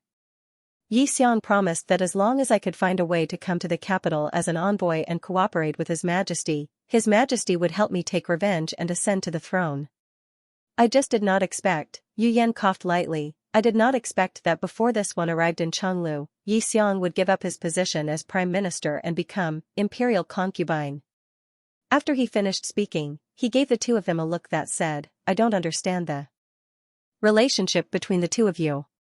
Yu Yan's words were understated, but Yishu was greatly shocked. The original owner of the body contacted Yu Yan not to rebel, but to persuade Yu Yan to cooperate with Jin Wang. Jin Wang might not immediately understand the intention, but in the future, Yu Yan would be of great help to Jin Wang in conquering the Great Yan. The original owner of the body contacted Yu Yan several years ago. At that time, Jin Wang had not even ascended to the throne, and Yu Yan was still an unremarkable prince in the Great Yan imperial palace. How could he predict that the Great Yan would send an envoy to Chenglu, and how could he predict that Yu Yan would be of help to Jin Wang? A Yuan will be the emperor in the future. As a ruler, you have to be strong in order to make the country strong. The position of left prime minister is empty. Is His Majesty willing to give it to him? I have to help His Majesty unify the world. The original owner of the body's words were still vivid in his mind. Yishu suddenly had a strange feeling in his heart. He felt that the original owner of the body could predict the future. Or it could be said that he learned about the future of this world from somewhere. It was like he had read the original book. But if that was the case, why would the original owner of the body, who had helped to pave the way for Jin Wang 3 years ago, plan to assassinate him now? What had happened in the past 3 years? Yishu's thoughts were in a mess, and he could not figure out what was going on. Jin Wang and Yu Yan said something, but he did not hear a single word. Yu Yan quickly left the pavilion with the guards, leaving only Yishu and Jin Wang in the pavilion. Jin Wang followed Yishu's arm down and held his cold fingers. He asked in a gentle voice, This is the secret you have been hiding from me? The youth beside him had a pale face. His eyes were downcast, and he didn't answer. Jin Wang looked at him and didn't urge him to speak. He had his own ways to verify the authenticity of this defensive map. This way, he would be able to prove whether Yu Yan was telling the truth. But he wanted to hear Yishu's explanation more. Yishu's actions seemed bold and dangerous to him. He had been in contact with a foreign prince for a long time, and if he wasn't careful, he could be killed. But he could also see that this matter was beneficial to him. Yishu hadn't betrayed him, at least not in this matter. Jin Wang silently sighed, then patiently asked, You can't say? Yishu didn't answer. He didn't know how to explain. Persuading Yu Yan to surrender wasn't a bad thing. In fact, it was a great achievement. Of course, he could directly admit that he was the one who did it, but he couldn't explain why the original owner betrayed him in the end. Yishu hesitated for a long time, then slowly said, I can't say for the time being. Jin Wang asked, When can you say it? In any case, not now. Yishu's fingers unconsciously tightened around his sleeves. He almost didn't dare to look at Jin Wang's expression. Your Majesty, please give me some more time. When the time is right, I will tell your Majesty. Jin Wang was silent for a moment, then said, Okay, I believe you. Yishu looked up. The latter's eyes were gentle and didn't seem to blame him. He used his finger to brush away a piece of candy from the corner of Yishu's mouth, then said softly, No matter what, I'm very happy. You're not trying to harm me. I'm very happy. Yishu's heart trembled slightly. He suddenly felt somewhat moved. This person was still so easy to satisfy. But Jin Wang's tone suddenly changed, and his eyes narrowed slightly. You've been in contact with him for many years? Yishu, Jin Wang muttered, You've been in contact with him since before I ascended the throne? Yishu, Jin Wang, we even agreed to meet in Chenglu. Is this person done yet? Yishu coughed softly and looked away. I am tired. Let's go back. Jin Wang smiled. Okay. Jin Wang called for the eunuchs to bring the imperial carriage over. Yishu was about to get up when Jin Wang pulled him back. Jin Wang bent down with his back facing him. Come up. Yishu was slightly taken aback. Jin Wang turned to look at him and urged, hurry up.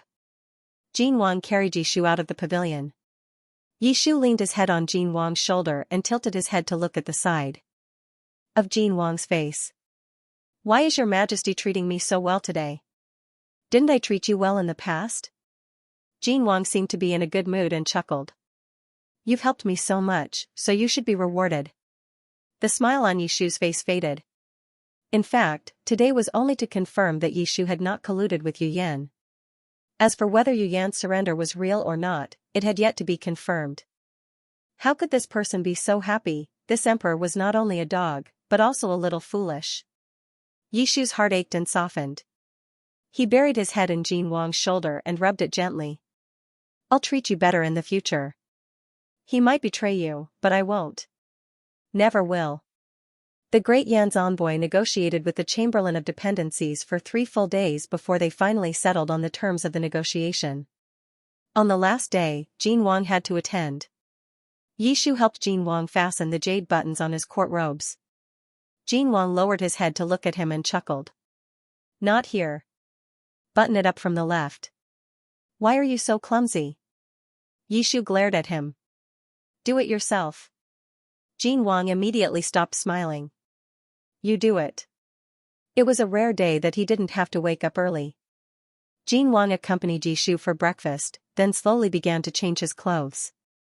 In the past, when Jin Wang went out, Yishu was still sleeping. Today, he had a rare opportunity to make Yishu learn how to dress for him. He said that it was only right that the concubines should know how to do this. The emperor's court robes were complicated. Yishu spent twice the amount of time to help him put them on. Jin Wang lowered his head to tidy up his ornaments. When he looked up, he saw that Yishu had already taken the opportunity to collapse on the bed. He smiled and shook his head. You're getting lazier. Yishu sank into the soft bed. He half raised his eyelids and looked at him.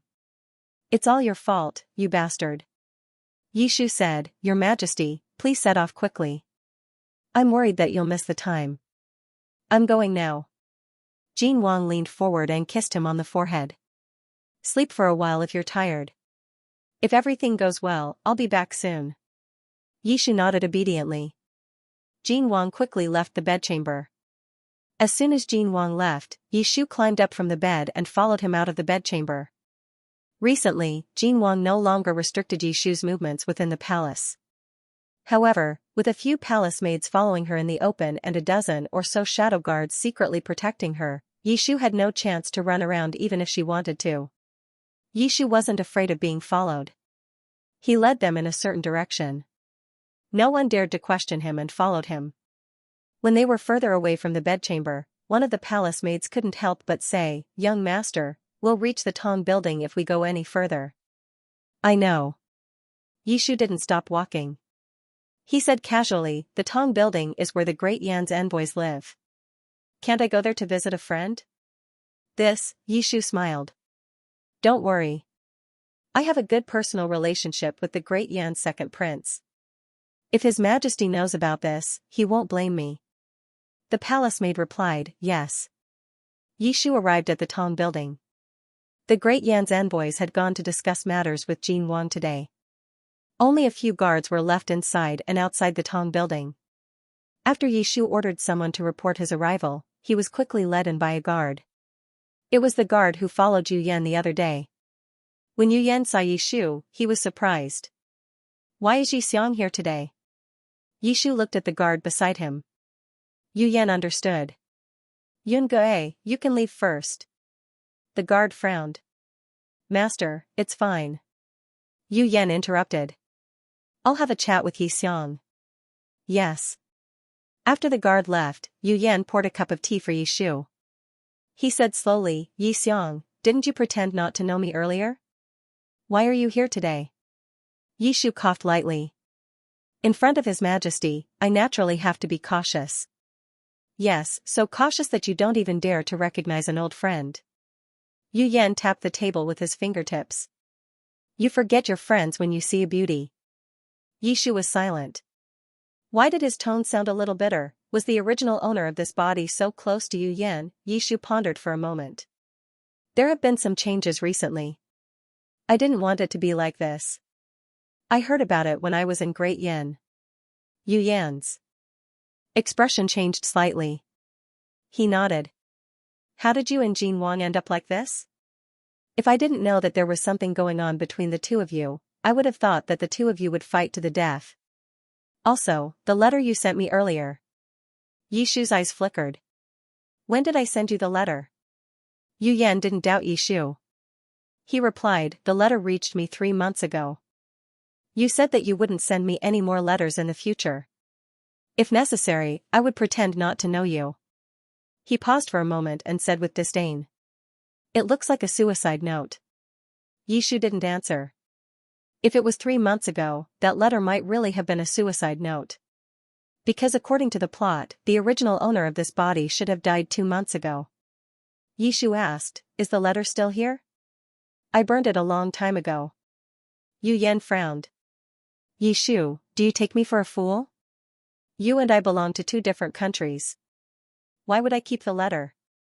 Am I afraid that someone wants to harm me and can't find any evidence? These words weren't wrong. Even if the contents of the letter between Yu Yan and the original owner of this body weren't confidential, he should have burned it after reading it. Keeping it by his side would instead give him something that could be used against him. But 2 months ago, the original owner of this body and Western Xia's secret letters had all been found by Jin Wang. Was it just that the original owner had left them out? Yu Yan didn't know what Yishu was thinking. He sighed. I know that it wasn't easy for you to be the Prime Minister of Chonglu. I didn't dare to write to you much these 3 years. So when I received your letter 3 months ago, I was really worried. Later, I heard that the monarch of Chonglu had executed Xianxia. I almost thought. He rubbed his nose and muttered in a small voice. I thought you were really dead. It wasn't until the state banquet that Yu Yan saw Yishu arrive that he truly believed that he was fine. Moreover, he never doubted that the two of them were similar in appearance. Others might not dare to make wild guesses about him faking his death to change his identity, but with Yu Yan's understanding of Yishu and the relationship between the two, it wasn't strange for him to do such a thing. Only the monarch of Chonglu knew how to play. No matter what, it's fine as long as you're fine. Yu Yan paused and said half-jokingly, that's right, why didn't Jin Wang know about us contacting each other?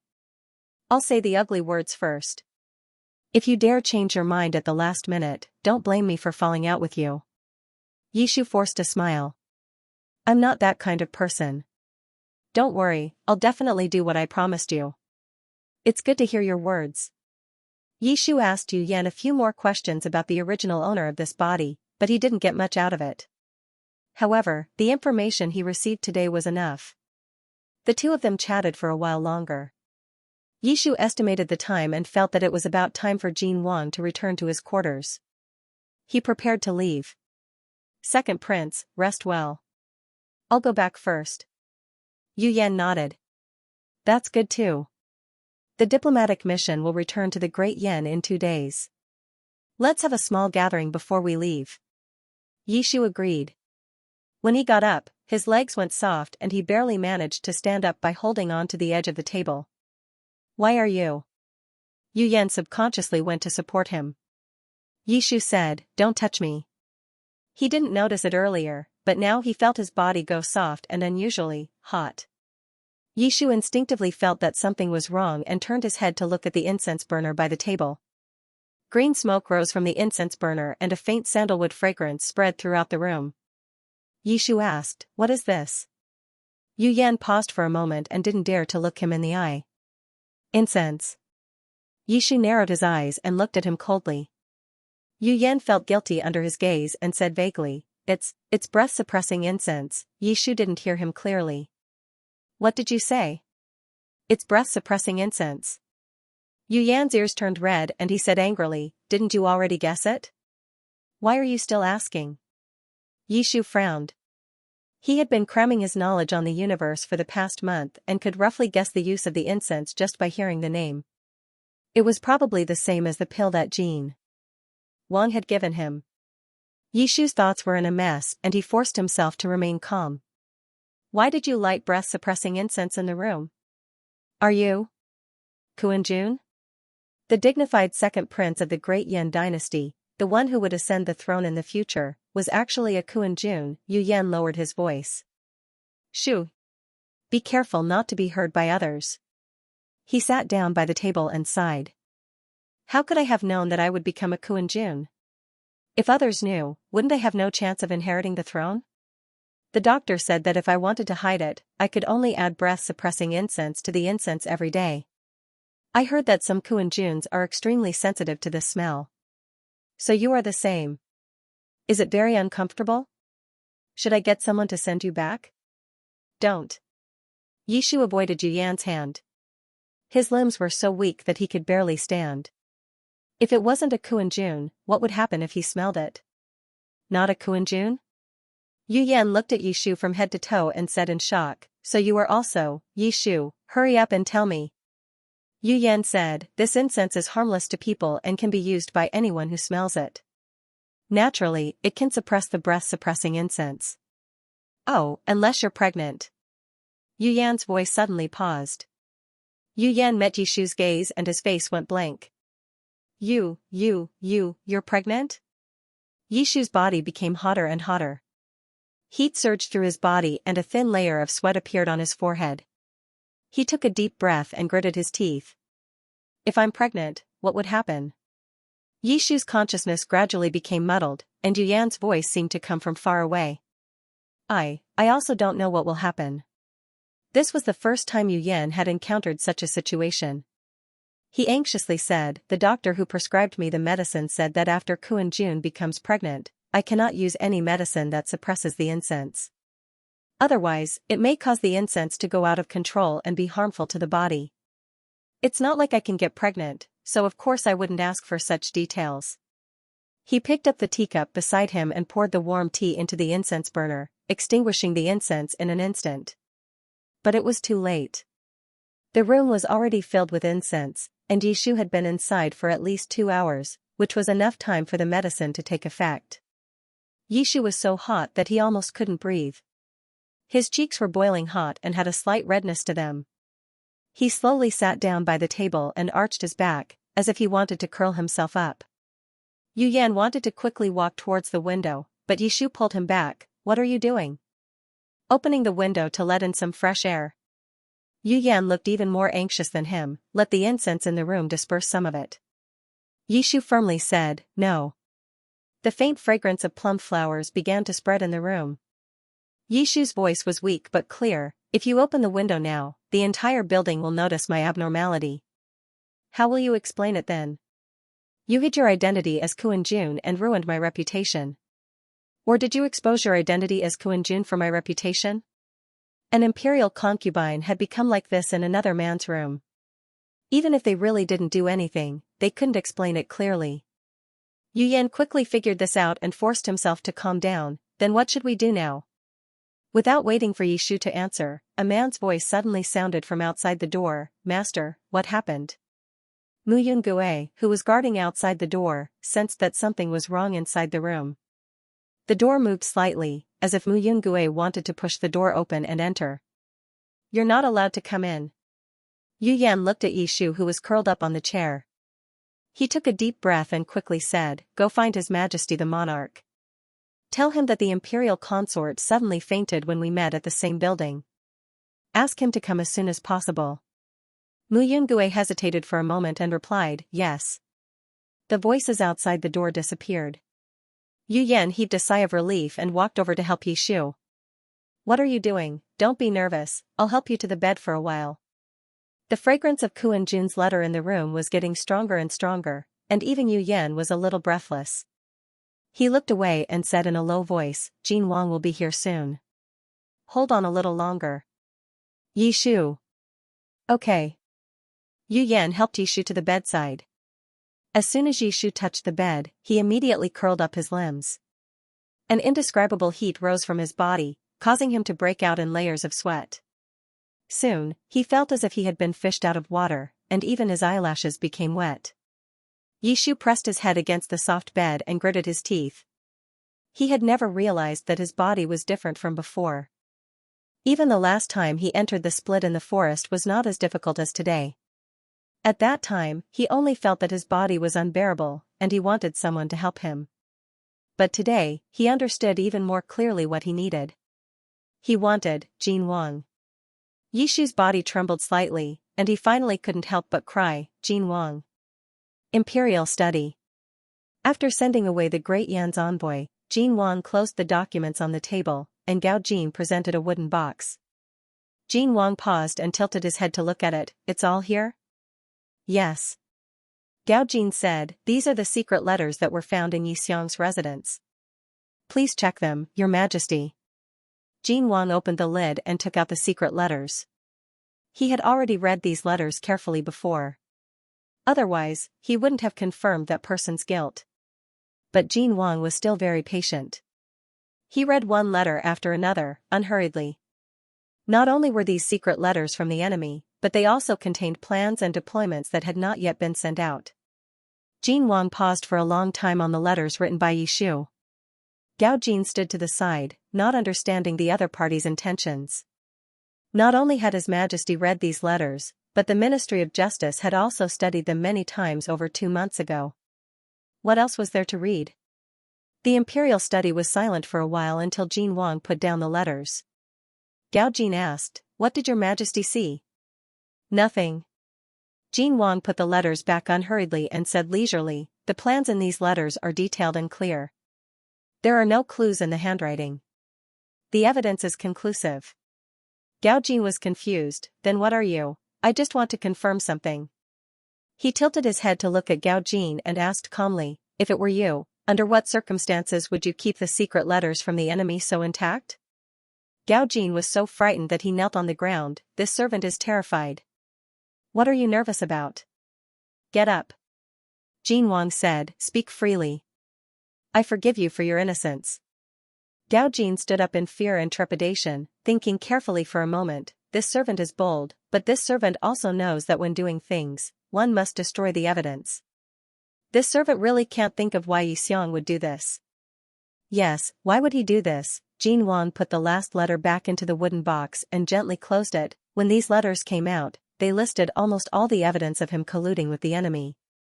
It can be said that they are seamless. No matter whose hands this evidence falls into, it is enough to sentence him to death.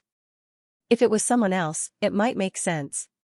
But back then, when I went in and out with him, he was still able to secretly communicate with the great Yan Prince for several years. Why would he be so careless when conspiring with West Xia? There is only one explanation. Jin Wang gazed at the horizon and didn't continue speaking. He used to think that people were fickle. That person had changed step by step over the past 3 years, so he didn't think it was strange that they would end up like this. But recently, he realized that Yishu hadn't changed at all.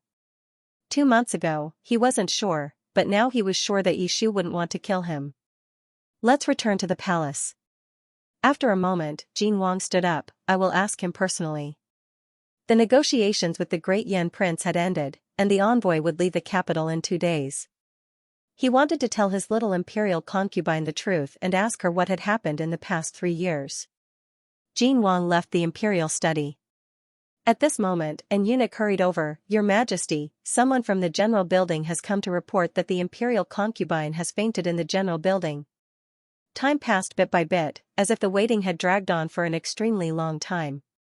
Yishu's consciousness was hazy, and the heat in his body was getting stronger and stronger, almost swallowing all of his rationality.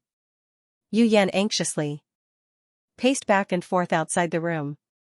Suddenly, there was a commotion outside the door, followed by a guard's announcement, His Majesty has arrived. Yu Yan's eyes lit up, and he quickly walked to the door. He was about to open the door, but then he had a second thought. He forcefully pushed the door, which had just opened a small gap, back and firmly held it open. Jin Wang, who was about to open the door, this was the first time the monarch had been rejected outside the door, and he immediately became angry. His voice was extremely cold. Open the door. Yu Yan's voice came from behind the door. Your Majesty, please dismiss your attendants and come in alone. Jin Wang gritted his teeth. Yu Yan. Yu Yan insisted, Your Majesty, please dismiss your attendants. Jin Wang closed his eyes, took a deep breath, and ordered, All of you, leave. The attendants behind him retreated one after another. Jin Wang said, I am the only one outside the door. Quickly open the door.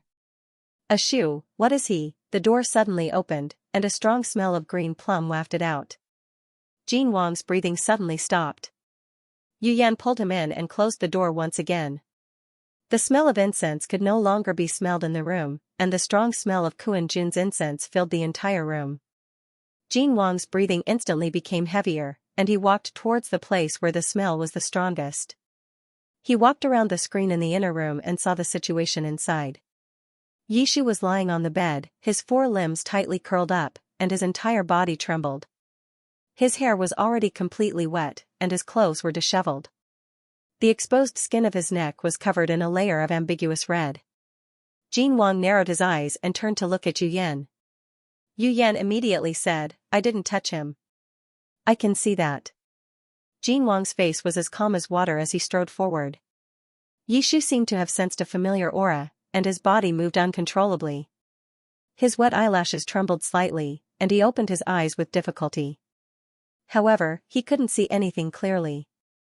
In his blurry vision, he could only vaguely see a familiar silhouette walking towards him.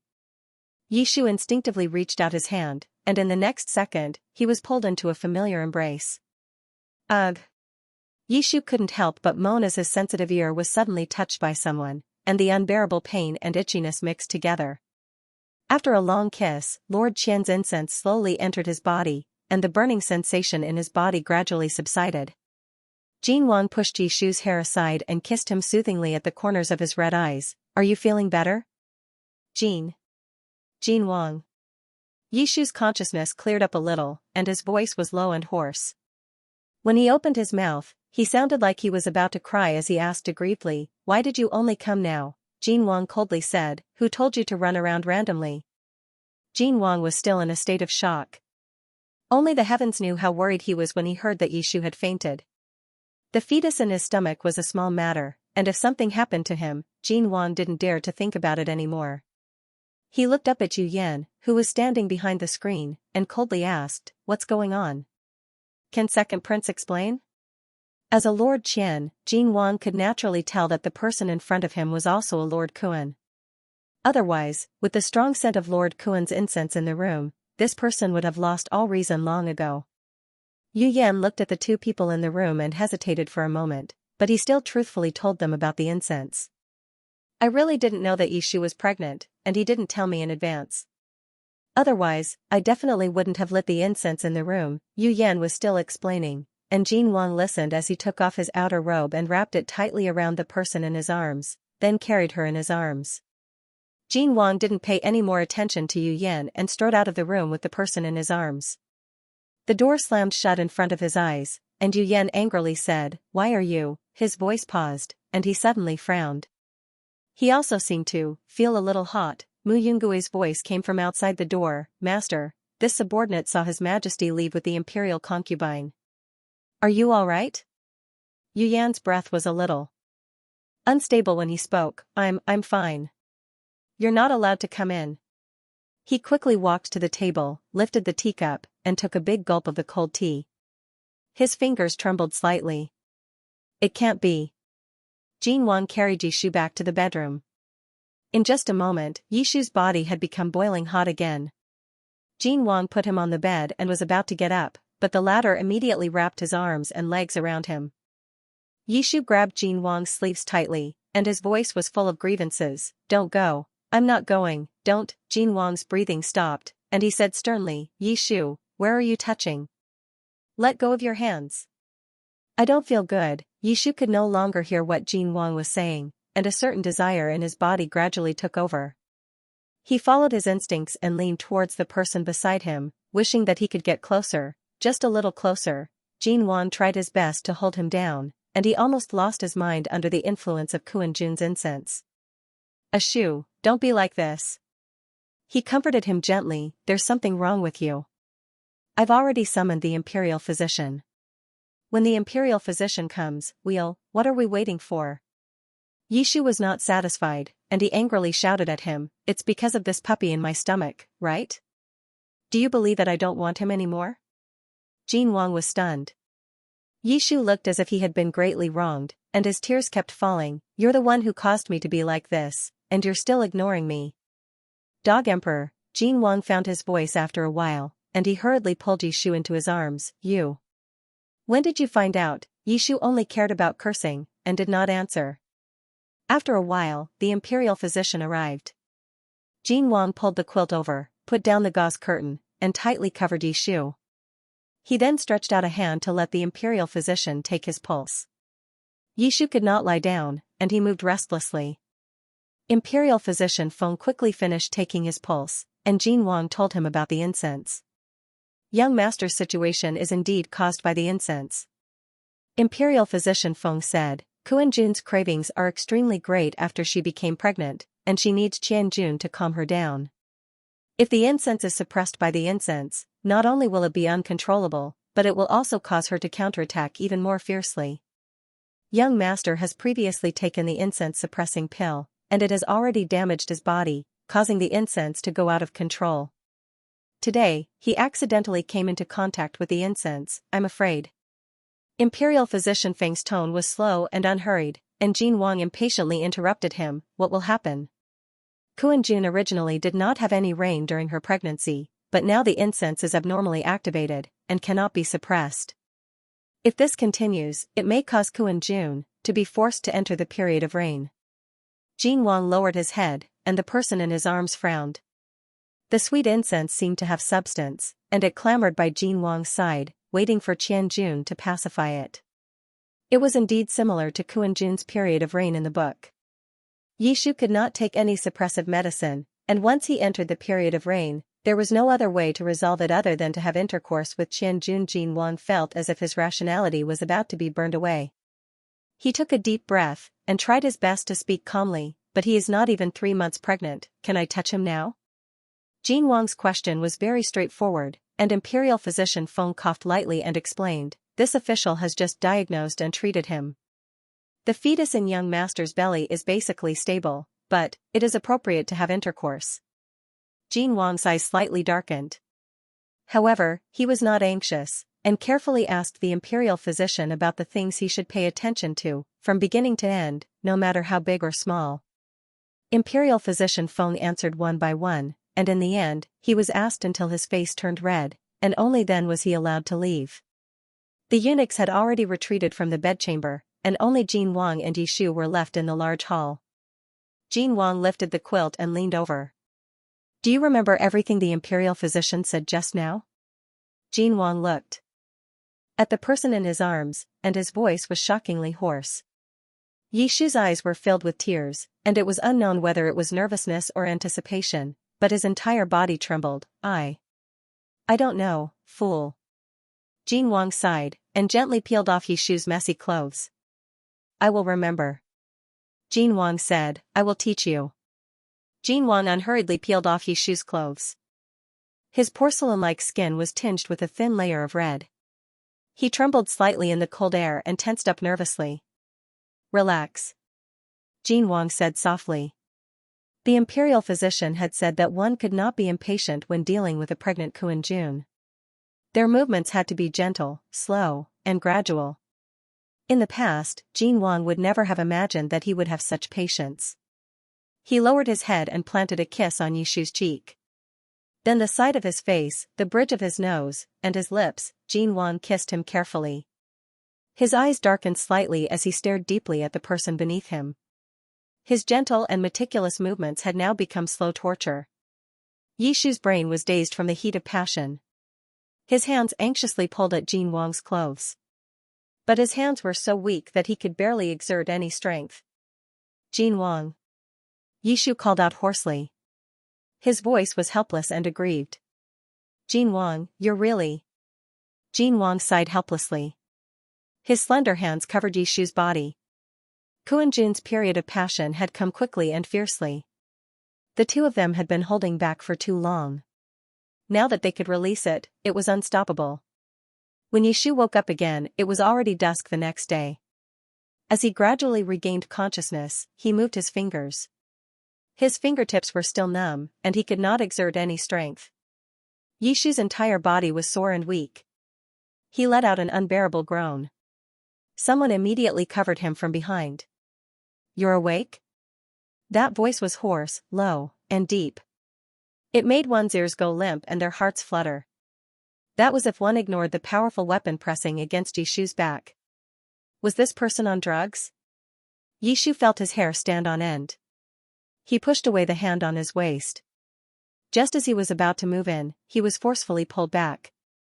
Jin Wang wrapped his arms around Yishu's waist and pulled him into his embrace. "Where are you going?" "Let go." Yishu's voice was so hoarse that he jumped in fright. Jin Wang buried his head in the back of his neck and chuckled. "You're always like this. Once you're awake, you turn against me. Little bastard." Who was the bastard here? Yishu's eyes were dry and sore. One could imagine how many times he had cried over the past day and night. "Dog." "Emperor." Yishu pursed his lips and buried his head in the pillow. He didn't want to talk to him. Jin Wang did not care about his coldness. His warm body came close to him. "I asked someone to cook porridge. Do you want to drink some first?" Yishu nodded gloomily. The latter kissed him on the cheek and got up to help him scoop the porridge. Yishu turned over on the dragon bed.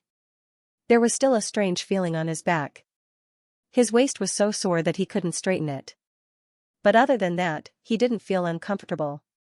Jin Wang treated him very gently this time. It was as if he was a completely different person from the first time. Yishu's first experience was so bad that he was still brooding over it. Jin Wang quickly returned.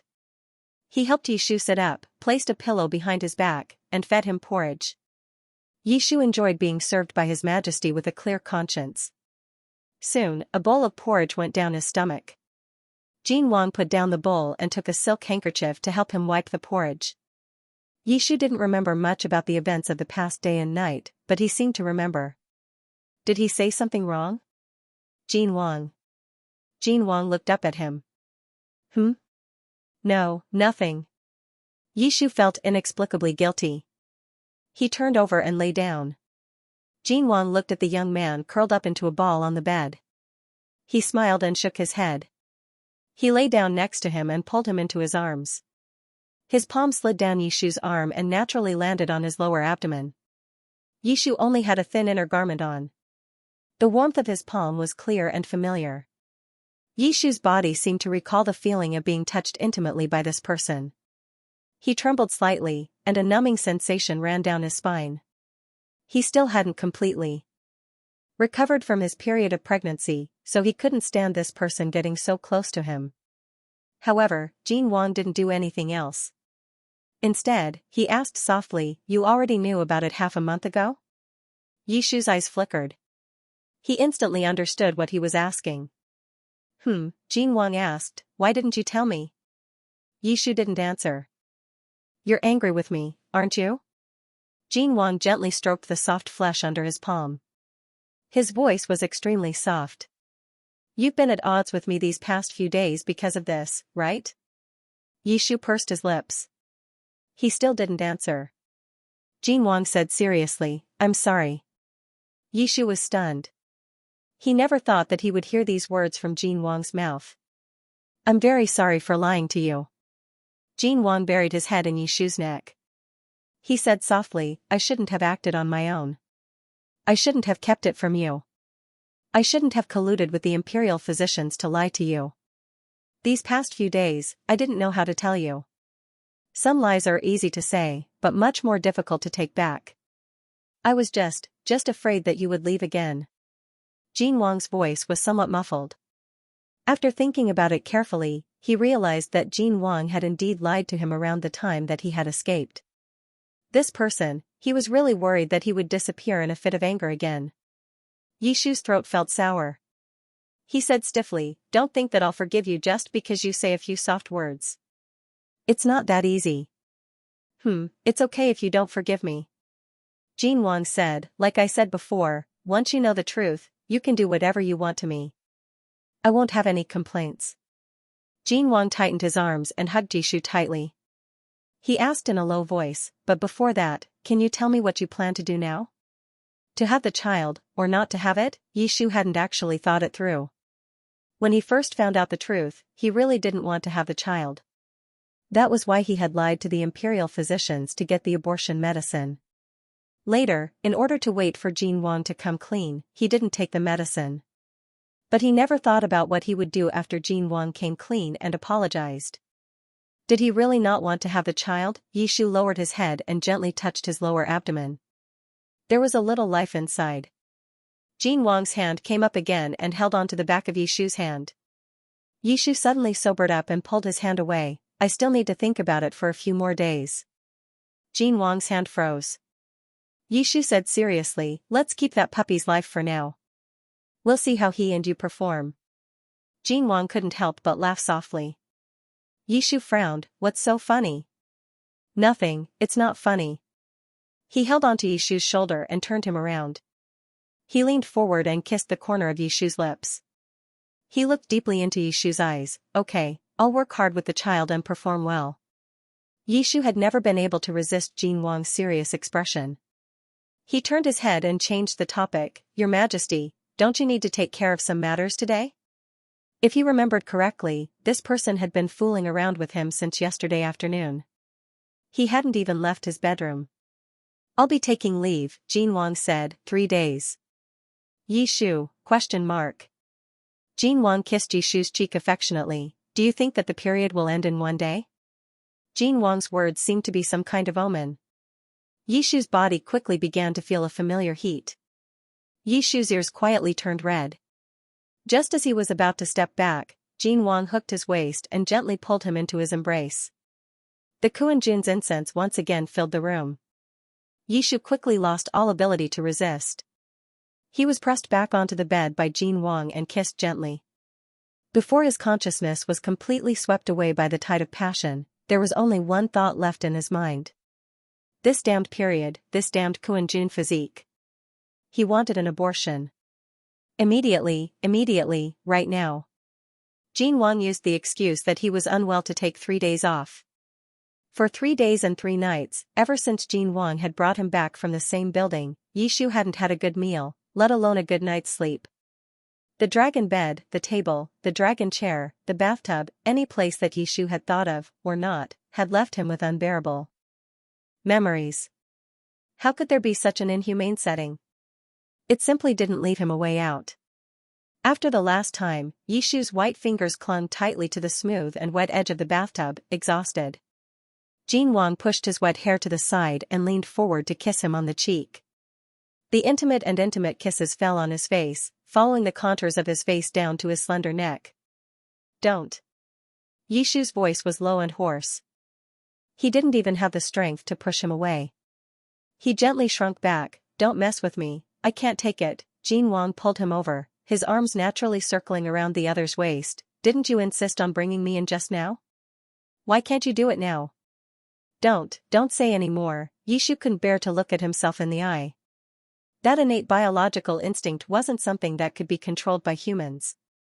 When the tide of emotion surged up, all sense of morality and shame was thrown to the back of his mind, leaving only the passionate and dangerous desire in his heart. He was like a wild beast that had broken free from its cage, returning to his most primitive nature in the midst of that extreme pleasure. As for Jin Wang, this person was simply vile to the extreme. He clearly knew that he couldn't resist this feeling, yet he still liked to tease him. He loved to induce him to say things that were difficult to say, and if he didn't say it, he wouldn't give it to him. Unfortunately, Yishu couldn't take this at the moment and fell for it time and time again. In these 3 days, Yishu said everything that should be said and shouldn't be said. He didn't want to live anymore. He didn't understand how such a bastard could exist in this world. That bastard was still trying to take advantage of Yishu. His slender and powerful hands were like those of an excellent musician who knew how to play the most beautiful music. Yishu could clearly feel the hands gradually moving down. He pleaded weakly, Your Majesty, please let me go. I really can't. Wrong, change the way you address her, Jin Wang whispered in his ear. Think again, how did you address her just now? Yishu couldn't say anything. He was forced into a corner and bit Jin Wang's shoulder. Hiss. Jin Wang cried out in pain, but he did not avoid it. Instead, he gently stroked the back of Yishu's neck with his finger. You still dare to call me a dog? I see that you're just a puppy, yet you only know how to bite. Yishu was so embarrassed that his ears turned red, and he bit down even harder. After all, His Majesty was not a true beast. As long as Yishu was no longer aroused, he did not touch him again. Jin Wang helped Yishu clean his body, then soaked in the bathtub for an hour before carrying him out of the water. The ground beside the bathtub was slippery. Jin Wang did not dare to let Yishu get out of the tub. He first dressed him and placed him safely on a small couch beside the bathtub. Then, he turned around to get his own clothes. Yishu leaned on the couch and watched him get dressed. Jin Wang was tall and slender with broad shoulders. Because he practiced martial arts all year round, his thin but powerful muscles exuded a sense of strength. They were well proportioned and pleasing to the eye. The only flaw was that his shoulders and back were now covered in bright red marks. They were a shocking sight on his fair skin. Noticing his gaze, Jin Wang smiled and looked over. What are you looking at? Weren't you the one who did it? Yishu suddenly looked away. Jin Wang put on a bathrobe and walked to Yishu's side. He bent down and said, I shouldn't call you a puppy, but a little wild cat. Yishu tilted his head, not daring to look at him. His neck was red. Jin Wang chuckled and picked up Yishu. Let's go home, little wildcat. Jin Wang carried Yishu back to the bedroom. There was already food on the table. In these 3 days, Jin Wang had sent away all the servants in Xianxia Palace Hall.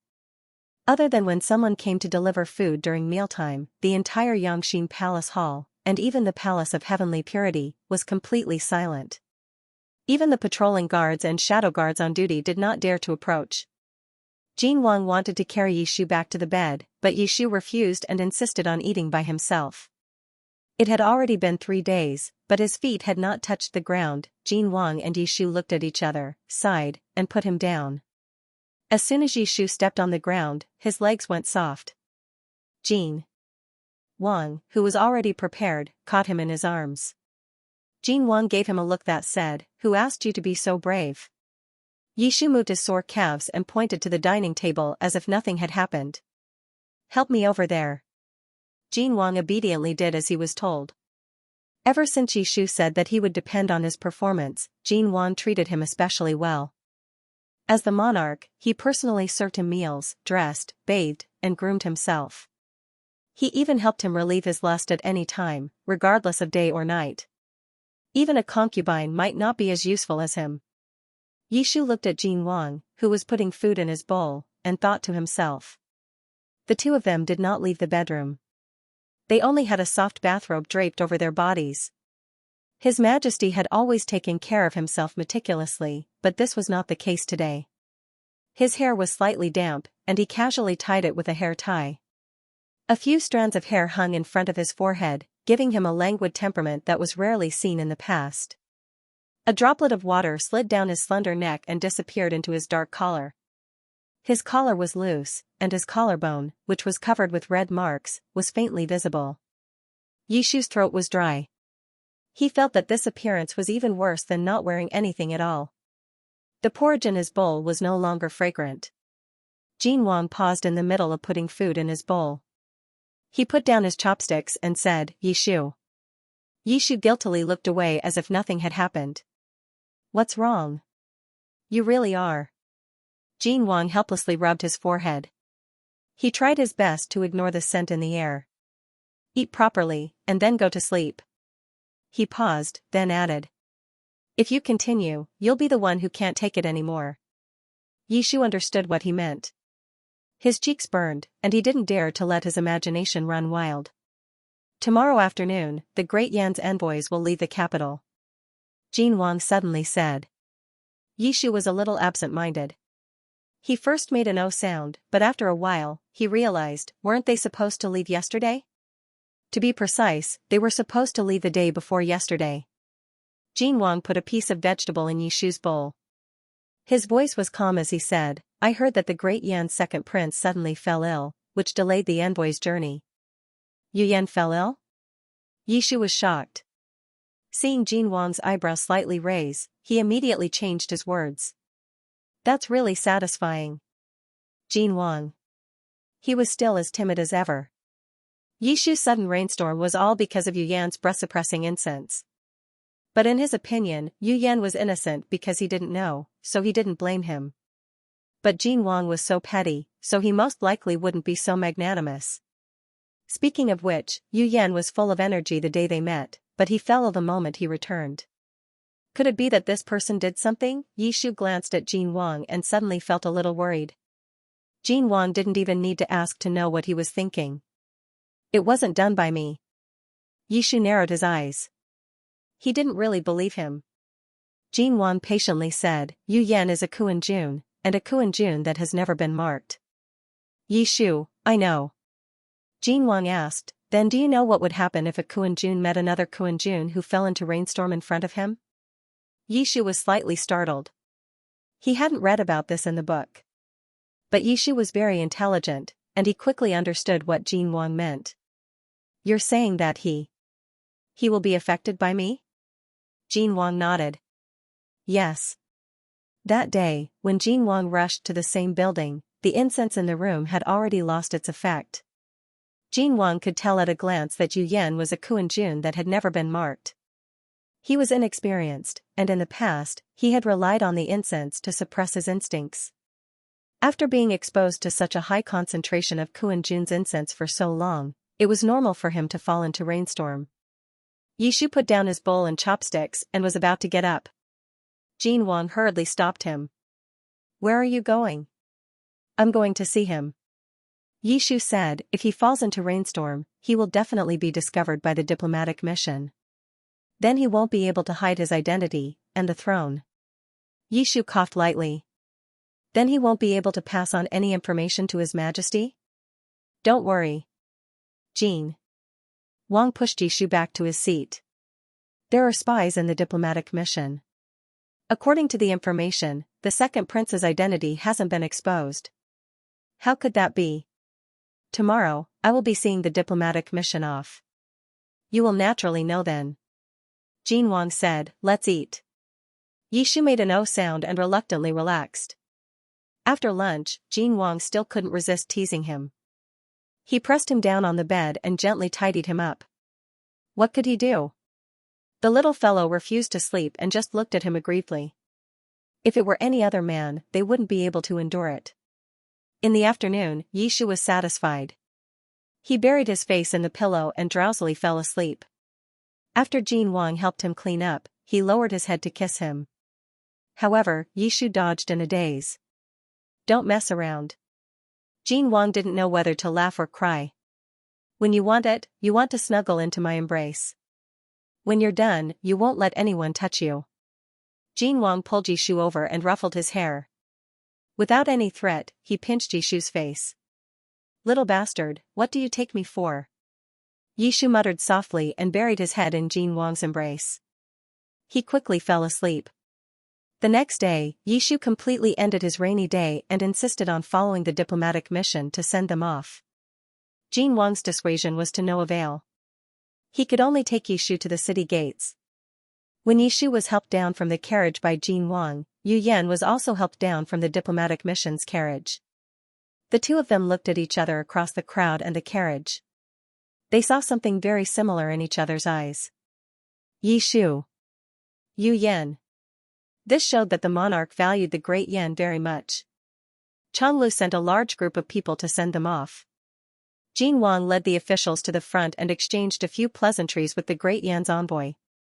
The two monarchs stood at the back of the crowd. The atmosphere was strangely silent. Yishu couldn't help but ask, over the past few days, you. Cough cough cough. Yu Yan suddenly tilted his head and coughed violently. Cough cough. I just caught a cold. Cough cough cough. Thank you for your concern, imperial concubine. Yishu. He didn't seem to be pretending at all. Suddenly, a fox fur coat was draped over Yu Yan's shoulders. The two of them turned around at the same time. The guard in black said with concern, Master, be careful not to catch a cold. Yu Yan's body stiffened for a moment. He stopped coughing and frowned. Didn't I ask you to stand guard at the front? What are you doing here? Go go go. Mu Yungui's eyes flashed with a trace of gloominess. He said in a low voice, yes, and turned to leave. Yishu looked at him suspiciously. Yu Yan's ears inexplicably turned red. He cleared his throat and gestured for his subordinate to present a brocade box. Thank you, Imperial Concubine, for taking care of me during this trip to the capital. This humble one spent a lot of effort to find this gift. I hope that Imperial Concubine and His Majesty will accept it. The brocade box was exquisitely made. It wasn't small and had to be held up with both hands. Yishu shook it a little. It was quite heavy. Yishu asked, what is this? Imperial Concubine, you will know when you return. Yu Yan smiled and solemnly patted the brocade box. Remember to open it together with His Majesty. What are you talking about? Jin Wang's voice came from in front of him. Without waiting for Yishu to answer, Yu Yan bowed to him. This one is presenting a gift to the Imperial Consort. Jin Wang asked, what gift is it? Open it and let me see. Don't. Yu Yan pressed down on the brocade box and tilted his head to smile at Jin Wang. There are too many people here. It's inconvenient. Your Majesty should return to the palace and open it with the Imperial Consort. Jin Wang's eyes moved slightly. He exchanged a glance with Yu Yan and vaguely sensed something. After a moment, Jin Wang nodded. This one understands. Second Prince is very considerate. Yu Yan quickly set off with the delegation. Jin Wang ordered the attendants to put away the brocade box and picked him up! Yishu was startled as he was suspended in the air. What are you doing? I'm carrying you into the carriage. Jin Wang looked at him. Are your legs not weak anymore? Yishu. Not only were the courtiers sending them off at the city gates, but there were also many commoners. This action of Jin Wang's was seen by everyone. Yishu's ears turned slightly red. He lowered his voice and said, so many people are watching. Jin Wang chuckled. Isn't it good to let them know how much I dote on you? You, alright, be good. Jin Wang kissed Yishu's cheek. The latter glared at him and immediately stopped moving. Jin Wang carried Yishu into the carriage and ordered the attendants to drive back. As for how the courtiers and commoners would see it, the monarch didn't care. The carriage arrived at the palace gates and changed into an imperial carriage. The imperial carriage drove to Yangxin Palace Hall. Jin Wang carried Yishu out of the imperial carriage. He tilted his head and ordered someone to summon the imperial physician. Then, he strode into the hall. The servants in Yangxin Palace Hall were the most leisurely in the entire imperial city. When they saw the emperor carrying Yishu back, they all retreated to give the two of them some space. Jin Wang placed Yishu on the bed and reached out to help him take off his court attire. I'll do it myself. Yishu clutched his lapel and retreated. The experience of the past 3 days had left Yishu with a psychological shadow. Now, he felt uncomfortable being alone with Jin Wang. Unfortunately, Jin Wang did not allow any servants to serve him. He did everything by himself, saying that he wanted to perform well in front of Yishu. Yishu didn't dislike Jin Wang. On the contrary, he didn't dislike it. In fact, he liked it a little. That damned Kuan Lord physique. Yishu's cheeks were burning hot. He refused to let Jin Wang touch him no matter what. He even pretended to pull up the gauze curtain by the bed and separated from Jin Wang to change their clothes. The two of them changed into the casual clothes they wore in the bedroom. Yishu adjusted his belt as he walked to the table. The brocade box that Yu Yan had sent was on the table. Yishu knocked on the surface of the box and asked curiously, what exactly is this thing? It's so mysterious. Jin Wang had just taken off his crown. When he heard this, he paused and said naturally, why don't you open it and take a look? Oh. Yishu responded and opened the lid. This brocade box contained a hidden universe. It was divided into many layers. The first thing that entered his eyes was a pile of porcelain bottles and boxes. Rouge and face powder? Why did he give me these? Yishu frowned slightly and continued to look at the second layer. The second layer contained a few beautifully bound books. Yishu took one out and said, "Secrets of the Night of Spring, Dragon and Young 18, his voice came to an abrupt halt. What were these things? He looked down and saw that the last layer of the brocade box was filled with a dazzling array of small objects of different shapes. When Yishu saw the appearance of these small objects, his cheeks flushed red.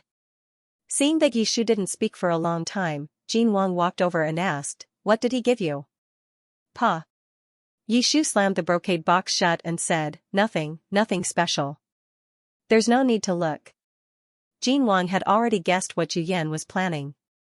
Now that he saw Yishu's reaction, he was even more certain. He restrained the smile in his eyes and deliberately said, "The second prince's gift is definitely not ordinary. Let me take a look." "I already said there's no need to look." Yishu hurriedly picked up the brocade box and ran. Jin Wang was afraid that he would fall and hurriedly reached out to stop him. While the two were fighting, a chamberlain came in and reported, "Your Majesty, the imperial physician has arrived." Crash! Yishu's hand trembled and the brocade box fell to the ground. The lid of the brocade box wasn't closed properly. When it was thrown, the contents of the box fell to the ground and rolled in all directions. Imperial physician Feng was led into the bedchamber by the chamberlain and coincidentally saw a round object roll to his feet. He subconsciously picked it up. The object was shaped like a bell. It was exquisite and small and was entirely made of silver. There was a moving copper bead embedded in it and a silver chain dangling from it. Imperial physician Feng, who suddenly understood what it was, the chamberlains, who clearly saw what was on the ground, Xianxia Palace Hall was silent for a long time. Yishu's vision turned black and he almost didn't want to live anymore. Jin Wang seemed to know what he was thinking and hurriedly hugged him tightly. His expression was still calm as he said, "What are you all in a daze for? Tidy up." "Yes." Everyone hurriedly picked up the items. Jin Wang half supported and half carried Yishu to the side of the bed. Yishu grabbed Jin Wang's sleeve and said in a daze, "This is the first time I've seen so much." "Who wasn't?" Jin Wang comforted him by patting his hand. In his heart, his understanding of the second prince had increased by several levels. He owned the largest brothel in the capital, but he had never seen so many trinkets. Who knew how that person managed to find so many things in such a short period of time? It was like a treasure chest. This person was not simple. Imperial physician Feng sat on the side of the bed and took Yishu's pulse.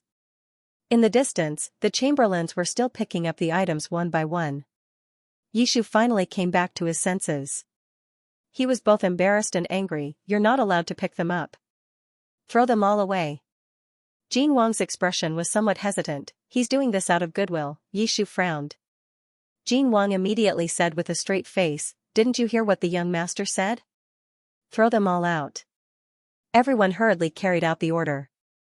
Jin Wang felt that it was a pity, but he didn't dare to say anything.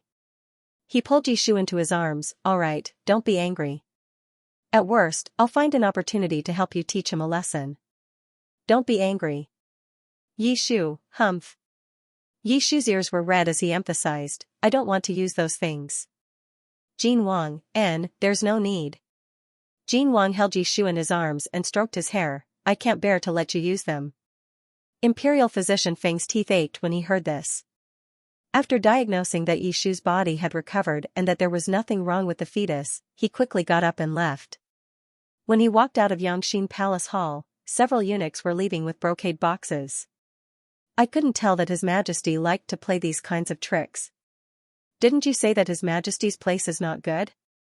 What else can we do? I really pity the young master. It's not easy to be favored." The next few days were calm and peaceful. At night, Jin Wang sat in front of his desk to handle official business. Yishu leaned against the bed and read a book. He couldn't help but quietly raise his eyes to look at Jin Wang. The dog emperor's serious appearance was particularly frightening. His facial features were clear and deep under the light. His handsome eyebrows were slightly furrowed, as if he was thinking about something. Looking down, his sharp lips were slightly lighter in color, making him look somewhat unapproachable.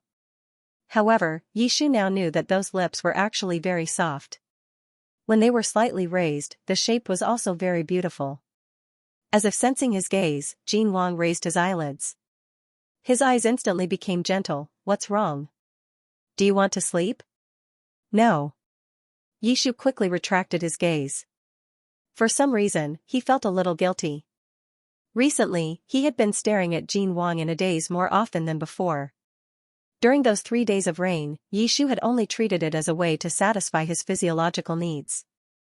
After all, he had been marked because of Jin Wang, and he was also the reason why the Xianxia palace was in chaos due to her pregnancy. After the period of rain, they should return to their initial relationship. Their initial relationship, what was it again? That's right, he had compromised and stayed in the palace to play the role of an imperial concubine. He wanted to survive in the hands of this dog emperor and then find a chance to escape. That's right, he had originally wanted to escape. In short, after the period of rain, everything had gone wrong. You've been in a daze for an entire night. What are you thinking about?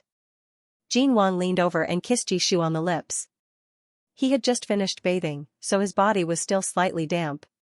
His lips were warm and soft. Yishu suddenly came back to his senses and looked away. No, nothing, his dazed appearance was especially cute. Jin Wang lowered his head and wanted to kiss him again, but Yishu pushed him away. You're not allowed to take advantage of me anymore. The period of rain had already passed, so how could this person still be addicted to taking advantage of him? It must be because this person had been teasing him for no reason recently that he had become so strange. Jin Wang smiled. Can't I kiss my imperial concubine even if I want to? No. Yishu firmly said, in the future, without permission, you're not allowed to touch me. Jin Wang didn't get angry. He sat up straight and put on a negotiating posture. He patiently asked, then what does it take for me to touch you? Yishu hesitated for a moment and spoke without much confidence. It depends on your performance. Jin Wang asked, then how did I perform today? Yishu seriously thought about it. Jin Wang had successfully steamed a pastry for the first time today. Even though he had added too much sugar and steamed it too soft, it was still edible. Today, he had even read Yishu the most popular storybook for an hour, accompanied him to the imperial garden to admire the snow, and brought him to pick out clothes for the upcoming Xianxia festival. In all fairness, his performance had been pretty good. Yishu said, not bad. Jin Wang smiled and lowered his head to kiss him. He pressed Yishu into the soft bed with one hand around Yishu's waist and the other by his side. His strength was gentle, but there was no room for resistance. He had practically pulled Yishu into his embrace. After a while, Jin Wang let go of him. Yishu's breathing quickened and his eyes became moist. Without waiting for him to say anything, Jin Wang spoke first. You said that as long as I perform well, I can touch you. Did he really say that just now? Yishu was kissed until he was in a daze and couldn't find the words to refute.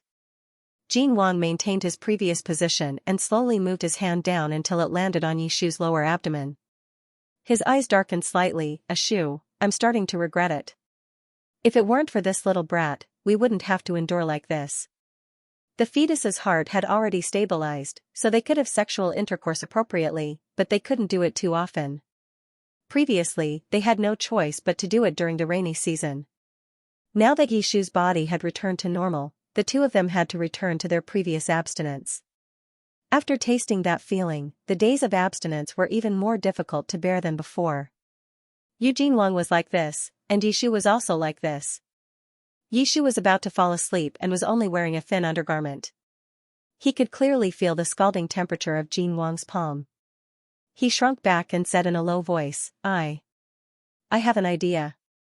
Jin Wang, Yishu didn't dare to look at him and stammered, I want to live in Xianxia Palace. Jin Wang slowly narrowed his eyes. Ever since Yishu had told him about the pregnancy, Jin Wang rarely revealed such a displeased expression in front of him.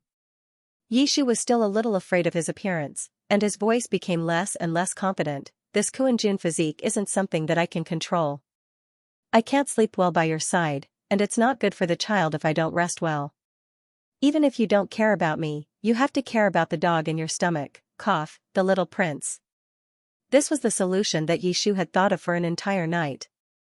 Since his Kuan-jun physique meant that he couldn't resist this person's temptation, then he would avoid it from the root. Once and for all. Jin Wang looked at him and didn't know whether to laugh or cry. You're attributing your reactions to this prince's Kuan-jin physique? Yishu asked in return, isn't that the case? Then what else could it be? Jin Wang remained silent. The two of them silently looked at each other for a moment, then Jin Wang sighed, forget it. If you want to go, then go. Yongshou Palace had originally been bestowed to Yishu. It had been the residence of the previous emperor and several empresses, and it was the closest to Yangxin Palace Hall. Jin Wang could visit him at any time, and he could also sleep there at night. It wasn't a big deal for Yishu to move there.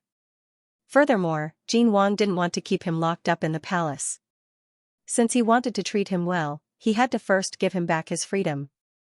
Also, it wasn't a bad thing for them to separate. After all, Jin Wang hadn't had a good night's sleep for several nights. It was all that brat's fault. Jin Wang hugged Yishu as he lay down and thought angrily to himself. The next day, Yishu moved to the Eternal Longevity Palace. He was no longer constantly watched by Jin Wang's subordinates, and he no longer had to be careful. He no longer had to worry about angering that tyrant and losing his life. Yishu's days were finally peaceful. As if. Yishu looked up at the muslin canopy above his head. His eyes were astonishingly lively in the darkness. He actually couldn't sleep. In the past few days in Yangxin Palace, Jin Wang had slept on the same bed as him, hugging him to sleep every night. Yishu had never been so close to anyone before, so he was not used to it at first. However, in order to survive, he could only endure it. Unexpectedly, after a few months, he was not used to not having anyone by his side. He was not used to having no one take off his hair accessories, nor was he used to having no one read to him before he went to bed. He was also not used to having no one pull him into an embrace and stroke his hair when he was not sleeping soundly. It was all that dog of an emperor's fault. Yishu rolled over in annoyance and thought angrily. Perhaps because she had decided to give Yishu some space, Jin Wang rarely came to the Eternal Longevity Palace these past few days. Even when she came, she would only leave after eating. She had no intention of staying the night. The palace servants, who were used to seeing His Majesty and the imperial concubine stuck together like glue, began to privately discuss whether or not the imperial concubine had fallen out of favor. In reality, in the previous dynasty, even if the previous emperor was obsessed with beauty, there were very few concubines who could spend the night in Yangxin Palace, let alone stay for a few months. Living in the Eternal Longevity Palace was what a favored concubine should be like. Of course, no one thought of this anymore. The rumors that the imperial concubine had fallen out of favor even reached Yishu's ears, but he dismissed them all with a laugh. If the person involved did not stop it, it would be seen as tacit agreement in the eyes of others. In a short period of time, the rumors of the imperial concubine falling out of favor emerged one after another. On the third day after the rumors spread, Jin Wang finally could not sit still any longer. When His Majesty rushed to the Eternal Longevity Palace, Yishu had not yet woken up. He didn't bring anyone with him, nor did he let the palace servants announce his arrival. He quietly entered the room. The temperature in the palace hall was just right.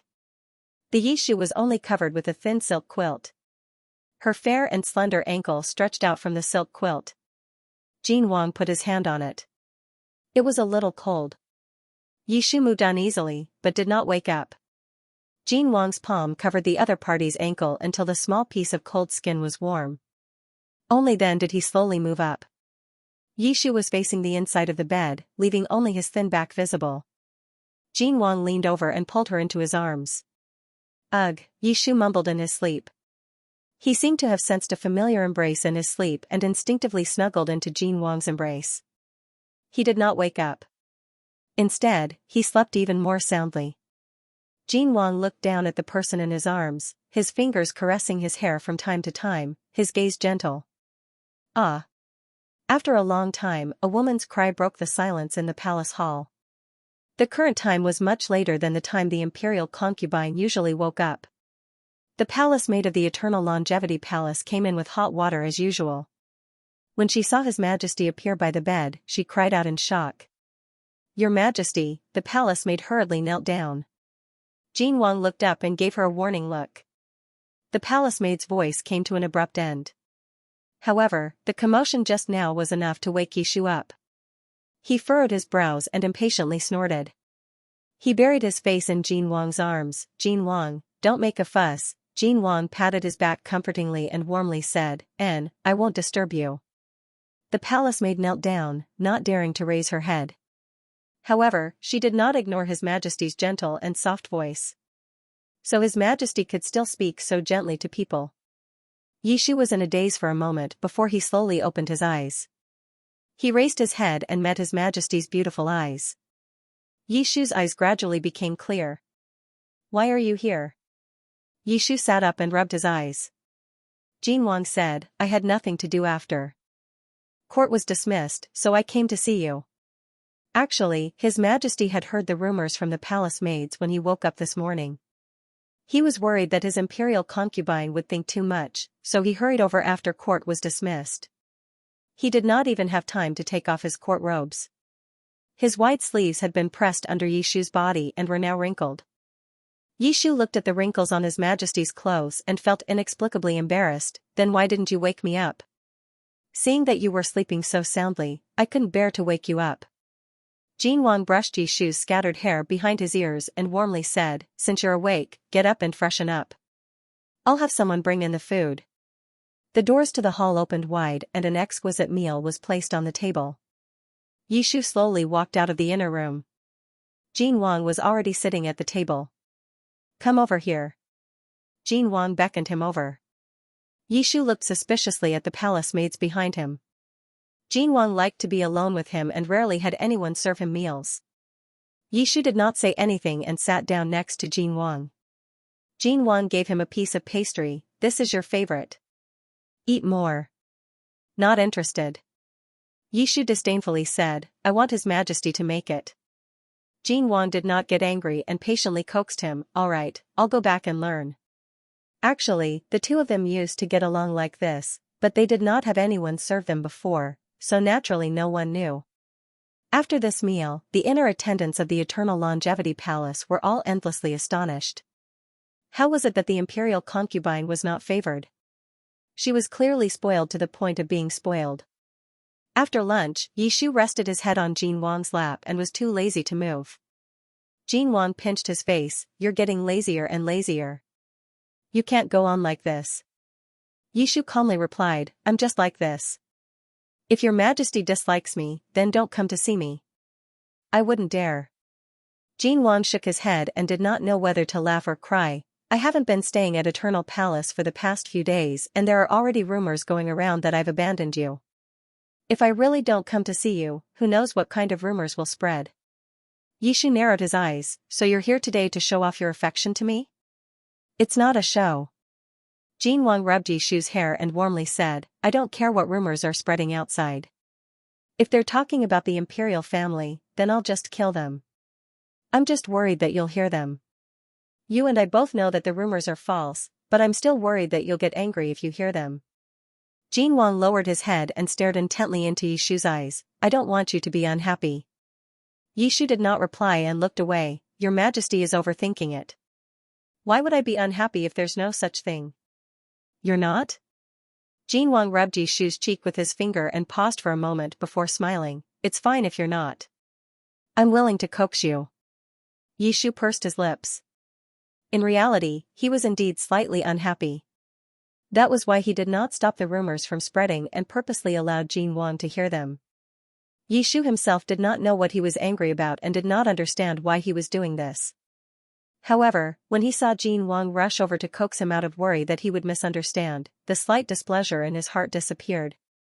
The dog emperor was still so easy to trick.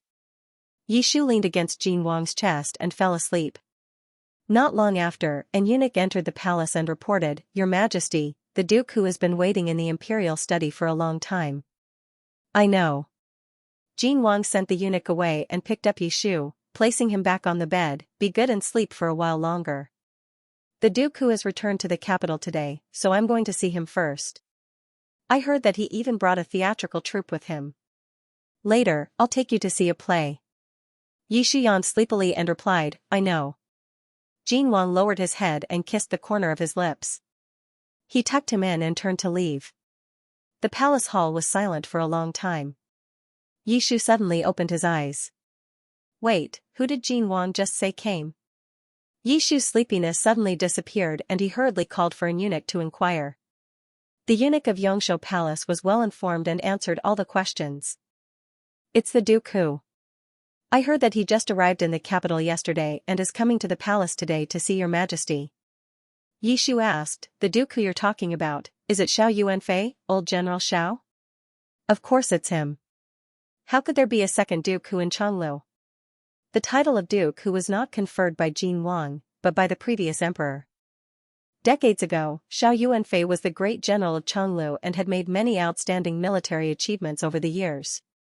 He could not stand the previous emperor's arrogance and was stripped of his military power. He was casually conferred a title and sent to his fief, rarely returning to the capital.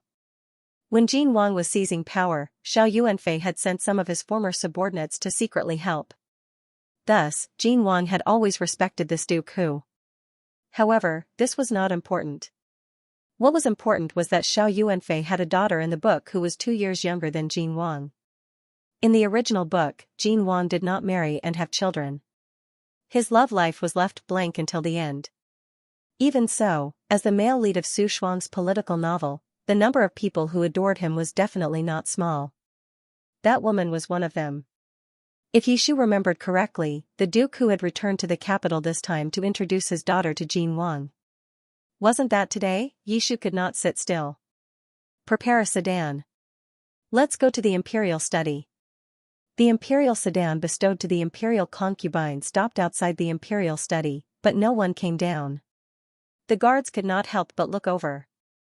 The eunuchs carrying the imperial sedan also asked from outside the curtain, young master, we've arrived at the imperial study. Are you not coming down? Yishu did not reply. When he arrived outside the imperial study, he felt that he had made a fool of himself. Not to mention that the Jin Wang in the book had no interest in that woman. Moreover, the current Jin Wang clearly did not like women. Even if there was a Junju, that person would not care about her. Also, why was he so nervous? As an emperor, wasn't it normal for him to have a harem of 3,000? What did it have to do with him? Yishu rubbed his forehead. He thought to himself that he had played too much palace intrigue and had gotten too engrossed in it. Just as he was about to order the eunuchs to carry him back, the door to the imperial study suddenly opened. Jin Wang and a white-haired but energetic old man walked out side by side. Behind them was a delicate-looking young man. A young man. And his name was Kuan Jun. Yishu narrowed his eyes in displeasure. That person had the youthfulness of a youth and looked even younger than Jin Wang. He had a small cinnabar mole at the end of his eye, but he didn't look feminine at all. Yishu had recently read many books about Kuan Jun. He immediately recognized that the small mole was Kuan Jun. He should have realized that the world he was in now was very different from the world he had read about in the books. Just like how the beauty that was supposed to be presented to Jin Wang had become Kuan Jun. Now, the confidant that was supposed to be introduced to Jin Wang had also become Kuan Jun. Yishu sneered in his heart. He was quite human. The group walked out of the imperial study. As Jin Wang spoke, he raised his head and coincidentally met Yishu's gaze. Jin Wang didn't expect Yishu to come looking for him. A trace of surprise flashed through his eyes, then he smiled at Yishu. Yishu was expressionless as he decisively lowered the curtains outside the imperial carriage, blocking Jin Wang's line of sight. Jin Wang. What did I do wrong this time? What are you looking at, Your Majesty? The protector of the country asked when he saw that Jin Wang was distracted. Jin Wang muttered to himself for a moment, then calmly said, wait a moment. After he finished speaking, he left the protector of the country outside the imperial study and strode towards the imperial carriage. The eunuchs all knelt down to pay their respects, but Jin Wang ignored them and directly lifted the curtains to enter the imperial carriage. The protector of the country? Inside the imperial carriage, Yishu shifted to the side and ignored him. Humph. Jin Wang sat down beside Yishu without a word and held his hand in his palm. How long have you been outside? Why don't you come in? It had just snowed last night and it was freezing cold outside. There was no heater in the imperial carriage, so it was naturally incomparable to the temperature inside. It was only then that Yishu noticed that her fingers had turned cold. Jin Wang took his hand and pulled it into his embrace. Yishu's fingertips twitched, but in the end, he couldn't bear to pull them away from the heat source. He turned his gaze away and said coldly, "Your subject has waited for as long as your majesty has discussed with others." He purposely emphasized the word discuss. Jin Wang's eyes moved slightly. He raised his arm and pulled her into his embrace. "No wonder your body is so cold." Yishu frowned and pushed him away. "Go away." Jin Wang did not let her go. Instead, he moved closer and pressed her against the back of the seat. His handsome eyes revealed a hint of a smile. "Are you angry?" Yishu tilted his head and did not answer. Jin Wang took the opportunity to kiss him on the cheek. "Don't be angry, it's my fault." His voice was very soft. Yishu's face could not maintain a straight face. He stiffly said, "I'm not angry." "Why should I be angry?" "Yes, why?" Jin Wang looked at him with a smile. The tip of her nose intimately touched Yishu's cold cheek. "Let me guess. Is it because Gu Mingming promised to accompany you today, but left you alone?" Yishu did not even think before answering, "Of course not." Jin Wang did not find this strange. He continued in a low voice, "He clearly promised to accompany you, but left you alone in your bedroom and came here to meet with another ruler. Is that so?" Yishu did not answer. Actually, when Jin Wang had boarded the imperial carriage, most of the anger in his heart had already dissipated. What was there to be angry about? There were so many rulers in the world. Jin Wang was the emperor. How could he not interact with any ruler? When did he become so unreasonable? But Jin Wang did not mind. He patiently explained, "I did not know beforehand that Xiao Huan would enter the palace with his father." He tucked Yishu's hand into his chest and gently warmed it. In a gentle voice, he said, "He is still young. He just split not long ago. It was only after I saw him that I realized he had become a ruler." Jin Wang's expression was sincere and serious. Yishu was a bit embarrassed. "I'm not, it's okay. I should explain it to you." Jin Wang looked into Yishu's eyes and suddenly smiled. "But seeing Yishu care about me so much, I'm very happy." Yishu's ears burned slightly. He changed the topic. "Lord Hu is still waiting downstairs. It's not appropriate for your majesty to leave him behind." "What's not appropriate about that?" Jin Wang said. "I promise to perform well. Naturally, I can't make you angry. But speaking of which..." Jin Wang paused and continued, "Xiao Huan's transformation into Kuan Jun has made me feel at ease. Who asked him to always pester you previously? Now, he won't be able to snatch you away." Yishu was slightly startled. We knew each other before? You don't remember?" Jin Wang did not doubt him and explained, "When I was still a prince, I was ordered to the south to deal with the flood. I passed by Xiao Yuanfei's fief and stayed there for half a month. At that time, you suggested making friends with him. You said that he would be of great use in the battle for the throne." Yishu did not have these memories. But this was indeed the original owner's style. Yishu nodded and replied, "I remember now." Jin Wang did not ask any more questions. He raised his hand and brushed Yishu's hair aside. He intimately stroked it. "What do you want to do next? Do you want to return to your chambers to rest, or follow me to the stage to watch the play?" Lord Hu and his son had brought the opera troupe into the palace today. They definitely wanted to watch the play before leaving. Even if Yishu wanted to return now, Jin Wang could not accompany him. He would let Jin Wang and a little ruler watch the play together while he returned to his chambers to sleep. It was strange no matter how he thought about it. Yishu decisively replied, "Watch the play." The two chatted in the imperial carriage as if there was no one else around. Outside the imperial carriage, there was an awkward atmosphere. The curtains hanging outside the imperial carriage were made of semi-transparent black gauze. Although one could not see the true appearance, it was not difficult to see the outline of a person. After Lord Hu and his son were thrown outside the imperial study, they could only watch helplessly as His Majesty stepped into the imperial carriage and pulled the person sitting inside into his embrace. The two were getting closer and closer, as if they were, it was inappropriate to look. Lord Hu could not maintain his composure. He lightly coughed and withdrew his gaze. The youth beside him looked at the imperial carriage with a pained expression. Is His Majesty's new imperial concubine inside? It's such a cold day.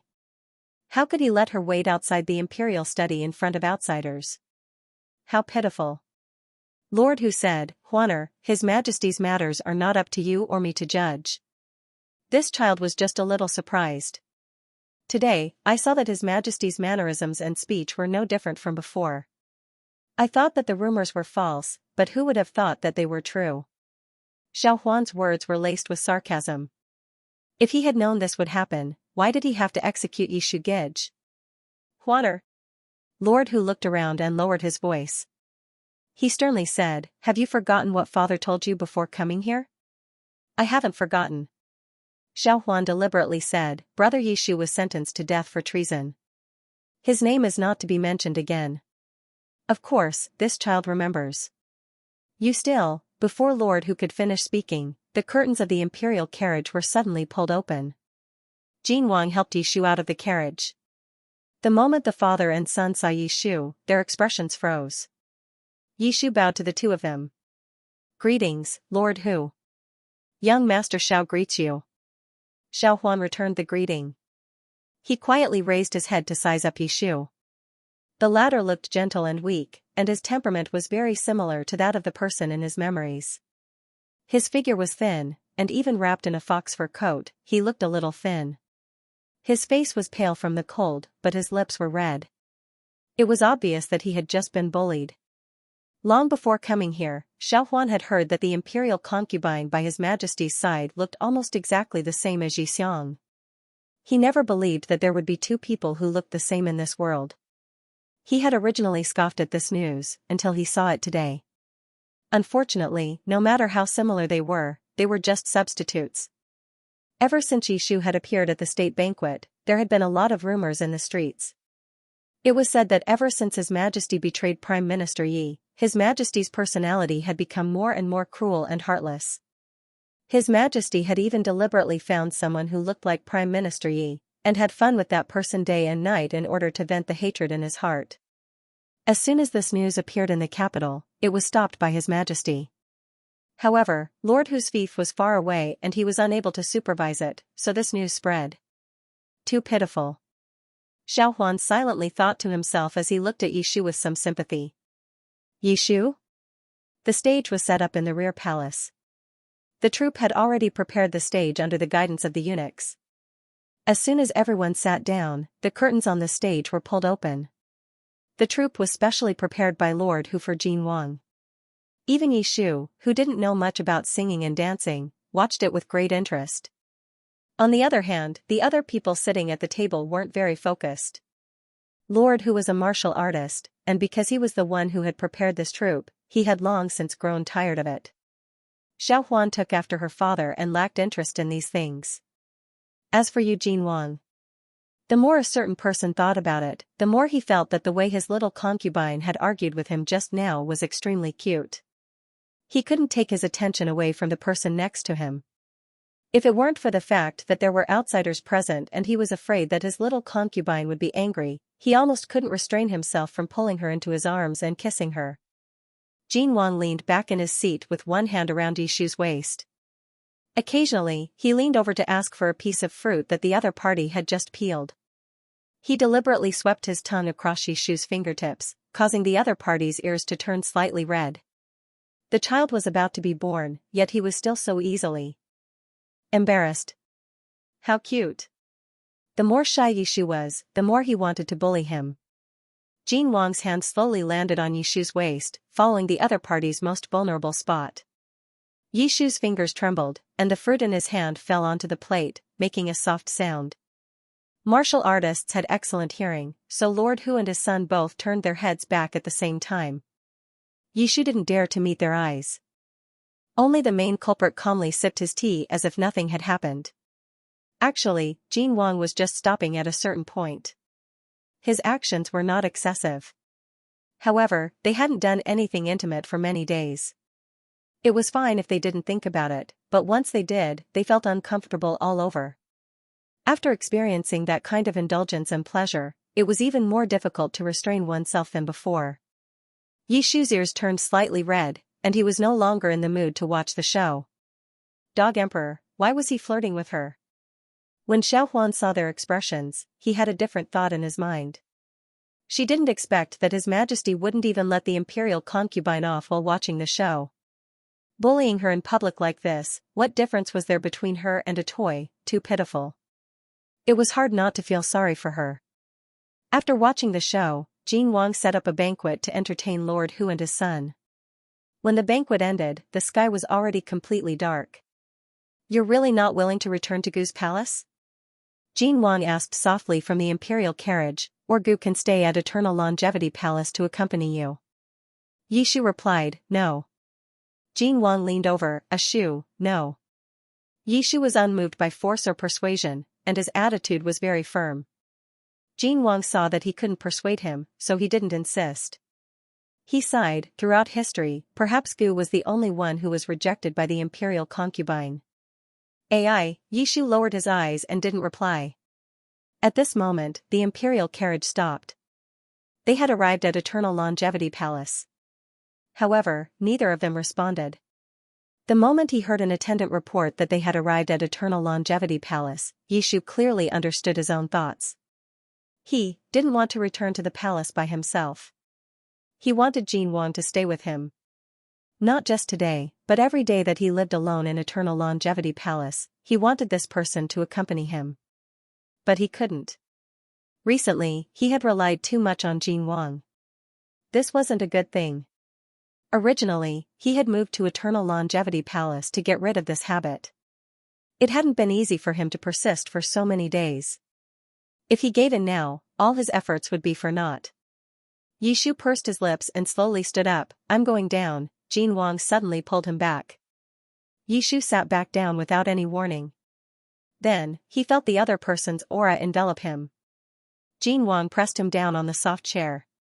The two of them looked at each other. Yishu could clearly see his own reflection in the other person's eyes. Jin Wang looked at him and said softly, Ashu, how much longer do you want me to wait?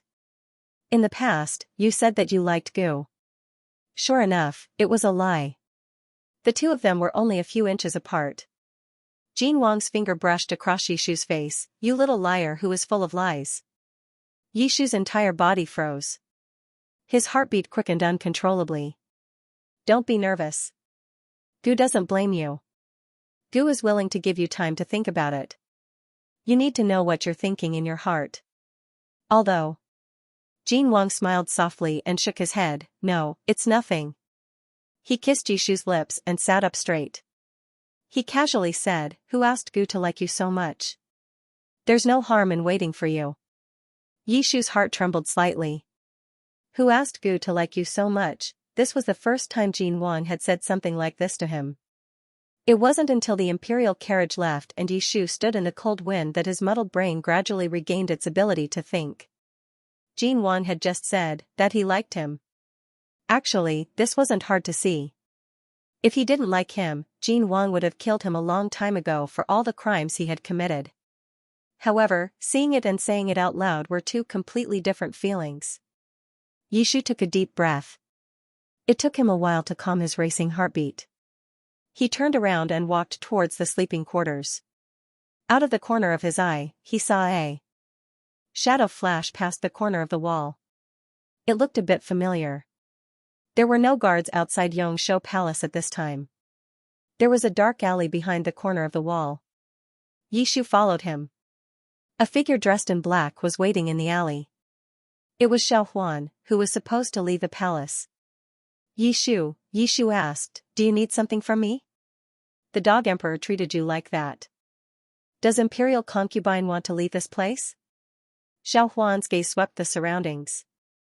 I can take you away.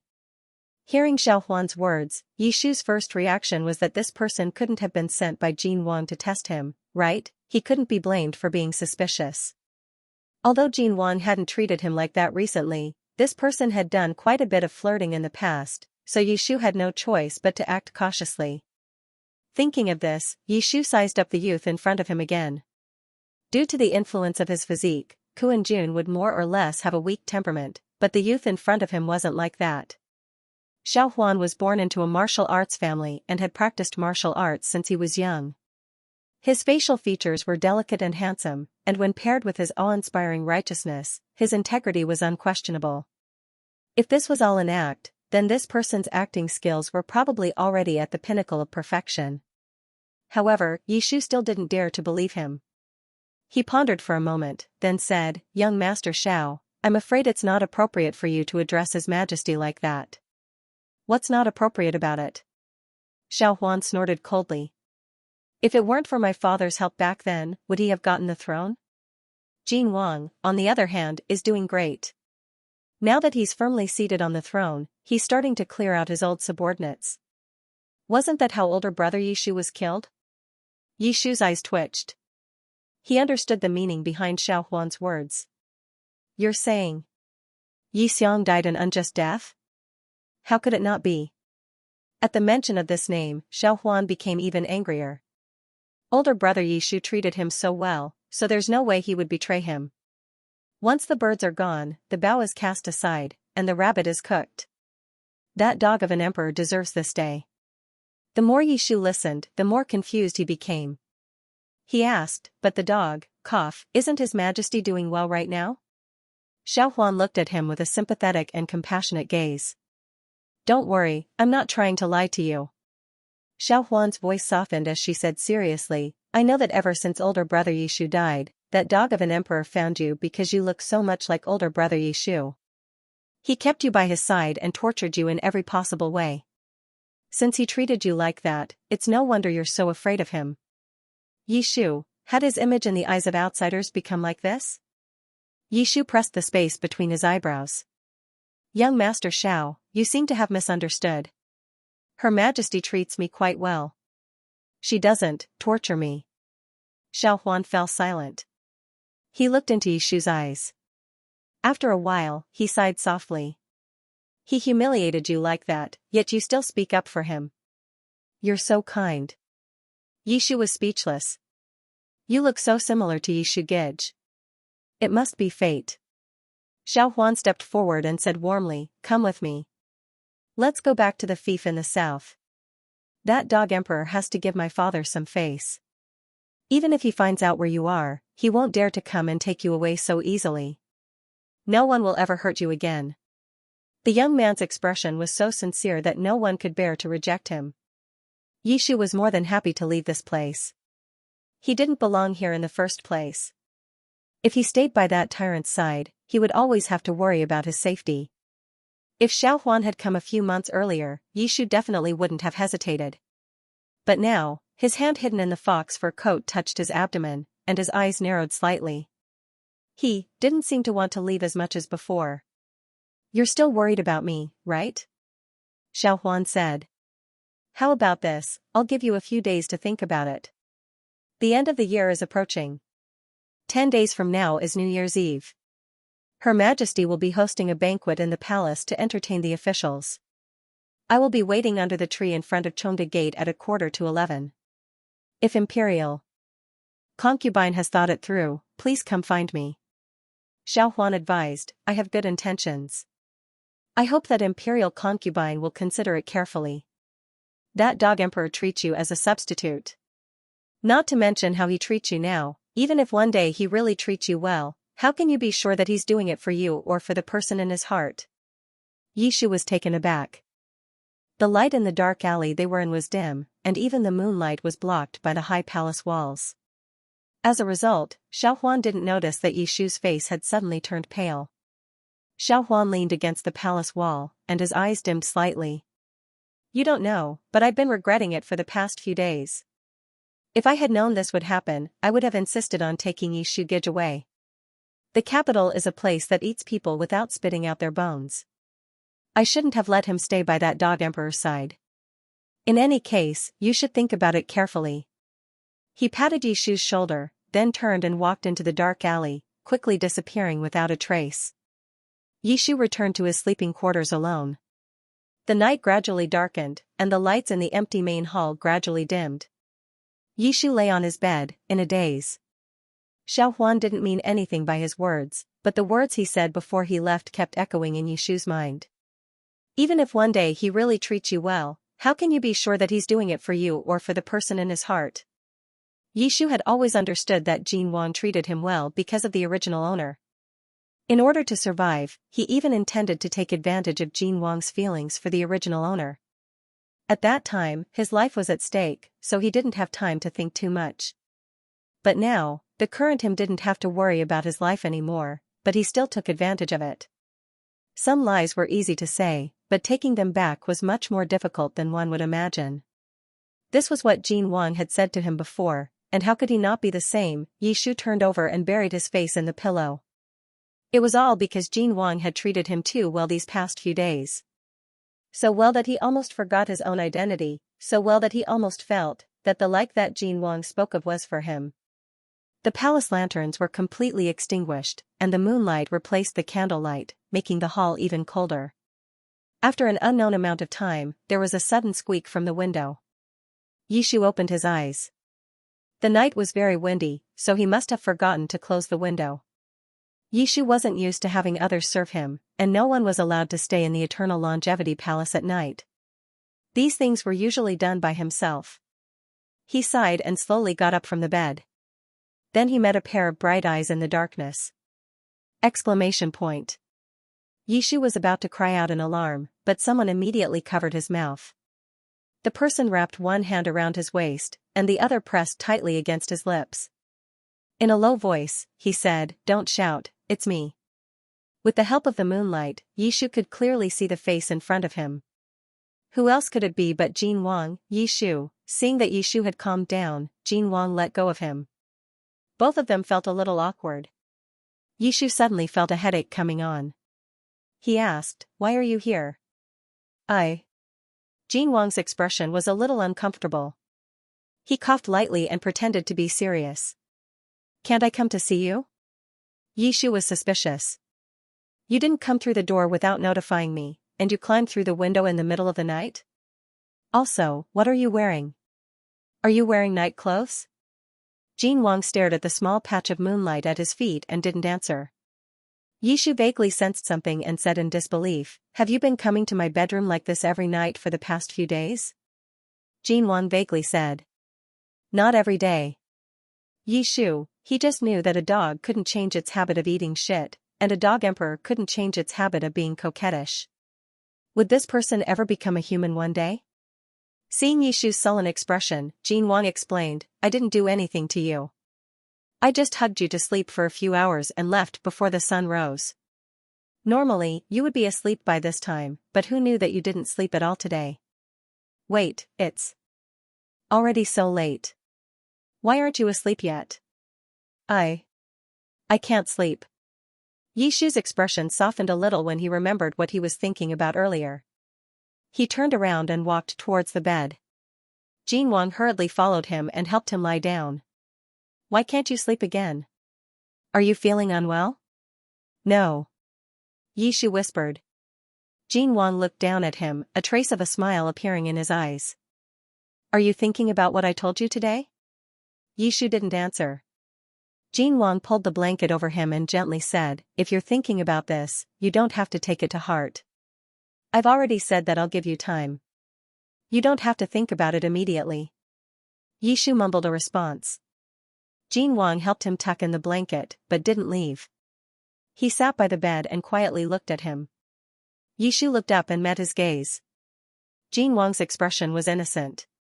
Yishu sighed and moved to the side. "Come up." This was perhaps the first tyrant in history who had to look at his own concubine's face before he could get into bed. Yishu couldn't help but wonder when this person had become like this. However, the person involved didn't seem to think that there was anything wrong with this. He happily took off his night clothes, climbed onto the bed, and pulled Yishu into his embrace. His series of movements were skillful and nimble. It was unknown how many times he had practiced this. Yishu once again doubted whether he was telling the truth when he said that he didn't come every day. The hall was silent for a moment. Yishu finally began to feel sleepy in this familiar embrace.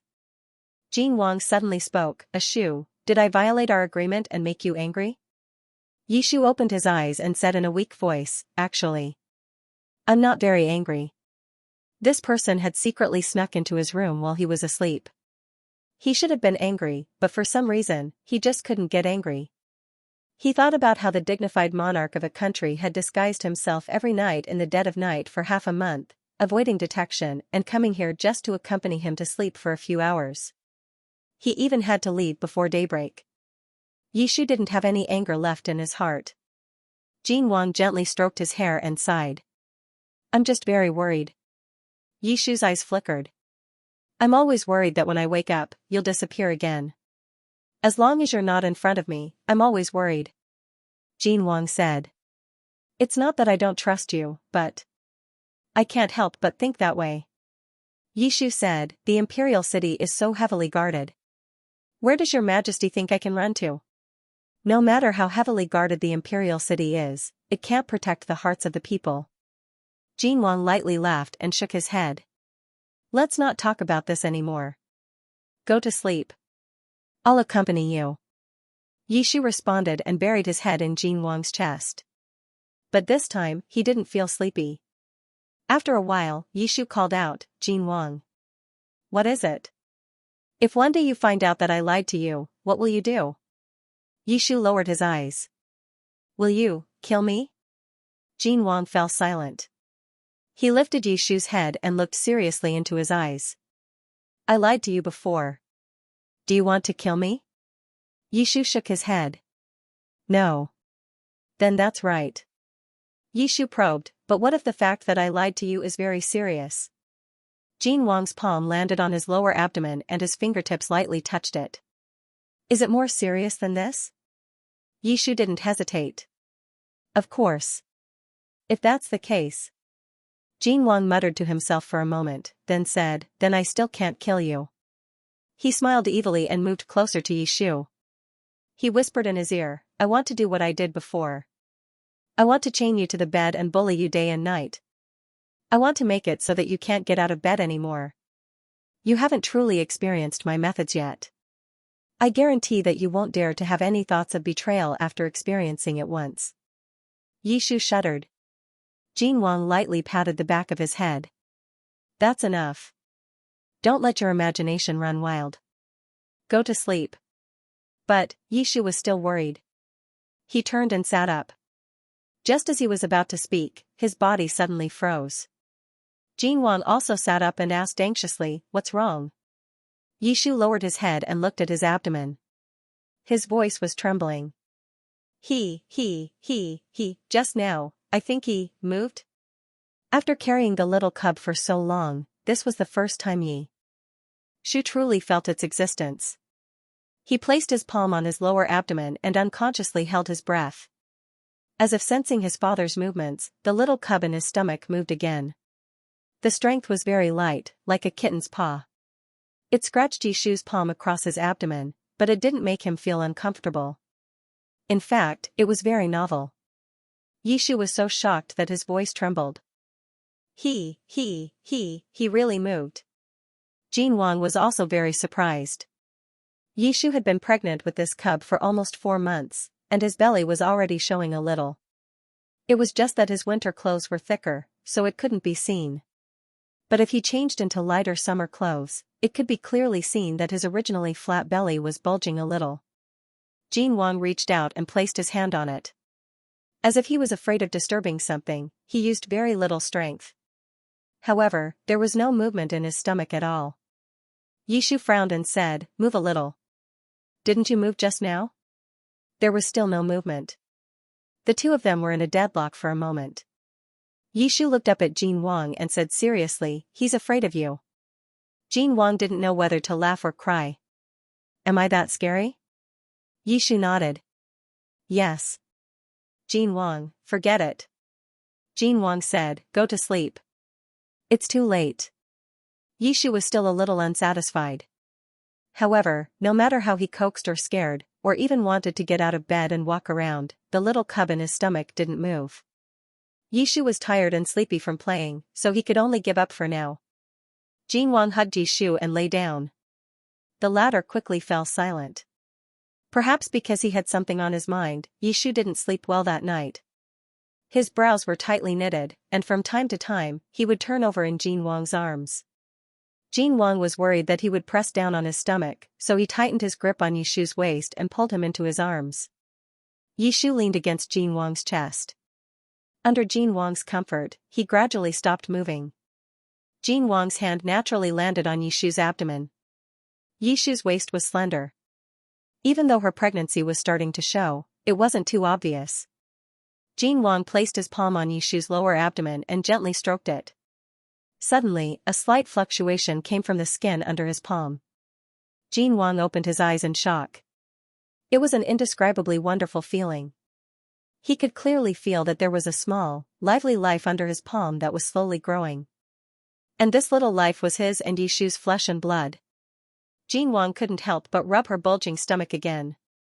The little cub in her stomach seemed to have woken up completely and was moving about restlessly in her Yishu's stomach. Ugh.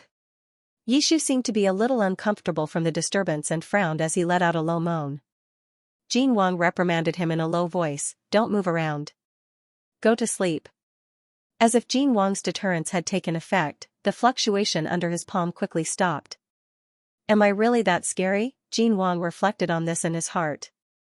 At this moment, Yishu turned over and snuggled into Jin Wang's arms. He rubbed his head against the crook of Jin Wang's arm. "Don't disturb me, I won't disturb you." Jin Wang stroked his hair and said gently, "Go to sleep." It was a dreamless night. When Yishu woke up the next morning, Jin Wang was indeed no longer in the hall. A palace maid came in with some toiletries. Yishu couldn't help but ask, "Last night, did you notice anything strange?" A young girl dressed in palace attire was rolling up the bed curtains. She was stunned for a moment. This servant kept watch outside the hall last night and didn't notice anything strange. What is young master referring to? It's nothing. It seemed that Jin Wang had indeed left before dawn, just as he had said. Yishu sighed. He felt an indescribable sense of discomfort in his heart. The palace maid pushed open the window that Jin Wang had opened and closed last night. Outside the courtyard, several eunuchs were holding red silk lanterns and busying themselves. The end of the year was approaching. The palace eunuchs had to start decorating the palace from now on. Everyone became busy that night, and the cold and cheerless palace had a New Year's atmosphere as a result. 10 days passed in the blink of an eye. On New Year's Eve, His Majesty held a banquet at Fragrant Fragrance Pavilion and invited all of the officials. When Yishu arrived at Fragrant Fragrance Pavilion, not all of the officials had yet arrived. There were people coming and going outside Fragrant Fragrance Pavilion. Yishu was helped out of the imperial carriage by an eunuch. He looked up and saw a figure standing outside the hall. It was Xiao Huan. Xiao Huan walked over with a smile and bowed to him. "Greetings, imperial concubine." Yishu returned the greeting. After not seeing him for a few days, the youth's complexion looked worse than before. It could be seen that the dog emperor had not let him off just because the end of the year was approaching. Xiao Huan sighed in her heart. She looked at the youth with a trace of sympathy in her eyes. Seeing that no one was paying attention to them, Xiao Huan took a step forward and asked in a low voice, "Imperial concubine, have you thought about it? Don't forget our agreement." Yishu naturally didn't forget. Not only did he not forget, but because of this matter, he had been thinking about it day and night. He hadn't been able to sleep well for a single night. Before Yishu could answer, Jin Wang's voice came from behind him. "What are you talking about?" Yishu was so frightened that he trembled. He quickly turned around. Your Majesty." Jin Wang naturally pulled the youth into his arms. "The banquet is about to start. Come upstairs with me." "Yes." Jin Wang ignored Xiao Huan, who was still standing to the side. He hugged Yishu and walked straight towards Fragrant Fragrance Pavilion. Xiao Huan's face revealed her displeasure, but she didn't dare to say anything. She coldly snorted, then turned around and walked towards the side door through which the officials entered the hall. Fragrant Fragrance Pavilion was the tallest building in the imperial city. Jin Wang pulled Yishu up to the top of the building. He leaned against the railing and looked out over the entire imperial city covered in snow. It was currently dusk and the sky was about to turn dark. The red lanterns hanging all over the imperial palace were already lit, and decorations could be seen everywhere. However, Yishu wasn't in the mood to enjoy the scenery. He carefully looked at the person beside him and felt an inexplicable sense of guilt. He didn't know if this person had heard Xiao Huan's words just now. Jin Wang's expression didn't seem out of place. However, this person had never shown his emotions on his face, so this didn't mean anything. As expected, he heard Jin Wang leisurely ask, "What did Xiao Huan say to you just now?" Yishu suddenly looked away and said in a small voice, "No, nothing." Jin Wang didn't say anything and quietly looked at him. His expression was calm, but there seemed to be something extremely deep hidden in his eyes. When Yishu looked at him, he felt a chill run down his spine. After a while, Jin Wang calmly withdrew his gaze and said, "Let's take our seats." The curtain of night fell, and singing and dancing filled the air. The officials toasted each other, and the atmosphere was joyous and harmonious. Jin Wang didn't seem out of place tonight. As usual, he was considerate to Yishu, but it was obvious that he drank more wine than usual. Not long after, there was a pile of wine jars by his feet. After hearing Jin Wang ask the eunuch to bring more wine, Yishu finally couldn't help but say, "You shouldn't drink any more." Jin Wang paused, and the eunuch next to him was also stunned. No one had ever dared to say the word no to the emperor. Yishu lowered his eyes and reminded in a low voice, "It's almost 9 o'clock. The banquet should end. After New Year's Eve, it would be the new year." The banquet would usually end early to allow the officials to go home and reunite with their families. Jin Wang's eyes were no longer as clear as before. He paused for a moment, then nodded and said, "That's fine."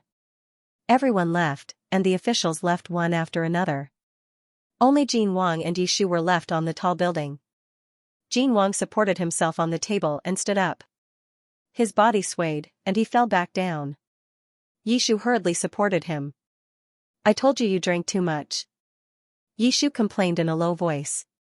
Jin Wang was much taller than him, so it was difficult for him to support him. Yishu had no way of pulling him up. Without waiting for Yishu to decide whether to do it himself or have the eunuch carry him away, Jin Wang suddenly pointed to the sky and said, "Look over there." There was an explosion of fireworks in the distant sky. Fengshan Restaurant had a wide view. Yishu looked up and saw a dazzling display of fireworks in the sky. It was so close that it seemed like he could touch it if he raised his hand. The night sky was lit up as if it was daytime. Amidst the noise, Jin Wang turned around and gently stroked Yishu's cheek with his finger. The touch was very light, so Yishu didn't notice. At the same time, he did not notice the gloom that flashed across Jin Wang's eyes. After a short while, the fireworks stopped. Yishu was about to speak when he suddenly felt a weight on his shoulder. Jin Wang was leaning on his shoulder. Yishu turned his head to look. Jin Wang's eyes were slightly closed, as if he had already fallen asleep. "He fell asleep? Your Majesty?" Yishu called out softly. "Jin Wang?" There was no response. He really did drink too much. Yishu felt a little helpless. He pressed the space between his eyebrows and called for the eunuchs to help him up. Several eunuchs hurriedly helped Jin Wang down the stairs. The imperial carriage was already waiting outside the hall. Jin Wang really did seem to be very drunk. He didn't even open his eyes after being helped into the imperial carriage. His expression looked a little uncomfortable. The eunuchs helped Jin Wang settle down, then turned around to help Yishu into the carriage. Yishu shook his head. "I don't need it.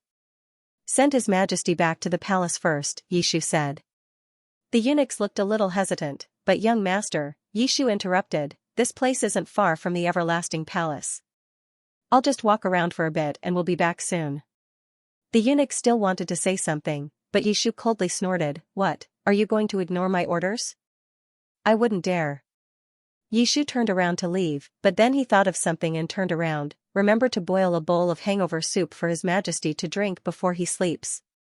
The eunuchs replied, "Yes." He took one last look in the direction of the imperial carriage. The curtains outside the imperial carriage had already been lowered by the eunuchs.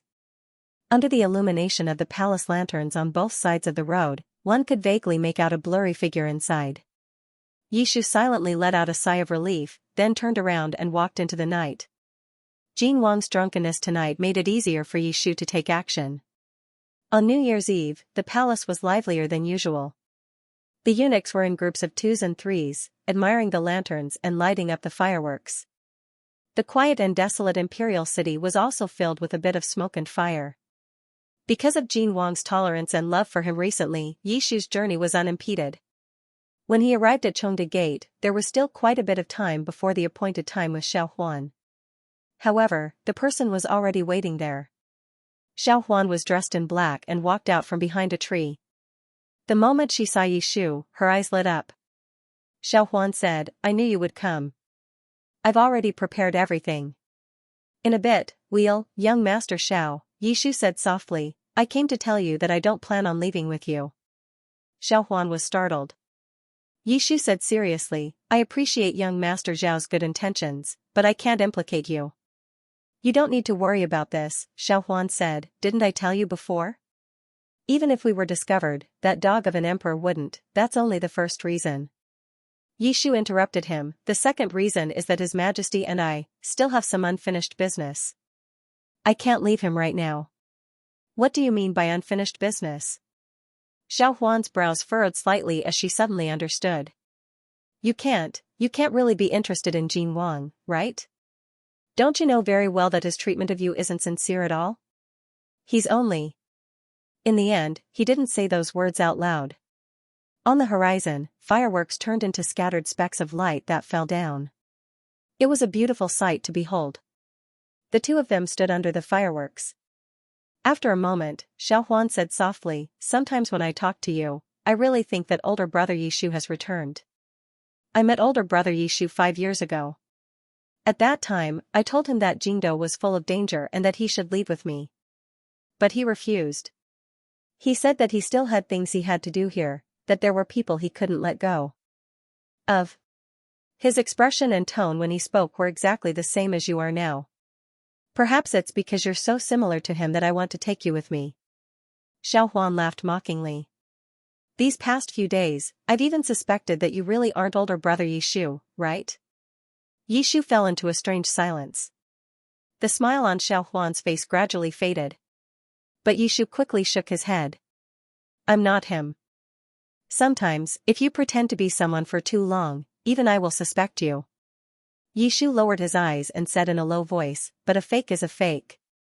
I'm not him. I know this very well." Hearing this, Xiao Huan's expression relaxed. "It's good that you're not him."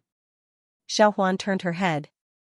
Most of her face was hidden in the darkness, so her face couldn't be seen clearly, but her voice was a bit hoarse. "I don't want to see older brother Yishu with that dog emperor at all. He's not worthy." Yishu opened his mouth, not knowing how to explain. "Forget it," Xiao Huan said. "Since you don't want to go, I won't force you." He paused for a moment, then said in a serious tone, "But you have to think carefully. After today, you won't have such a good opportunity. That dog emperor is so abnormal. He won't let you go. Don't let your feelings get to your head." Yishu smiled helplessly, then said seriously, "I won't go. I won't regret it." "All right." Xiao Huan's expression looked a bit unwilling, but she didn't say anything else. "Then I'll go back first. I'll sneak out when my father isn't paying attention. If I don't go back now, he'll find out." He cupped his hands in greeting to Yishu. "Take care. Yishu, take care." Xiao Huan's figure quickly disappeared into the night. Yishu turned around and was about to go back the way he came, when he saw a figure turn the corner of the palace wall not far away. It was Jin Wang. The person was still dressed the same as before, but his eyes were clear and he didn't look drunk at all. He looked at Yishu from afar, and the corners of his mouth rose in a smile that Yishu was very familiar with. Yishu, was it too late for him to regret it now? The atmosphere fell into a strange silence for a moment. After a while, Yishu hesitantly asked, "You? How long have you been here? And how much did he overhear?" Jin Wang's smile faded a little, "Not long." He paused for a moment, then continued, "But I followed you here." That meant that he had heard everything. Yishu felt a chill run down his spine. It was so cold that he was trembling all over. Tonight, Jin Wang was pretending to be drunk. As for why, it was probably because he wanted to test whether or not he would leave with Xiao Huan. His previous worries were not misplaced. This person had already noticed that there was something wrong between him and Xiao Huan. Jin Wang walked forward step by step and reached out to grab Yishu. However, the latter retreated half a step in shock. His hand hovered in the air for a moment before he easily pulled Yishu over. "Are you cold?" Jin Wang held his hand. "Your palms are sweaty. Are you afraid that this prince will be angry?" Yishu's lips turned pale as he pursed his lips. Jin Wang used one hand to pull Yishu into his embrace and gently stroked his back. "This prince won't be angry. Don't be afraid." Jin Wang pressed his forehead against Yishu's cold forehead. His eyes were gentle as he smiled gently. "Little fool, you're willing to stay for this prince. This prince is more than happy, so why would I be angry?" Yishu's eyes were a little flustered. Let's go back first." "It's too cold outside," Jin Wang said. He called for someone to bring over the imperial carriage and helped Yishu onto it. Yishu still hadn't recovered from his shock and was still in a daze. He only regained his senses when Jin Wang reached out to take off his fox fur coat when they entered the room.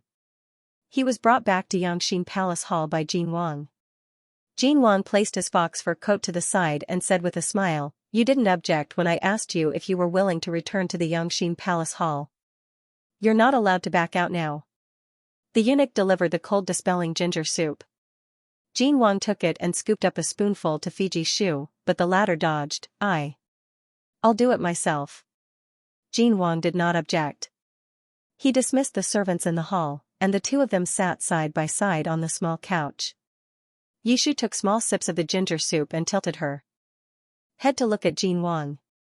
Jin Wang's expression still didn't reveal anything, but the suffocating pressure around him had disappeared, as if he really wasn't angry. On the contrary, he was a little happy. Yishu asked, "If I really left with Xiao Huan just now, would you kill me?" Jin Wang paused and said, "No." "Then will you lock me up?" Jin Wang placed the bowl of soup to the side and thought for a moment before shaking his head. "I don't know. Tonight, I've been thinking, if you really want to leave, should I keep you here?" Jin Wang lowered his eyes and his expression darkened slightly. "It's easy to keep people, but it's hard to keep people's hearts. Your heart isn't with me. Even if you stay this time, you'll find a chance to leave in the future. So I went there alone today."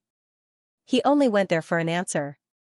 Yishu understood what he meant, and his voice suddenly became dry. How can you be like this? If I really left today, then I would chase you back." Jin Wang smiled and stroked Yishu's hair. "Xiao Huan thinks that everything will be fine if I bring you to my fief. He underestimates me too much. I never give up on what I want easily." Jin Wang looked into Yishu's eyes and said seriously, "This is what you taught me." Yishu's eyes stung and he lowered his head. "It wasn't me." Jin Wang asked, "What did you say?" "I said, it wasn't me." Yishu didn't dare to look at him, but his voice was soft but clear. "Jin Wang, what I said to Xiao Huan today was not a lie. I'm not the Yishu you know. I've been lying to you all this time." Jin Wang's hand on Yishu's back froze for a moment before he slowly withdrew it. Yishu couldn't stop his hands from trembling. He took a deep breath and tried to calm his voice. But he couldn't do it. He couldn't even express himself clearly. Yishu spoke incoherently. He stumbled over his transmigration, his original world, his true identity, and all the lies he had told in the past. Yishu's voice trembled more and more as he spoke. "It's like this. I'm not the Yishu you know. I don't know where the real Yishu went. I'm not worthy of you being so good to me." The hall was silent for a long time. Yishu didn't dare to turn his head to look at the expression of the person beside him, but he could feel that the person's gaze was fixed on him. Time seemed to pass very slowly in this silence. Yishu felt like he was being slowly roasted over a fire. He was almost driven crazy by this feeling. "Are you done?" Jin Wang suddenly asked. Yishu slowly nodded. Jin Wang sighed and leaned over to Yishu with his arms open, as if he wanted to hug him. Yishu reflexively stood up and avoided his embrace. Jin Wang looked up. It was hard to tell if he was happy or angry. "What, you won't let me hug you?" Yishu hurriedly met Jin Wang's gaze, but there was no trace of anger in the latter's eyes. Jin Wang stretched his body and sat down on the small couch. He leisurely said, "Didn't you say earlier that you would be at my disposal after confessing?" Yishu nodded. "Yes. Then why aren't you coming over?" Yishu couldn't figure out what Jin Wang was thinking. He hesitantly took half a step forward, then another half a step, and was directly pulled into Jin Wang's embrace. Jin Wang let Yishu sit on his lap. He hugged him tightly from behind and rested his head on Yishu's shoulder. "I've wronged you in the past," Jin Wang suddenly said softly. Yishu was stunned. "You came to this strange world with no one to rely on. Even your life was threatened. You must be very afraid, right?" Yishu's eyes suddenly turned red. Jin Wang said softly, "You clearly didn't do anything, but you had to take responsibility for the things you didn't do. You were bullied like that. I'm sorry, I've wronged you." This was the second time that Jin Wang had apologized to him. But why? Wasn't he the one who did something wrong? Why did this person have to apologize? Yishu's mind was in a mess. He stared blankly at Jin Wang until the latter tenderly brushed his finger across Yishu's cheek. "Don't cry, Yishu. I'm here, don't cry."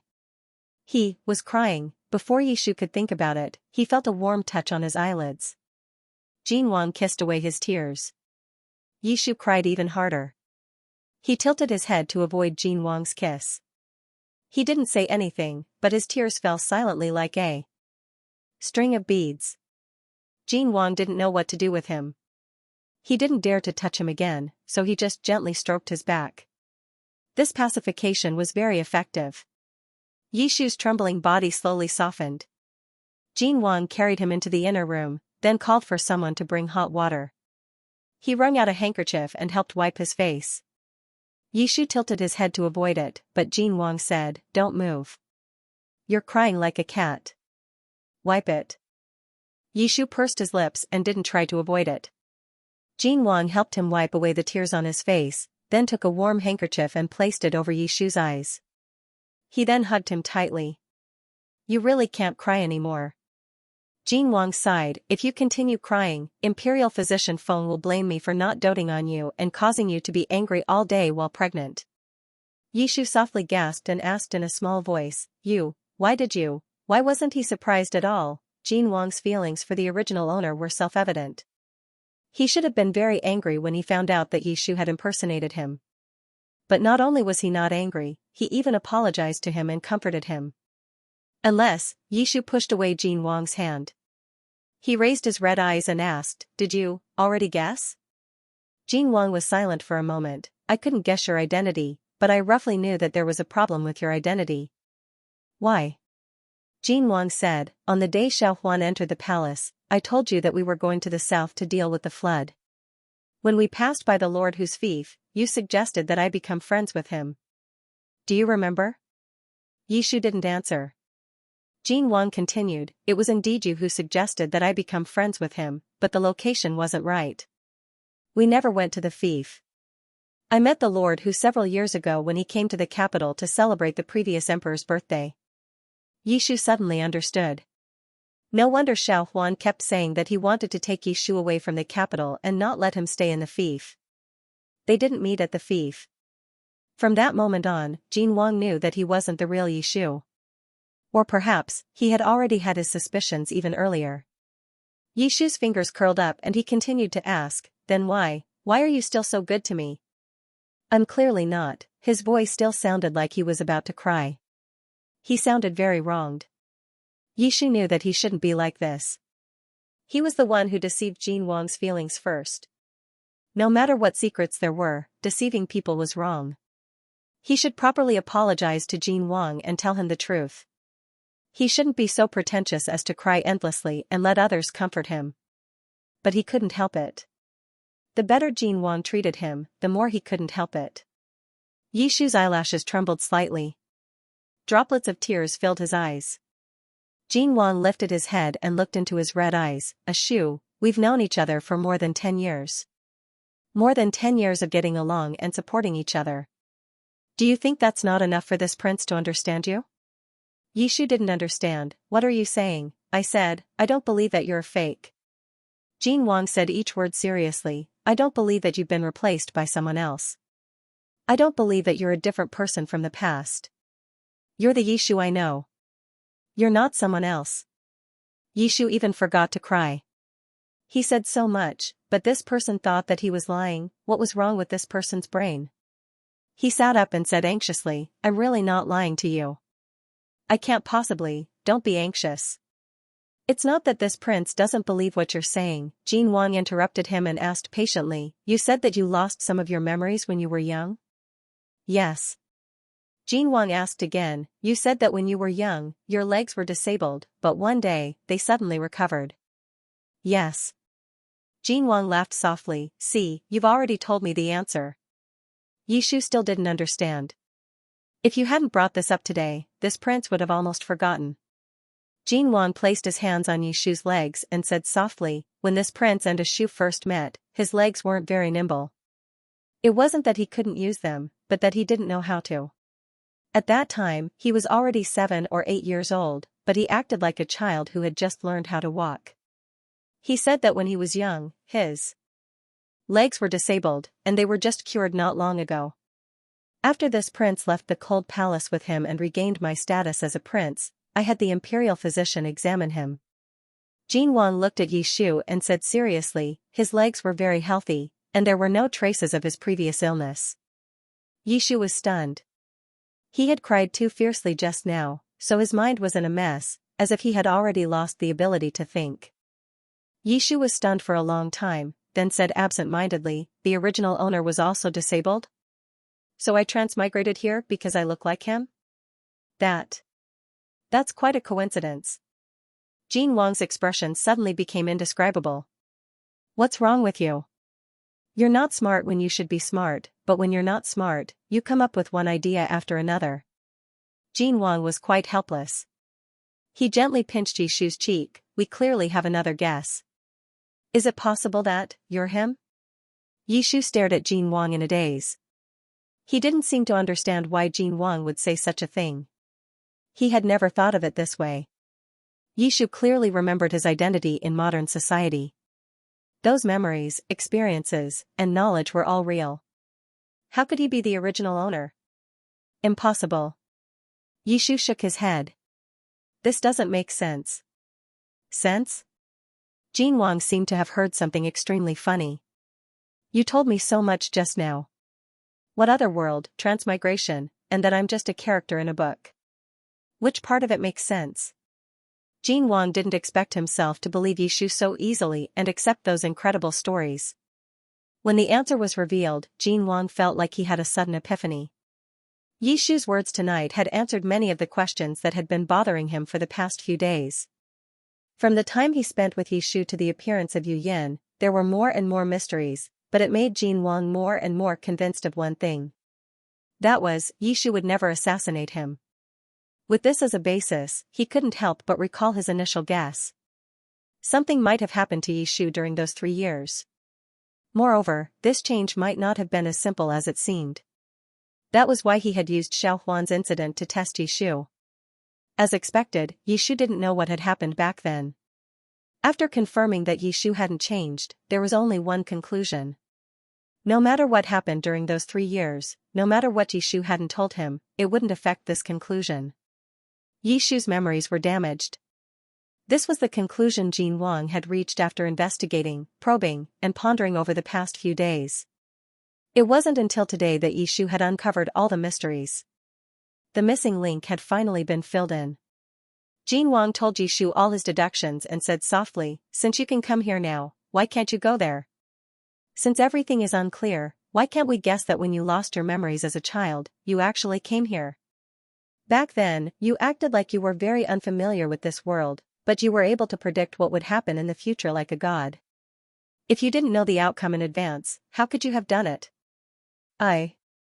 Yishu's eyelashes fluttered, and his voice grew weaker. I don't know. He had also suspected that the original owner was the same as him, someone who had come here from another world. But that was just a guess after all, and there was no way to verify it. There's only one thing that I still can't explain. Jin Wang continued, why did you betray me? Yishu said, wasn't that because the original owner wanted to avenge his family? Revenge? Jin Wang chuckled, you were only an illegitimate child of the Yi clan, the son of a servant girl. From the time you were born until you left the Yi clan, you did not receive any kindness or care from the Yi clan. Do you think that I would believe in revenge? Yishu also felt that this explanation was not valid, and muttered in a small voice, how would I know what he was thinking? Jin Wang also fell silent. Indeed, this was the only thing missing in this entire matter. Perhaps things aren't that complicated. Jin Wang suddenly said, just now, you said that we are currently in a book, and the beginning of this book is that Yi Xiang plotted a rebellion and was executed by me. To achieve this beginning, your betrayal was the most important part. You mean to say, Jin Wang said, what I want to say is it possible that this betrayal was premeditated, and that your consciousness was actually not up to you during those 3 years? Yishu did not reply, and the hall fell silent for a long time. Jin Wang's guess was very bold, but it was not without reason. If during those 3 years, Yishu, as the left prime minister, had no choice but to follow the original plot and do some things, then his abnormal behavior, abnormal habits, and even drastic changes in his personality would all have an answer. But Yishu lowered his eyes, these are only your guesses, there is no basis for them. That's right, there is no basis for these things, and there is no way to investigate them. Jin Wang sighed, then leaned over and hugged Ashu, but Ashu, the mysteries of this world have always been difficult to unravel. Don't be confused by the situation.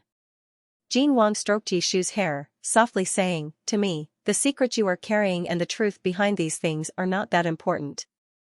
No matter what you have encountered, right now, you are by my side, and that is enough. But what if I'm not? Jin Wang's eyes narrowed slightly, if you continue to be like this, I will really get angry. Yishu immediately shut his mouth.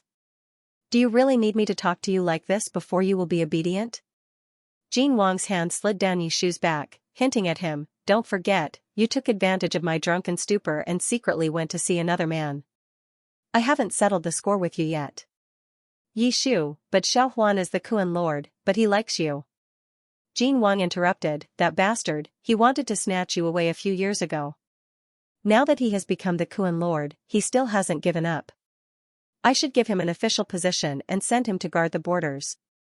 Yishu raised his head, sending the Kuan Lord to the battlefield, aren't you going too far? Jin Wang calmly looked back at him. Yishu immediately cowered, Xiao Huan grew up in the military, and his dream is to join the army. This is also quite good. Jin Wang laughed, his hand gently stroking Yishu's back, alright, then his punishment will be decided first. What about you? I'm also going to be punished? Jin Wang glanced at him, who was the one crying and saying that he would be punished by me. Did he say that? Yishu's brows drooped, and with his slightly swollen eyes, he looked particularly pitiful. How does your majesty want to punish me? Jin Wang didn't answer. His hand slowly stroked down the other party's body until it reached his slightly bulging lower abdomen. Yishu nervously clutched the thin blanket beneath him. With this little guy around, it's not very convenient. Jin Wang stroked his lower abdomen through his thin clothes, and said somewhat unwillingly, let's just owe him for now. After the child is born, we can carry out today's punishment. Yishu made an "oh" sound and wanted to say something else, but he was interrupted by a commotion outside the window. The noise of the palace servants could be heard from outside the palace. Jin Wang pulled Yishu up, it's almost midnight. Everyone should prepare to welcome the new year. Yishu looked out the window. The lanterns hanging from the tens of thousands of palaces illuminated the entire imperial city. We can't see clearly from here. I'll take you somewhere else.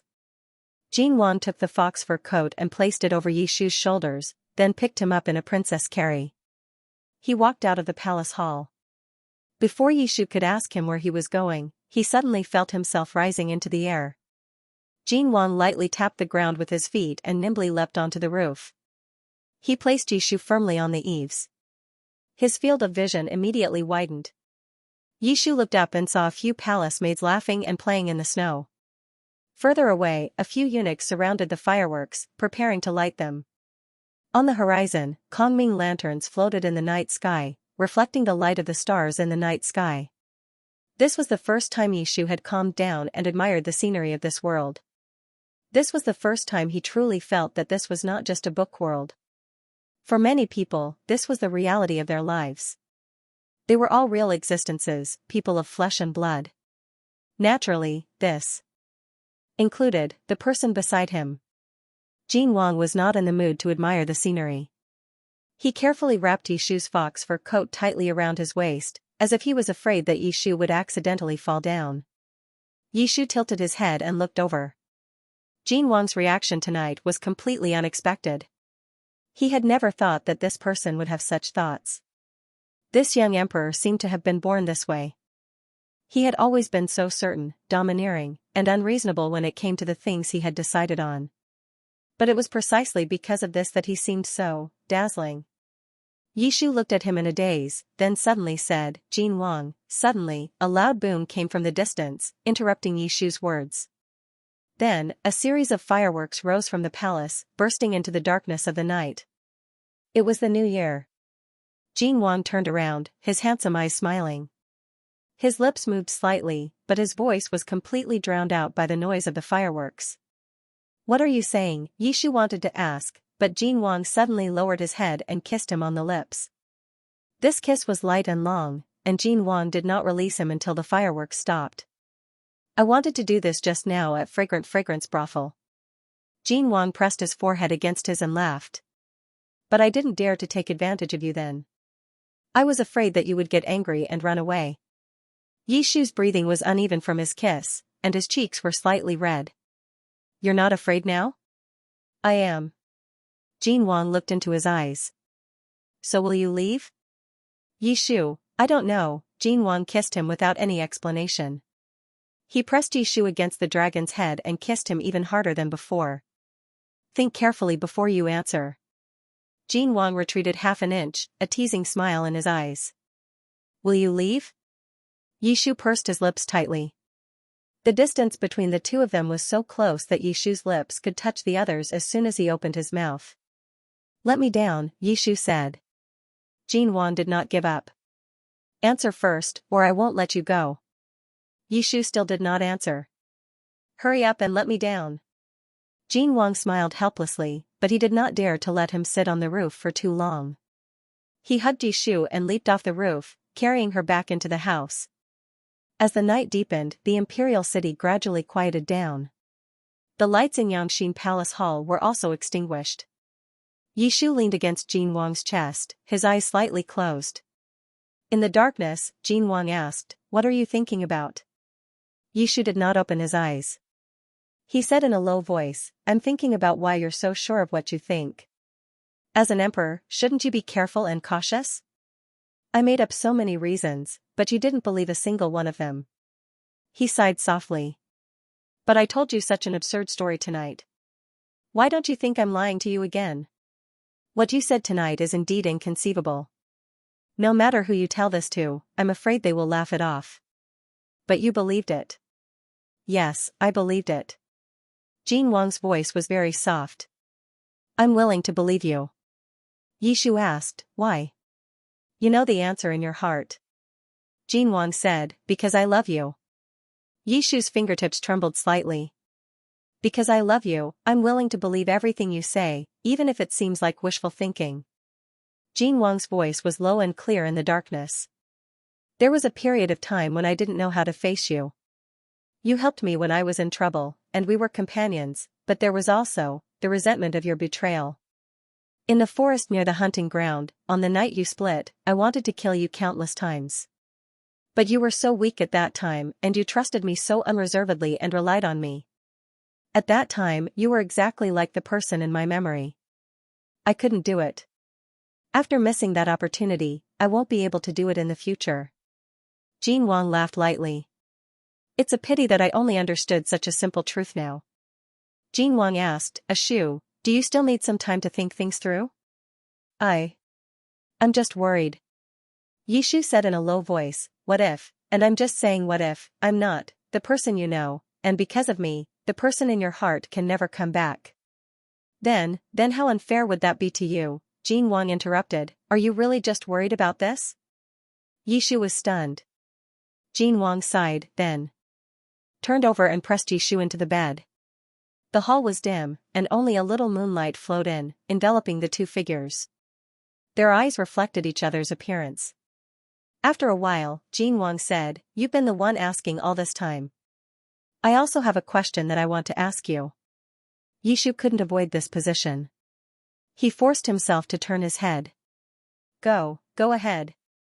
Jin Wang asked, "Why didn't you leave with Xiaohuan just now?" Yishu was stunned. "If you had left just now, I would never have known the truth. You could have lived freely in another place in this world." Jin Wang's eyes shone. "Why didn't you leave?" Yishu pursed his lips. Because I felt that I had taken over someone else's body and lied to you for so long. I couldn't just leave like this." Jin Wang asked, "It's that simple?" Yishu felt inexplicably guilty under his gaze. It's that simple." "Then what about now? You've already explained everything clearly, and I don't blame you. Do you still want to leave?" Yishu fell silent. Jin Wang stared at him for a while, then suddenly let him go. He stood up without any reluctance, his back facing Yishu. His voice was soft and cold. "I'm not joking, nor am I threatening you. Yishu, I'll ask you one last time. Do you want to leave the capital?" Yishu looked at his back. He opened his mouth, but couldn't say a word. "If you want, I'll give you a decree right now, allowing you to leave the capital. I won't ask where you go, and I won't disturb you for the rest of my life," Jin Wang said. "A monarch doesn't joke. I'll do as I say." His tone was very soft, but it carried the dignity of a monarch. The atmosphere in the hall suddenly dropped to the freezing point. Yishu sat at the head of the bed and slowly curled up his legs.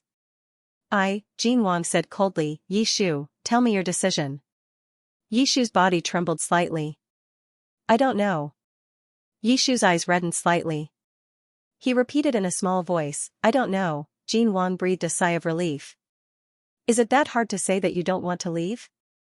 Jin Wang returned to the side of the bed and hugged the trembling body. "I'm sorry. I'll be patient in the future, but I don't want to wait any longer." This was the third time he had apologized tonight. Yishu raised his head. His eyes were like a little rabbit's, moist and red. "You don't want to leave. It has nothing to do with those so-called identities and secrets." Jin Wang looked at him seriously. "You don't want to accept my guess tonight because you're worried that I won't be able to accept it if you're wrong. It's because you can't accept that result. Ashu, I don't know what you went through in that world to make you so cautious, not daring to easily give up your feelings." Jin Wang stroked Yishu's pale face. His voice was gentle. "You're afraid of losing what you have, so you'd rather not believe it. You don't want to believe it." Yishu's lips trembled. I don't know what you're talking about." "Okay, then let's talk about something else." Jin Wang said, "Do you like being with me?" Yishu's eyelashes fluttered. Jin Wang leaned forward and pulled him into his arms. "Do you like it when I hug you like this?" Yishu still didn't answer. Jin Wang moved closer and planted a kiss on Yishu's eyelids. He kissed him from the corners of his eyes, to the side of his face, to the bridge of his nose, all the way to the corner of his lips. Jin Wang raised his head. "Do you like it when I kiss you?" Yishu's breathing became rapid. Jin Wang was very patient. He pressed him back onto the bed and kissed and comforted him bit by bit. His actions seemed to have some kind of magical power. It was like a bewitching spell that made him gradually throw away his armor and sink into the abyss of gentleness. Jin Wang raised his head and smiled gently. "You see, you like it." He paused for a moment, then said, "Don't talk to me about the Kuan-jun physique. There's no book that says that. You've read so much these past few days, don't you understand? Wanting to be with someone at all times, longing for hugs and kisses. It's not the Kuan-jun physique that's causing trouble. It's here." Jin Wang pressed against his chest. "Do you feel it?" Yishu's heart beat so quickly that it seemed like it was going to burst out of his chest. Jin Wang looked at Yishu seriously. He raised his hand and stroked Yishu's hair. After a while, he said softly, "Yishu, you've fallen in love with me." Jin Wang's eyes were blazing, and the corners of his lips curved up at just the right angle. Even at a time like this, he still had the calmness and boldness of being in control of the entire situation. This was an innate temperament that could only be formed after years of being in a high position. Yishu seemed to have been robbed of his ability to speak. His lips trembled slightly, and he couldn't say a single word. He didn't know how to answer. Faced with Jin Wang's questioning, he couldn't deny it. He didn't even have the courage to lie. Yishu would probably never be in a more difficult situation than he was today. Perhaps it was because he was too slow on certain matters, or perhaps it was because he never dared or was willing to think about these things. He didn't belong to this world, and he even used feelings that didn't belong to him to use this person in front of him. He was the least qualified person to think about these things. Yishu always had an almost escapist mentality towards this world. As long as he didn't miss anyone or anything in this world, and only treated this world as a book world, he could do anything to survive. He could use countless lies to deceive others, and he could also withdraw at any time. But once he started to indulge in this world, everything would change. So he kept telling himself in his heart to not care, to not take it seriously, and that everything that happened here was fake. Until today, when Jin Wang exposed all the thoughts that he didn't want to and didn't dare to think about in front of him. If you hadn't told me everything tonight, I would have waited a little longer. Jin Wang pinched Yishu's cheek and chuckled. I've never seen someone like you. I'm a dignified emperor, but what do you think I am? To ease your worries? Of course not. Yishu pursed his lips. His voice was dry, and he wanted to say something, but stopped. Jin Wang didn't force him. He straightened up slightly and waited quietly. Yishu took a deep breath and slowly said, I think. I want to think about it for a few more days. Jin Wang's eyes flickered. Yishu hurriedly said, a few more days will be enough. I'll give you an answer. There were too many things happening tonight. I'm in a mess right now. I don't know. It's all right. Jin Wang stroked Yishu's hair comfortingly. If you can't figure it out, you can think about it tomorrow. You can have as much time as you want. Ashu, it's okay, don't force yourself. Yishu's eyes were a little hot. He lowered his head and buried it in Jin Wang's arms. Why are you suddenly so nice to me? Jin Wang was stunned. Yishu's voice was muffled. Isn't it good for you to be like before? Now that you're like this, Yishu clutched his sleeve, his voice slightly choked. If I don't treat you better, you'll scold me again. Jin Wang gently stroked his hair. Besides, what if you run away again if I don't do this? Jin Wang pulled the quilt and wrapped it tightly around the person in his arms. He whispered in his ear, I was lying to you earlier. In fact, I was very worried tonight. The Lord Protector's fief is thousands of li away from the capital. Not to mention the bumpy journey, your body might not be able to take it. If you really go there, how will I be able to see you again? Jin Wang sighed. My little imperial concubine thinks about running away every day. Can't I behave better and spend more effort to make you stay? Dog Emperor. Yishu whispered. I knew you didn't have good intentions. Jin Wang laughed. All right, it's time to rest. As he spoke, he moved his hand down and touched his slightly bulging belly. Even if you're not tired, the child should be tired. Yishu blinked. That's right. The imperial physician had specially instructed him that this was the time when the child was growing the fastest. He had to sleep early to recover his energy.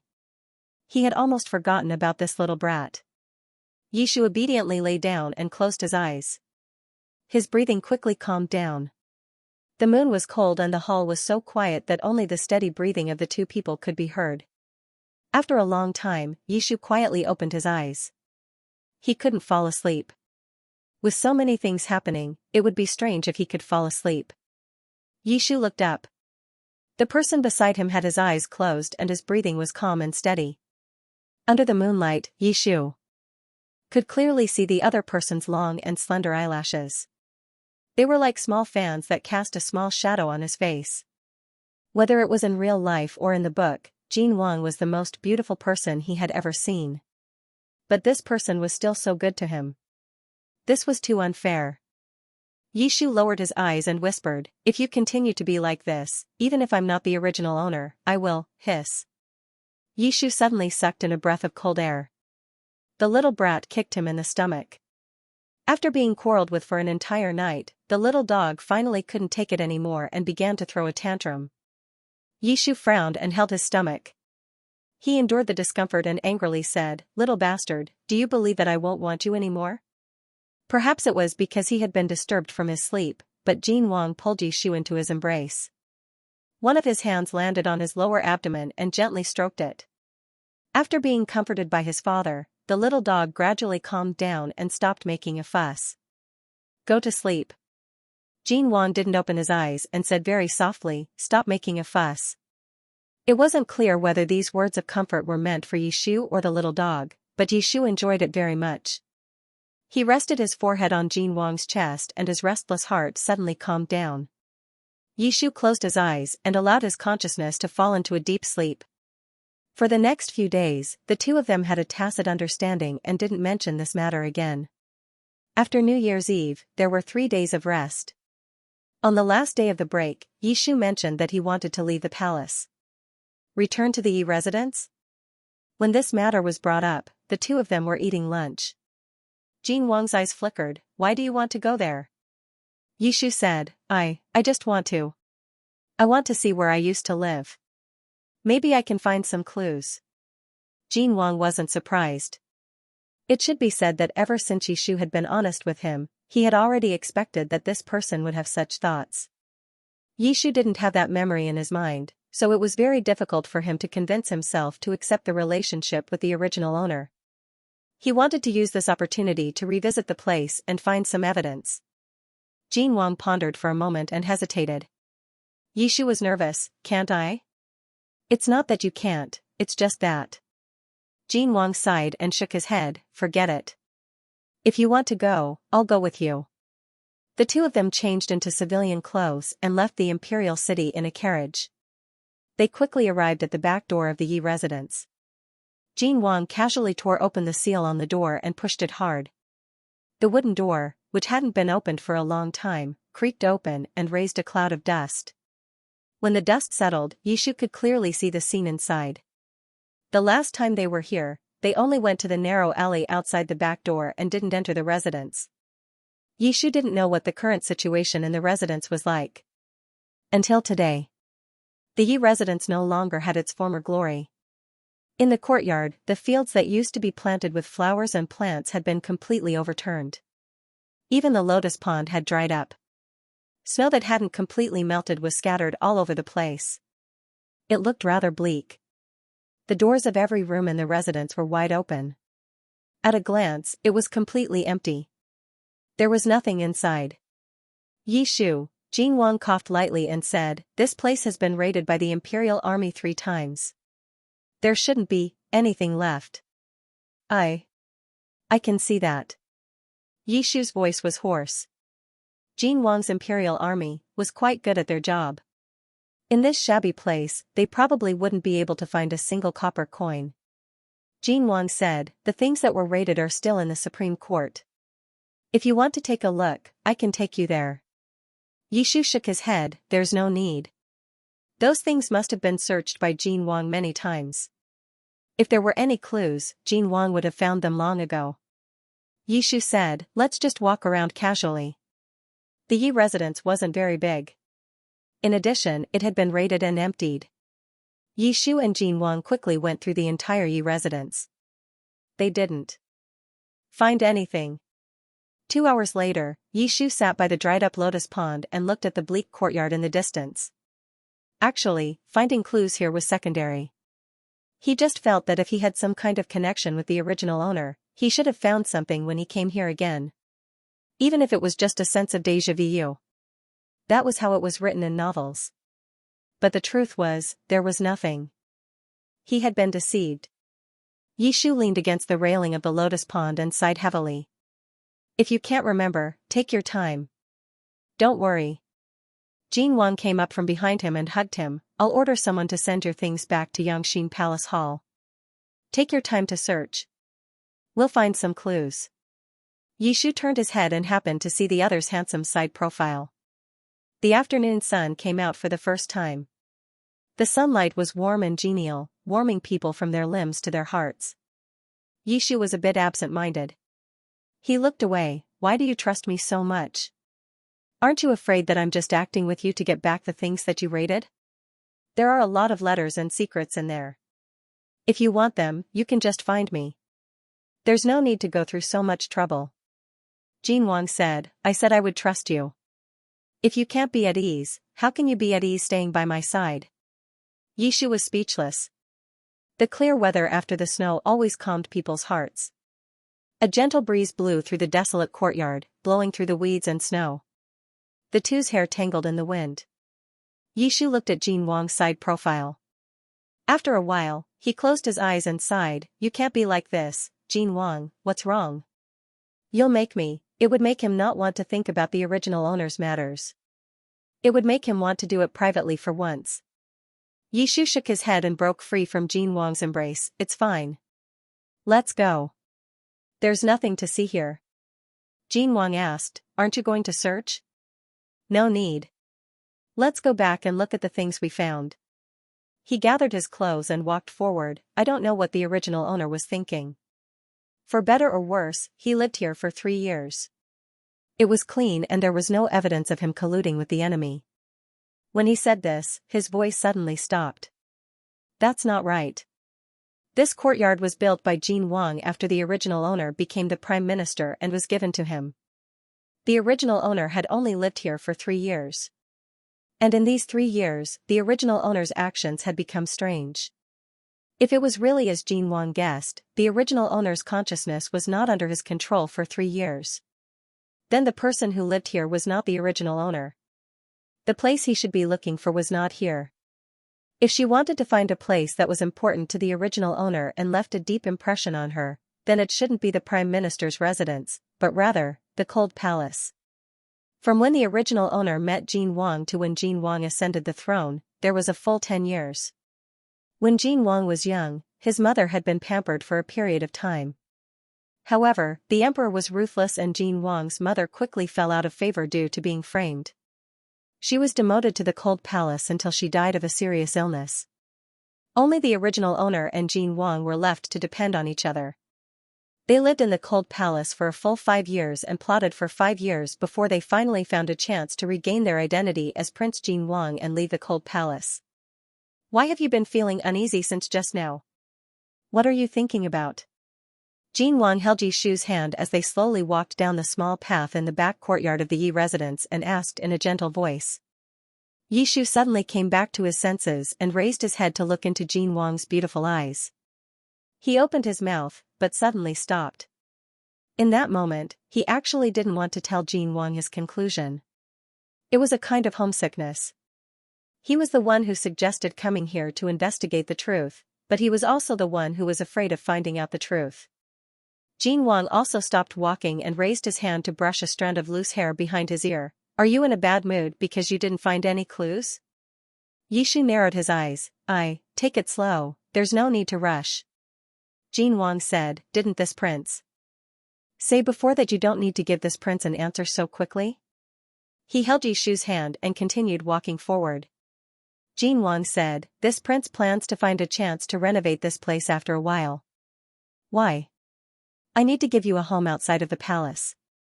Jin Wang smiled, If one day this prince makes you unhappy, it's better to come here than to run around randomly. Yishu's heart skipped a beat as he turned his head and said, That's not necessarily true. I can also go find little Chongyuan. I heard that his shop has already opened and business is quite good. Jin Wang frowned slightly. Yishu still wanted to walk forward, but Jin Wang grabbed his wrist and gently pulled him into his arms. Have I been too nice to you recently? Jin Wang half pushed and half hugged Yishu against a tree by the roadside. He narrowed his eyes threateningly and said, You have guts to dare to mention other Qianjun in front of me. Yishu had been spoiled by Jin Wang for the past few days, so he had become bolder and bolder. He was not afraid of him. Yes, I can still go to Huainan to look for Xiao Huan, the Yan dynasty to look for Yu Yan, and Jin Wang kissed that unruly mouth. After a while, he retreated a little and bit his Yishu's lower lip. Where else do you want to go? Yishu's lips were dark red. He said in pain, Are you a dog? I've been scolded by you so many times. Can't I fulfill my promise for once? Jin Wang licked Yishu's lips in a fit of pique. You're not allowed to go anywhere. Where else can I go? Yishu didn't know whether to laugh or cry. Is there anywhere in the capital that you can't find? As for leaving the capital, with this little brat around, I can't even stay in the carriage for 2 hours. How can I go to those places? Jin Wang looked into Yishu's eyes and nodded. Yes, I understand. Then I just want to hear you say it again. Jin Wang's eyes flashed with a sly smile. You said that you can only stay by my side. Yishu looked away. Childish. Jin Wang was surprised. Your ears are red? No. Jin Wang pretended to be serious. Your face is red too. Jin Wang. Jin Wang burst out laughing. Yishu was really embarrassed this time. He pushed Jin Wang aside and wanted to leave. Jin Wang smiled and pulled him back. Hey, wait, his voice stopped abruptly.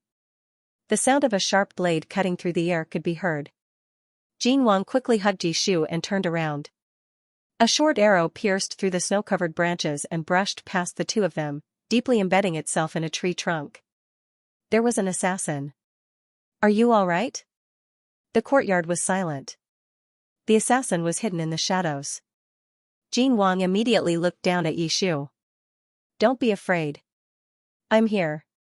Yishu's face was pale as he nodded. The monarch of Chenglu naturally wouldn't go out alone, but the assassin had clearly come prepared. Countless short arrows flew towards the two of them, but a few of his personal bodyguards jumped down from somewhere and blocked the arrows one by one. One of the guards knelt on the ground.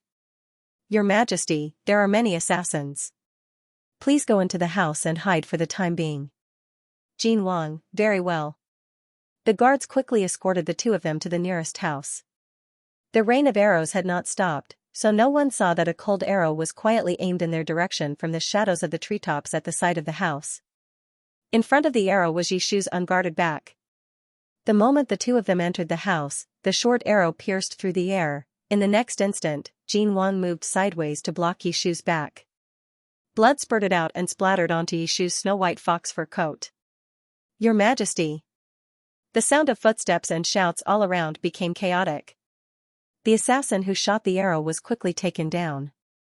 More people surrounded Jin Wang and escorted him into the house. However, Jin Wang's hand was still tightly grasping Yishu's. Yishu staggered and was also helped into the house. This was a small firewood shed located in the rear courtyard. Everything inside had been cleaned out long ago, and there wasn't even a place to sit. Jin Wang sat on the ground. The blood-stained arrow had pierced through his shoulder, and the blood had pooled on the ground in front of him. The monarch's personal guards were all well-trained. Several of them quickly sealed his acupoints to stop the bleeding. Jin Wang only tilted his head. He raised the hand that was still holding Yishu's hand and covered his eyes. Don't look. He was dizzy with blood. If he looked any longer, he would feel uncomfortable. However, Yishu took his hand and held it tightly in the hollow of his palm. Yishu's hands were even colder than Jin Wang's. He suddenly remembered that this unforeseen event had also been recorded in the book. At the beginning of the new year, a faction in the imperial court that had colluded with the enemy finally couldn't hold back and sent an assassin to assassinate the monarch. However, in the book, Jin Wang wasn't injured at all. It was all his fault. If he hadn't been so afraid of the slightest thing and let his imagination run wild, insisting on coming here to find the so-called truth.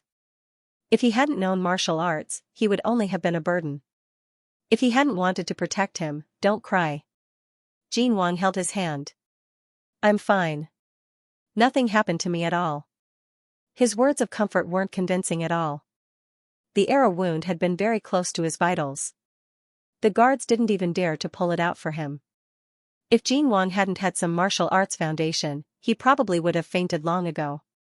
If it had been just a little more. Why are you crying so hard, little crybaby? Jin Wang's face was pale from excessive blood loss. He raised the hand that could still move and wiped away Yishu's tears. The fight outside hadn't ended yet, and there were quite a few people inside the room. Yishu tilted his head and wiped his eyes. He asked in a small voice, "Does it hurt?" "It doesn't hurt." Jin Wang paused, then corrected himself. Actually, it hurts a little. Jin Wang's face grew paler and paler. He forced a smile at Yishu. If you give me a kiss, it won't hurt anymore. Yishu smiled through his tears. As Jin Wang spoke, he pulled at his wound and sucked in a breath of pain.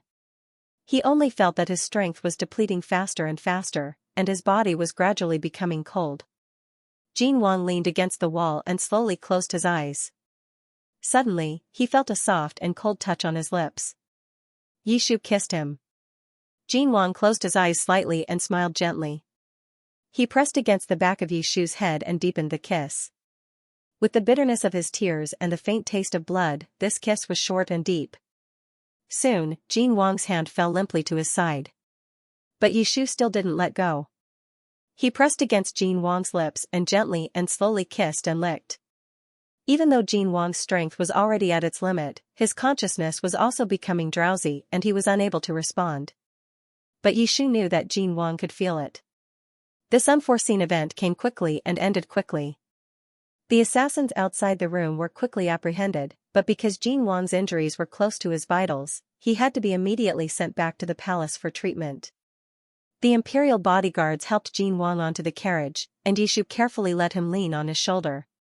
Just as he was about to give the order to set off, one of the imperial bodyguards asked, "Young master, how should we deal with the captured assassins?" Yishu's thoughts were all on Jin Wang, so he casually said, "Lock them up first. We'll interrogate them after Her Majesty recovers." The imperial bodyguard looked somewhat hesitant. Yishu asked, "What's wrong?" "These people just now," the imperial bodyguard paused, then said truthfully, "They claim to be remnants of Xianxia." Yishu subconsciously tilted his head to look at the person beside him. Jin Wang's lips were pale and his eyes were tightly shut. He didn't know if he had heard anything. The left Prime Minister Yishu's henchmen had already been wiped out during the investigation of his rebellion. Did they want to use him as a shield, or did the original owner really have remnants of his henchmen? Yishu lowered his head and asked in a small voice, "Do you still believe me?" Jin Wang didn't answer. After a while, he raised his hand and took out a command tablet from his bosom, handing it over to Yishu. The command tablet still had the remnants of Jin Wang's body temperature.